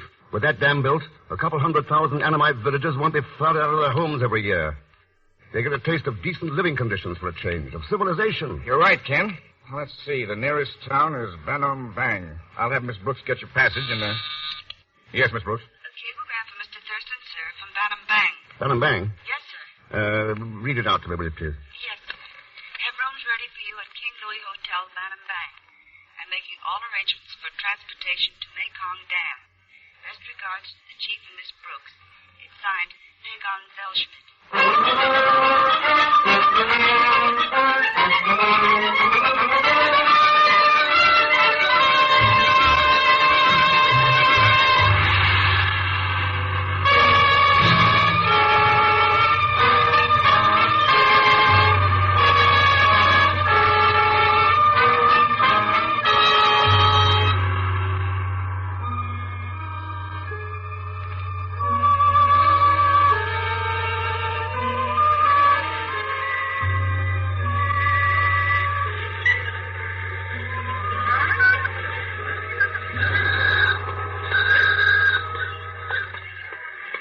You see, Mr. Thurston, there I was in Shanghai attending my Uncle Ahmed's coming out party. His what?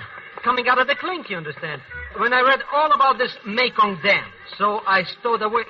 I caught a fast freighter and came here to Banam Bang. You didn't read anything about me coming here, Pegon? Oh, that. With this American engineer, John Dreyer, building the dam and plenty of United States money tied up in tin and copper and stuff. Where else would you go when there's a lot of accidents and big explosions? And besides, I got a hot business deal for you. The only deal I'm interested in is transportation to the Mekong Dam. Oh, I got that too. Down there at the docks. Don't worry about it. But this business deal you're so excited about. Look, we sell insurance to the Annamite workers at the dam. We positively, absolutely guarantee they don't get knocked off by accidents or nothing. What happens if they do? We bury them. They can't lose. And I already paid off Hong Lin for plenty of protection. Hong Lin? Sure. Big shot with the natives. Takes care of the snakes. Religious stuff, you understand. Anyway, anything he says goes. So I guess maybe you'd like to get on the basement, eh, Mr. Thurston? For, shall we say, 500 smackers? Pegon, I'll put you to work at bureau scale. $20 a day and expenses. And your first job's getting satisfactory transportation. But, Mr. Thurston, I can assure you, Mr. Thurston, the transportation shall be more than satisfactory. Well. My seaplane is moored at the dock. We can take off at any time you say. See, Mr. Thurston, I told you I arranged for everything. Yeah. You seem rather surprised, Mr. Thurston. Oh, pleased might be a better word, Miss, Betty Della Costa. Miss Della Costa. Hmm. That perfume, quite rare, isn't it? And quite expensive. Yes. And your reasoning is quite correct, Mr. Thurston. My interest in flying you to the Mekong Dam is not financial. Of course not. This cookie's a big-shot stockholder in the Hanoi Mining Company. They'll make a fortune when that dam is built. That's hardly the point. I'm going to marry Edward Calenda, the assistant engineer of the project, Mr. Thurston. And I don't like accidents, particularly when they happen around my fiancé. Oh, that's understandable. That's why I decided to fly up there with you. Perhaps together we might do something about them. Well, I suppose I should feel flattered, but, why me? Oh, I'm glad to know that modesty is one of the characteristics of the man called X. Nice going, Pegon. A trip of the tongue, you understand? Oh, sure. Would you have any ideas as to where we might start working together, Miss Della Costa? According to rumor, the Annamite natives think the dam is a desecration of their sacred river, the Mekong. And they'll stop at nothing to halt its construction. Yeah, but you don't believe that. I believe that back of every destructive deed, you'll find someone reaching for a dishonest dollar. That's a very definite opinion. Any candidates? You might find it interesting to check the financial condition of the man supposedly most concerned with the building of the dam. Now, if you'll excuse me, I'll warm up the engines for the takeoff. Hey, there's only one guy she could be talking about. That's right, Pegon. The guy who's responsible for me being out here. The American engineer, John Dreyer.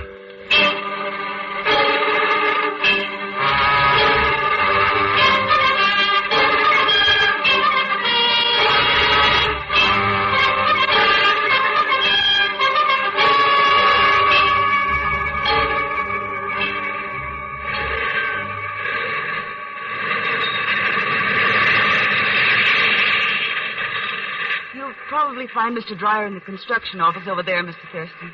You're not coming in with us, Miss Della Costa? I'd rather not. It's been 2 weeks since I saw Edward. I'm sure you understand, so if you don't mind... Oh, of course not. Boy, what a sweet patootie, eh? And did you see how she goes for me? Oh, sure, Pegon. That's why she made a beeline for Edward Calenda the minute he landed. Oh, probably just going to break the bad news to him. Somebody's making with the guns, Mr. Rex. Yeah, in the construction office. Come on. One of my shoelaces is untied. I'll be right with you. Later, Mr. Thurston. Oh, you go there. Get down the stairs. Okay, let's have that gun. That's better. Now, suppose we all relax and talk things over. Who are you, mister? My name's Ken Thurston. You Dreyer? That's right. And my name, sir, is Charlie Dong Ray. What went on here, Dreyer? This two-faced crook was trying to get me to buy second-grade building material for the dam. Wanted me to take a split of the graft. When I told him what he could do with that kind of a proposition, he pulled that gun on me. I'm afraid Mr. Dreyer is falsifying before his own gods. He asked me to supply inferior materials so we could share the profits. When I refused, he threatened me. I drew the gun in self-defense. Why, you dirty Hold lying... it, Dreyer. We won't get anywhere that way. You are quite right, Mr. Thurston. But it might be well to remember that inferior materials may go into the building of a man as well as a dam. In Mr. Dreyer's case, that could mean disaster to my people. That is something I shall not allow to happen, Mr. Thurston. Even though it may mean I must deal forcefully with you as well as Mr. Dreyer. Good day, gentlemen.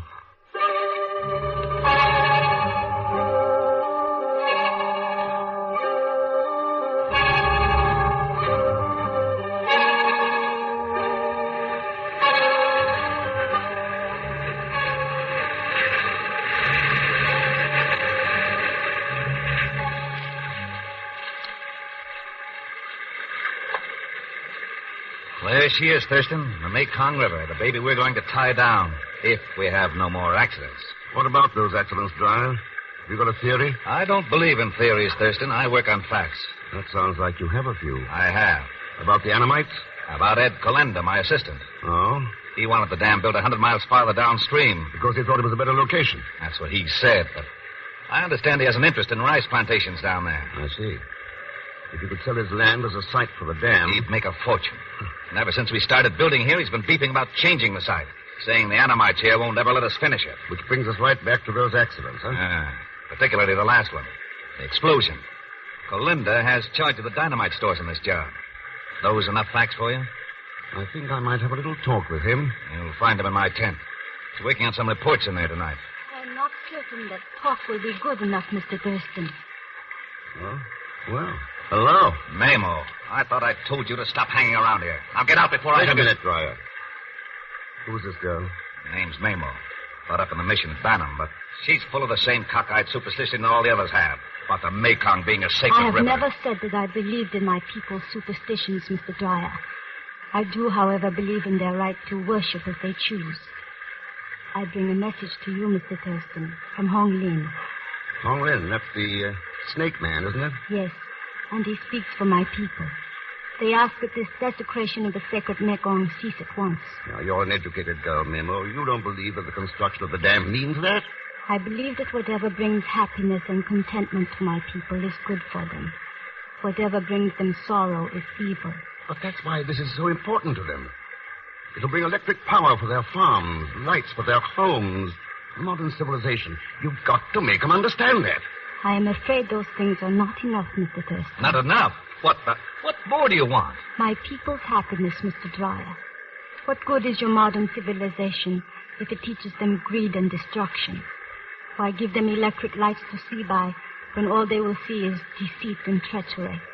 And you believe the dam is bringing all that to them, Memo? You're a wise man, Mr. Thurston. I think you may learn the truth of what I say from Edward Colenda. Colenda? Meanwhile, remember that my people still believe that if the construction continues, the curse of the evil one Shiva will descend upon them. They will do everything possible to prevent that. Good night. What do you make of that, Dryer? Those threats aren't going to stop me from building that dam. Maybe not. But we ought to take the young lady's advice. Now, look here, Thurston. If you think I'm going to quit... I think we'd better have that talk with Colenda.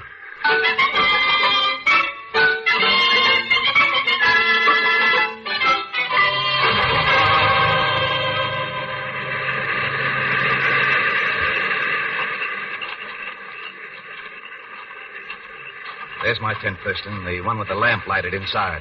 Colenda's still in there. Yeah, I see a shadow against the tent wall. Look at that. Supposed to be making out reports, and he falls asleep over the desk. He's not sleeping, Dryer. What do you mean he's not sleeping? Good Lord. That spear. Driven through the tent wall into his back. Yeah. So that's what Mamo meant. Her people thought Colenda was responsible for the dam, and they killed him. No, Dryer. To anyone standing outside this tent, the shadow on the wall wasn't Colenda's. It was yours. Mine? Yeah. Somebody made a mistake. They killed the wrong man.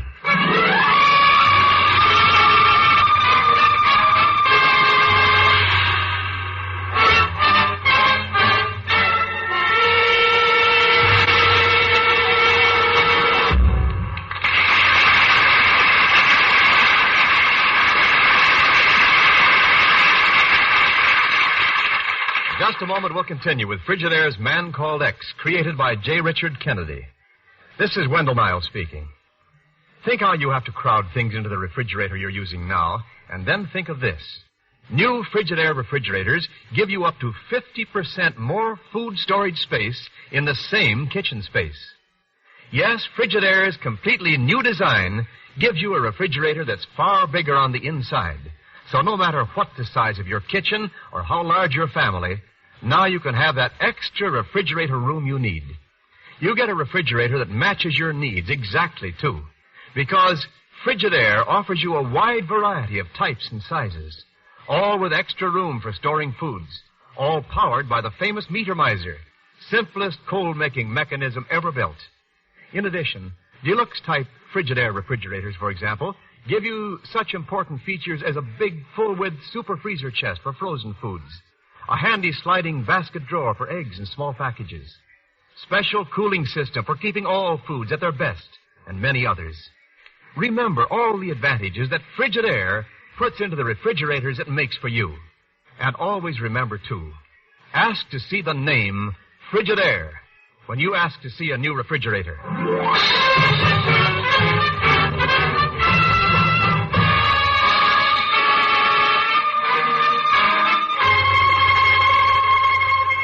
And now to continue with Frigidaire's Man Called X, starring Herbert Marshall.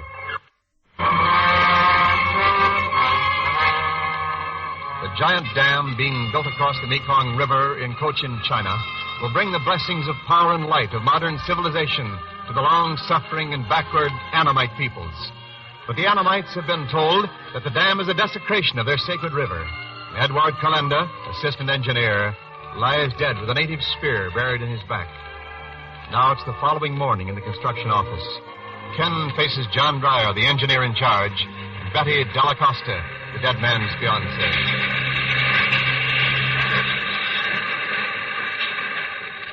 You're sure you want to stay on here, Betty? I do not intend to leave, Mr. Thurston, till I learn who is responsible. I shall spend my entire fortune, if necessary, to bring him to justice. You don't have to, Miss Della Costa. The blueprint's clear. The Annamites are behind it. I wouldn't be too sure, Dreyer. What effect is this going to have on the construction work? It'll make it plenty tough for me, if that's what you mean, but we can still go ahead. Matter of fact, we're going to pour the concrete for the new anchor block tonight. Good. Meanwhile, I'll pay a little visit to Hong Lin. Hong Lin, the snake man? That's right. How do you figure he fits into this picture? I'm going to learn if he's being paid off to stir up this trouble. If there's any Western gold mixed up with the curse of Shiva.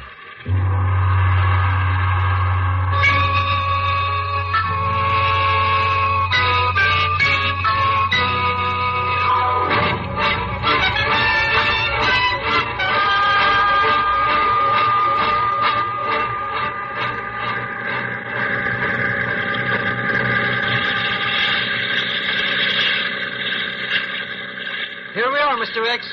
Hong Lin's own personal island. Good. Let's get ashore.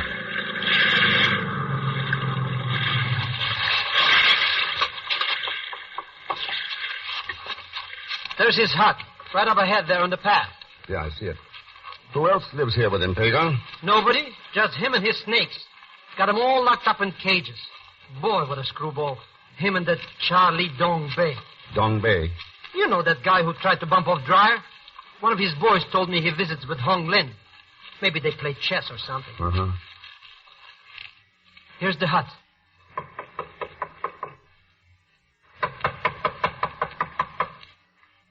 Nobody home, huh? Let's go in and make sure.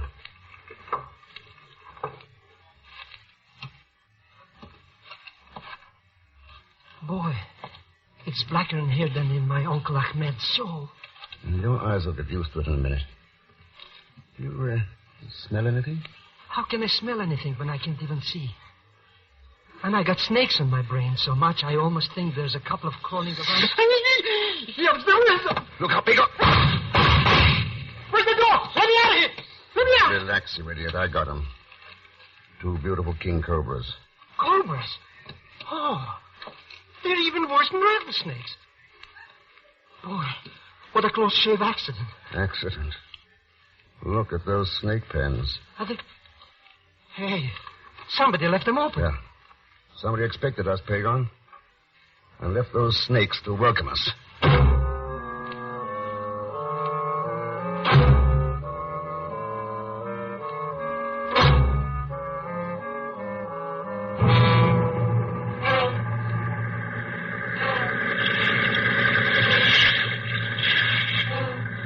Send those radiograms to the chief, Pegon. Use the commissioner's shortwave station at Banam. Then bring the answers back to me at the dam. But maybe the snake men's still after us. You might need me to protect you. I don't think so. Look back at the island. At the island? What's to see there but those 2 vultures settling down on... Vultures? Mr. X. Yeah. I don't think we'll have to worry about the snake man any longer.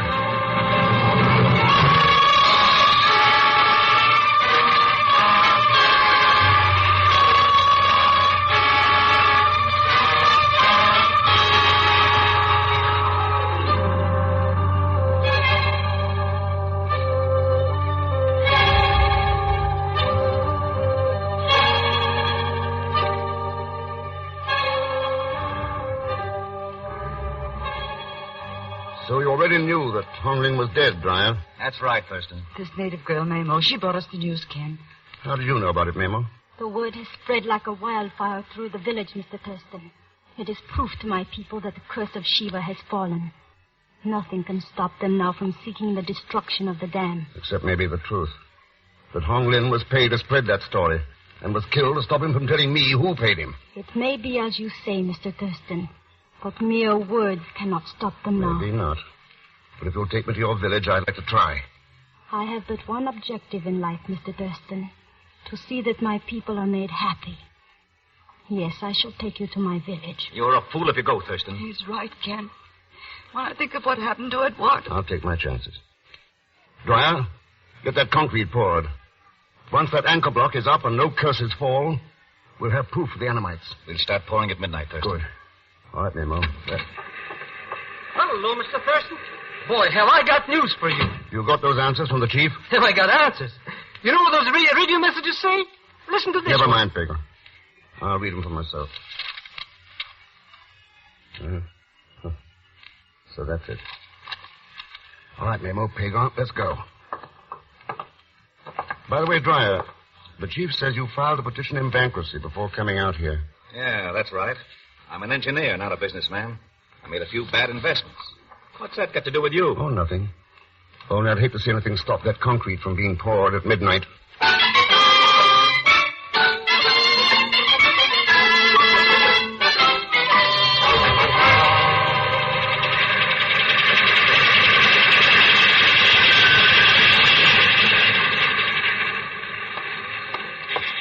I don't get it, Mr. X. We start out for the village, and then all of a sudden you send that Memo ahead. And we come back here to the dam. What gives, anyway? That's what I came back to find out. Huh? Suppose I asked you to stop that concrete from being poured a few minutes from now. Could you do it? There will be a slight consideration involved? Naturally. Then it's a cinch. You see how they got the mixers way up on top there? And they're going to pour that cement down here into those giant mold things? I'll get a couple of sticks of dynamite from the powder house and put them at the bottom of the mold forms. That'll do it fine. Wait for me, Mr. Thurston. I'll be right back. Don't bother, Pegon. Somebody else beat you to it. Huh? Look over there, near the entrance to the mold forms. Near the... Mr. X, you see who that is? Yeah. Let's go over and pay our respects. Hello, Dongbei. Mr. Thurston. Kind of dangerous playing with dynamite, isn't it? Not if one knows how to handle it properly, Mr. Thurston. Merely takes a slight twist of the wrist. Oh, drop that knife, Dongbei. Drop it. Oh. Get it, Pegon. It's as good as got. You know, Mr. X, I knew all the time this no good was mixed up in this. Yeah. His shining words about his people got a little tarnished, Pegon. With gold. Sure, he got mad on Dryer because he wouldn't split the graft 50-50. He only tried that to frame Dryer and get him thrown off the project. What he really wanted was to sell some rice lands to the French government, 100 miles downstream. But Dryer said Colenda owned those lands. No, Pegon, they belong to someone else. Yes, that is quite correct, Mr. Thurston. And in return for my freedom, I shall be happy to disclose everything to you. You won't get any deal from me, Dongbei. But as proof of my good intentions, I can give you the name of that person now. In return, I only... Mr. X! Where did those shots come from? From the entrance of the mold forms. Hello, Betty. That's how they're coming over to join me, gentlemen. We shall join Charlie Dongbei instead. Wouldn't think of it, Betty. You don't seem surprised to see me, Ken. Why should I be? Only you and Dryer knew I was going to Hong Lin's. One of you prepared that snake trap. And Dryer doesn't wear perfume. The scent was still in the hut? Yeah. You know, Betty, your window dressing was perfect. No one would suspect the rich young Miss Della Costa of any ulterior motives. Then what way did you think I had one? You went just a little too far. Talked just a little too much about your lack of financial interest, your fortune. There was something phony about it. And the chief's radiogram told me where he was. Hey, that's right. It told all about the gambling she was doing on the stock market. All the dough she lost. You were losing control of your stock in the Hanoi Mining Company, Betty. I needed big money to recoup. Money you could get by selling that rice land was a site for that dam. So you tried everything you knew to get it moved down there, even to killing Dryer. Dryer? But it was Colenda who got bumped That was a mistake, Pegon. The shadow on the wall fooled the killer. Which one of your stooges did it, Betty? Hong Lin or Dongbei? It happened to be Dongbei, Ken. Not that it matters. The knowledge will do you very little good now. Betty, better check with the commissioner from Benam before you pull that trigger. His men have this place surrounded. Sir, what is this, a trick? It is no trick, mademoiselle. I have warrants for your arrest on charges of sabotage and murder. You will please to surrender at once. Surrender? I don't think so, Commissioner. Sit down, Pegon. Monsieur Thurston, you are all right. Yeah, but never mind me. Get the girl. But she has run into the mold forms, monsieur. She will get away at the other end. No, Commissioner. No, she won't get away. Mr. Rex, that noise. Yeah. That's right, Pegon. They've started to pour the concrete.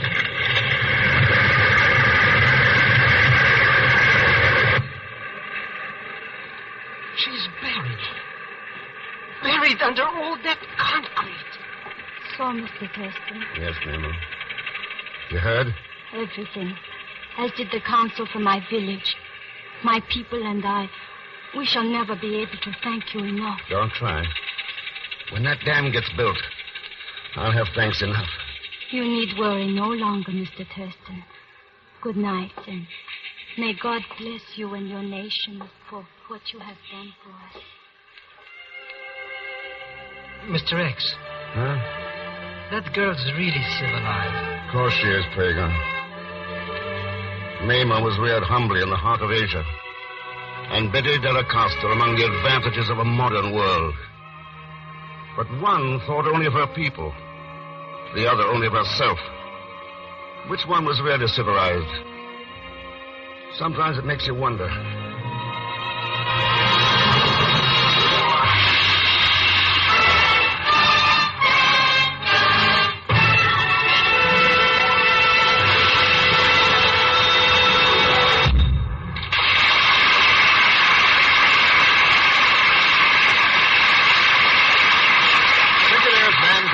Is presented each week with the best wishes of your Frigidaire dealer, who invite you to come in and learn about the famous line of Frigidaire electric appliances, refrigerators, ranges, water heaters, home freezers, the new automatic washer, dryer, ironer, and many other Frigidaire refrigerating and air conditioning products for homes, farms, stores, offices, and factories. A Frigidaire automatic washer. That's what I want next, Mr. Niles. You'll like it as well as your Frigidaire refrigerator, and that's saying a lot. When you're at your Frigidaire dealers, ask to see the new Frigidaire automatic clothes dryer and electric ironer, too.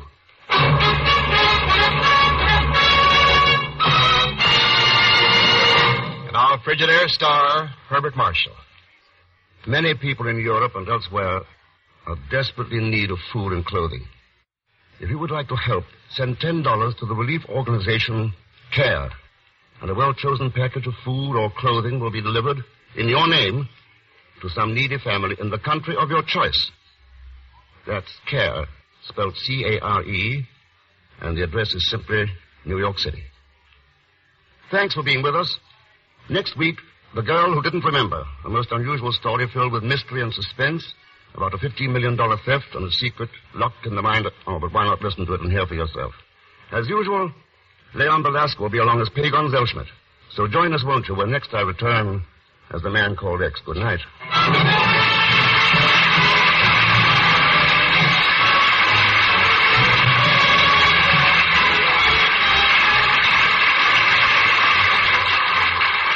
Frigidaire's Man Called X is directed by D. Engelbach, with music composed and conducted by Johnny Green. Tonight's story was written by Sidney Marshall and Maurice Zimm. So until next week, same time, same station, this is Wendell Niles speaking for Frigidaire, made only by General Motors. All characters and incidents used on this program are fictitious, and any resemblance to actual persons or incidents is purely coincidental. This is CBS, the Columbia Broadcasting System.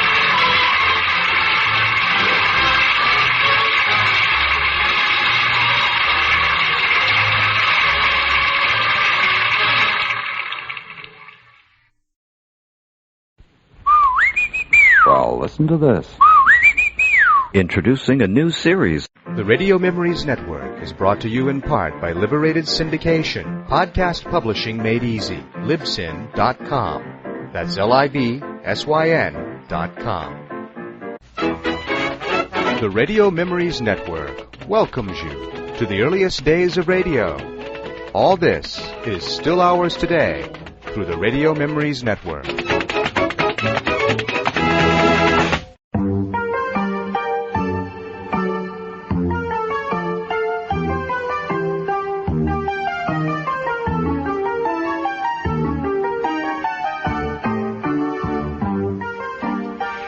It's a foggy night, a perfect night for a mystery.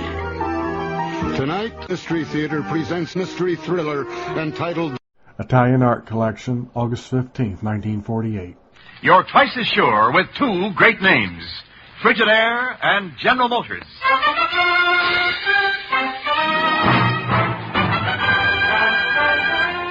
Frigidaire presents Herbert Marshall as the man called X. Wherever there is mystery, intrigue, romance, in all the strange and dangerous places of the world, there you will find the man called X.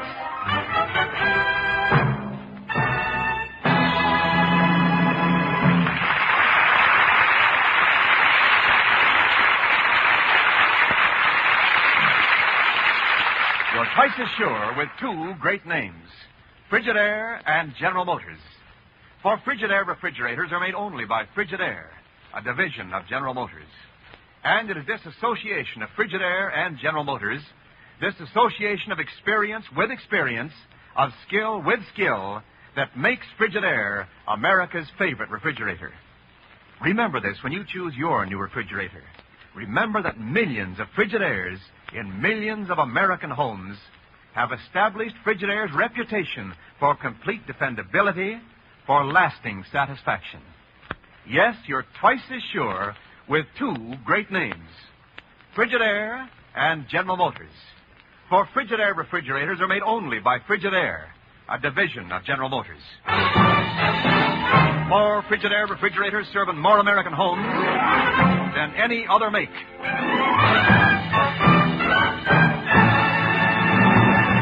And now Frigidaire presents Herbert Marshall as Ken Thurston, the man called X.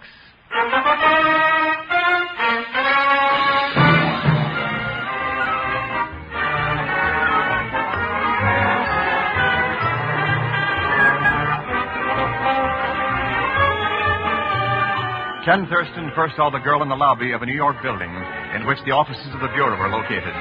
She was pleading with the elevator starter, pleading in a dazed, frightened manner.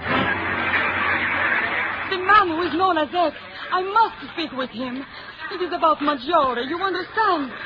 Per favore, please, I must speak with him. I must!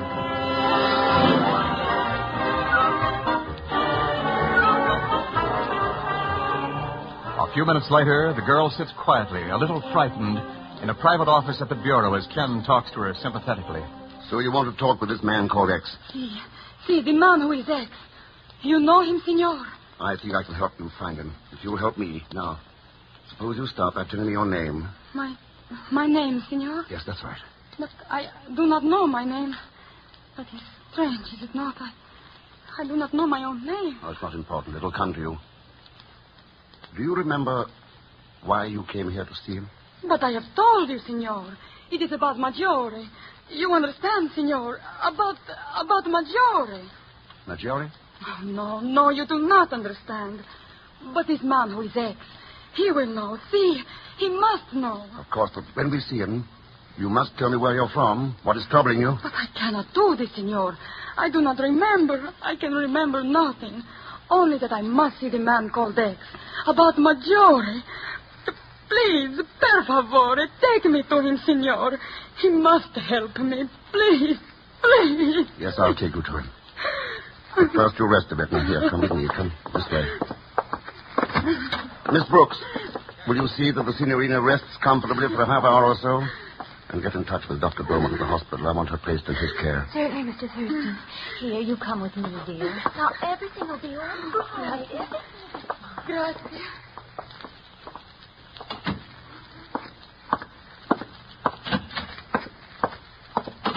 Did you get it on the dictograph, Chief? Yes, I got it, Ken. An amnesia case, eh? Sounds like it. Think it might be a fake? Dr. Beaumont will tell us. Mind if I use your office phone, Chief? No, go right ahead. Hello, Esmond. Thurston. The Spartivento sailed from Naples last week en route to New York. The Maggiore art collection was aboard. The Maggiore art collection, of course. Then I'll check on it and see where it is now, will you? Thanks. So you think the girl was talking about the Maggiore collection, eh, Ken? Could be. What do you know about the collection, Chief? Well, let's see. It's world famous, looted by the Nazis, recently recovered, And it's coming over here for some kind of public exhibition, isn't it? That's right. It's going to tour the country. Proceeds going to a rehabilitation fund for Italian war orphans. Yeah, but if that's what the girl was talking about, why should she look for you? The Bureau hasn't any interest in an art collection. I think we have, Chief. Huh? That collection means a new life for thousands of Italian kids. A chance to dig themselves out of the mess the war left them in. Well, sure, Ken, That's why the collection is our responsibility. We've got to see that those kids get that chance. That they grow up as the next generation's decent citizens and not as stormtroopers. Thurston here. Oh, yes, Thurston. Yeah. I see. Thanks. Party went to a doctor this morning, Chief. The Maggiore collection went through customs about an hour ago. Then what do you want us to do, Tim? Chief, the truck taking the collection to the Knowles Art Gallery was hijacked. The guard and driver killed. And the paintings are gone.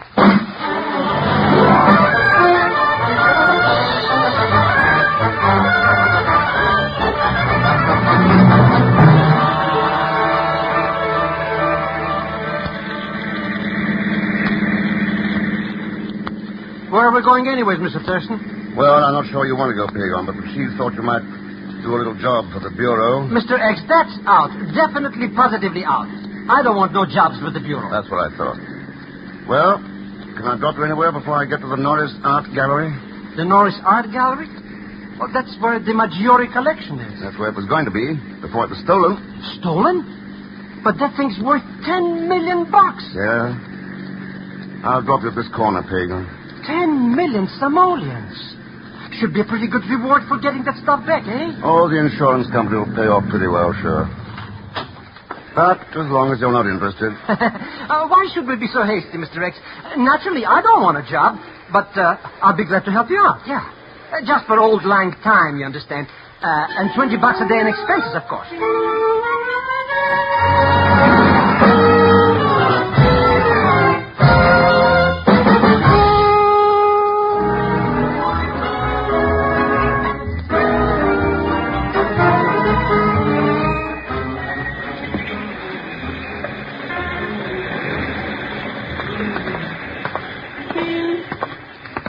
You got it straight now, Pegon? Oh, sure. It's a cinch.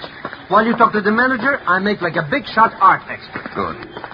There's the gallery. Let's go in.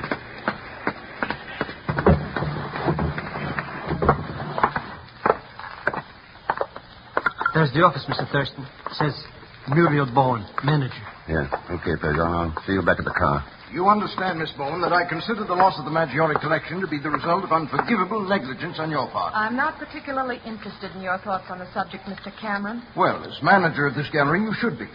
The dividing line between unforgivable and criminal negligence may be a very narrow one. Good day, Miss Bowen. Pardon, please. Certainly, yes, sir. May I come in, Miss Bowen? Why not? You're practically in now. Thanks. Did you enjoy your little eavesdrop? Sorry, I didn't mean to move in on a private conversation. That was J.B. Cameron, wasn't it? One of the sponsors of the Maggiore collection? I'm sure that Mr. Cameron and I don't know nearly as much about you. Oh, my name's Ken Thurston. I'm interested in the collection, too. How nice. An official interest? Let's put it this way. There's a good deal of money tied up in it that will be lost if it's not recovered. Only an insurance man would be interested in the money involved. I gather that Cameron seemed to think that you might be. What else have you gathered, Mr. Thurston? Only that you're the manager of the gallery and that your name is Muriel Bowen. I'm 28, single, and I've been here ever since I left art school 6 years ago. And I know absolutely nothing about the robbery. Does that help you?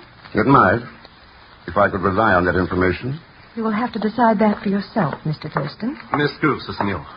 That is a problem with which perhaps I may assist you. Oh? I am Luca Rosselli, senor, representing the Italian organization which sent the Maggiore collection over here. Well, I'm glad to know you, Rosselli. Senor Rosselli is also a carbon copy of J.B. Cameron in a way, Mr. Thurston. Go ahead, Luca. Tell the man how dishonest I am. Oh, I do not say that, senorina. I accuse no one of anything. I know only that it is of vital import that those paintings be recovered. You sound like an art lover. Art? I know nothing of art. I'm here to collect revenue for displaying those paintings. Money that is needed badly in Italy for the war orphans. Well, at least someone here realizes that those children will suffer the real loss. You're a very unusual insurance man, Mr. Thurston, placing the interests of Italian orphans above that of your company. This is a very unusual case, Miss Bowen. Yes, I know. You see, the real insurance man was here 15 minutes ago. That makes your interest in this matter most unusual.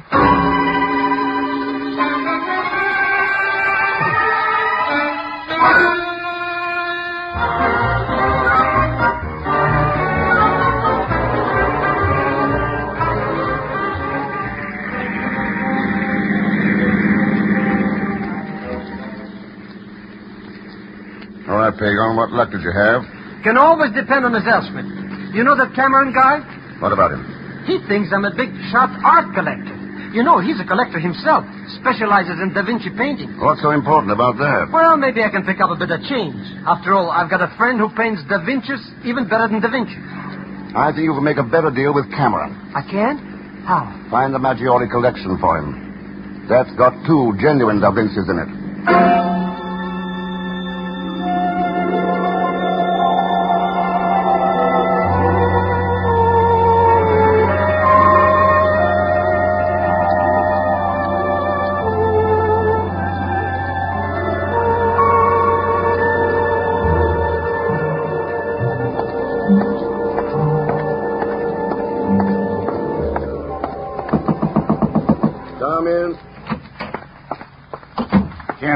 The hurry-up call for me to come here to the hospital. They're going to get some answers from that little Italian girl. Oh, and she was faking amnesia. No, Beaumont's given her an extensive examination. She's undergone traumatic shock with loss of memory. Yes, but where does the connection with the Maggiore robbery come in? Chief, I'm convinced that girl's mind holds the key to it. We've got to unlock it. But if she's got amnesia... Beaumont's going to try sodium pentothal. Sodium pentothal? The stuff the Army psychiatrists use for battle fatigue. Yeah. This girl has what amounts to the same thing. Some horrible shock has blocked her mind. But Beaumont's going to get her now. And within a few hours, we should have the answers to everything. Oh, hello, Beaumont. All set to go. I'm afraid not, Thurston. What's the matter? Something wrong? Well, I went to get that girl a little while ago. The room was empty. Empty? Well, how'd she get out? I don't know. I ordered a search. It's failed to turn her up. I'm sorry, Thurston, but that girl's disappeared.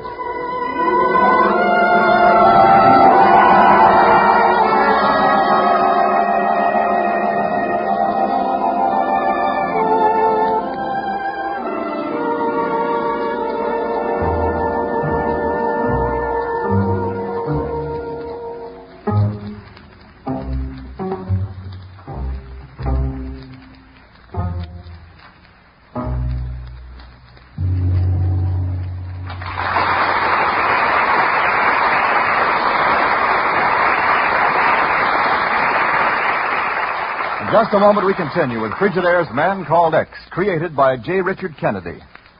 This is Wendell Niles speaking.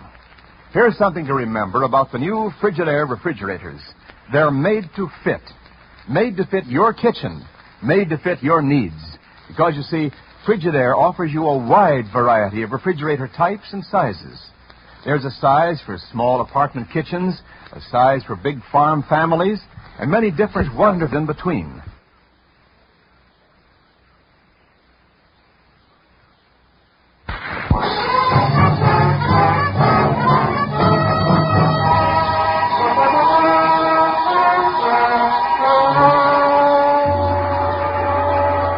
Now to continue with Frigidaire's Man Called X, starring Herbert Marshall. The Maggiore art collection has been stolen. Thousands of Italian war orphans will be without rehabilitation unless it's recovered. And the girl who didn't remember, whose mind holds the key to the mystery, has disappeared. Now, an hour later at the bureau office, Ken is talking to one of the bureau's agents over the phone. Yeah, keep the knowledge gallery covered, Esmond. I want to report on everything that Muriel Bowen and Luca Rosselli do. Right. Call me back when you have anything. Oh, hello, Chief. Anything new? Not a thing, Ken. The girl seems to have dropped off the face of the earth. We've got to find her, Chief, before it's too late. Ken, are you sure we're not kicking up a big cloud of dust over nothing? Those paintings are bound to show up when they're offered for sale. They'll never be sold in the open market. There are collectors who will buy them purely for personal satisfaction. Yes? Oh, for you, Ken. Thanks. Hello. Hello, Mr. Thurston. This is Muriel Bowen. Yeah, I recognize your voice. How flattering. How did you get this number? A delightful friend of yours, the art collector. I believe his name is Zellschmidt. I might have known. Well, don't feel too badly about it, Mr. Thurston. You see, you don't have to bother about the Maggiore collection anymore. Oh, why not? Because it was just returned to the gallery not 5 minutes ago.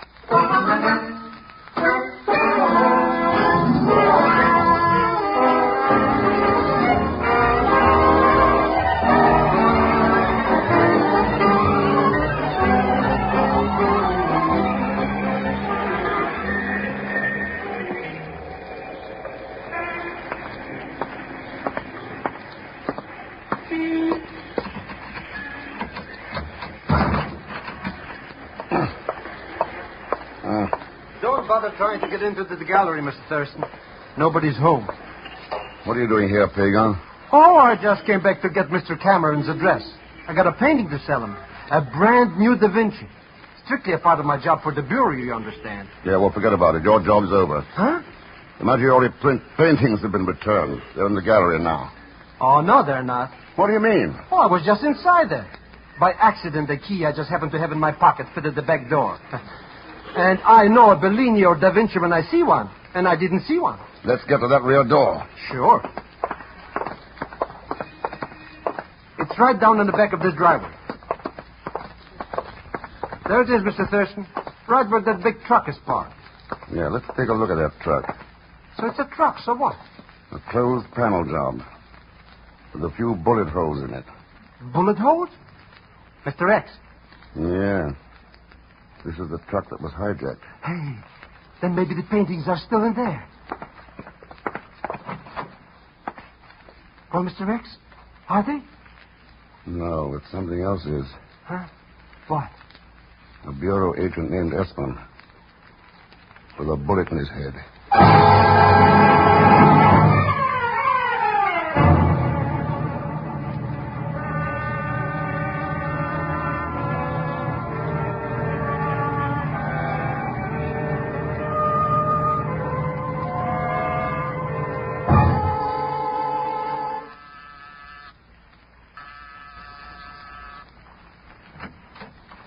Yes, what?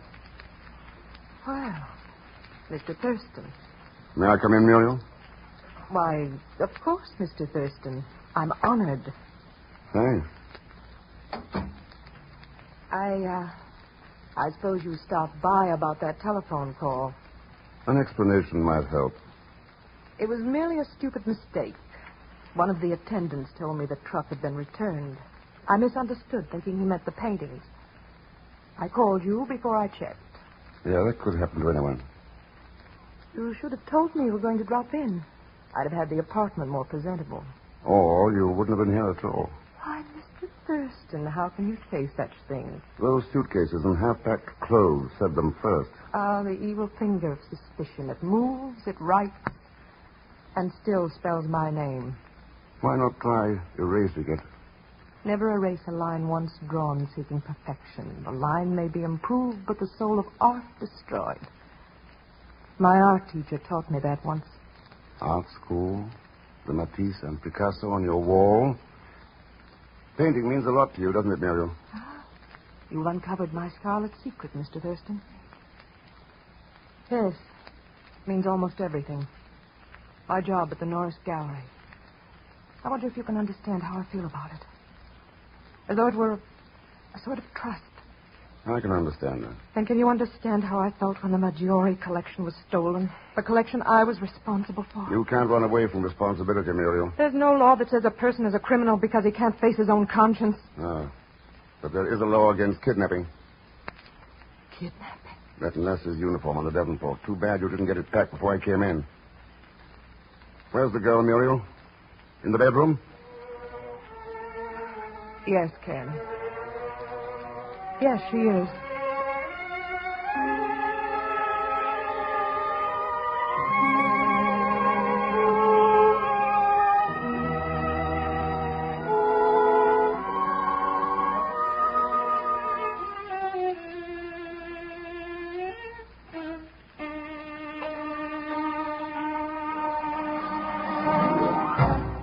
Think of it, Mr. Cameron.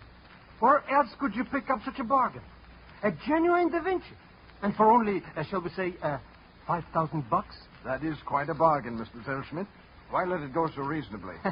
You hit the nail on the hammer, Mr. Cameron. Yeah, you know how it is when you need some ready cash. Oh, need to get rid of a stolen painting. Stolen? But I swear by the father of my father, Mr. Cameron. What about that, Rosselli? Is this Da Vinci part of the Maggiore collection? Senor Cameron, that painting was never in any collection. You're so right, Signor Rosselli. It was passed down in my family. From hand to mouth, you understand. Your pardon, Mr. Cameron. There's a Mr. Ken Thurston to see you. Oh, no. Show him in, please, William. Yes, sir. This way, please, Mr. Thurston. Thank you. Hope you don't mind my barging in. Are you like this, Mr. Cameron? No, not at all, Mr. Thurston. You're the insurance man Rosselli was telling me about, aren't you? I'd like to talk to you about the collection. Oh, yes, of course. Rosselli dropped in for the same reason. Frankly, we got nowhere, and we're just amusing ourselves listening to a sales talk about this Da Vinci copy. Copy? Any fool would know that, Zellschmidt. Well, look at the necklace on the portrait. The links in several places are not even joined. Now, do you think that Da Vinci would ever make a mistake like that? But the copy is bound to look pretty shabby compared to the paintings you have here, Cameron. Yes. They are pretty fine, aren't they? Yes, that Franz House, for instance. One of the best I've ever seen. I practically had to kidnap the owner in Amsterdam to keep the Frick collection from getting it. And that coral. I don't think he's ever had a finer feeling for the haze of twilight than in that one. No. No, it cost me $10,000 more than I wanted to pay. Old man Carpenter was bidding against me. But I got it. Senores, please. This is all very interesting, but we should be discussing the Maggiore collection. Art is not as important at this time as those children in Italy. You're right, Signor Vaselli. And I've good news for you. We found a young girl, an amnesia case, who apparently knows all about it. Why, that's wonderful, Thurston. But if she has amnesia, how can she tell you anything? She's going under sodium pentothal at the hospital tonight. I think she's going to tell us all we need to know.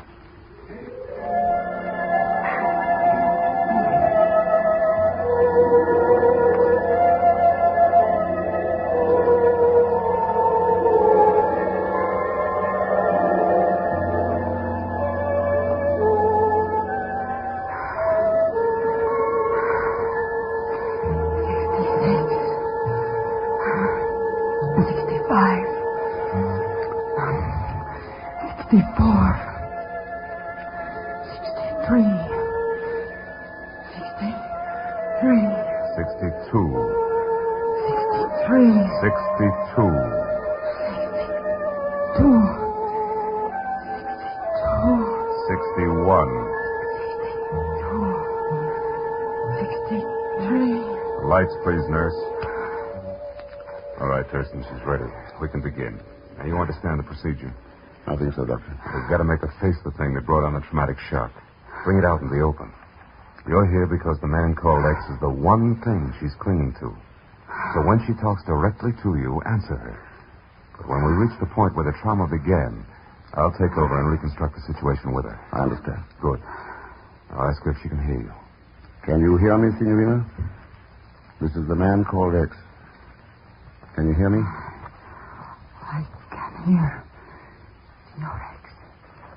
You were looking for me, Signorina? See, I was looking for you. Friends. Friends of yours told you about me? Children. In Naples. You helped them. Ask her why she needed help.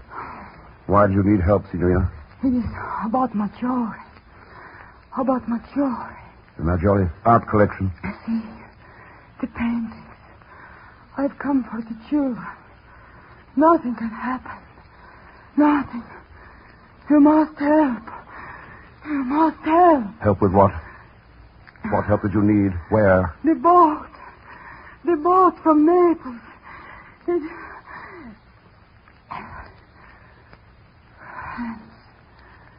They told me. Help them. They told You're aboard the boat, Signorina. You understand? Aboard the boat. No!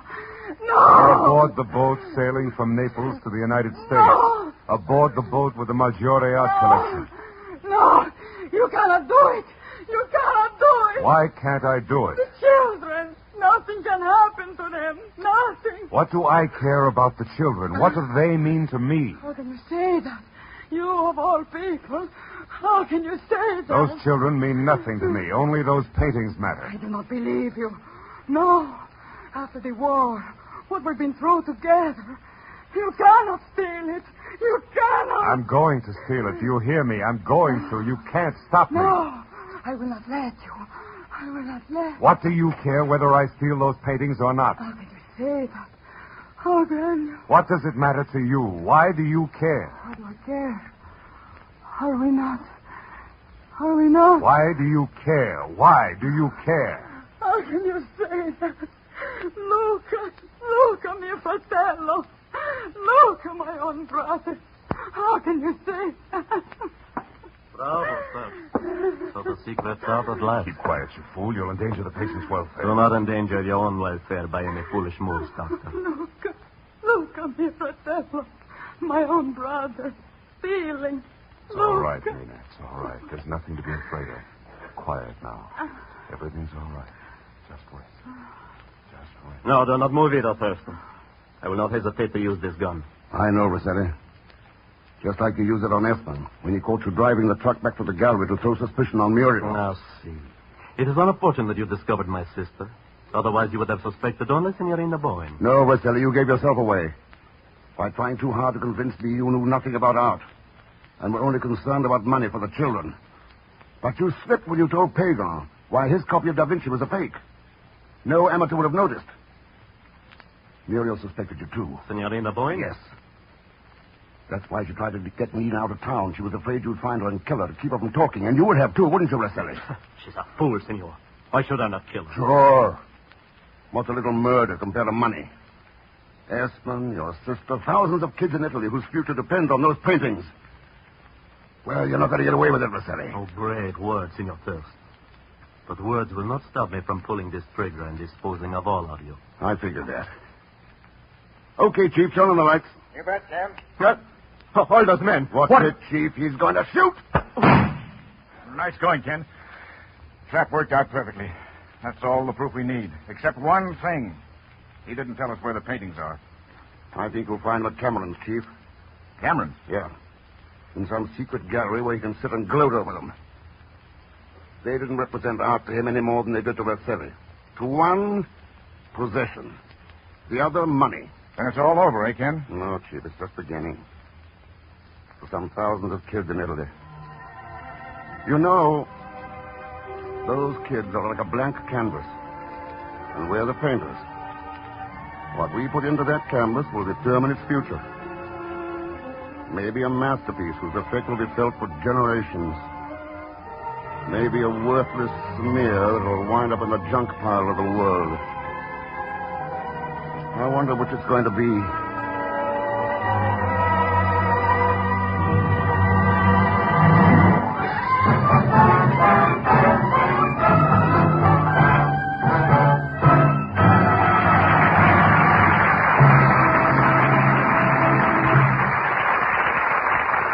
Frigidaire's Man Called X is presented each week with the best wishes of your Frigidaire dealer. We invite you to come in and learn about the famous line of Frigidaire electric appliances.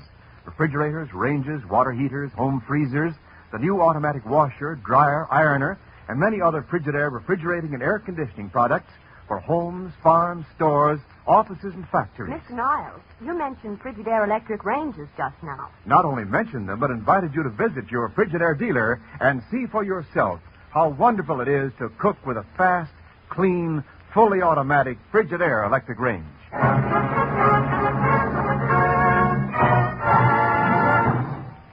And our Frigidaire star, Herbert Marshall. Thanks for being with us. Next week, the story of 100 displaced people who dream of a promised home in Burma, only to be rudely awakened by someone's ruthless desire for power. As usual, Leon Belasco will be along as Pegon Zellschmidt. So join us, won't you, when next I return as The Man Called X. Good night. The Man Called X came to you by transcription. This is CBS, the Columbia Broadcasting System. This is CBS, the Columbia Broadcasting System.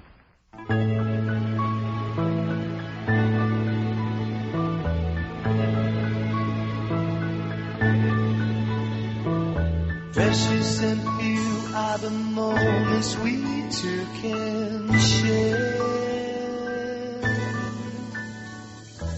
Hi, old-time radio lovers. This is Bob Camerado, your host at Boxcar's 711 Old-Time Radio Pod. Glad to be with you for a moment or two on this great network program. My reason for being here is to make an appeal to you, the listening audience, to help support this great programming, to make a donation of $1 or $2 a month to the Radio Memories Network. And that's not to my show. It's not the Boxcar's 711 Old-Time Radio Pod. I'm not asking for that.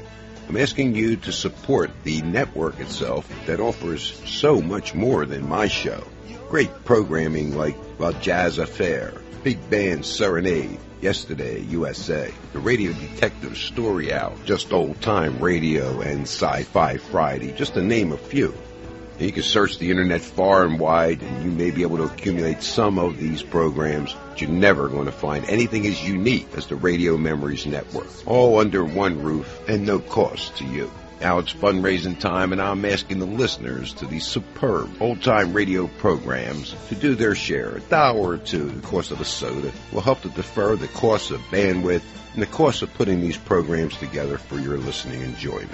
You can make your contributions, ask your questions and suggestions, comments by contacting directly Mr. Dennis Humphrey at Radio Memories, that's one word, radiomemories@gmail.com. Please don't put it off till tomorrow. The network is in financial need, and to lose Radio Memories Network would be a big loss to all of us. Again, that email address, radiomemories, one word, @gmail.com. I want to thank you in advance, and now let's get on with this outstanding program. Like the sky, I'm all over you. And if I can't find my way back home, it just wouldn't be fair. 'Cause precious and few are the moments we two can share.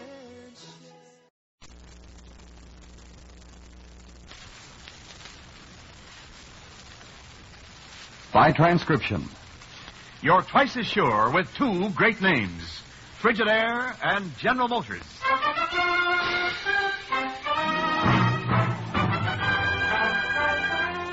Frigidaire presents Herbert Marshall as the man called X. Wherever there is mystery, intrigue, romance, and all the strange and dangerous places of the world, there you will find the man called X.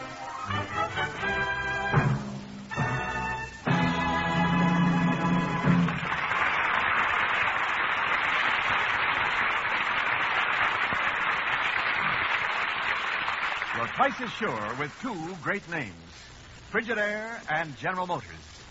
For Frigidaire refrigerators are made only by Frigidaire, a division of General Motors.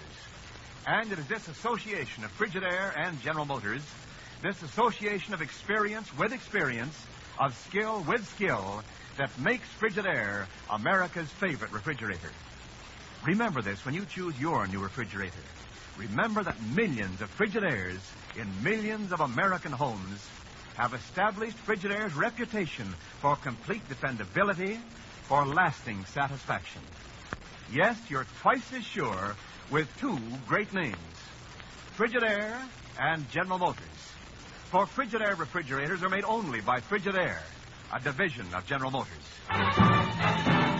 For Frigidaire refrigerators serving more American homes than any other make.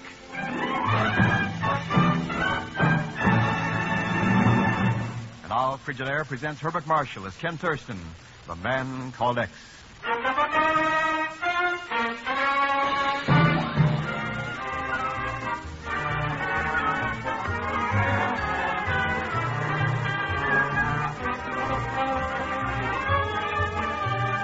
Ken Thurston first saw the girl in the lobby of a New York building in which the offices of the Bureau were located. She was pleading with the elevator starter, pleading in a dazed, frightened manner.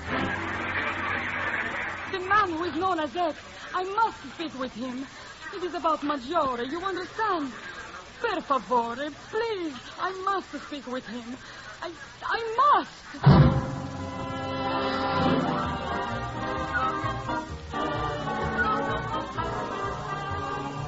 A few minutes later, the girl sits quietly, a little frightened, in a private office at the Bureau as Ken talks to her sympathetically. So you want to talk with this man called X? See, the man who is X. You know him, senor? I think I can help you find him. If you'll help me. Now, suppose you stop by telling me your name. My name, senor? Yes, that's right. But I do not know my name. That is strange, is it not?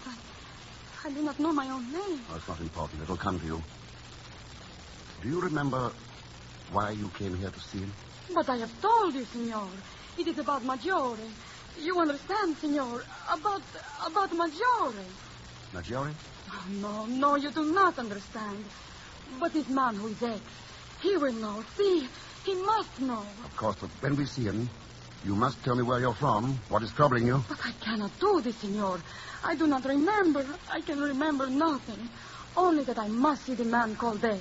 About Maggiore. Please, per favore, take me to him, senor. He must help me. Please, please. Yes, I'll take you to him. But first, you rest a bit. Now, here, come with me. Come this way. Miss Brooks, will you see that the signorina rests comfortably for a half hour or so? And get in touch with Dr. Bowman at the hospital. I want her placed in his care. Certainly, Mr. Thurston. Here, you come with me, dear. Now, everything will be all right. Gracias.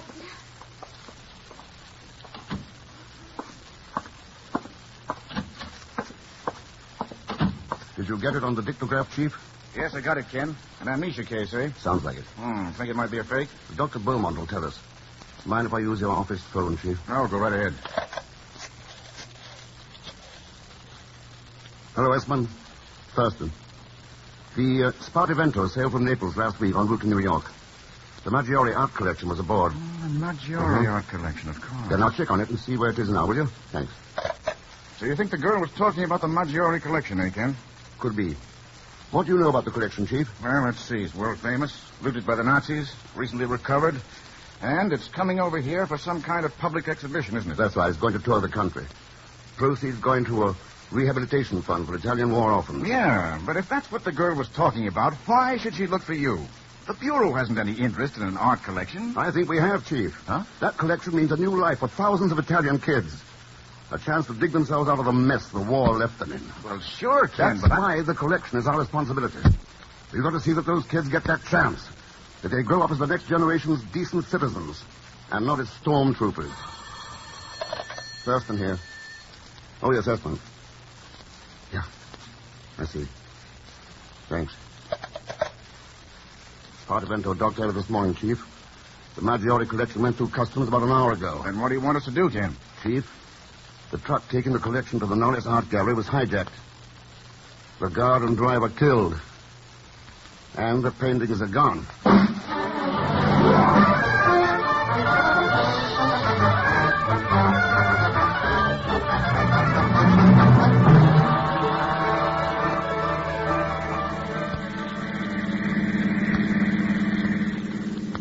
Where are we going anyways, Mr. Thurston?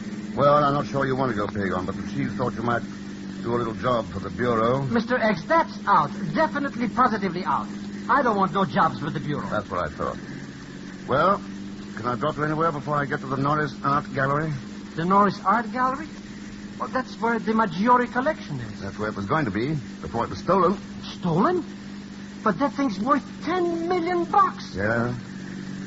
I'll drop you at this corner, Pegon. 10 million simoleons. Should be a pretty good reward for getting that stuff back, eh? Oh, the insurance company will pay off pretty well, sure. But as long as you're not interested. Why should we be so hasty, Mr. X?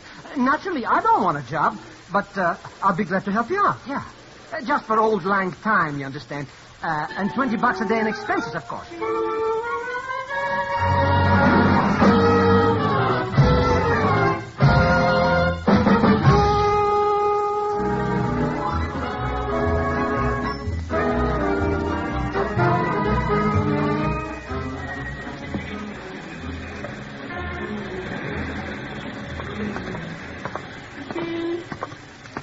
You got it straight now, Pegon? Oh, sure. It's a cinch. While you talk to the manager, I make like a big-shot art expert. Good. There's the gallery. Let's go in.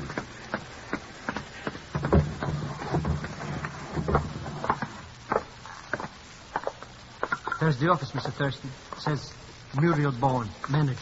Yeah. Okay, Pegon. I'll see you back at the car. You understand, Miss Bowen, that I consider the loss of the Maggiore collection to be the result of unforgivable negligence on your part. I'm not particularly interested in your thoughts on the subject, Mr. Cameron. Well, as manager of this gallery, you should be. The dividing line between unforgivable and criminal negligence may be a very narrow one. Good day, Miss Bowen. Pardon, please. Certainly, yes, sir. May I come in, Miss Bowen? Why not? You're practically in now. Thanks. Did you enjoy your little eavesdrop? Sorry, I didn't mean to move in on a private conversation. That was J.B. Cameron, wasn't it? One of the sponsors of the Maggiore collection? I'm sure that Mr. Cameron and I don't know nearly as much about you. Oh, my name's Ken Thurston. I'm interested in the collection, too. How nice. An official interest? Let's put it this way. There's a good deal of money tied up in it that will be lost if it's not recovered. Only an insurance man would be interested in the money involved. I gather that Cameron seemed to think that you might be. What else have you gathered, Mr. Thurston? Only that you're the manager of the gallery and that your name is Muriel Bowen. I'm 28, single, and I've been here ever since I left art school 6 years ago. And I know absolutely nothing about the robbery. Does that help you? It might, if I could rely on that information. You will have to decide that for yourself, Mr. Thurston. Miss Cruz, senor.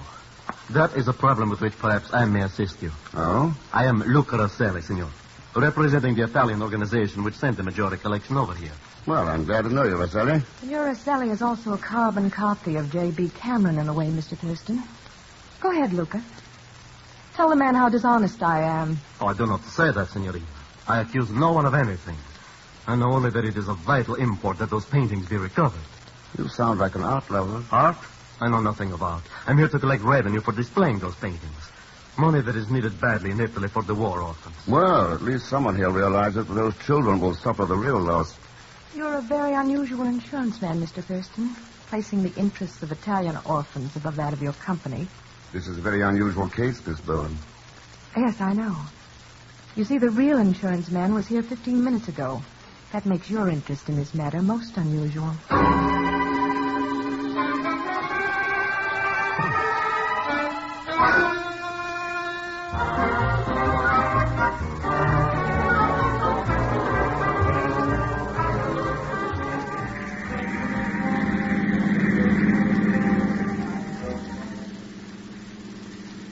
All right, Pegon, what luck did you have? Can always depend on the Zellschmidt. You know that Cameron guy? What about him? He thinks I'm a big shot art collector. You know, he's a collector himself. Specializes in Da Vinci painting. What's so important about that? Well, maybe I can pick up a bit of change. After all, I've got a friend who paints Da Vinci's even better than Da Vinci. I think you can make a better deal with Cameron. I can? How? Find the Maggiore collection for him. That's got 2 genuine Da Vinci's in it.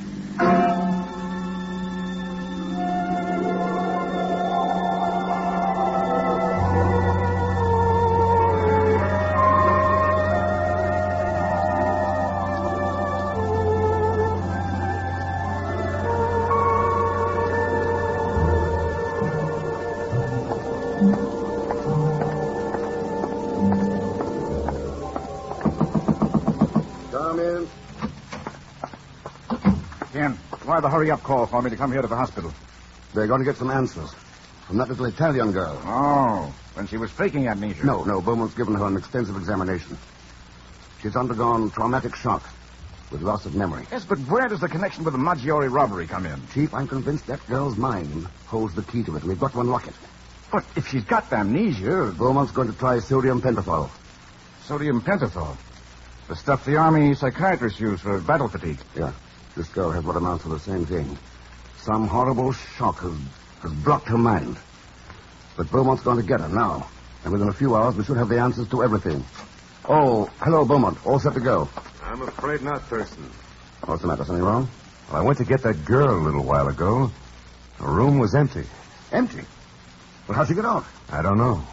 I ordered a search. It's failed to turn her up. I'm sorry, Thurston, but that girl's disappeared.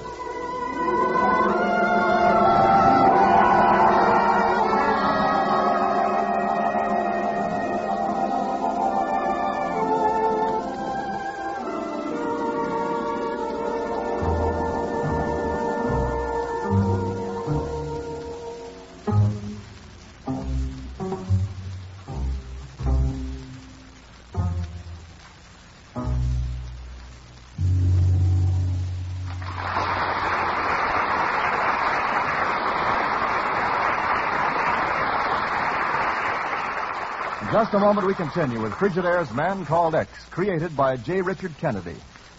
This is Wendell Niles speaking. Here's something to remember about the new Frigidaire refrigerators. They're made to fit your kitchen, made to fit your needs. Because, you see, Frigidaire offers you a wide variety of refrigerator types and sizes. There's a size for small apartment kitchens, a size for big farm families, and many different wonders in between.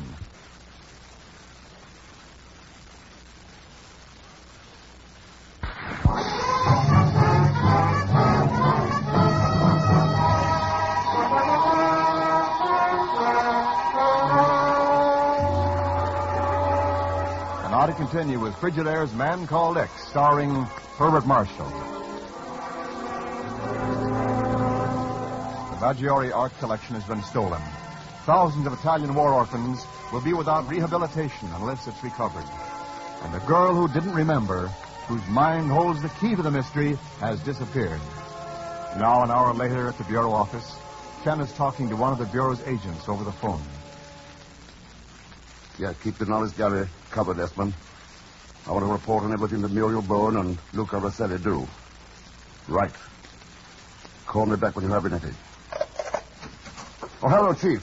Anything new? Not a thing, Ken. The girl seems to have dropped off the face of the earth. We've got to find her, Chief, before it's too late. Ken, are you sure we're not kicking up a big cloud of dust over nothing? Those paintings are bound to show up when they're offered for sale. They'll never be sold on the open market. There are collectors who will buy them purely for personal satisfaction. Yes? Oh, for you, Ken. Thanks. Hello. Hello, Mr. Thurston. This is Muriel Bowen. Yeah, I recognize your voice. How flattering. How do you get this number? A delightful friend of yours, the art collector. I believe his name is Zellschmidt. I might have known. Don't feel too badly about it, Mr. Thurston. You see, you don't have to bother about the Maggiore collection anymore. Oh, why not? Because it was just returned to the gallery not 5 minutes ago.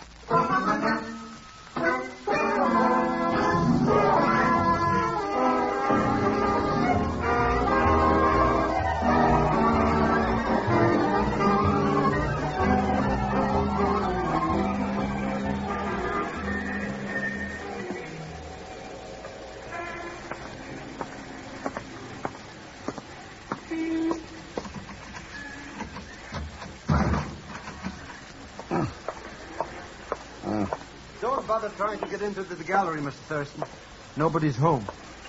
What are you doing here, Pegon? Oh, I just came back to get Mr. Cameron's address. I got a painting to sell him. A brand new Da Vinci.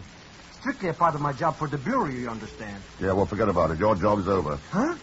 The Maggiore print paintings have been returned. They're in the gallery now. Oh, no, they're not. What do you mean? Oh, I was just inside there. By accident, the key I just happened to have in my pocket fitted the back door. And I know a Bellini or Da Vinci when I see one. And I didn't see one. Let's get to that rear door. Sure.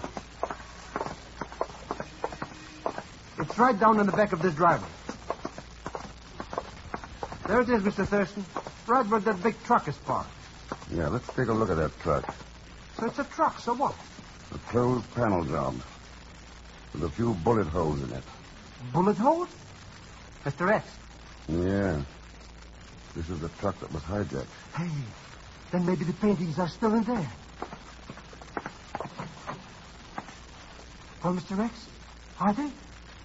No, but something else is. Huh? What? A Bureau agent named Esmond. With a bullet in his head.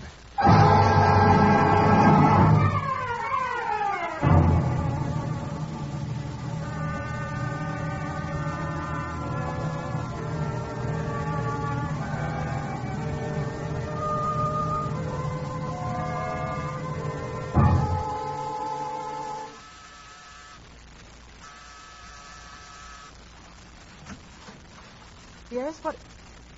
Well, Mr. Thurston. May I come in, Muriel? Why, of course, Mr. Thurston. I'm honored. Thanks. I suppose you stopped by about that telephone call. An explanation might help. It was merely a stupid mistake. One of the attendants told me the truck had been returned. I misunderstood, thinking he meant the paintings. I called you before I checked. Yeah, that could happen to anyone. You should have told me you were going to drop in. I'd have had the apartment more presentable. Or you wouldn't have been here at all. Why, Mr. Thurston, how can you say such things? Those suitcases and half-packed clothes said them first. Ah, the evil finger of suspicion. It moves, it writes, and still spells my name. Why not try erasing it? Never erase a line once drawn seeking perfection. A line may be improved, but the soul of art destroyed. My art teacher taught me that once. Art school, the Matisse and Picasso on your wall. Painting means a lot to you, doesn't it, Muriel? You've uncovered my scarlet secret, Mr. Thurston.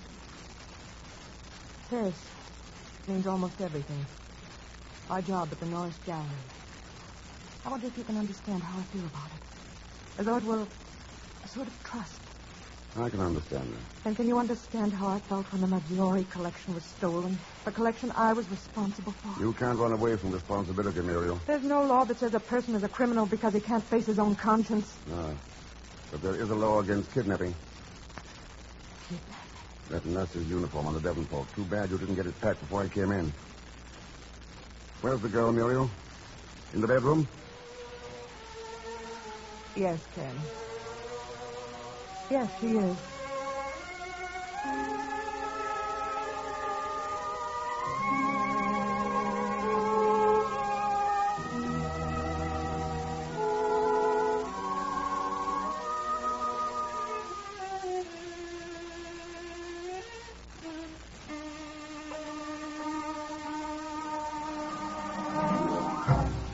Think of it, Mr. Cameron.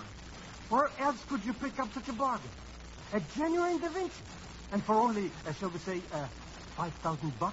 That is quite a bargain, Mr. Zellschmidt. Why let it go so reasonably? You hit the nail on the hammer, Mr. Cameron. Yeah, you know how it is when you need some ready cash. Or need to get rid of a stolen painting. Stolen? But I swear by the father of my father, Mr. Cameron. What about that, Rosselli? Is this Da Vinci part of the Maggiore collection? Senor Cameron, that painting was never in any collection. You're so right, Signor Rosselli. It was passed down in my family. From hand to mouth, you understand. Your pardon, Mr. Cameron. There's a Mr. Ken Thurston to see you. Oh, no. Show him in, please, William. Yes, sir. This way, please, Mr. Thurston. Thank you. Hope you don't mind my barging in. Are you like this, Mr. Cameron? No, not at all, Mr. Thurston. You're the insurance man Rosselli was telling me about, aren't you? I'd like to talk to you about the collection. Oh, yes, of course. Rosselli dropped in for the same reason. Frankly, we got nowhere, and we're just amusing ourselves listening to a sales talk about this Da Vinci copy. Copy? Any fool would know that, Zellschmidt. Well, look at the necklace on the portrait. The links in several places are not even joined. Now, do you think that Da Vinci would ever make a mistake like that? But the copy is bound to look pretty shabby compared to the paintings you have here, Cameron. Yes. They are pretty fine, aren't they? Yes, that Franz Hals, for instance. One of the best I've ever seen.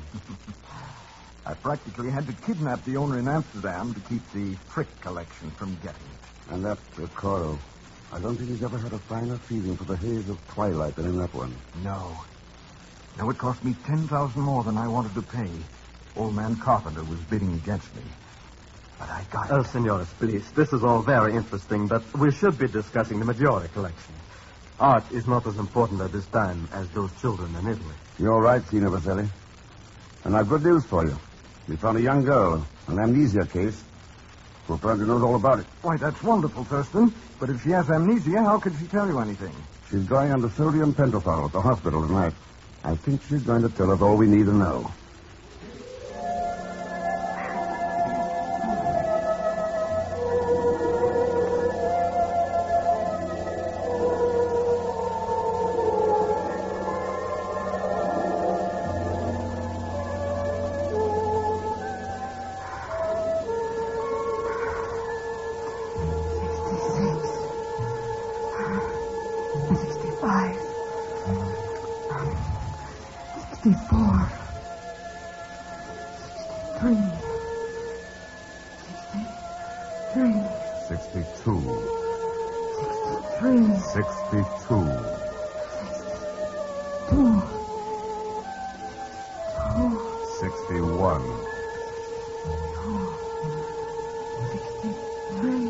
Lights, please, nurse.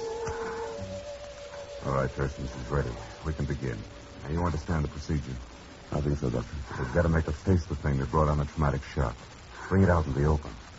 You're here because the man called X is the one thing she's clinging to. So when she talks directly to you, answer her. But when we reach the point where the trauma began, I'll take over and reconstruct the situation with her. I understand. Good. I'll ask her if she can hear you. Can you hear me, Signorina? This is the man called X. Can you hear me?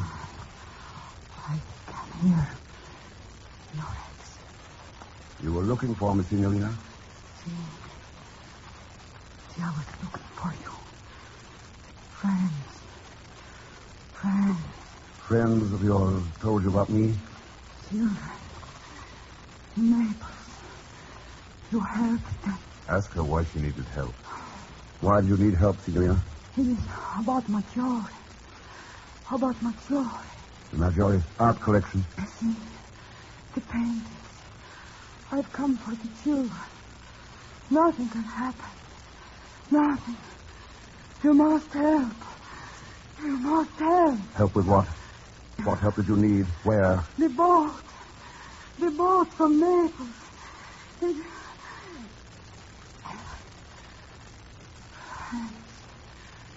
It told. Help them. It told. You're aboard the boat, Signorina. You understand? Aboard the boat. No. Aboard the boat sailing from Naples to the United States. No. Aboard the boat with the Maggiore art collection. No. You cannot do it. You cannot do it. Why can't I do it? The children. Nothing can happen to them. Nothing. What do I care about the children? What do they mean to me? How can you say that? You of all people. How can you say that? Those children mean nothing to me. Only those paintings matter. I do not believe you. No. After the war, what we've been through together. You cannot steal it. You cannot. I'm going to steal it. Do you hear me? I'm going to. You can't stop me. No. I will not let you. I will not let you. What do you care whether I steal those paintings or not? How can you say that? How can you? What does it matter to you? Why do you care? How do you care? How do we not? How do we not? Why do you care? Why do you care? How can you say that? Look at me, fratello. Look at my own brother. How can you say that? Bravo, sir. So the secret's out at last. Keep quiet, you fool. You'll endanger the patient's welfare. Do not endanger your own welfare by any foolish moves, Doctor. Look at me, fratello. My own brother. Stealing. All right, Nina. All right. There's nothing to be afraid of. Quiet now. Everything's all right. No, do not move either, Thurston. I will not hesitate to use this gun. I know, Rossetti. Just like you used it on Efron when he caught you driving the truck back to the gallery to throw suspicion on Muriel. I'll see. It is unfortunate that you discovered my sister. Otherwise, you would have suspected only Signorina Boyd. No, Rossetti, you gave yourself away. By trying too hard to convince me you knew nothing about art. And were only concerned about money for the children. But you slipped when you told Pegon why his copy of Da Vinci was a fake. No amateur would have noticed. Muriel suspected you, too. Signorina Boyd? Yes. That's why she tried to get me out of town. She was afraid you'd find her and kill her to keep her from talking. And you would have, too, wouldn't you, Rosselli? She's a fool, senor. Why should I not kill her? Sure. What's a little murder compared to money? Aspen, your sister, thousands of kids in Italy whose future depends on those paintings. Well, you're not going to get away with it, Rosselli. Oh, great words, Senor Thurston. But words will not stop me from pulling this trigger and disposing of all of you. I figured that. Okay, Chief, turn on the lights. You bet, Ken. Hold those men. What's it, Chief? He's going to shoot. Nice going, Ken. Trap worked out perfectly. That's all the proof we need. Except one thing. He didn't tell us where the paintings are. I think you'll find them at Cameron, Chief. Cameron? Yeah. In some secret gallery where he can sit and gloat over them. They didn't represent art to him any more than they did to Rosselli. To one, possession. The other, money.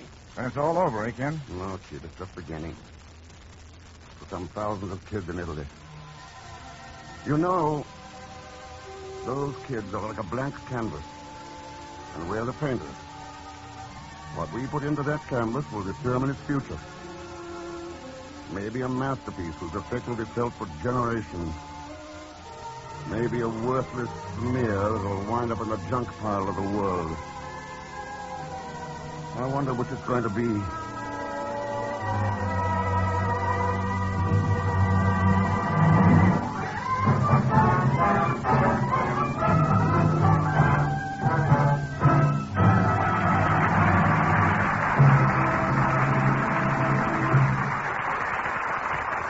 Frigidaire's Man Called X is presented each week with the best wishes of your Frigidaire dealer.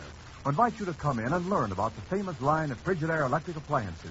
Refrigerators, ranges, water heaters, home freezers, the new automatic washer, dryer, ironer, and many other Frigidaire refrigerating and air conditioning products for homes, farms, stores, offices, and factories. Miss Niles, you mentioned Frigidaire electric ranges just now. Not only mentioned them, but invited you to visit your Frigidaire dealer and see for yourself how wonderful it is to cook with a fast, clean, fully automatic Frigidaire electric range.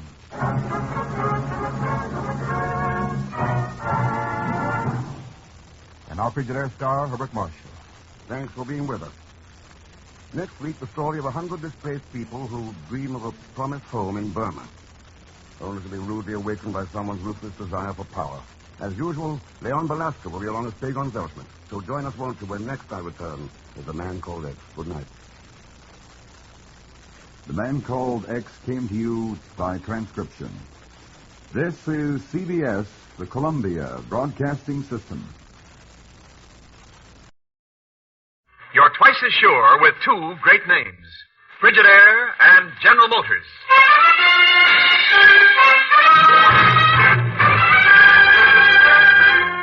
Frigidaire presents Herbert Marshall as The Man Called X. Wherever there is mystery, intrigue, romance, in all the strange and dangerous places of the world, there you will find The Man Called X.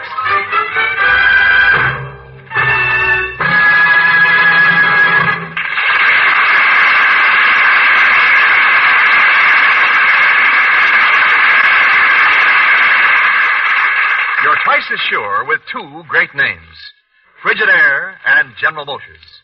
For Frigidaire refrigerators are made only by Frigidaire, a division of General Motors.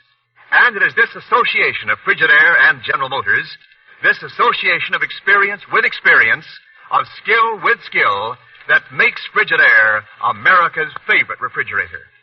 Remember this when you choose your new refrigerator. Remember that millions of Frigidaires in millions of American homes have established Frigidaire's reputation for complete dependability, for lasting satisfaction. Yes, you're twice as sure with two great names, Frigidaire and General Motors. For Frigidaire refrigerators are made only by Frigidaire, a division of General Motors. More Frigidaire refrigerators serve in more American homes than any other make.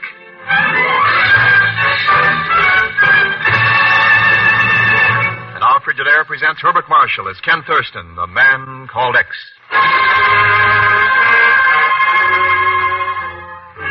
Behind the switchboard in the outer office of the Bureau, Miss Brooks is usually able to prevent visitors from getting past her into the chief's office. But there's one exception, Pegon Zellschmidt. But what's the difference, Mr. Chief? I knew you'd be happy to see me, of course, so why should I wait to have myself announced? Zellschmidt, get out. Where's Mr. Thurston? Australia. You can get a plane out in 30 minutes. If I didn't know you so well, I wouldn't know you were trying to get rid of me. But this is important. So just tell me where he is and I'll... Oh, Chief. Ken. Hello, Mr. Thurston. Oh, hello, Pegon. Mr. Thurston, I just found out that... Look, Chief, have you seen this morning's paper? Why, no, Ken, I was... But, Mr. Thurston, do you know that... Later, Pegon. Here, Chief, take a look. Hmm? Down at the bottom of the page. Oh, Rangoon, Burma. Though few details are yet available, apparently a condition of serious unrest prevails in the Principality of Tavoy, 500 miles south of here, following the shooting yesterday of a man named Paul Zarley. Zarley died a few minutes after... Paul Zarley?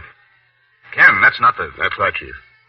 The leader of that group of displaced persons who left Poland to find new homes around Rangoon. Mr. Thurston, just let me tell you... That must have been 6 months ago, Ken. About that. They landed near the south end of the peninsula and started overland through the jungle. But they never reached Burma. Well, what happened to him? We know what happened to one of them. He's dead. In Tavoy. Won't somebody... I knew Paul Zarley, Chief. And I know what that chance of a new life in Burma meant to him and to the rest of those homeless people who went with him. We can't sit back and leave them in trouble over there. I'm going over. Have a look at it. Mr. Thurston, I've been trying to tell you. I got an old friend in Tavoy. Oh. Who is it, Pegon? Prince Khan, the guy who runs the joint. The prince, eh? You know him pretty well? Oh, sure. I lived there in the palace for 6 months. All right, then. How about coming along with me? The usual expenses, of course. Must be something wrong with the acoustics in here. Can't hear a thing. Plus a couple of $100. A couple of hundred? No, I can hear you as plain as anything. Mr. Thurston, when do we leave?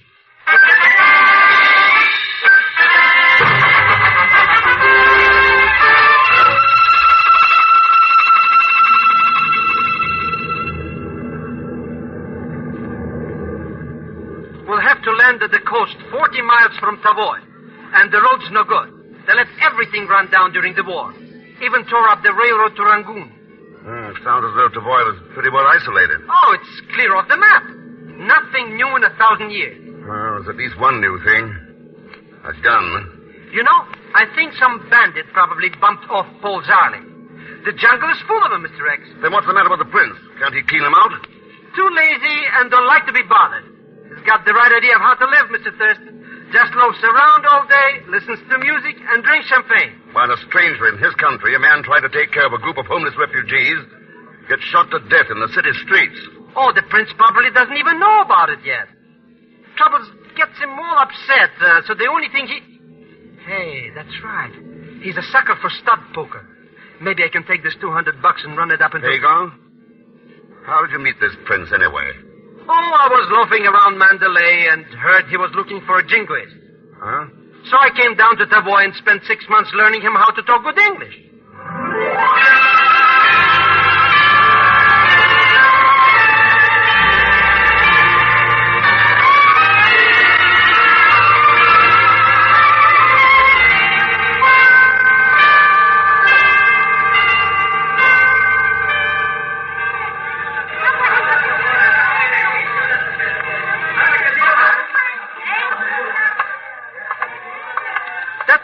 Gate right there at the corner of the square, Mr. Thurston. I told you this place was a regular paradise. Looks more like a powder keg. I can't understand it. These people didn't used to be so unfriendly. I'll have to ask my old friend the prince what's wrong. I hope he's your old friend. We may need him. Well, if ever I saw a town that was smoldering under the surface, this one is. What happened? Somebody threw a rock. Broke a shop window over there. They're starting a riot. A riot? Holy smoke, what's happened to this town? It's flaring up pretty fast. This is the kind of thing that... There go the palace guards, Mr. Thurston. They ought to be able to stop it. Fired over their heads. Looks like they're breaking it up, all right. Good thing they were right here.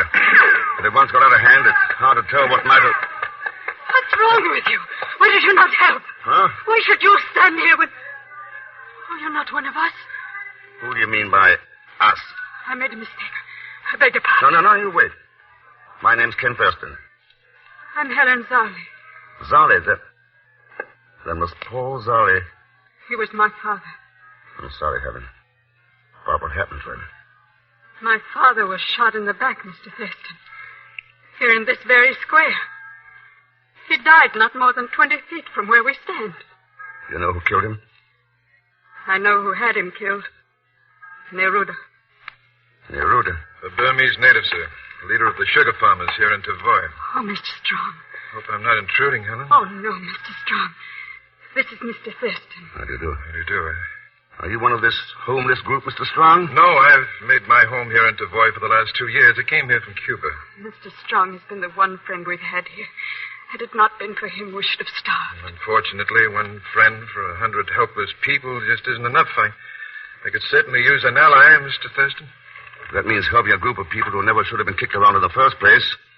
Then I am an ally. Perhaps you're making a mistake, Mr. Thurston. We're the most thoroughly hated people in Tavoy. Why did you stop here, Helen? I understood you were going to settle on new farmlands around Rangoon. We were, till Neruda's men attacked us in the jungle as we passed through here and robbed us of everything we owned. We're penniless now. So even though we starve here, we're unable to travel on. Maybe I ought to have a talk with this Neruda. He seems to be the... Mr. Thurston, look. Here comes my buddy, the prince. Evidently you heard the disturbance out here in the square. Greetings and felicitations, old pal. How you been anyway? You do remember me, don't you? Quite well, Mr. Zellschmidt. I have thought of you often during the last 8 years. Well, that's better. You see, Mr. Thurston? Particularly in connection with a very interesting deck of cards I found in your quarters after you left. The deck had 6 aces. Well, of all the low-down tricks. Somebody must have been cheating us. Yes, probably so. Good afternoon, Miss Darley. Mr. Strong. Your Highness. Mr. Thurston, I'd like you to meet my dear pal, Prince Khan. Your Highness. I hope you will not judge us by the incident which just occurred here in the street, Mr. Thurston. I dislike trouble of any kind. You should do something about Rude and his people. They started the fight without the least provocation on our part. Ah, Miss Darley, is it not always the very beautiful who cause the most trouble? Well, whenever trouble is involved, the name Neruda seems to turn up about as often as anybody's. Yes, Mr. Thurston. I overheard you express an intention of visiting the man. I must advise you not to. In fact, I shall assign a guard to make sure you refrain from it. Any particular reason, Your Highness? Yes. Such an action is only likely to create a disturbance and cause more trouble. I must go look into this matter. May I suggest you seek a formal audience tomorrow? But how about the game of, how about the... Well, anyway, he's gone. Yeah, your old pal. Oh, just give me some time to work on it. I've got to be going now, too, Mr. Thurston. And dine with me this evening if you're free. Fine, Mr. Strong. I'd love to. It's the house on top of the hill. Make it about 8 if you can. I suppose that includes me, too? Well, Helen, that was quite a story you gave the prince. I mean about the way the fight started. I do not understand you, Mr. Thurston. Oh, come now. I stood right here and watched you pick up a rock from the street and then deliberately throw it through that shop window.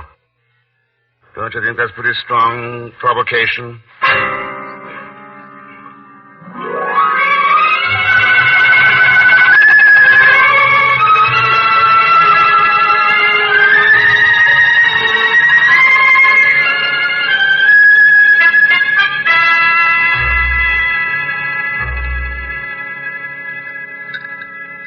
As you can see, Mr. Thurston, the lines between the two factions are pretty clearly drawn.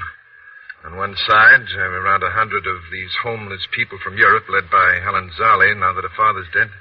And against them, several hundred Burmese tenant farmers with their unofficial leader, Neruda. Just what is the basis of their hatred for each other, Mr. Strong? Well, I'd say it is lack of understanding, suspicion more than anything else. Difference of race, languages, different ways of life. It's the hardest thing in the world to fight. Well, the Burmese have the idea these people may try to move in and take their tiny farms that they rent. Things have been getting worse for weeks, but Zali's murder really touched it off. Neruda, you think? Oh, I don't know. Of course, Helen blames him for it, as well as for the bandit attack some months ago when they first reached here. The bandits couldn't have been some of Prince Khan's guards by any chance. Oh, it's possible, I suppose, but I can't see any reason why. It only means trouble for him, and that's the last thing in the world that Khan wants. Sometimes it's hard to tell what a person wants. When you look out of these windows, down into the heart of the city, you'd never believe what was boiling there. Tavoy could be the most beautiful place on earth. Yes.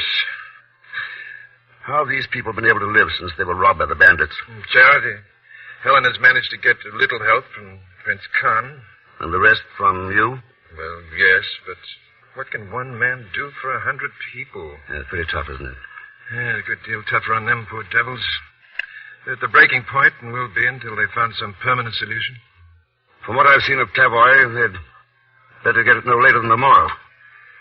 It'll take just one more incident to blow the lid off.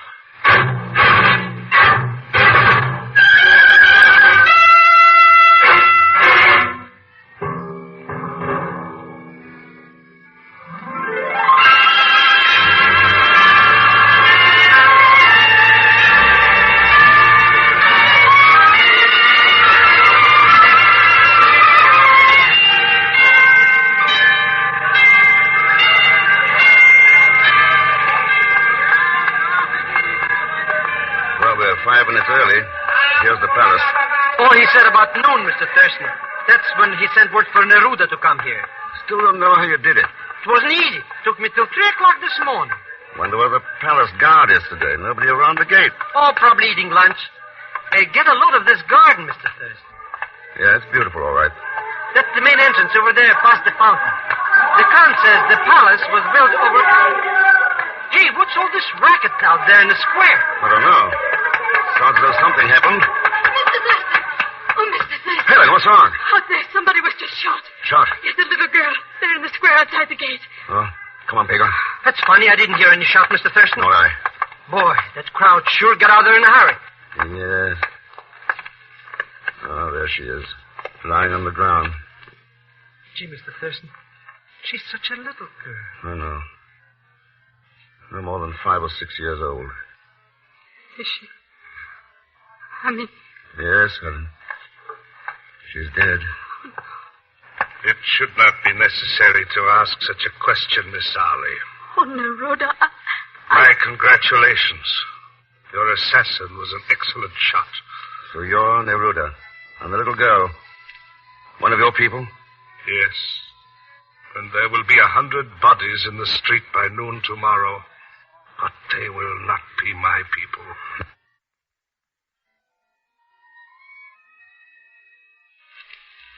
Neruda, listen to me. I know how you feel. Do you? Then you, too, must have once come to a conference to speak of peace. Only to find that the one who is lying murdered in the dust is your own sister.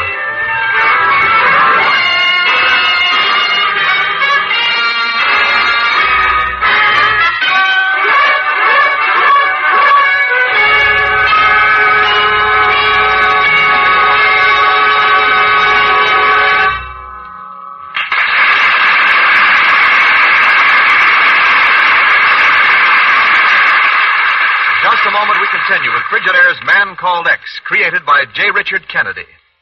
This is Wendell Niles speaking. There's an easy way to tell how good a refrigerator is, and that's to see what kind of a job it does in the summertime. Take a Frigidaire refrigerator, for example. With its extra storage space, you have plenty of room in the summertime for chilled salads, desserts, melons, and other treats.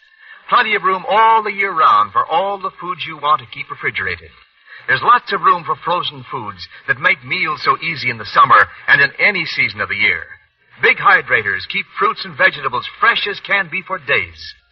Frigidaire quick cube trays give you ice cubes without a struggle, so cool drinks are really enjoyable. And providing all the cold required to keep food good to eat, to freeze foods and keep them frozen, to keep you supplied with ice cubes, is the famous Frigidaire Meter Miser. You know the Meter Miser will do its work faithfully because it's the simplest refrigerating mechanism ever built. Has proved itself in over 5 million installations. Uses only a trickle of current. Remember how a Frigidaire refrigerator passes the all-important hot weather test. And remember, for all the advantages you want all the year round, ask to see the name Frigidaire when you ask to see a new refrigerator.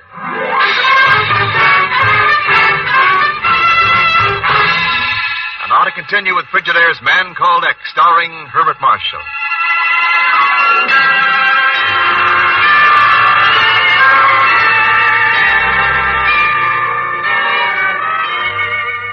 In a tiny principality on the Burma Peninsula, a bloody riot seems ready to break at any moment. On one side is a group of displaced persons led by Helen Zarley, and against them, several hundred Burmese sugar farmers led by a man named Neruda, whose sister was killed in the street a half hour ago. Now Ken is sitting in a palace, talking to Prince Khan, the ruler of Tavoy. I have placed a line of guards between the native section of the city and the encampment of the others. But the number of guards I have, Mr. Thurston, are far too few. Has there been any attempt to break through the guard line yet, Prince Khan? Apparently not, and I doubt there will be before evening. However, both sides have a few guns and many knives. Once darkness falls, nothing can prevent a riot. Then we've got to prevent it before dark. Why didn't you wire Rangoon for help? I did not wish to cause any trouble. Well, you've got trouble out there now, whether you want it or not. Plenty of it. And more coming. The guard will resist as long as possible. That won't be long enough. There is nothing else to do. Then, in that case, I'll take over. You have some plan? I will have. Will you be here if I want you? Yes, Mr. Thurston. I have sent for Miss Darley. I hope I can persuade her to listen to reason. I think you'll have some trouble persuading her, but maybe you know that already. All right. I'll see you later. One cannot be sure. There is much danger, but let us hope so.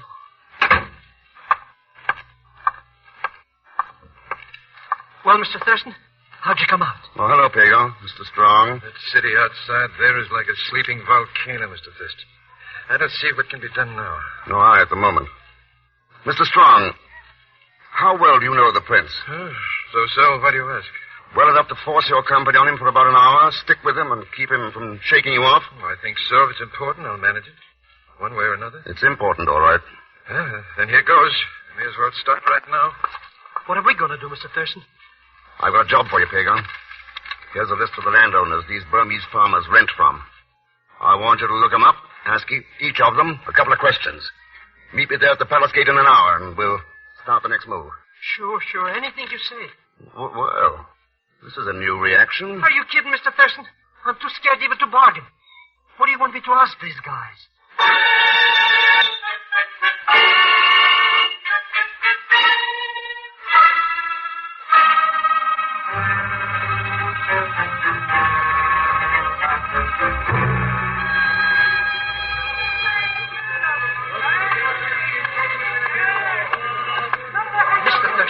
If I had known this was what you were planning, I'd have never come back to the palace. I'd be halfway to the coast by now. Oh, relax, Pegon. Nobody's bothered us yet. No, but the way they look, they may any minute. This is a fine time to come prowling down here in the native section. Had to be done. Oh, that must be Neruda's headquarters there. What did you find out from the landowners? Oh, it's about like you figured, Mr. Thurston. Farming is practically the only business here. The prince gets most of his taxes of the farm, and... Why don't we go back to the palace, I've got to talk to Neruda first. Come on. I don't think these guys at the door are going to let us pass. Then we'll stop. Mr. X, what are they cocking their rifles for? Take it easy, Pegon. Nasho, Nibanla. Very well. Come in, Mr. Thurston. This is really quite a surprise. Even the palace guards have not dared to come into this section since noon. Maybe they didn't have any reason, Neruda. I did. If it is talk you wish, the time for it is past. Why don't you wake up? Don't you know what will happen afterwards? Martial law. That'll make life pleasant for everybody, won't it? It is too late for talk. Well, you're right about that. It is too late. So let's go. Go? I do not understand you, Mr. Thurston. I came here to take you back to the palace, Neruda. Let's get started. Mr. Thurston. You plan to take me to the palace through streets filled with my own men? You are a brave man, Mr. Thurston. Let's trade compliments later. Don't have much time right now. You arouse my curiosity. I am inclined to go along with you in order to discover what you have in mind.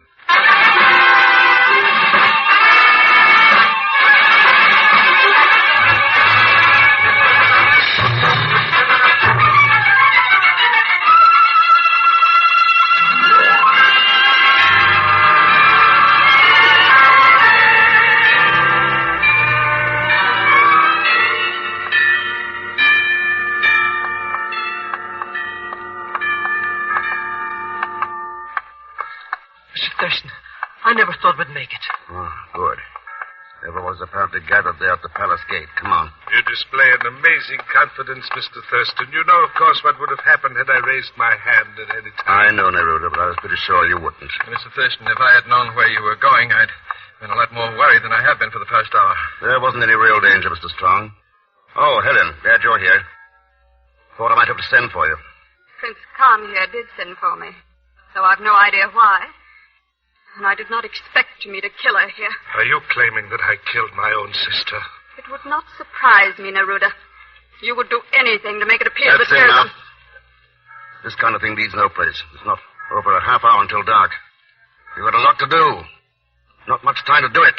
How much longer must I follow your advice without seeing some result, Mr. Thurston? Not too much longer, Prince Khan.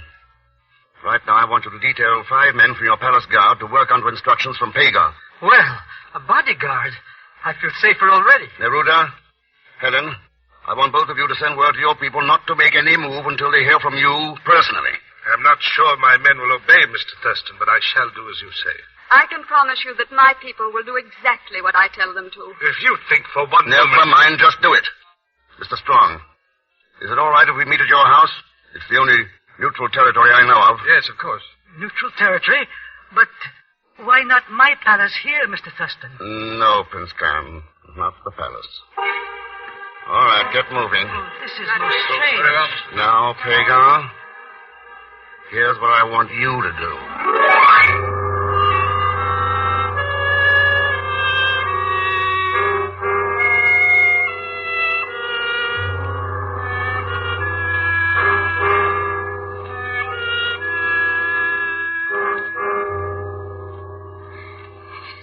Dark outside.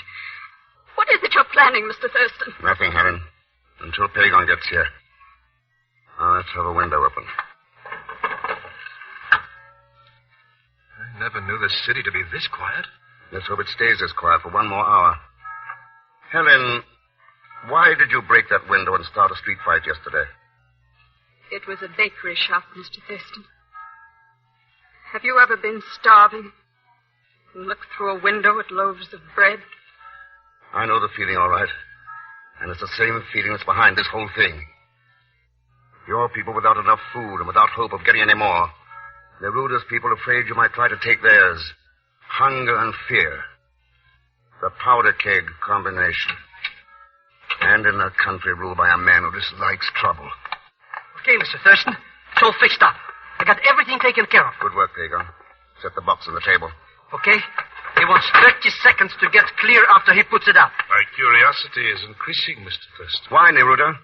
It's the same old story. The love of power, ambition to be a dictator, and hungry, desperate people ready to be used for that ambition. But why was my father killed and Neruda's sister? To bring about the very thing that's ready to break out down there in those quiet streets tonight. Riot, bloodshed, and then martial law. You seem to forget one thing, Mr. Thurston. I inherited the throne of Tavoy from my father. I am already a dictator. Are you really, Prince Khan? There's the signal, Mr. Thurston. The temple bell. Yeah, and there's the light. Yeah, I see it, Pegon. What is it, a flashlight? Sure, and it's on the top of a pile about 6 feet high. Good. Here. Take my gun and keep everybody covered while I get this box open. What? It's a rifle. It's the best gun in the arsenal. Got a telescopic sight, a night glass, the works. Except for a silencer. But we can get along without that. I put a full clip in, just in case, you understand. Ah, thanks, Pegon. Well, I suppose we have a try at it. I do not understand what you're doing. It's a hit. Started on fire with the first shot. Look, a flame. What's burning down there, Mr. Thurston? A pile of timber soaked with kerosene that Pegon set up. That was an incendiary bullet I used. But what is the meaning that of it? That flame is burning in the square on the exact spot where Helen's father was killed. And Neruda's sister died 15 feet away. Then in that case... That's right, Helen. The killer fired the shots from this window. No, don't bother trying to open that cabinet, Mr. Strong. I took your rifle out this afternoon while you were watching the prince. Do you mean that Mr. Strong is the one Who else could it have been? He's the only one who had a reason. But he was the only one who wanted to help us. Sure, he wanted to help everybody, including the landowners. According to them, Strong has been very generous, made loans to all of them. And he's ended up controlling their properties. But I still do not understand his reason, Mr. That's Thurston. what I said before, Prince Khan. If a riot had started, you would have had to declare martial law. But Tavoy is a one-industry country. Your taxes come from the farms. So, the man who controls the land controls you. Now, it's about time you woke up. Boy, what a racket. Neruda, thank heaven neither of us was guilty. I am sure we can work out a decent life now, Miss Sarley. That's right. It's too late to help your father, Helen, or your sister, Neruda. But it's not too late to teach your people once and for all that very often when a man says he wants to help you, all he really wants to do is help himself. Your people down there are still blaming each other. So go on out and tell them the truth.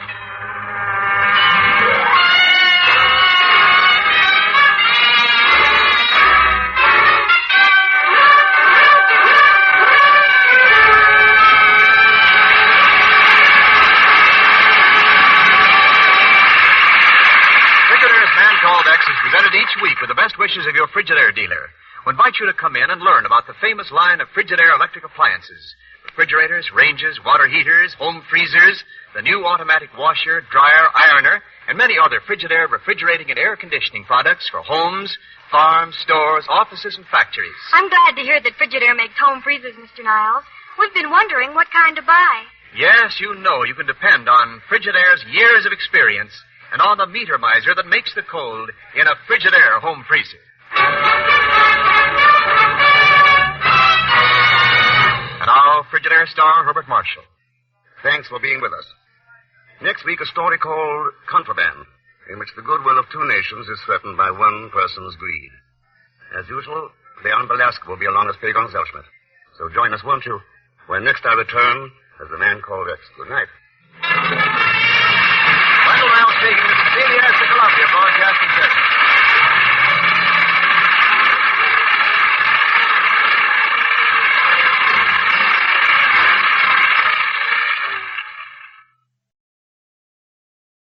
You're twice as sure with two great names, Frigidaire and General Motors.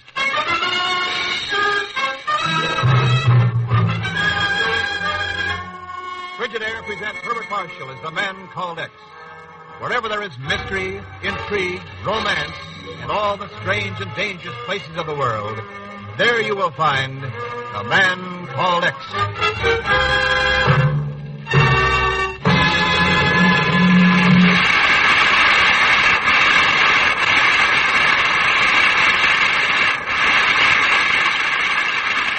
You're twice as sure with two great names, Frigidaire and General Motors. For Frigidaire refrigerators are made only by Frigidaire, a division of General Motors. And it is this association of Frigidaire and General Motors, this association of experience with experience, of skill with skill, that makes Frigidaire America's favorite refrigerator. Remember this when you choose your new refrigerator. Remember that millions of Frigidaires in millions of American homes have established Frigidaire's reputation for complete dependability, for lasting satisfaction. Yes, you're twice as sure with two great names, Frigidaire and General Motors. For Frigidaire refrigerators are made only by Frigidaire, a division of General Motors. More Frigidaire refrigerators serve in more American homes than any other make.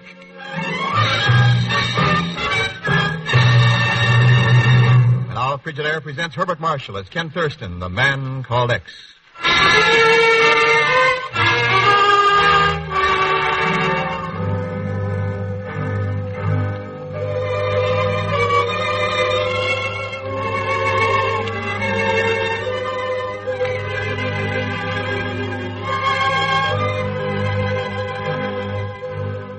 It all started with that long-distance call from Monterrey, Mexico.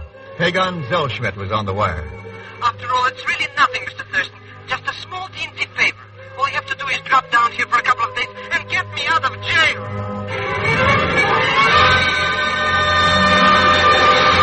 So Pegon's in jail in Monterey, Ken? That's right, Chief. For being mixed up in a smuggling ring. Good riddance. Well, as a matter of fact, I was thinking of flying to Monterey and seeing what I could do. Now, wait a minute, Ken. That chiseler's not worth 5 minutes of bureau time. Maybe not. That smuggling racket is. Huh? Chief, about a year ago, the Mexican government stopped all non-essential imports. Yes, I know. They need to conserve their dollars for farm machinery, irrigation projects, industrial equipment. Right. To better living conditions for the Mexican people. So what happened? There's a steady stream of luxury goods being smuggled across the border from the United States, draining off those mighty precious dollars. That's all true enough, Now, please, Ken. Now, Chief, the Mexican people are starting to blame us, their good neighbors, for the fact that luxury goods are available and the essentials of living are not. And if there ever was a time in history when nations have to be good neighbors. Okay, Ken. You'd better get started for Monterey.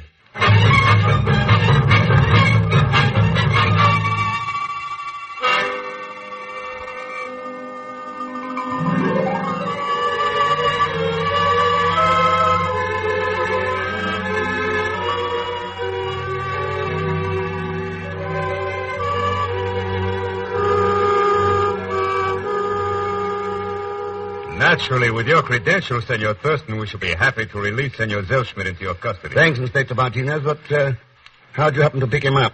Well, there is a place on the border road to Laredo, Texas. We have suspected for a long time of being a rendezvous for the smugglers. We prepared a trap 2 nights ago. And Zellschmidt walked into it, huh? See. We have held him incommunicado ever since. However, I am pretty well convinced by now that he knows little about this smuggling. Yeah, but maybe we better learn just what that little is. I was hoping you would remain here and work with us, senor. With the goodwill of the people of both our countries affected by this smuggling, it is imperative that... Oh, pardon. See? Senor Angala. Bueno. There is a Senor Angala here who owns a small ranch nearby. He called a short while ago saying he had some information that might concern the smuggling. I thought you might care to meet with him. Of course, Inspector. Buenas tardes, señor Inspector. ¿Cómo está usted? Bueno. Gracias, Angala. Senor Thurston, this is Senor Angala. Glad to know you, senor. And you, Senor Thurston. Welcome to our city of Monterey. He means that, Senor Thurston. He has a soft spot in his heart for los Americanos. Sí, senor. Are we not all Americanos? Of course, Angala. And I know that is the reason why you are here now. You can speak freely before Senor Thurston. Bueno. Senores, yesterday at twilight, while riding toward a remote arroyo near the border of my land, I came upon a band of men with pack horses. Pack horses? Si. What were they doing there? Well, when I rode toward them to inquire, they greeted me with a hail of bullets. Pretty rough, thanks for your hospitality. Si. Particularly as that lonely arroyo might be quite useful as a hiding place for smuggled goods. You could ascertain nothing definite? They outnumbered me. But perhaps you could learn something from this man Zellschmidt. Or you might go out and investigate for yourself. I only hope it will prove to be of use to you. Now, senores, if you will excuse me, I have supplies to purchase for my rancho. Senor Thurston, I extend to you the hospitality of my rancho. Oh. Please to avail yourself of it, Adios, senores. Adios, Angala. Well, Senor Thurston, shall we ride to the rancho? I think I better stick around with Zellschmidt, Inspector. As you wish. Though I do not believe he will be as cooperative as Angala. Maybe Angala was a little too cooperative. I am not certain I understand, senor. If Pegon Zellschmidt was held here incommunicado, Inspector, how come Angala knew he was under arrest?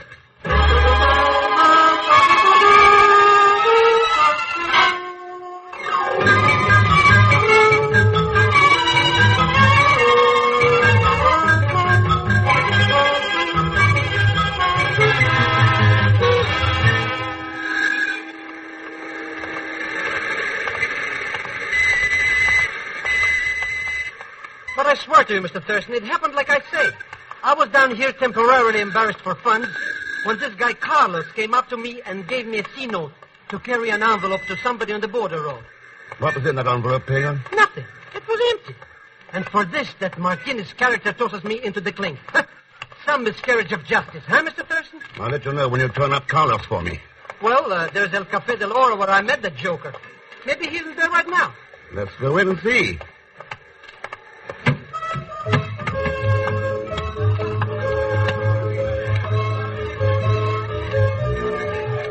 Well, Pegon? I don't see hide nor seek of him, Mr. Thurston. Maybe he... Hey, there's Stu Harding. Stu Harding? Sure, a Texan. He knows Carlos. Anyway, he said hello to him. Let's talk to him.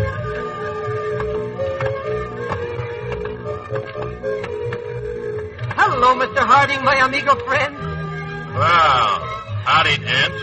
This is Mr. Thurston, one of my oldest, dearest friends. Glad to know you, Thurston. Sit down. It ain't every day I get a chance to shoot the breeze with folks from back home. Thanks, Harding. What are you doing in these here parts, Thurston? Well, no, right now I'm looking for a man by the name of Carlos. Carlos, huh? Oh, the man Zellschmidt was talking to the other night. Huh? That's the guy, Mr. Harding. Do you know where we could latch on to him? Nope. Ain't seen him since that night. I knew it. See, Mr. Thurston? That crook knew something was wrong, so he used me for a guinea hand. You saying that Carlos is a crook? Sure. Seems like I've been running into nothing but crooks south of the border here. Well, I don't like to lock horns, Zellschmidt, but I kind of like these Joes down here. Don't seem no different to me than nobody else. Just trying to get along in the world like you and me. Well, sure, Mr. Harding, but I didn't... Way I figure it, don't matter much what country a man's from, just as long as it's real people. How's that hit you, Thurston?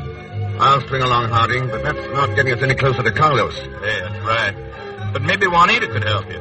Juanita? Yeah, the gal sitting at the table over there. Hey, look at that. Boy, what a torrid tamale. Yeah. Juanita knows just about everybody who's ever been in Monterey. Why not ask her about this Carlos? Thanks for the tip, Harding. I will. Sure, I'm right with you, Mr. Thurston. See you later, Pegon. But Mr. Thurston... Buenos noches, senorita. May I join you? It took you long enough to ask, senor. Oh? I've been hoping you would join me for 10 minutes now. Any particular reason why? A handsome senor from the United States. You are fair game for Juanita, senor. Well, that's being frank enough. Why not? You find me attractive, no? Very. I find you the same. Oh, thanks. So, what is it you wish of me, senor? A song to buy me a drink? I'm a very agreeable person. What is your pleasure? At the moment, a very simple one. Some information. Oh, you disappoint me, senor. Sorry, but I was wondering if you knew a man around here by the name of, Carlos. Do you know a man in the United States by the name of Smith? No. Not many are familiar with the border roads of Laredo. So, you know, senor, there is nothing Juanita would not do for a friend. Do I qualify? That would depend. On what? On how much it was worth to you. Mm-hmm. What is the price of friendship these days? I think I could be a very good friend for $200 American.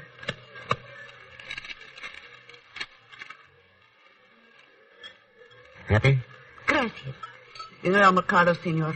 The marketplace? Si. Mm-hmm. The cattle stores are at the north end. If you will be there in 2 hours from now, I think you will find what you seek. I can depend on that. How could you doubt it, senor? After all, are we not friends?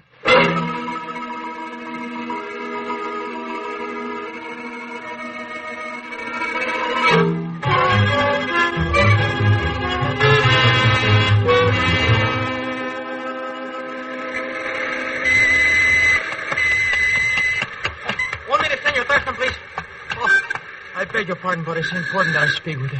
Go ahead, Angola. What's on your mind? Oh, I was returning from the marketplace when I saw you leaving El Café del Oro. I feel that I must warn you, senor. Warn me? What about? Well, there are certain people who frequent that cafe who have no love for those from the United States. Believe me, I found that out. Yeah. I wonder if Stu Harding knows that. Senor Harding? You know him? Si. He owns the rancho directly next to mine. We have become quite good neighbors. That could be very interesting, Angola. Oh? What do you mean, Senor Thurston? That ravine where you saw those men on pack horses. Didn't you say it was near the border of your land? Si, that is correct. It lies directly between... Senor. Between your ranch and Harding's. Si, senor, but I never gave it a thought. Yeah. He has been such a good neighbor. I guess it's hard to tell sometimes just how far good neighbor policy will go.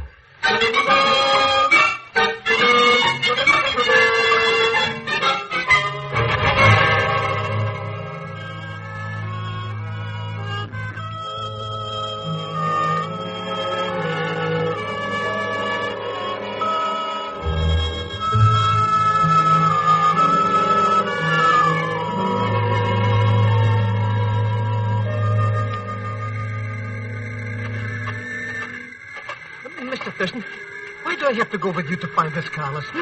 After all, I could be back at the cafe giving that Juanita 3 or 4 degrees. Forget it, Pegon. I want you to identify him. But it's so dark here at this time of night. Why did Juanita have to pick such a lonely spot anyway? Well, the cattle stalls are just up ahead. We'll know in a few minutes whether or not Carlos... Down, Pegon, get down.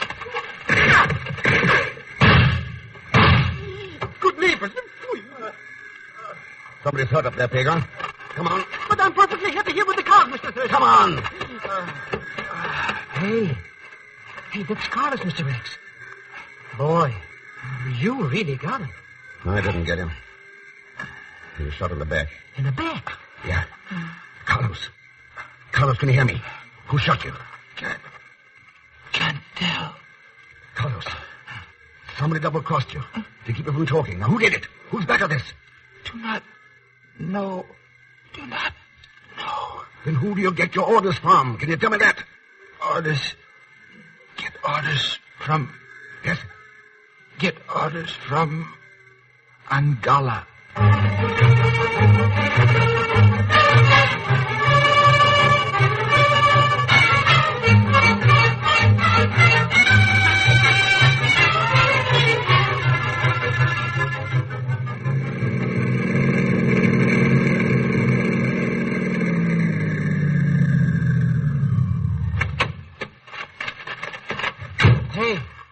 The ranch house is all lit up. That Senor Angala must be expecting us. Then we want this one, Pegon. Come on, Pegon.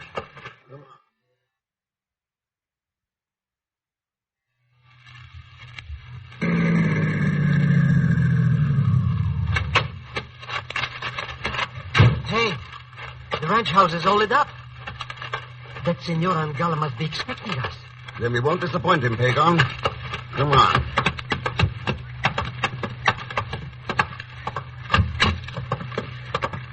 How do you like that? Nobody home. And I thought this job was over. Did you, Pegon? Look over there near the window. Over there near the... Mr. X! Yeah. His face. What happened? A shotgun blast. At close range. But the clothes say it's Angala.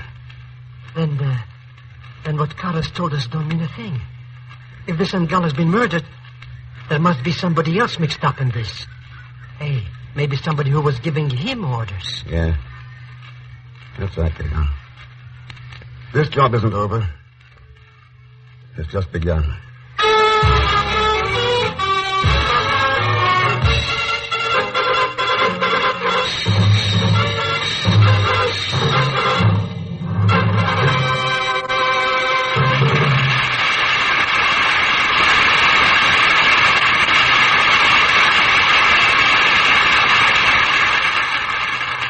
In just a moment, we continue with Frigidaire's Man Called X, created by J. Richard Kennedy.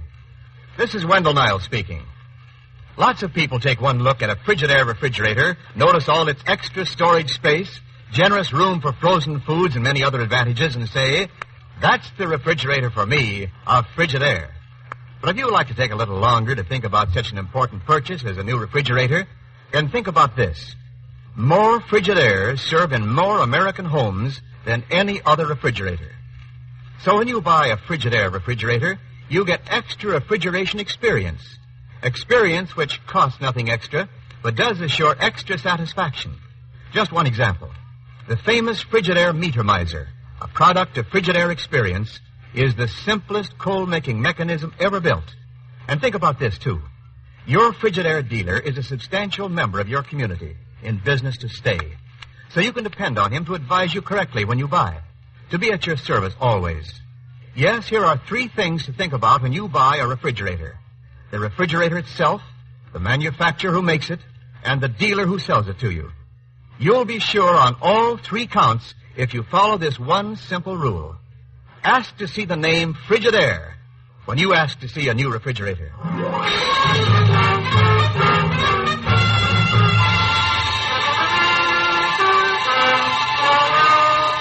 And now to return to Frigidaire's Man Called X, starring Herbert Marshall.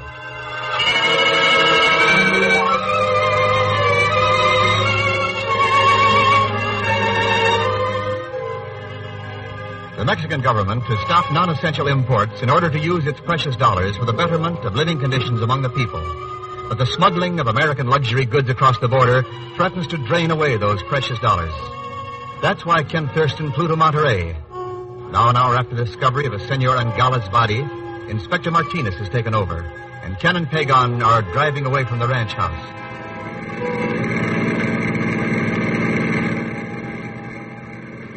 You got everything straight, Pegon? Oh, sure, Mr. X. It's a cinch.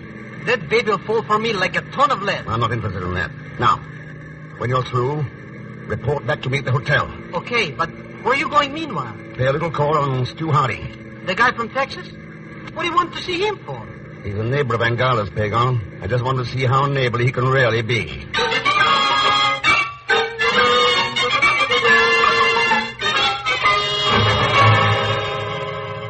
So Angala's been murdered.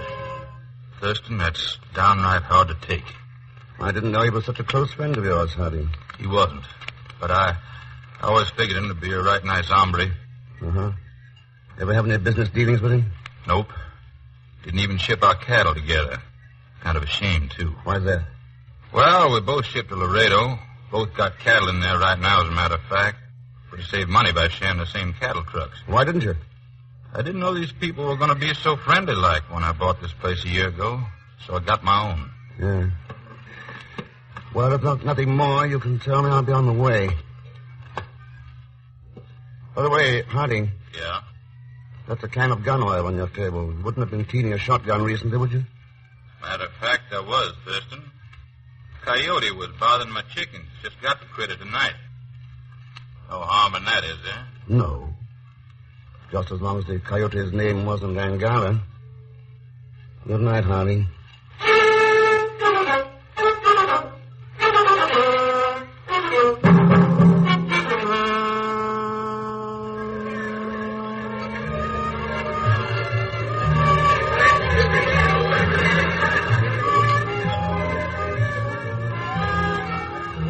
Senor, you have come back to visit Juanita a little while, huh? That's right, baby.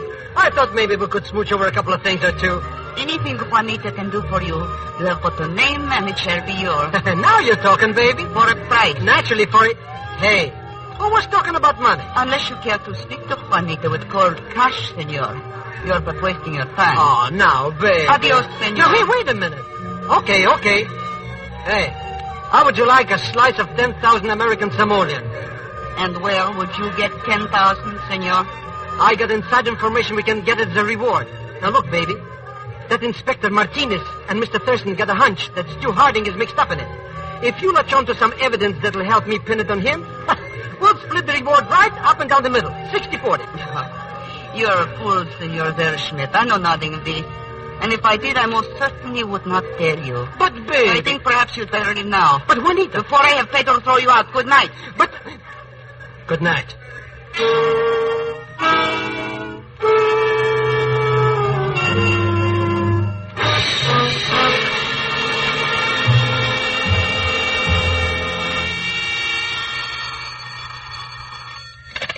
Thurston speaking. Hello, amigo. Hello, Anita. This is a pleasant surprise. Is it Senor Thurston? Do you doubt it? Of course not, senor. And I think you will find it even more pleasant. I have some information for you. Oh? The cattle trucks of Senor Harding will return from Laredo tonight. What about them? It might pay you to check into them very carefully. What would I find if I did, Juanita? Enough to make a check payable to the amount of $10,000. Hasta la vista, amigo.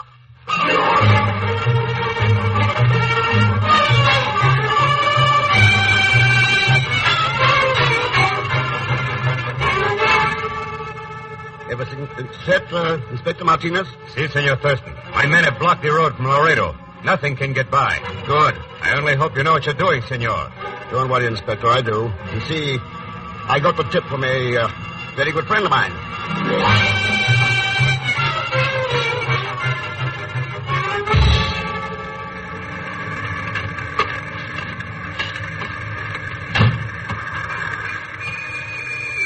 He's a pretty high-handed goings-on, Thurston. Inspector Martinez knows what he's doing, Harding. But, man, it just don't make sense. Checking my empty cattle trucks for smuggled stuff. Maybe he's right, eh, Mr. Thurston? They've almost finished and they haven't found nothing yet. And they ain't going to, neither. Man alive, you think I'd be crazy enough? Thurston? Yes, Inspector? Would you and Senor Harding come over to this truck, please? Well, Harding? Sure, why not? What is it, Inspector? Look here, senores. This section of the flooring. Hey, look at that, Mr. Thurston. There's another bottom underneath the bottom. Precisely. A false flooring on the truck. And here, senores, I shine my flashlight inside. You see? Boy, take a couple of ganders at that.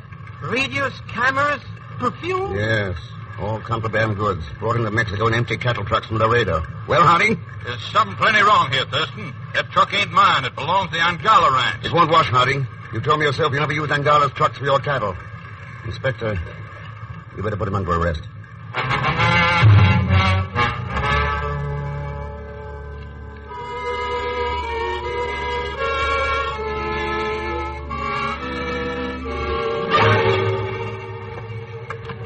I don't get it, Mr. X.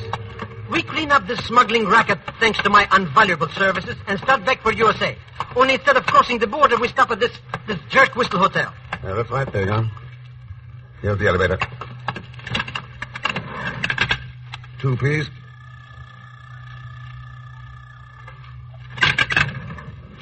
Gracias. Come on, Pegon. But what are we doing here anyway? One of Inspector Martinez's men told me an old friend was stopping here. I want to say hello. Here's the room. See? Hey, the pretty pepper pot. Hello, Juanita. Mind if we come in? Mind, senor? You know you are always welcome. Please do. Thanks. I am very happy that you are here, but how does it happen, amigo? Oh, it was simple, baby. After I slapped that no-good Harding in the clink for smuggling, I had nothing in my hands but time. So... Harding arrested? Then my information was of some value, Ken.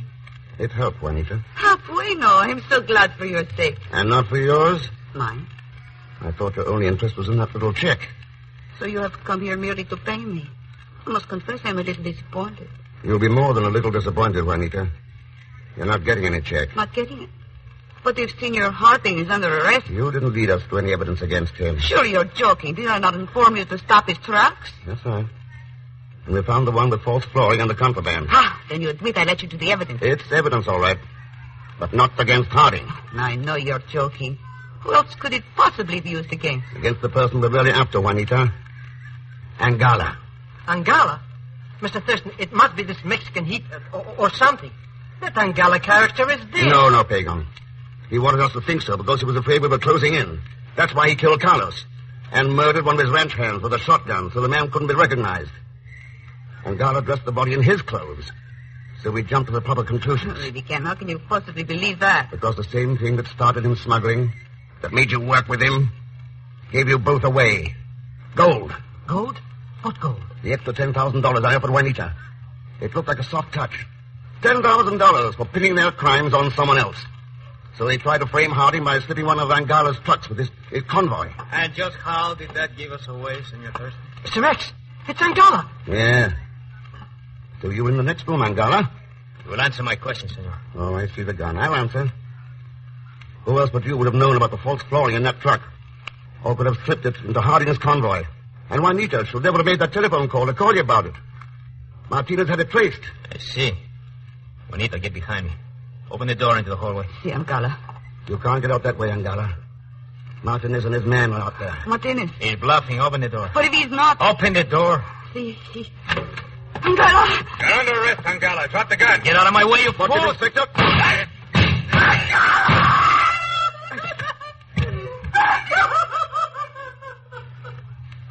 So, it's all over, Mr. X. No, Pegon, it's not over. There are others besides these two, many others.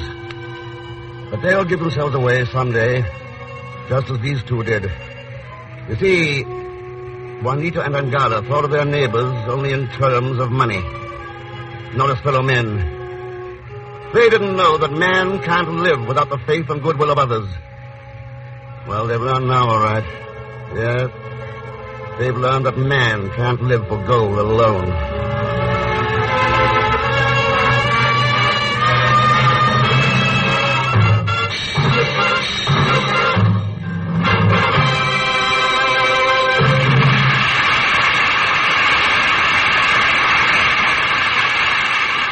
Frigidaire star Herbert Marshall will return in just a moment.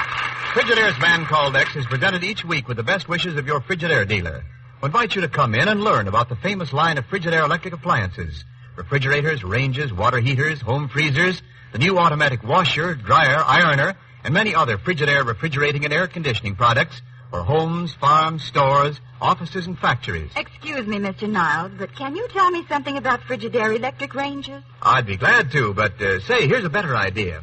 See these wonderful Frigidaire electric ranges for yourself.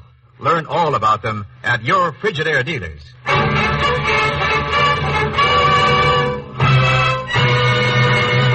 now, Frigidaire star Herbert Marshall. Thanks for being with us. Next week, Worth Your Weight in Gold, the story of modern piracy off the China coast. As usual, Leon Belasco will be along as Pegon Zellschmidt. So join us, won't you, when next I return with A Man Called X. Good night. Frigidaire's Man Called X is directed by D. Engelbach, with music composed and conducted by Johnny Green. Tonight's story was written by Sidney Marshall and Maurice Zim. So until next week, same time, same station, this is Wendell Niles speaking for Frigidaire, made only by General Motors. All characters and incidents used on this program are fictitious. Any resemblance to actual persons or incidents is purely coincidental. CBS, the Columbia Broadcasting System.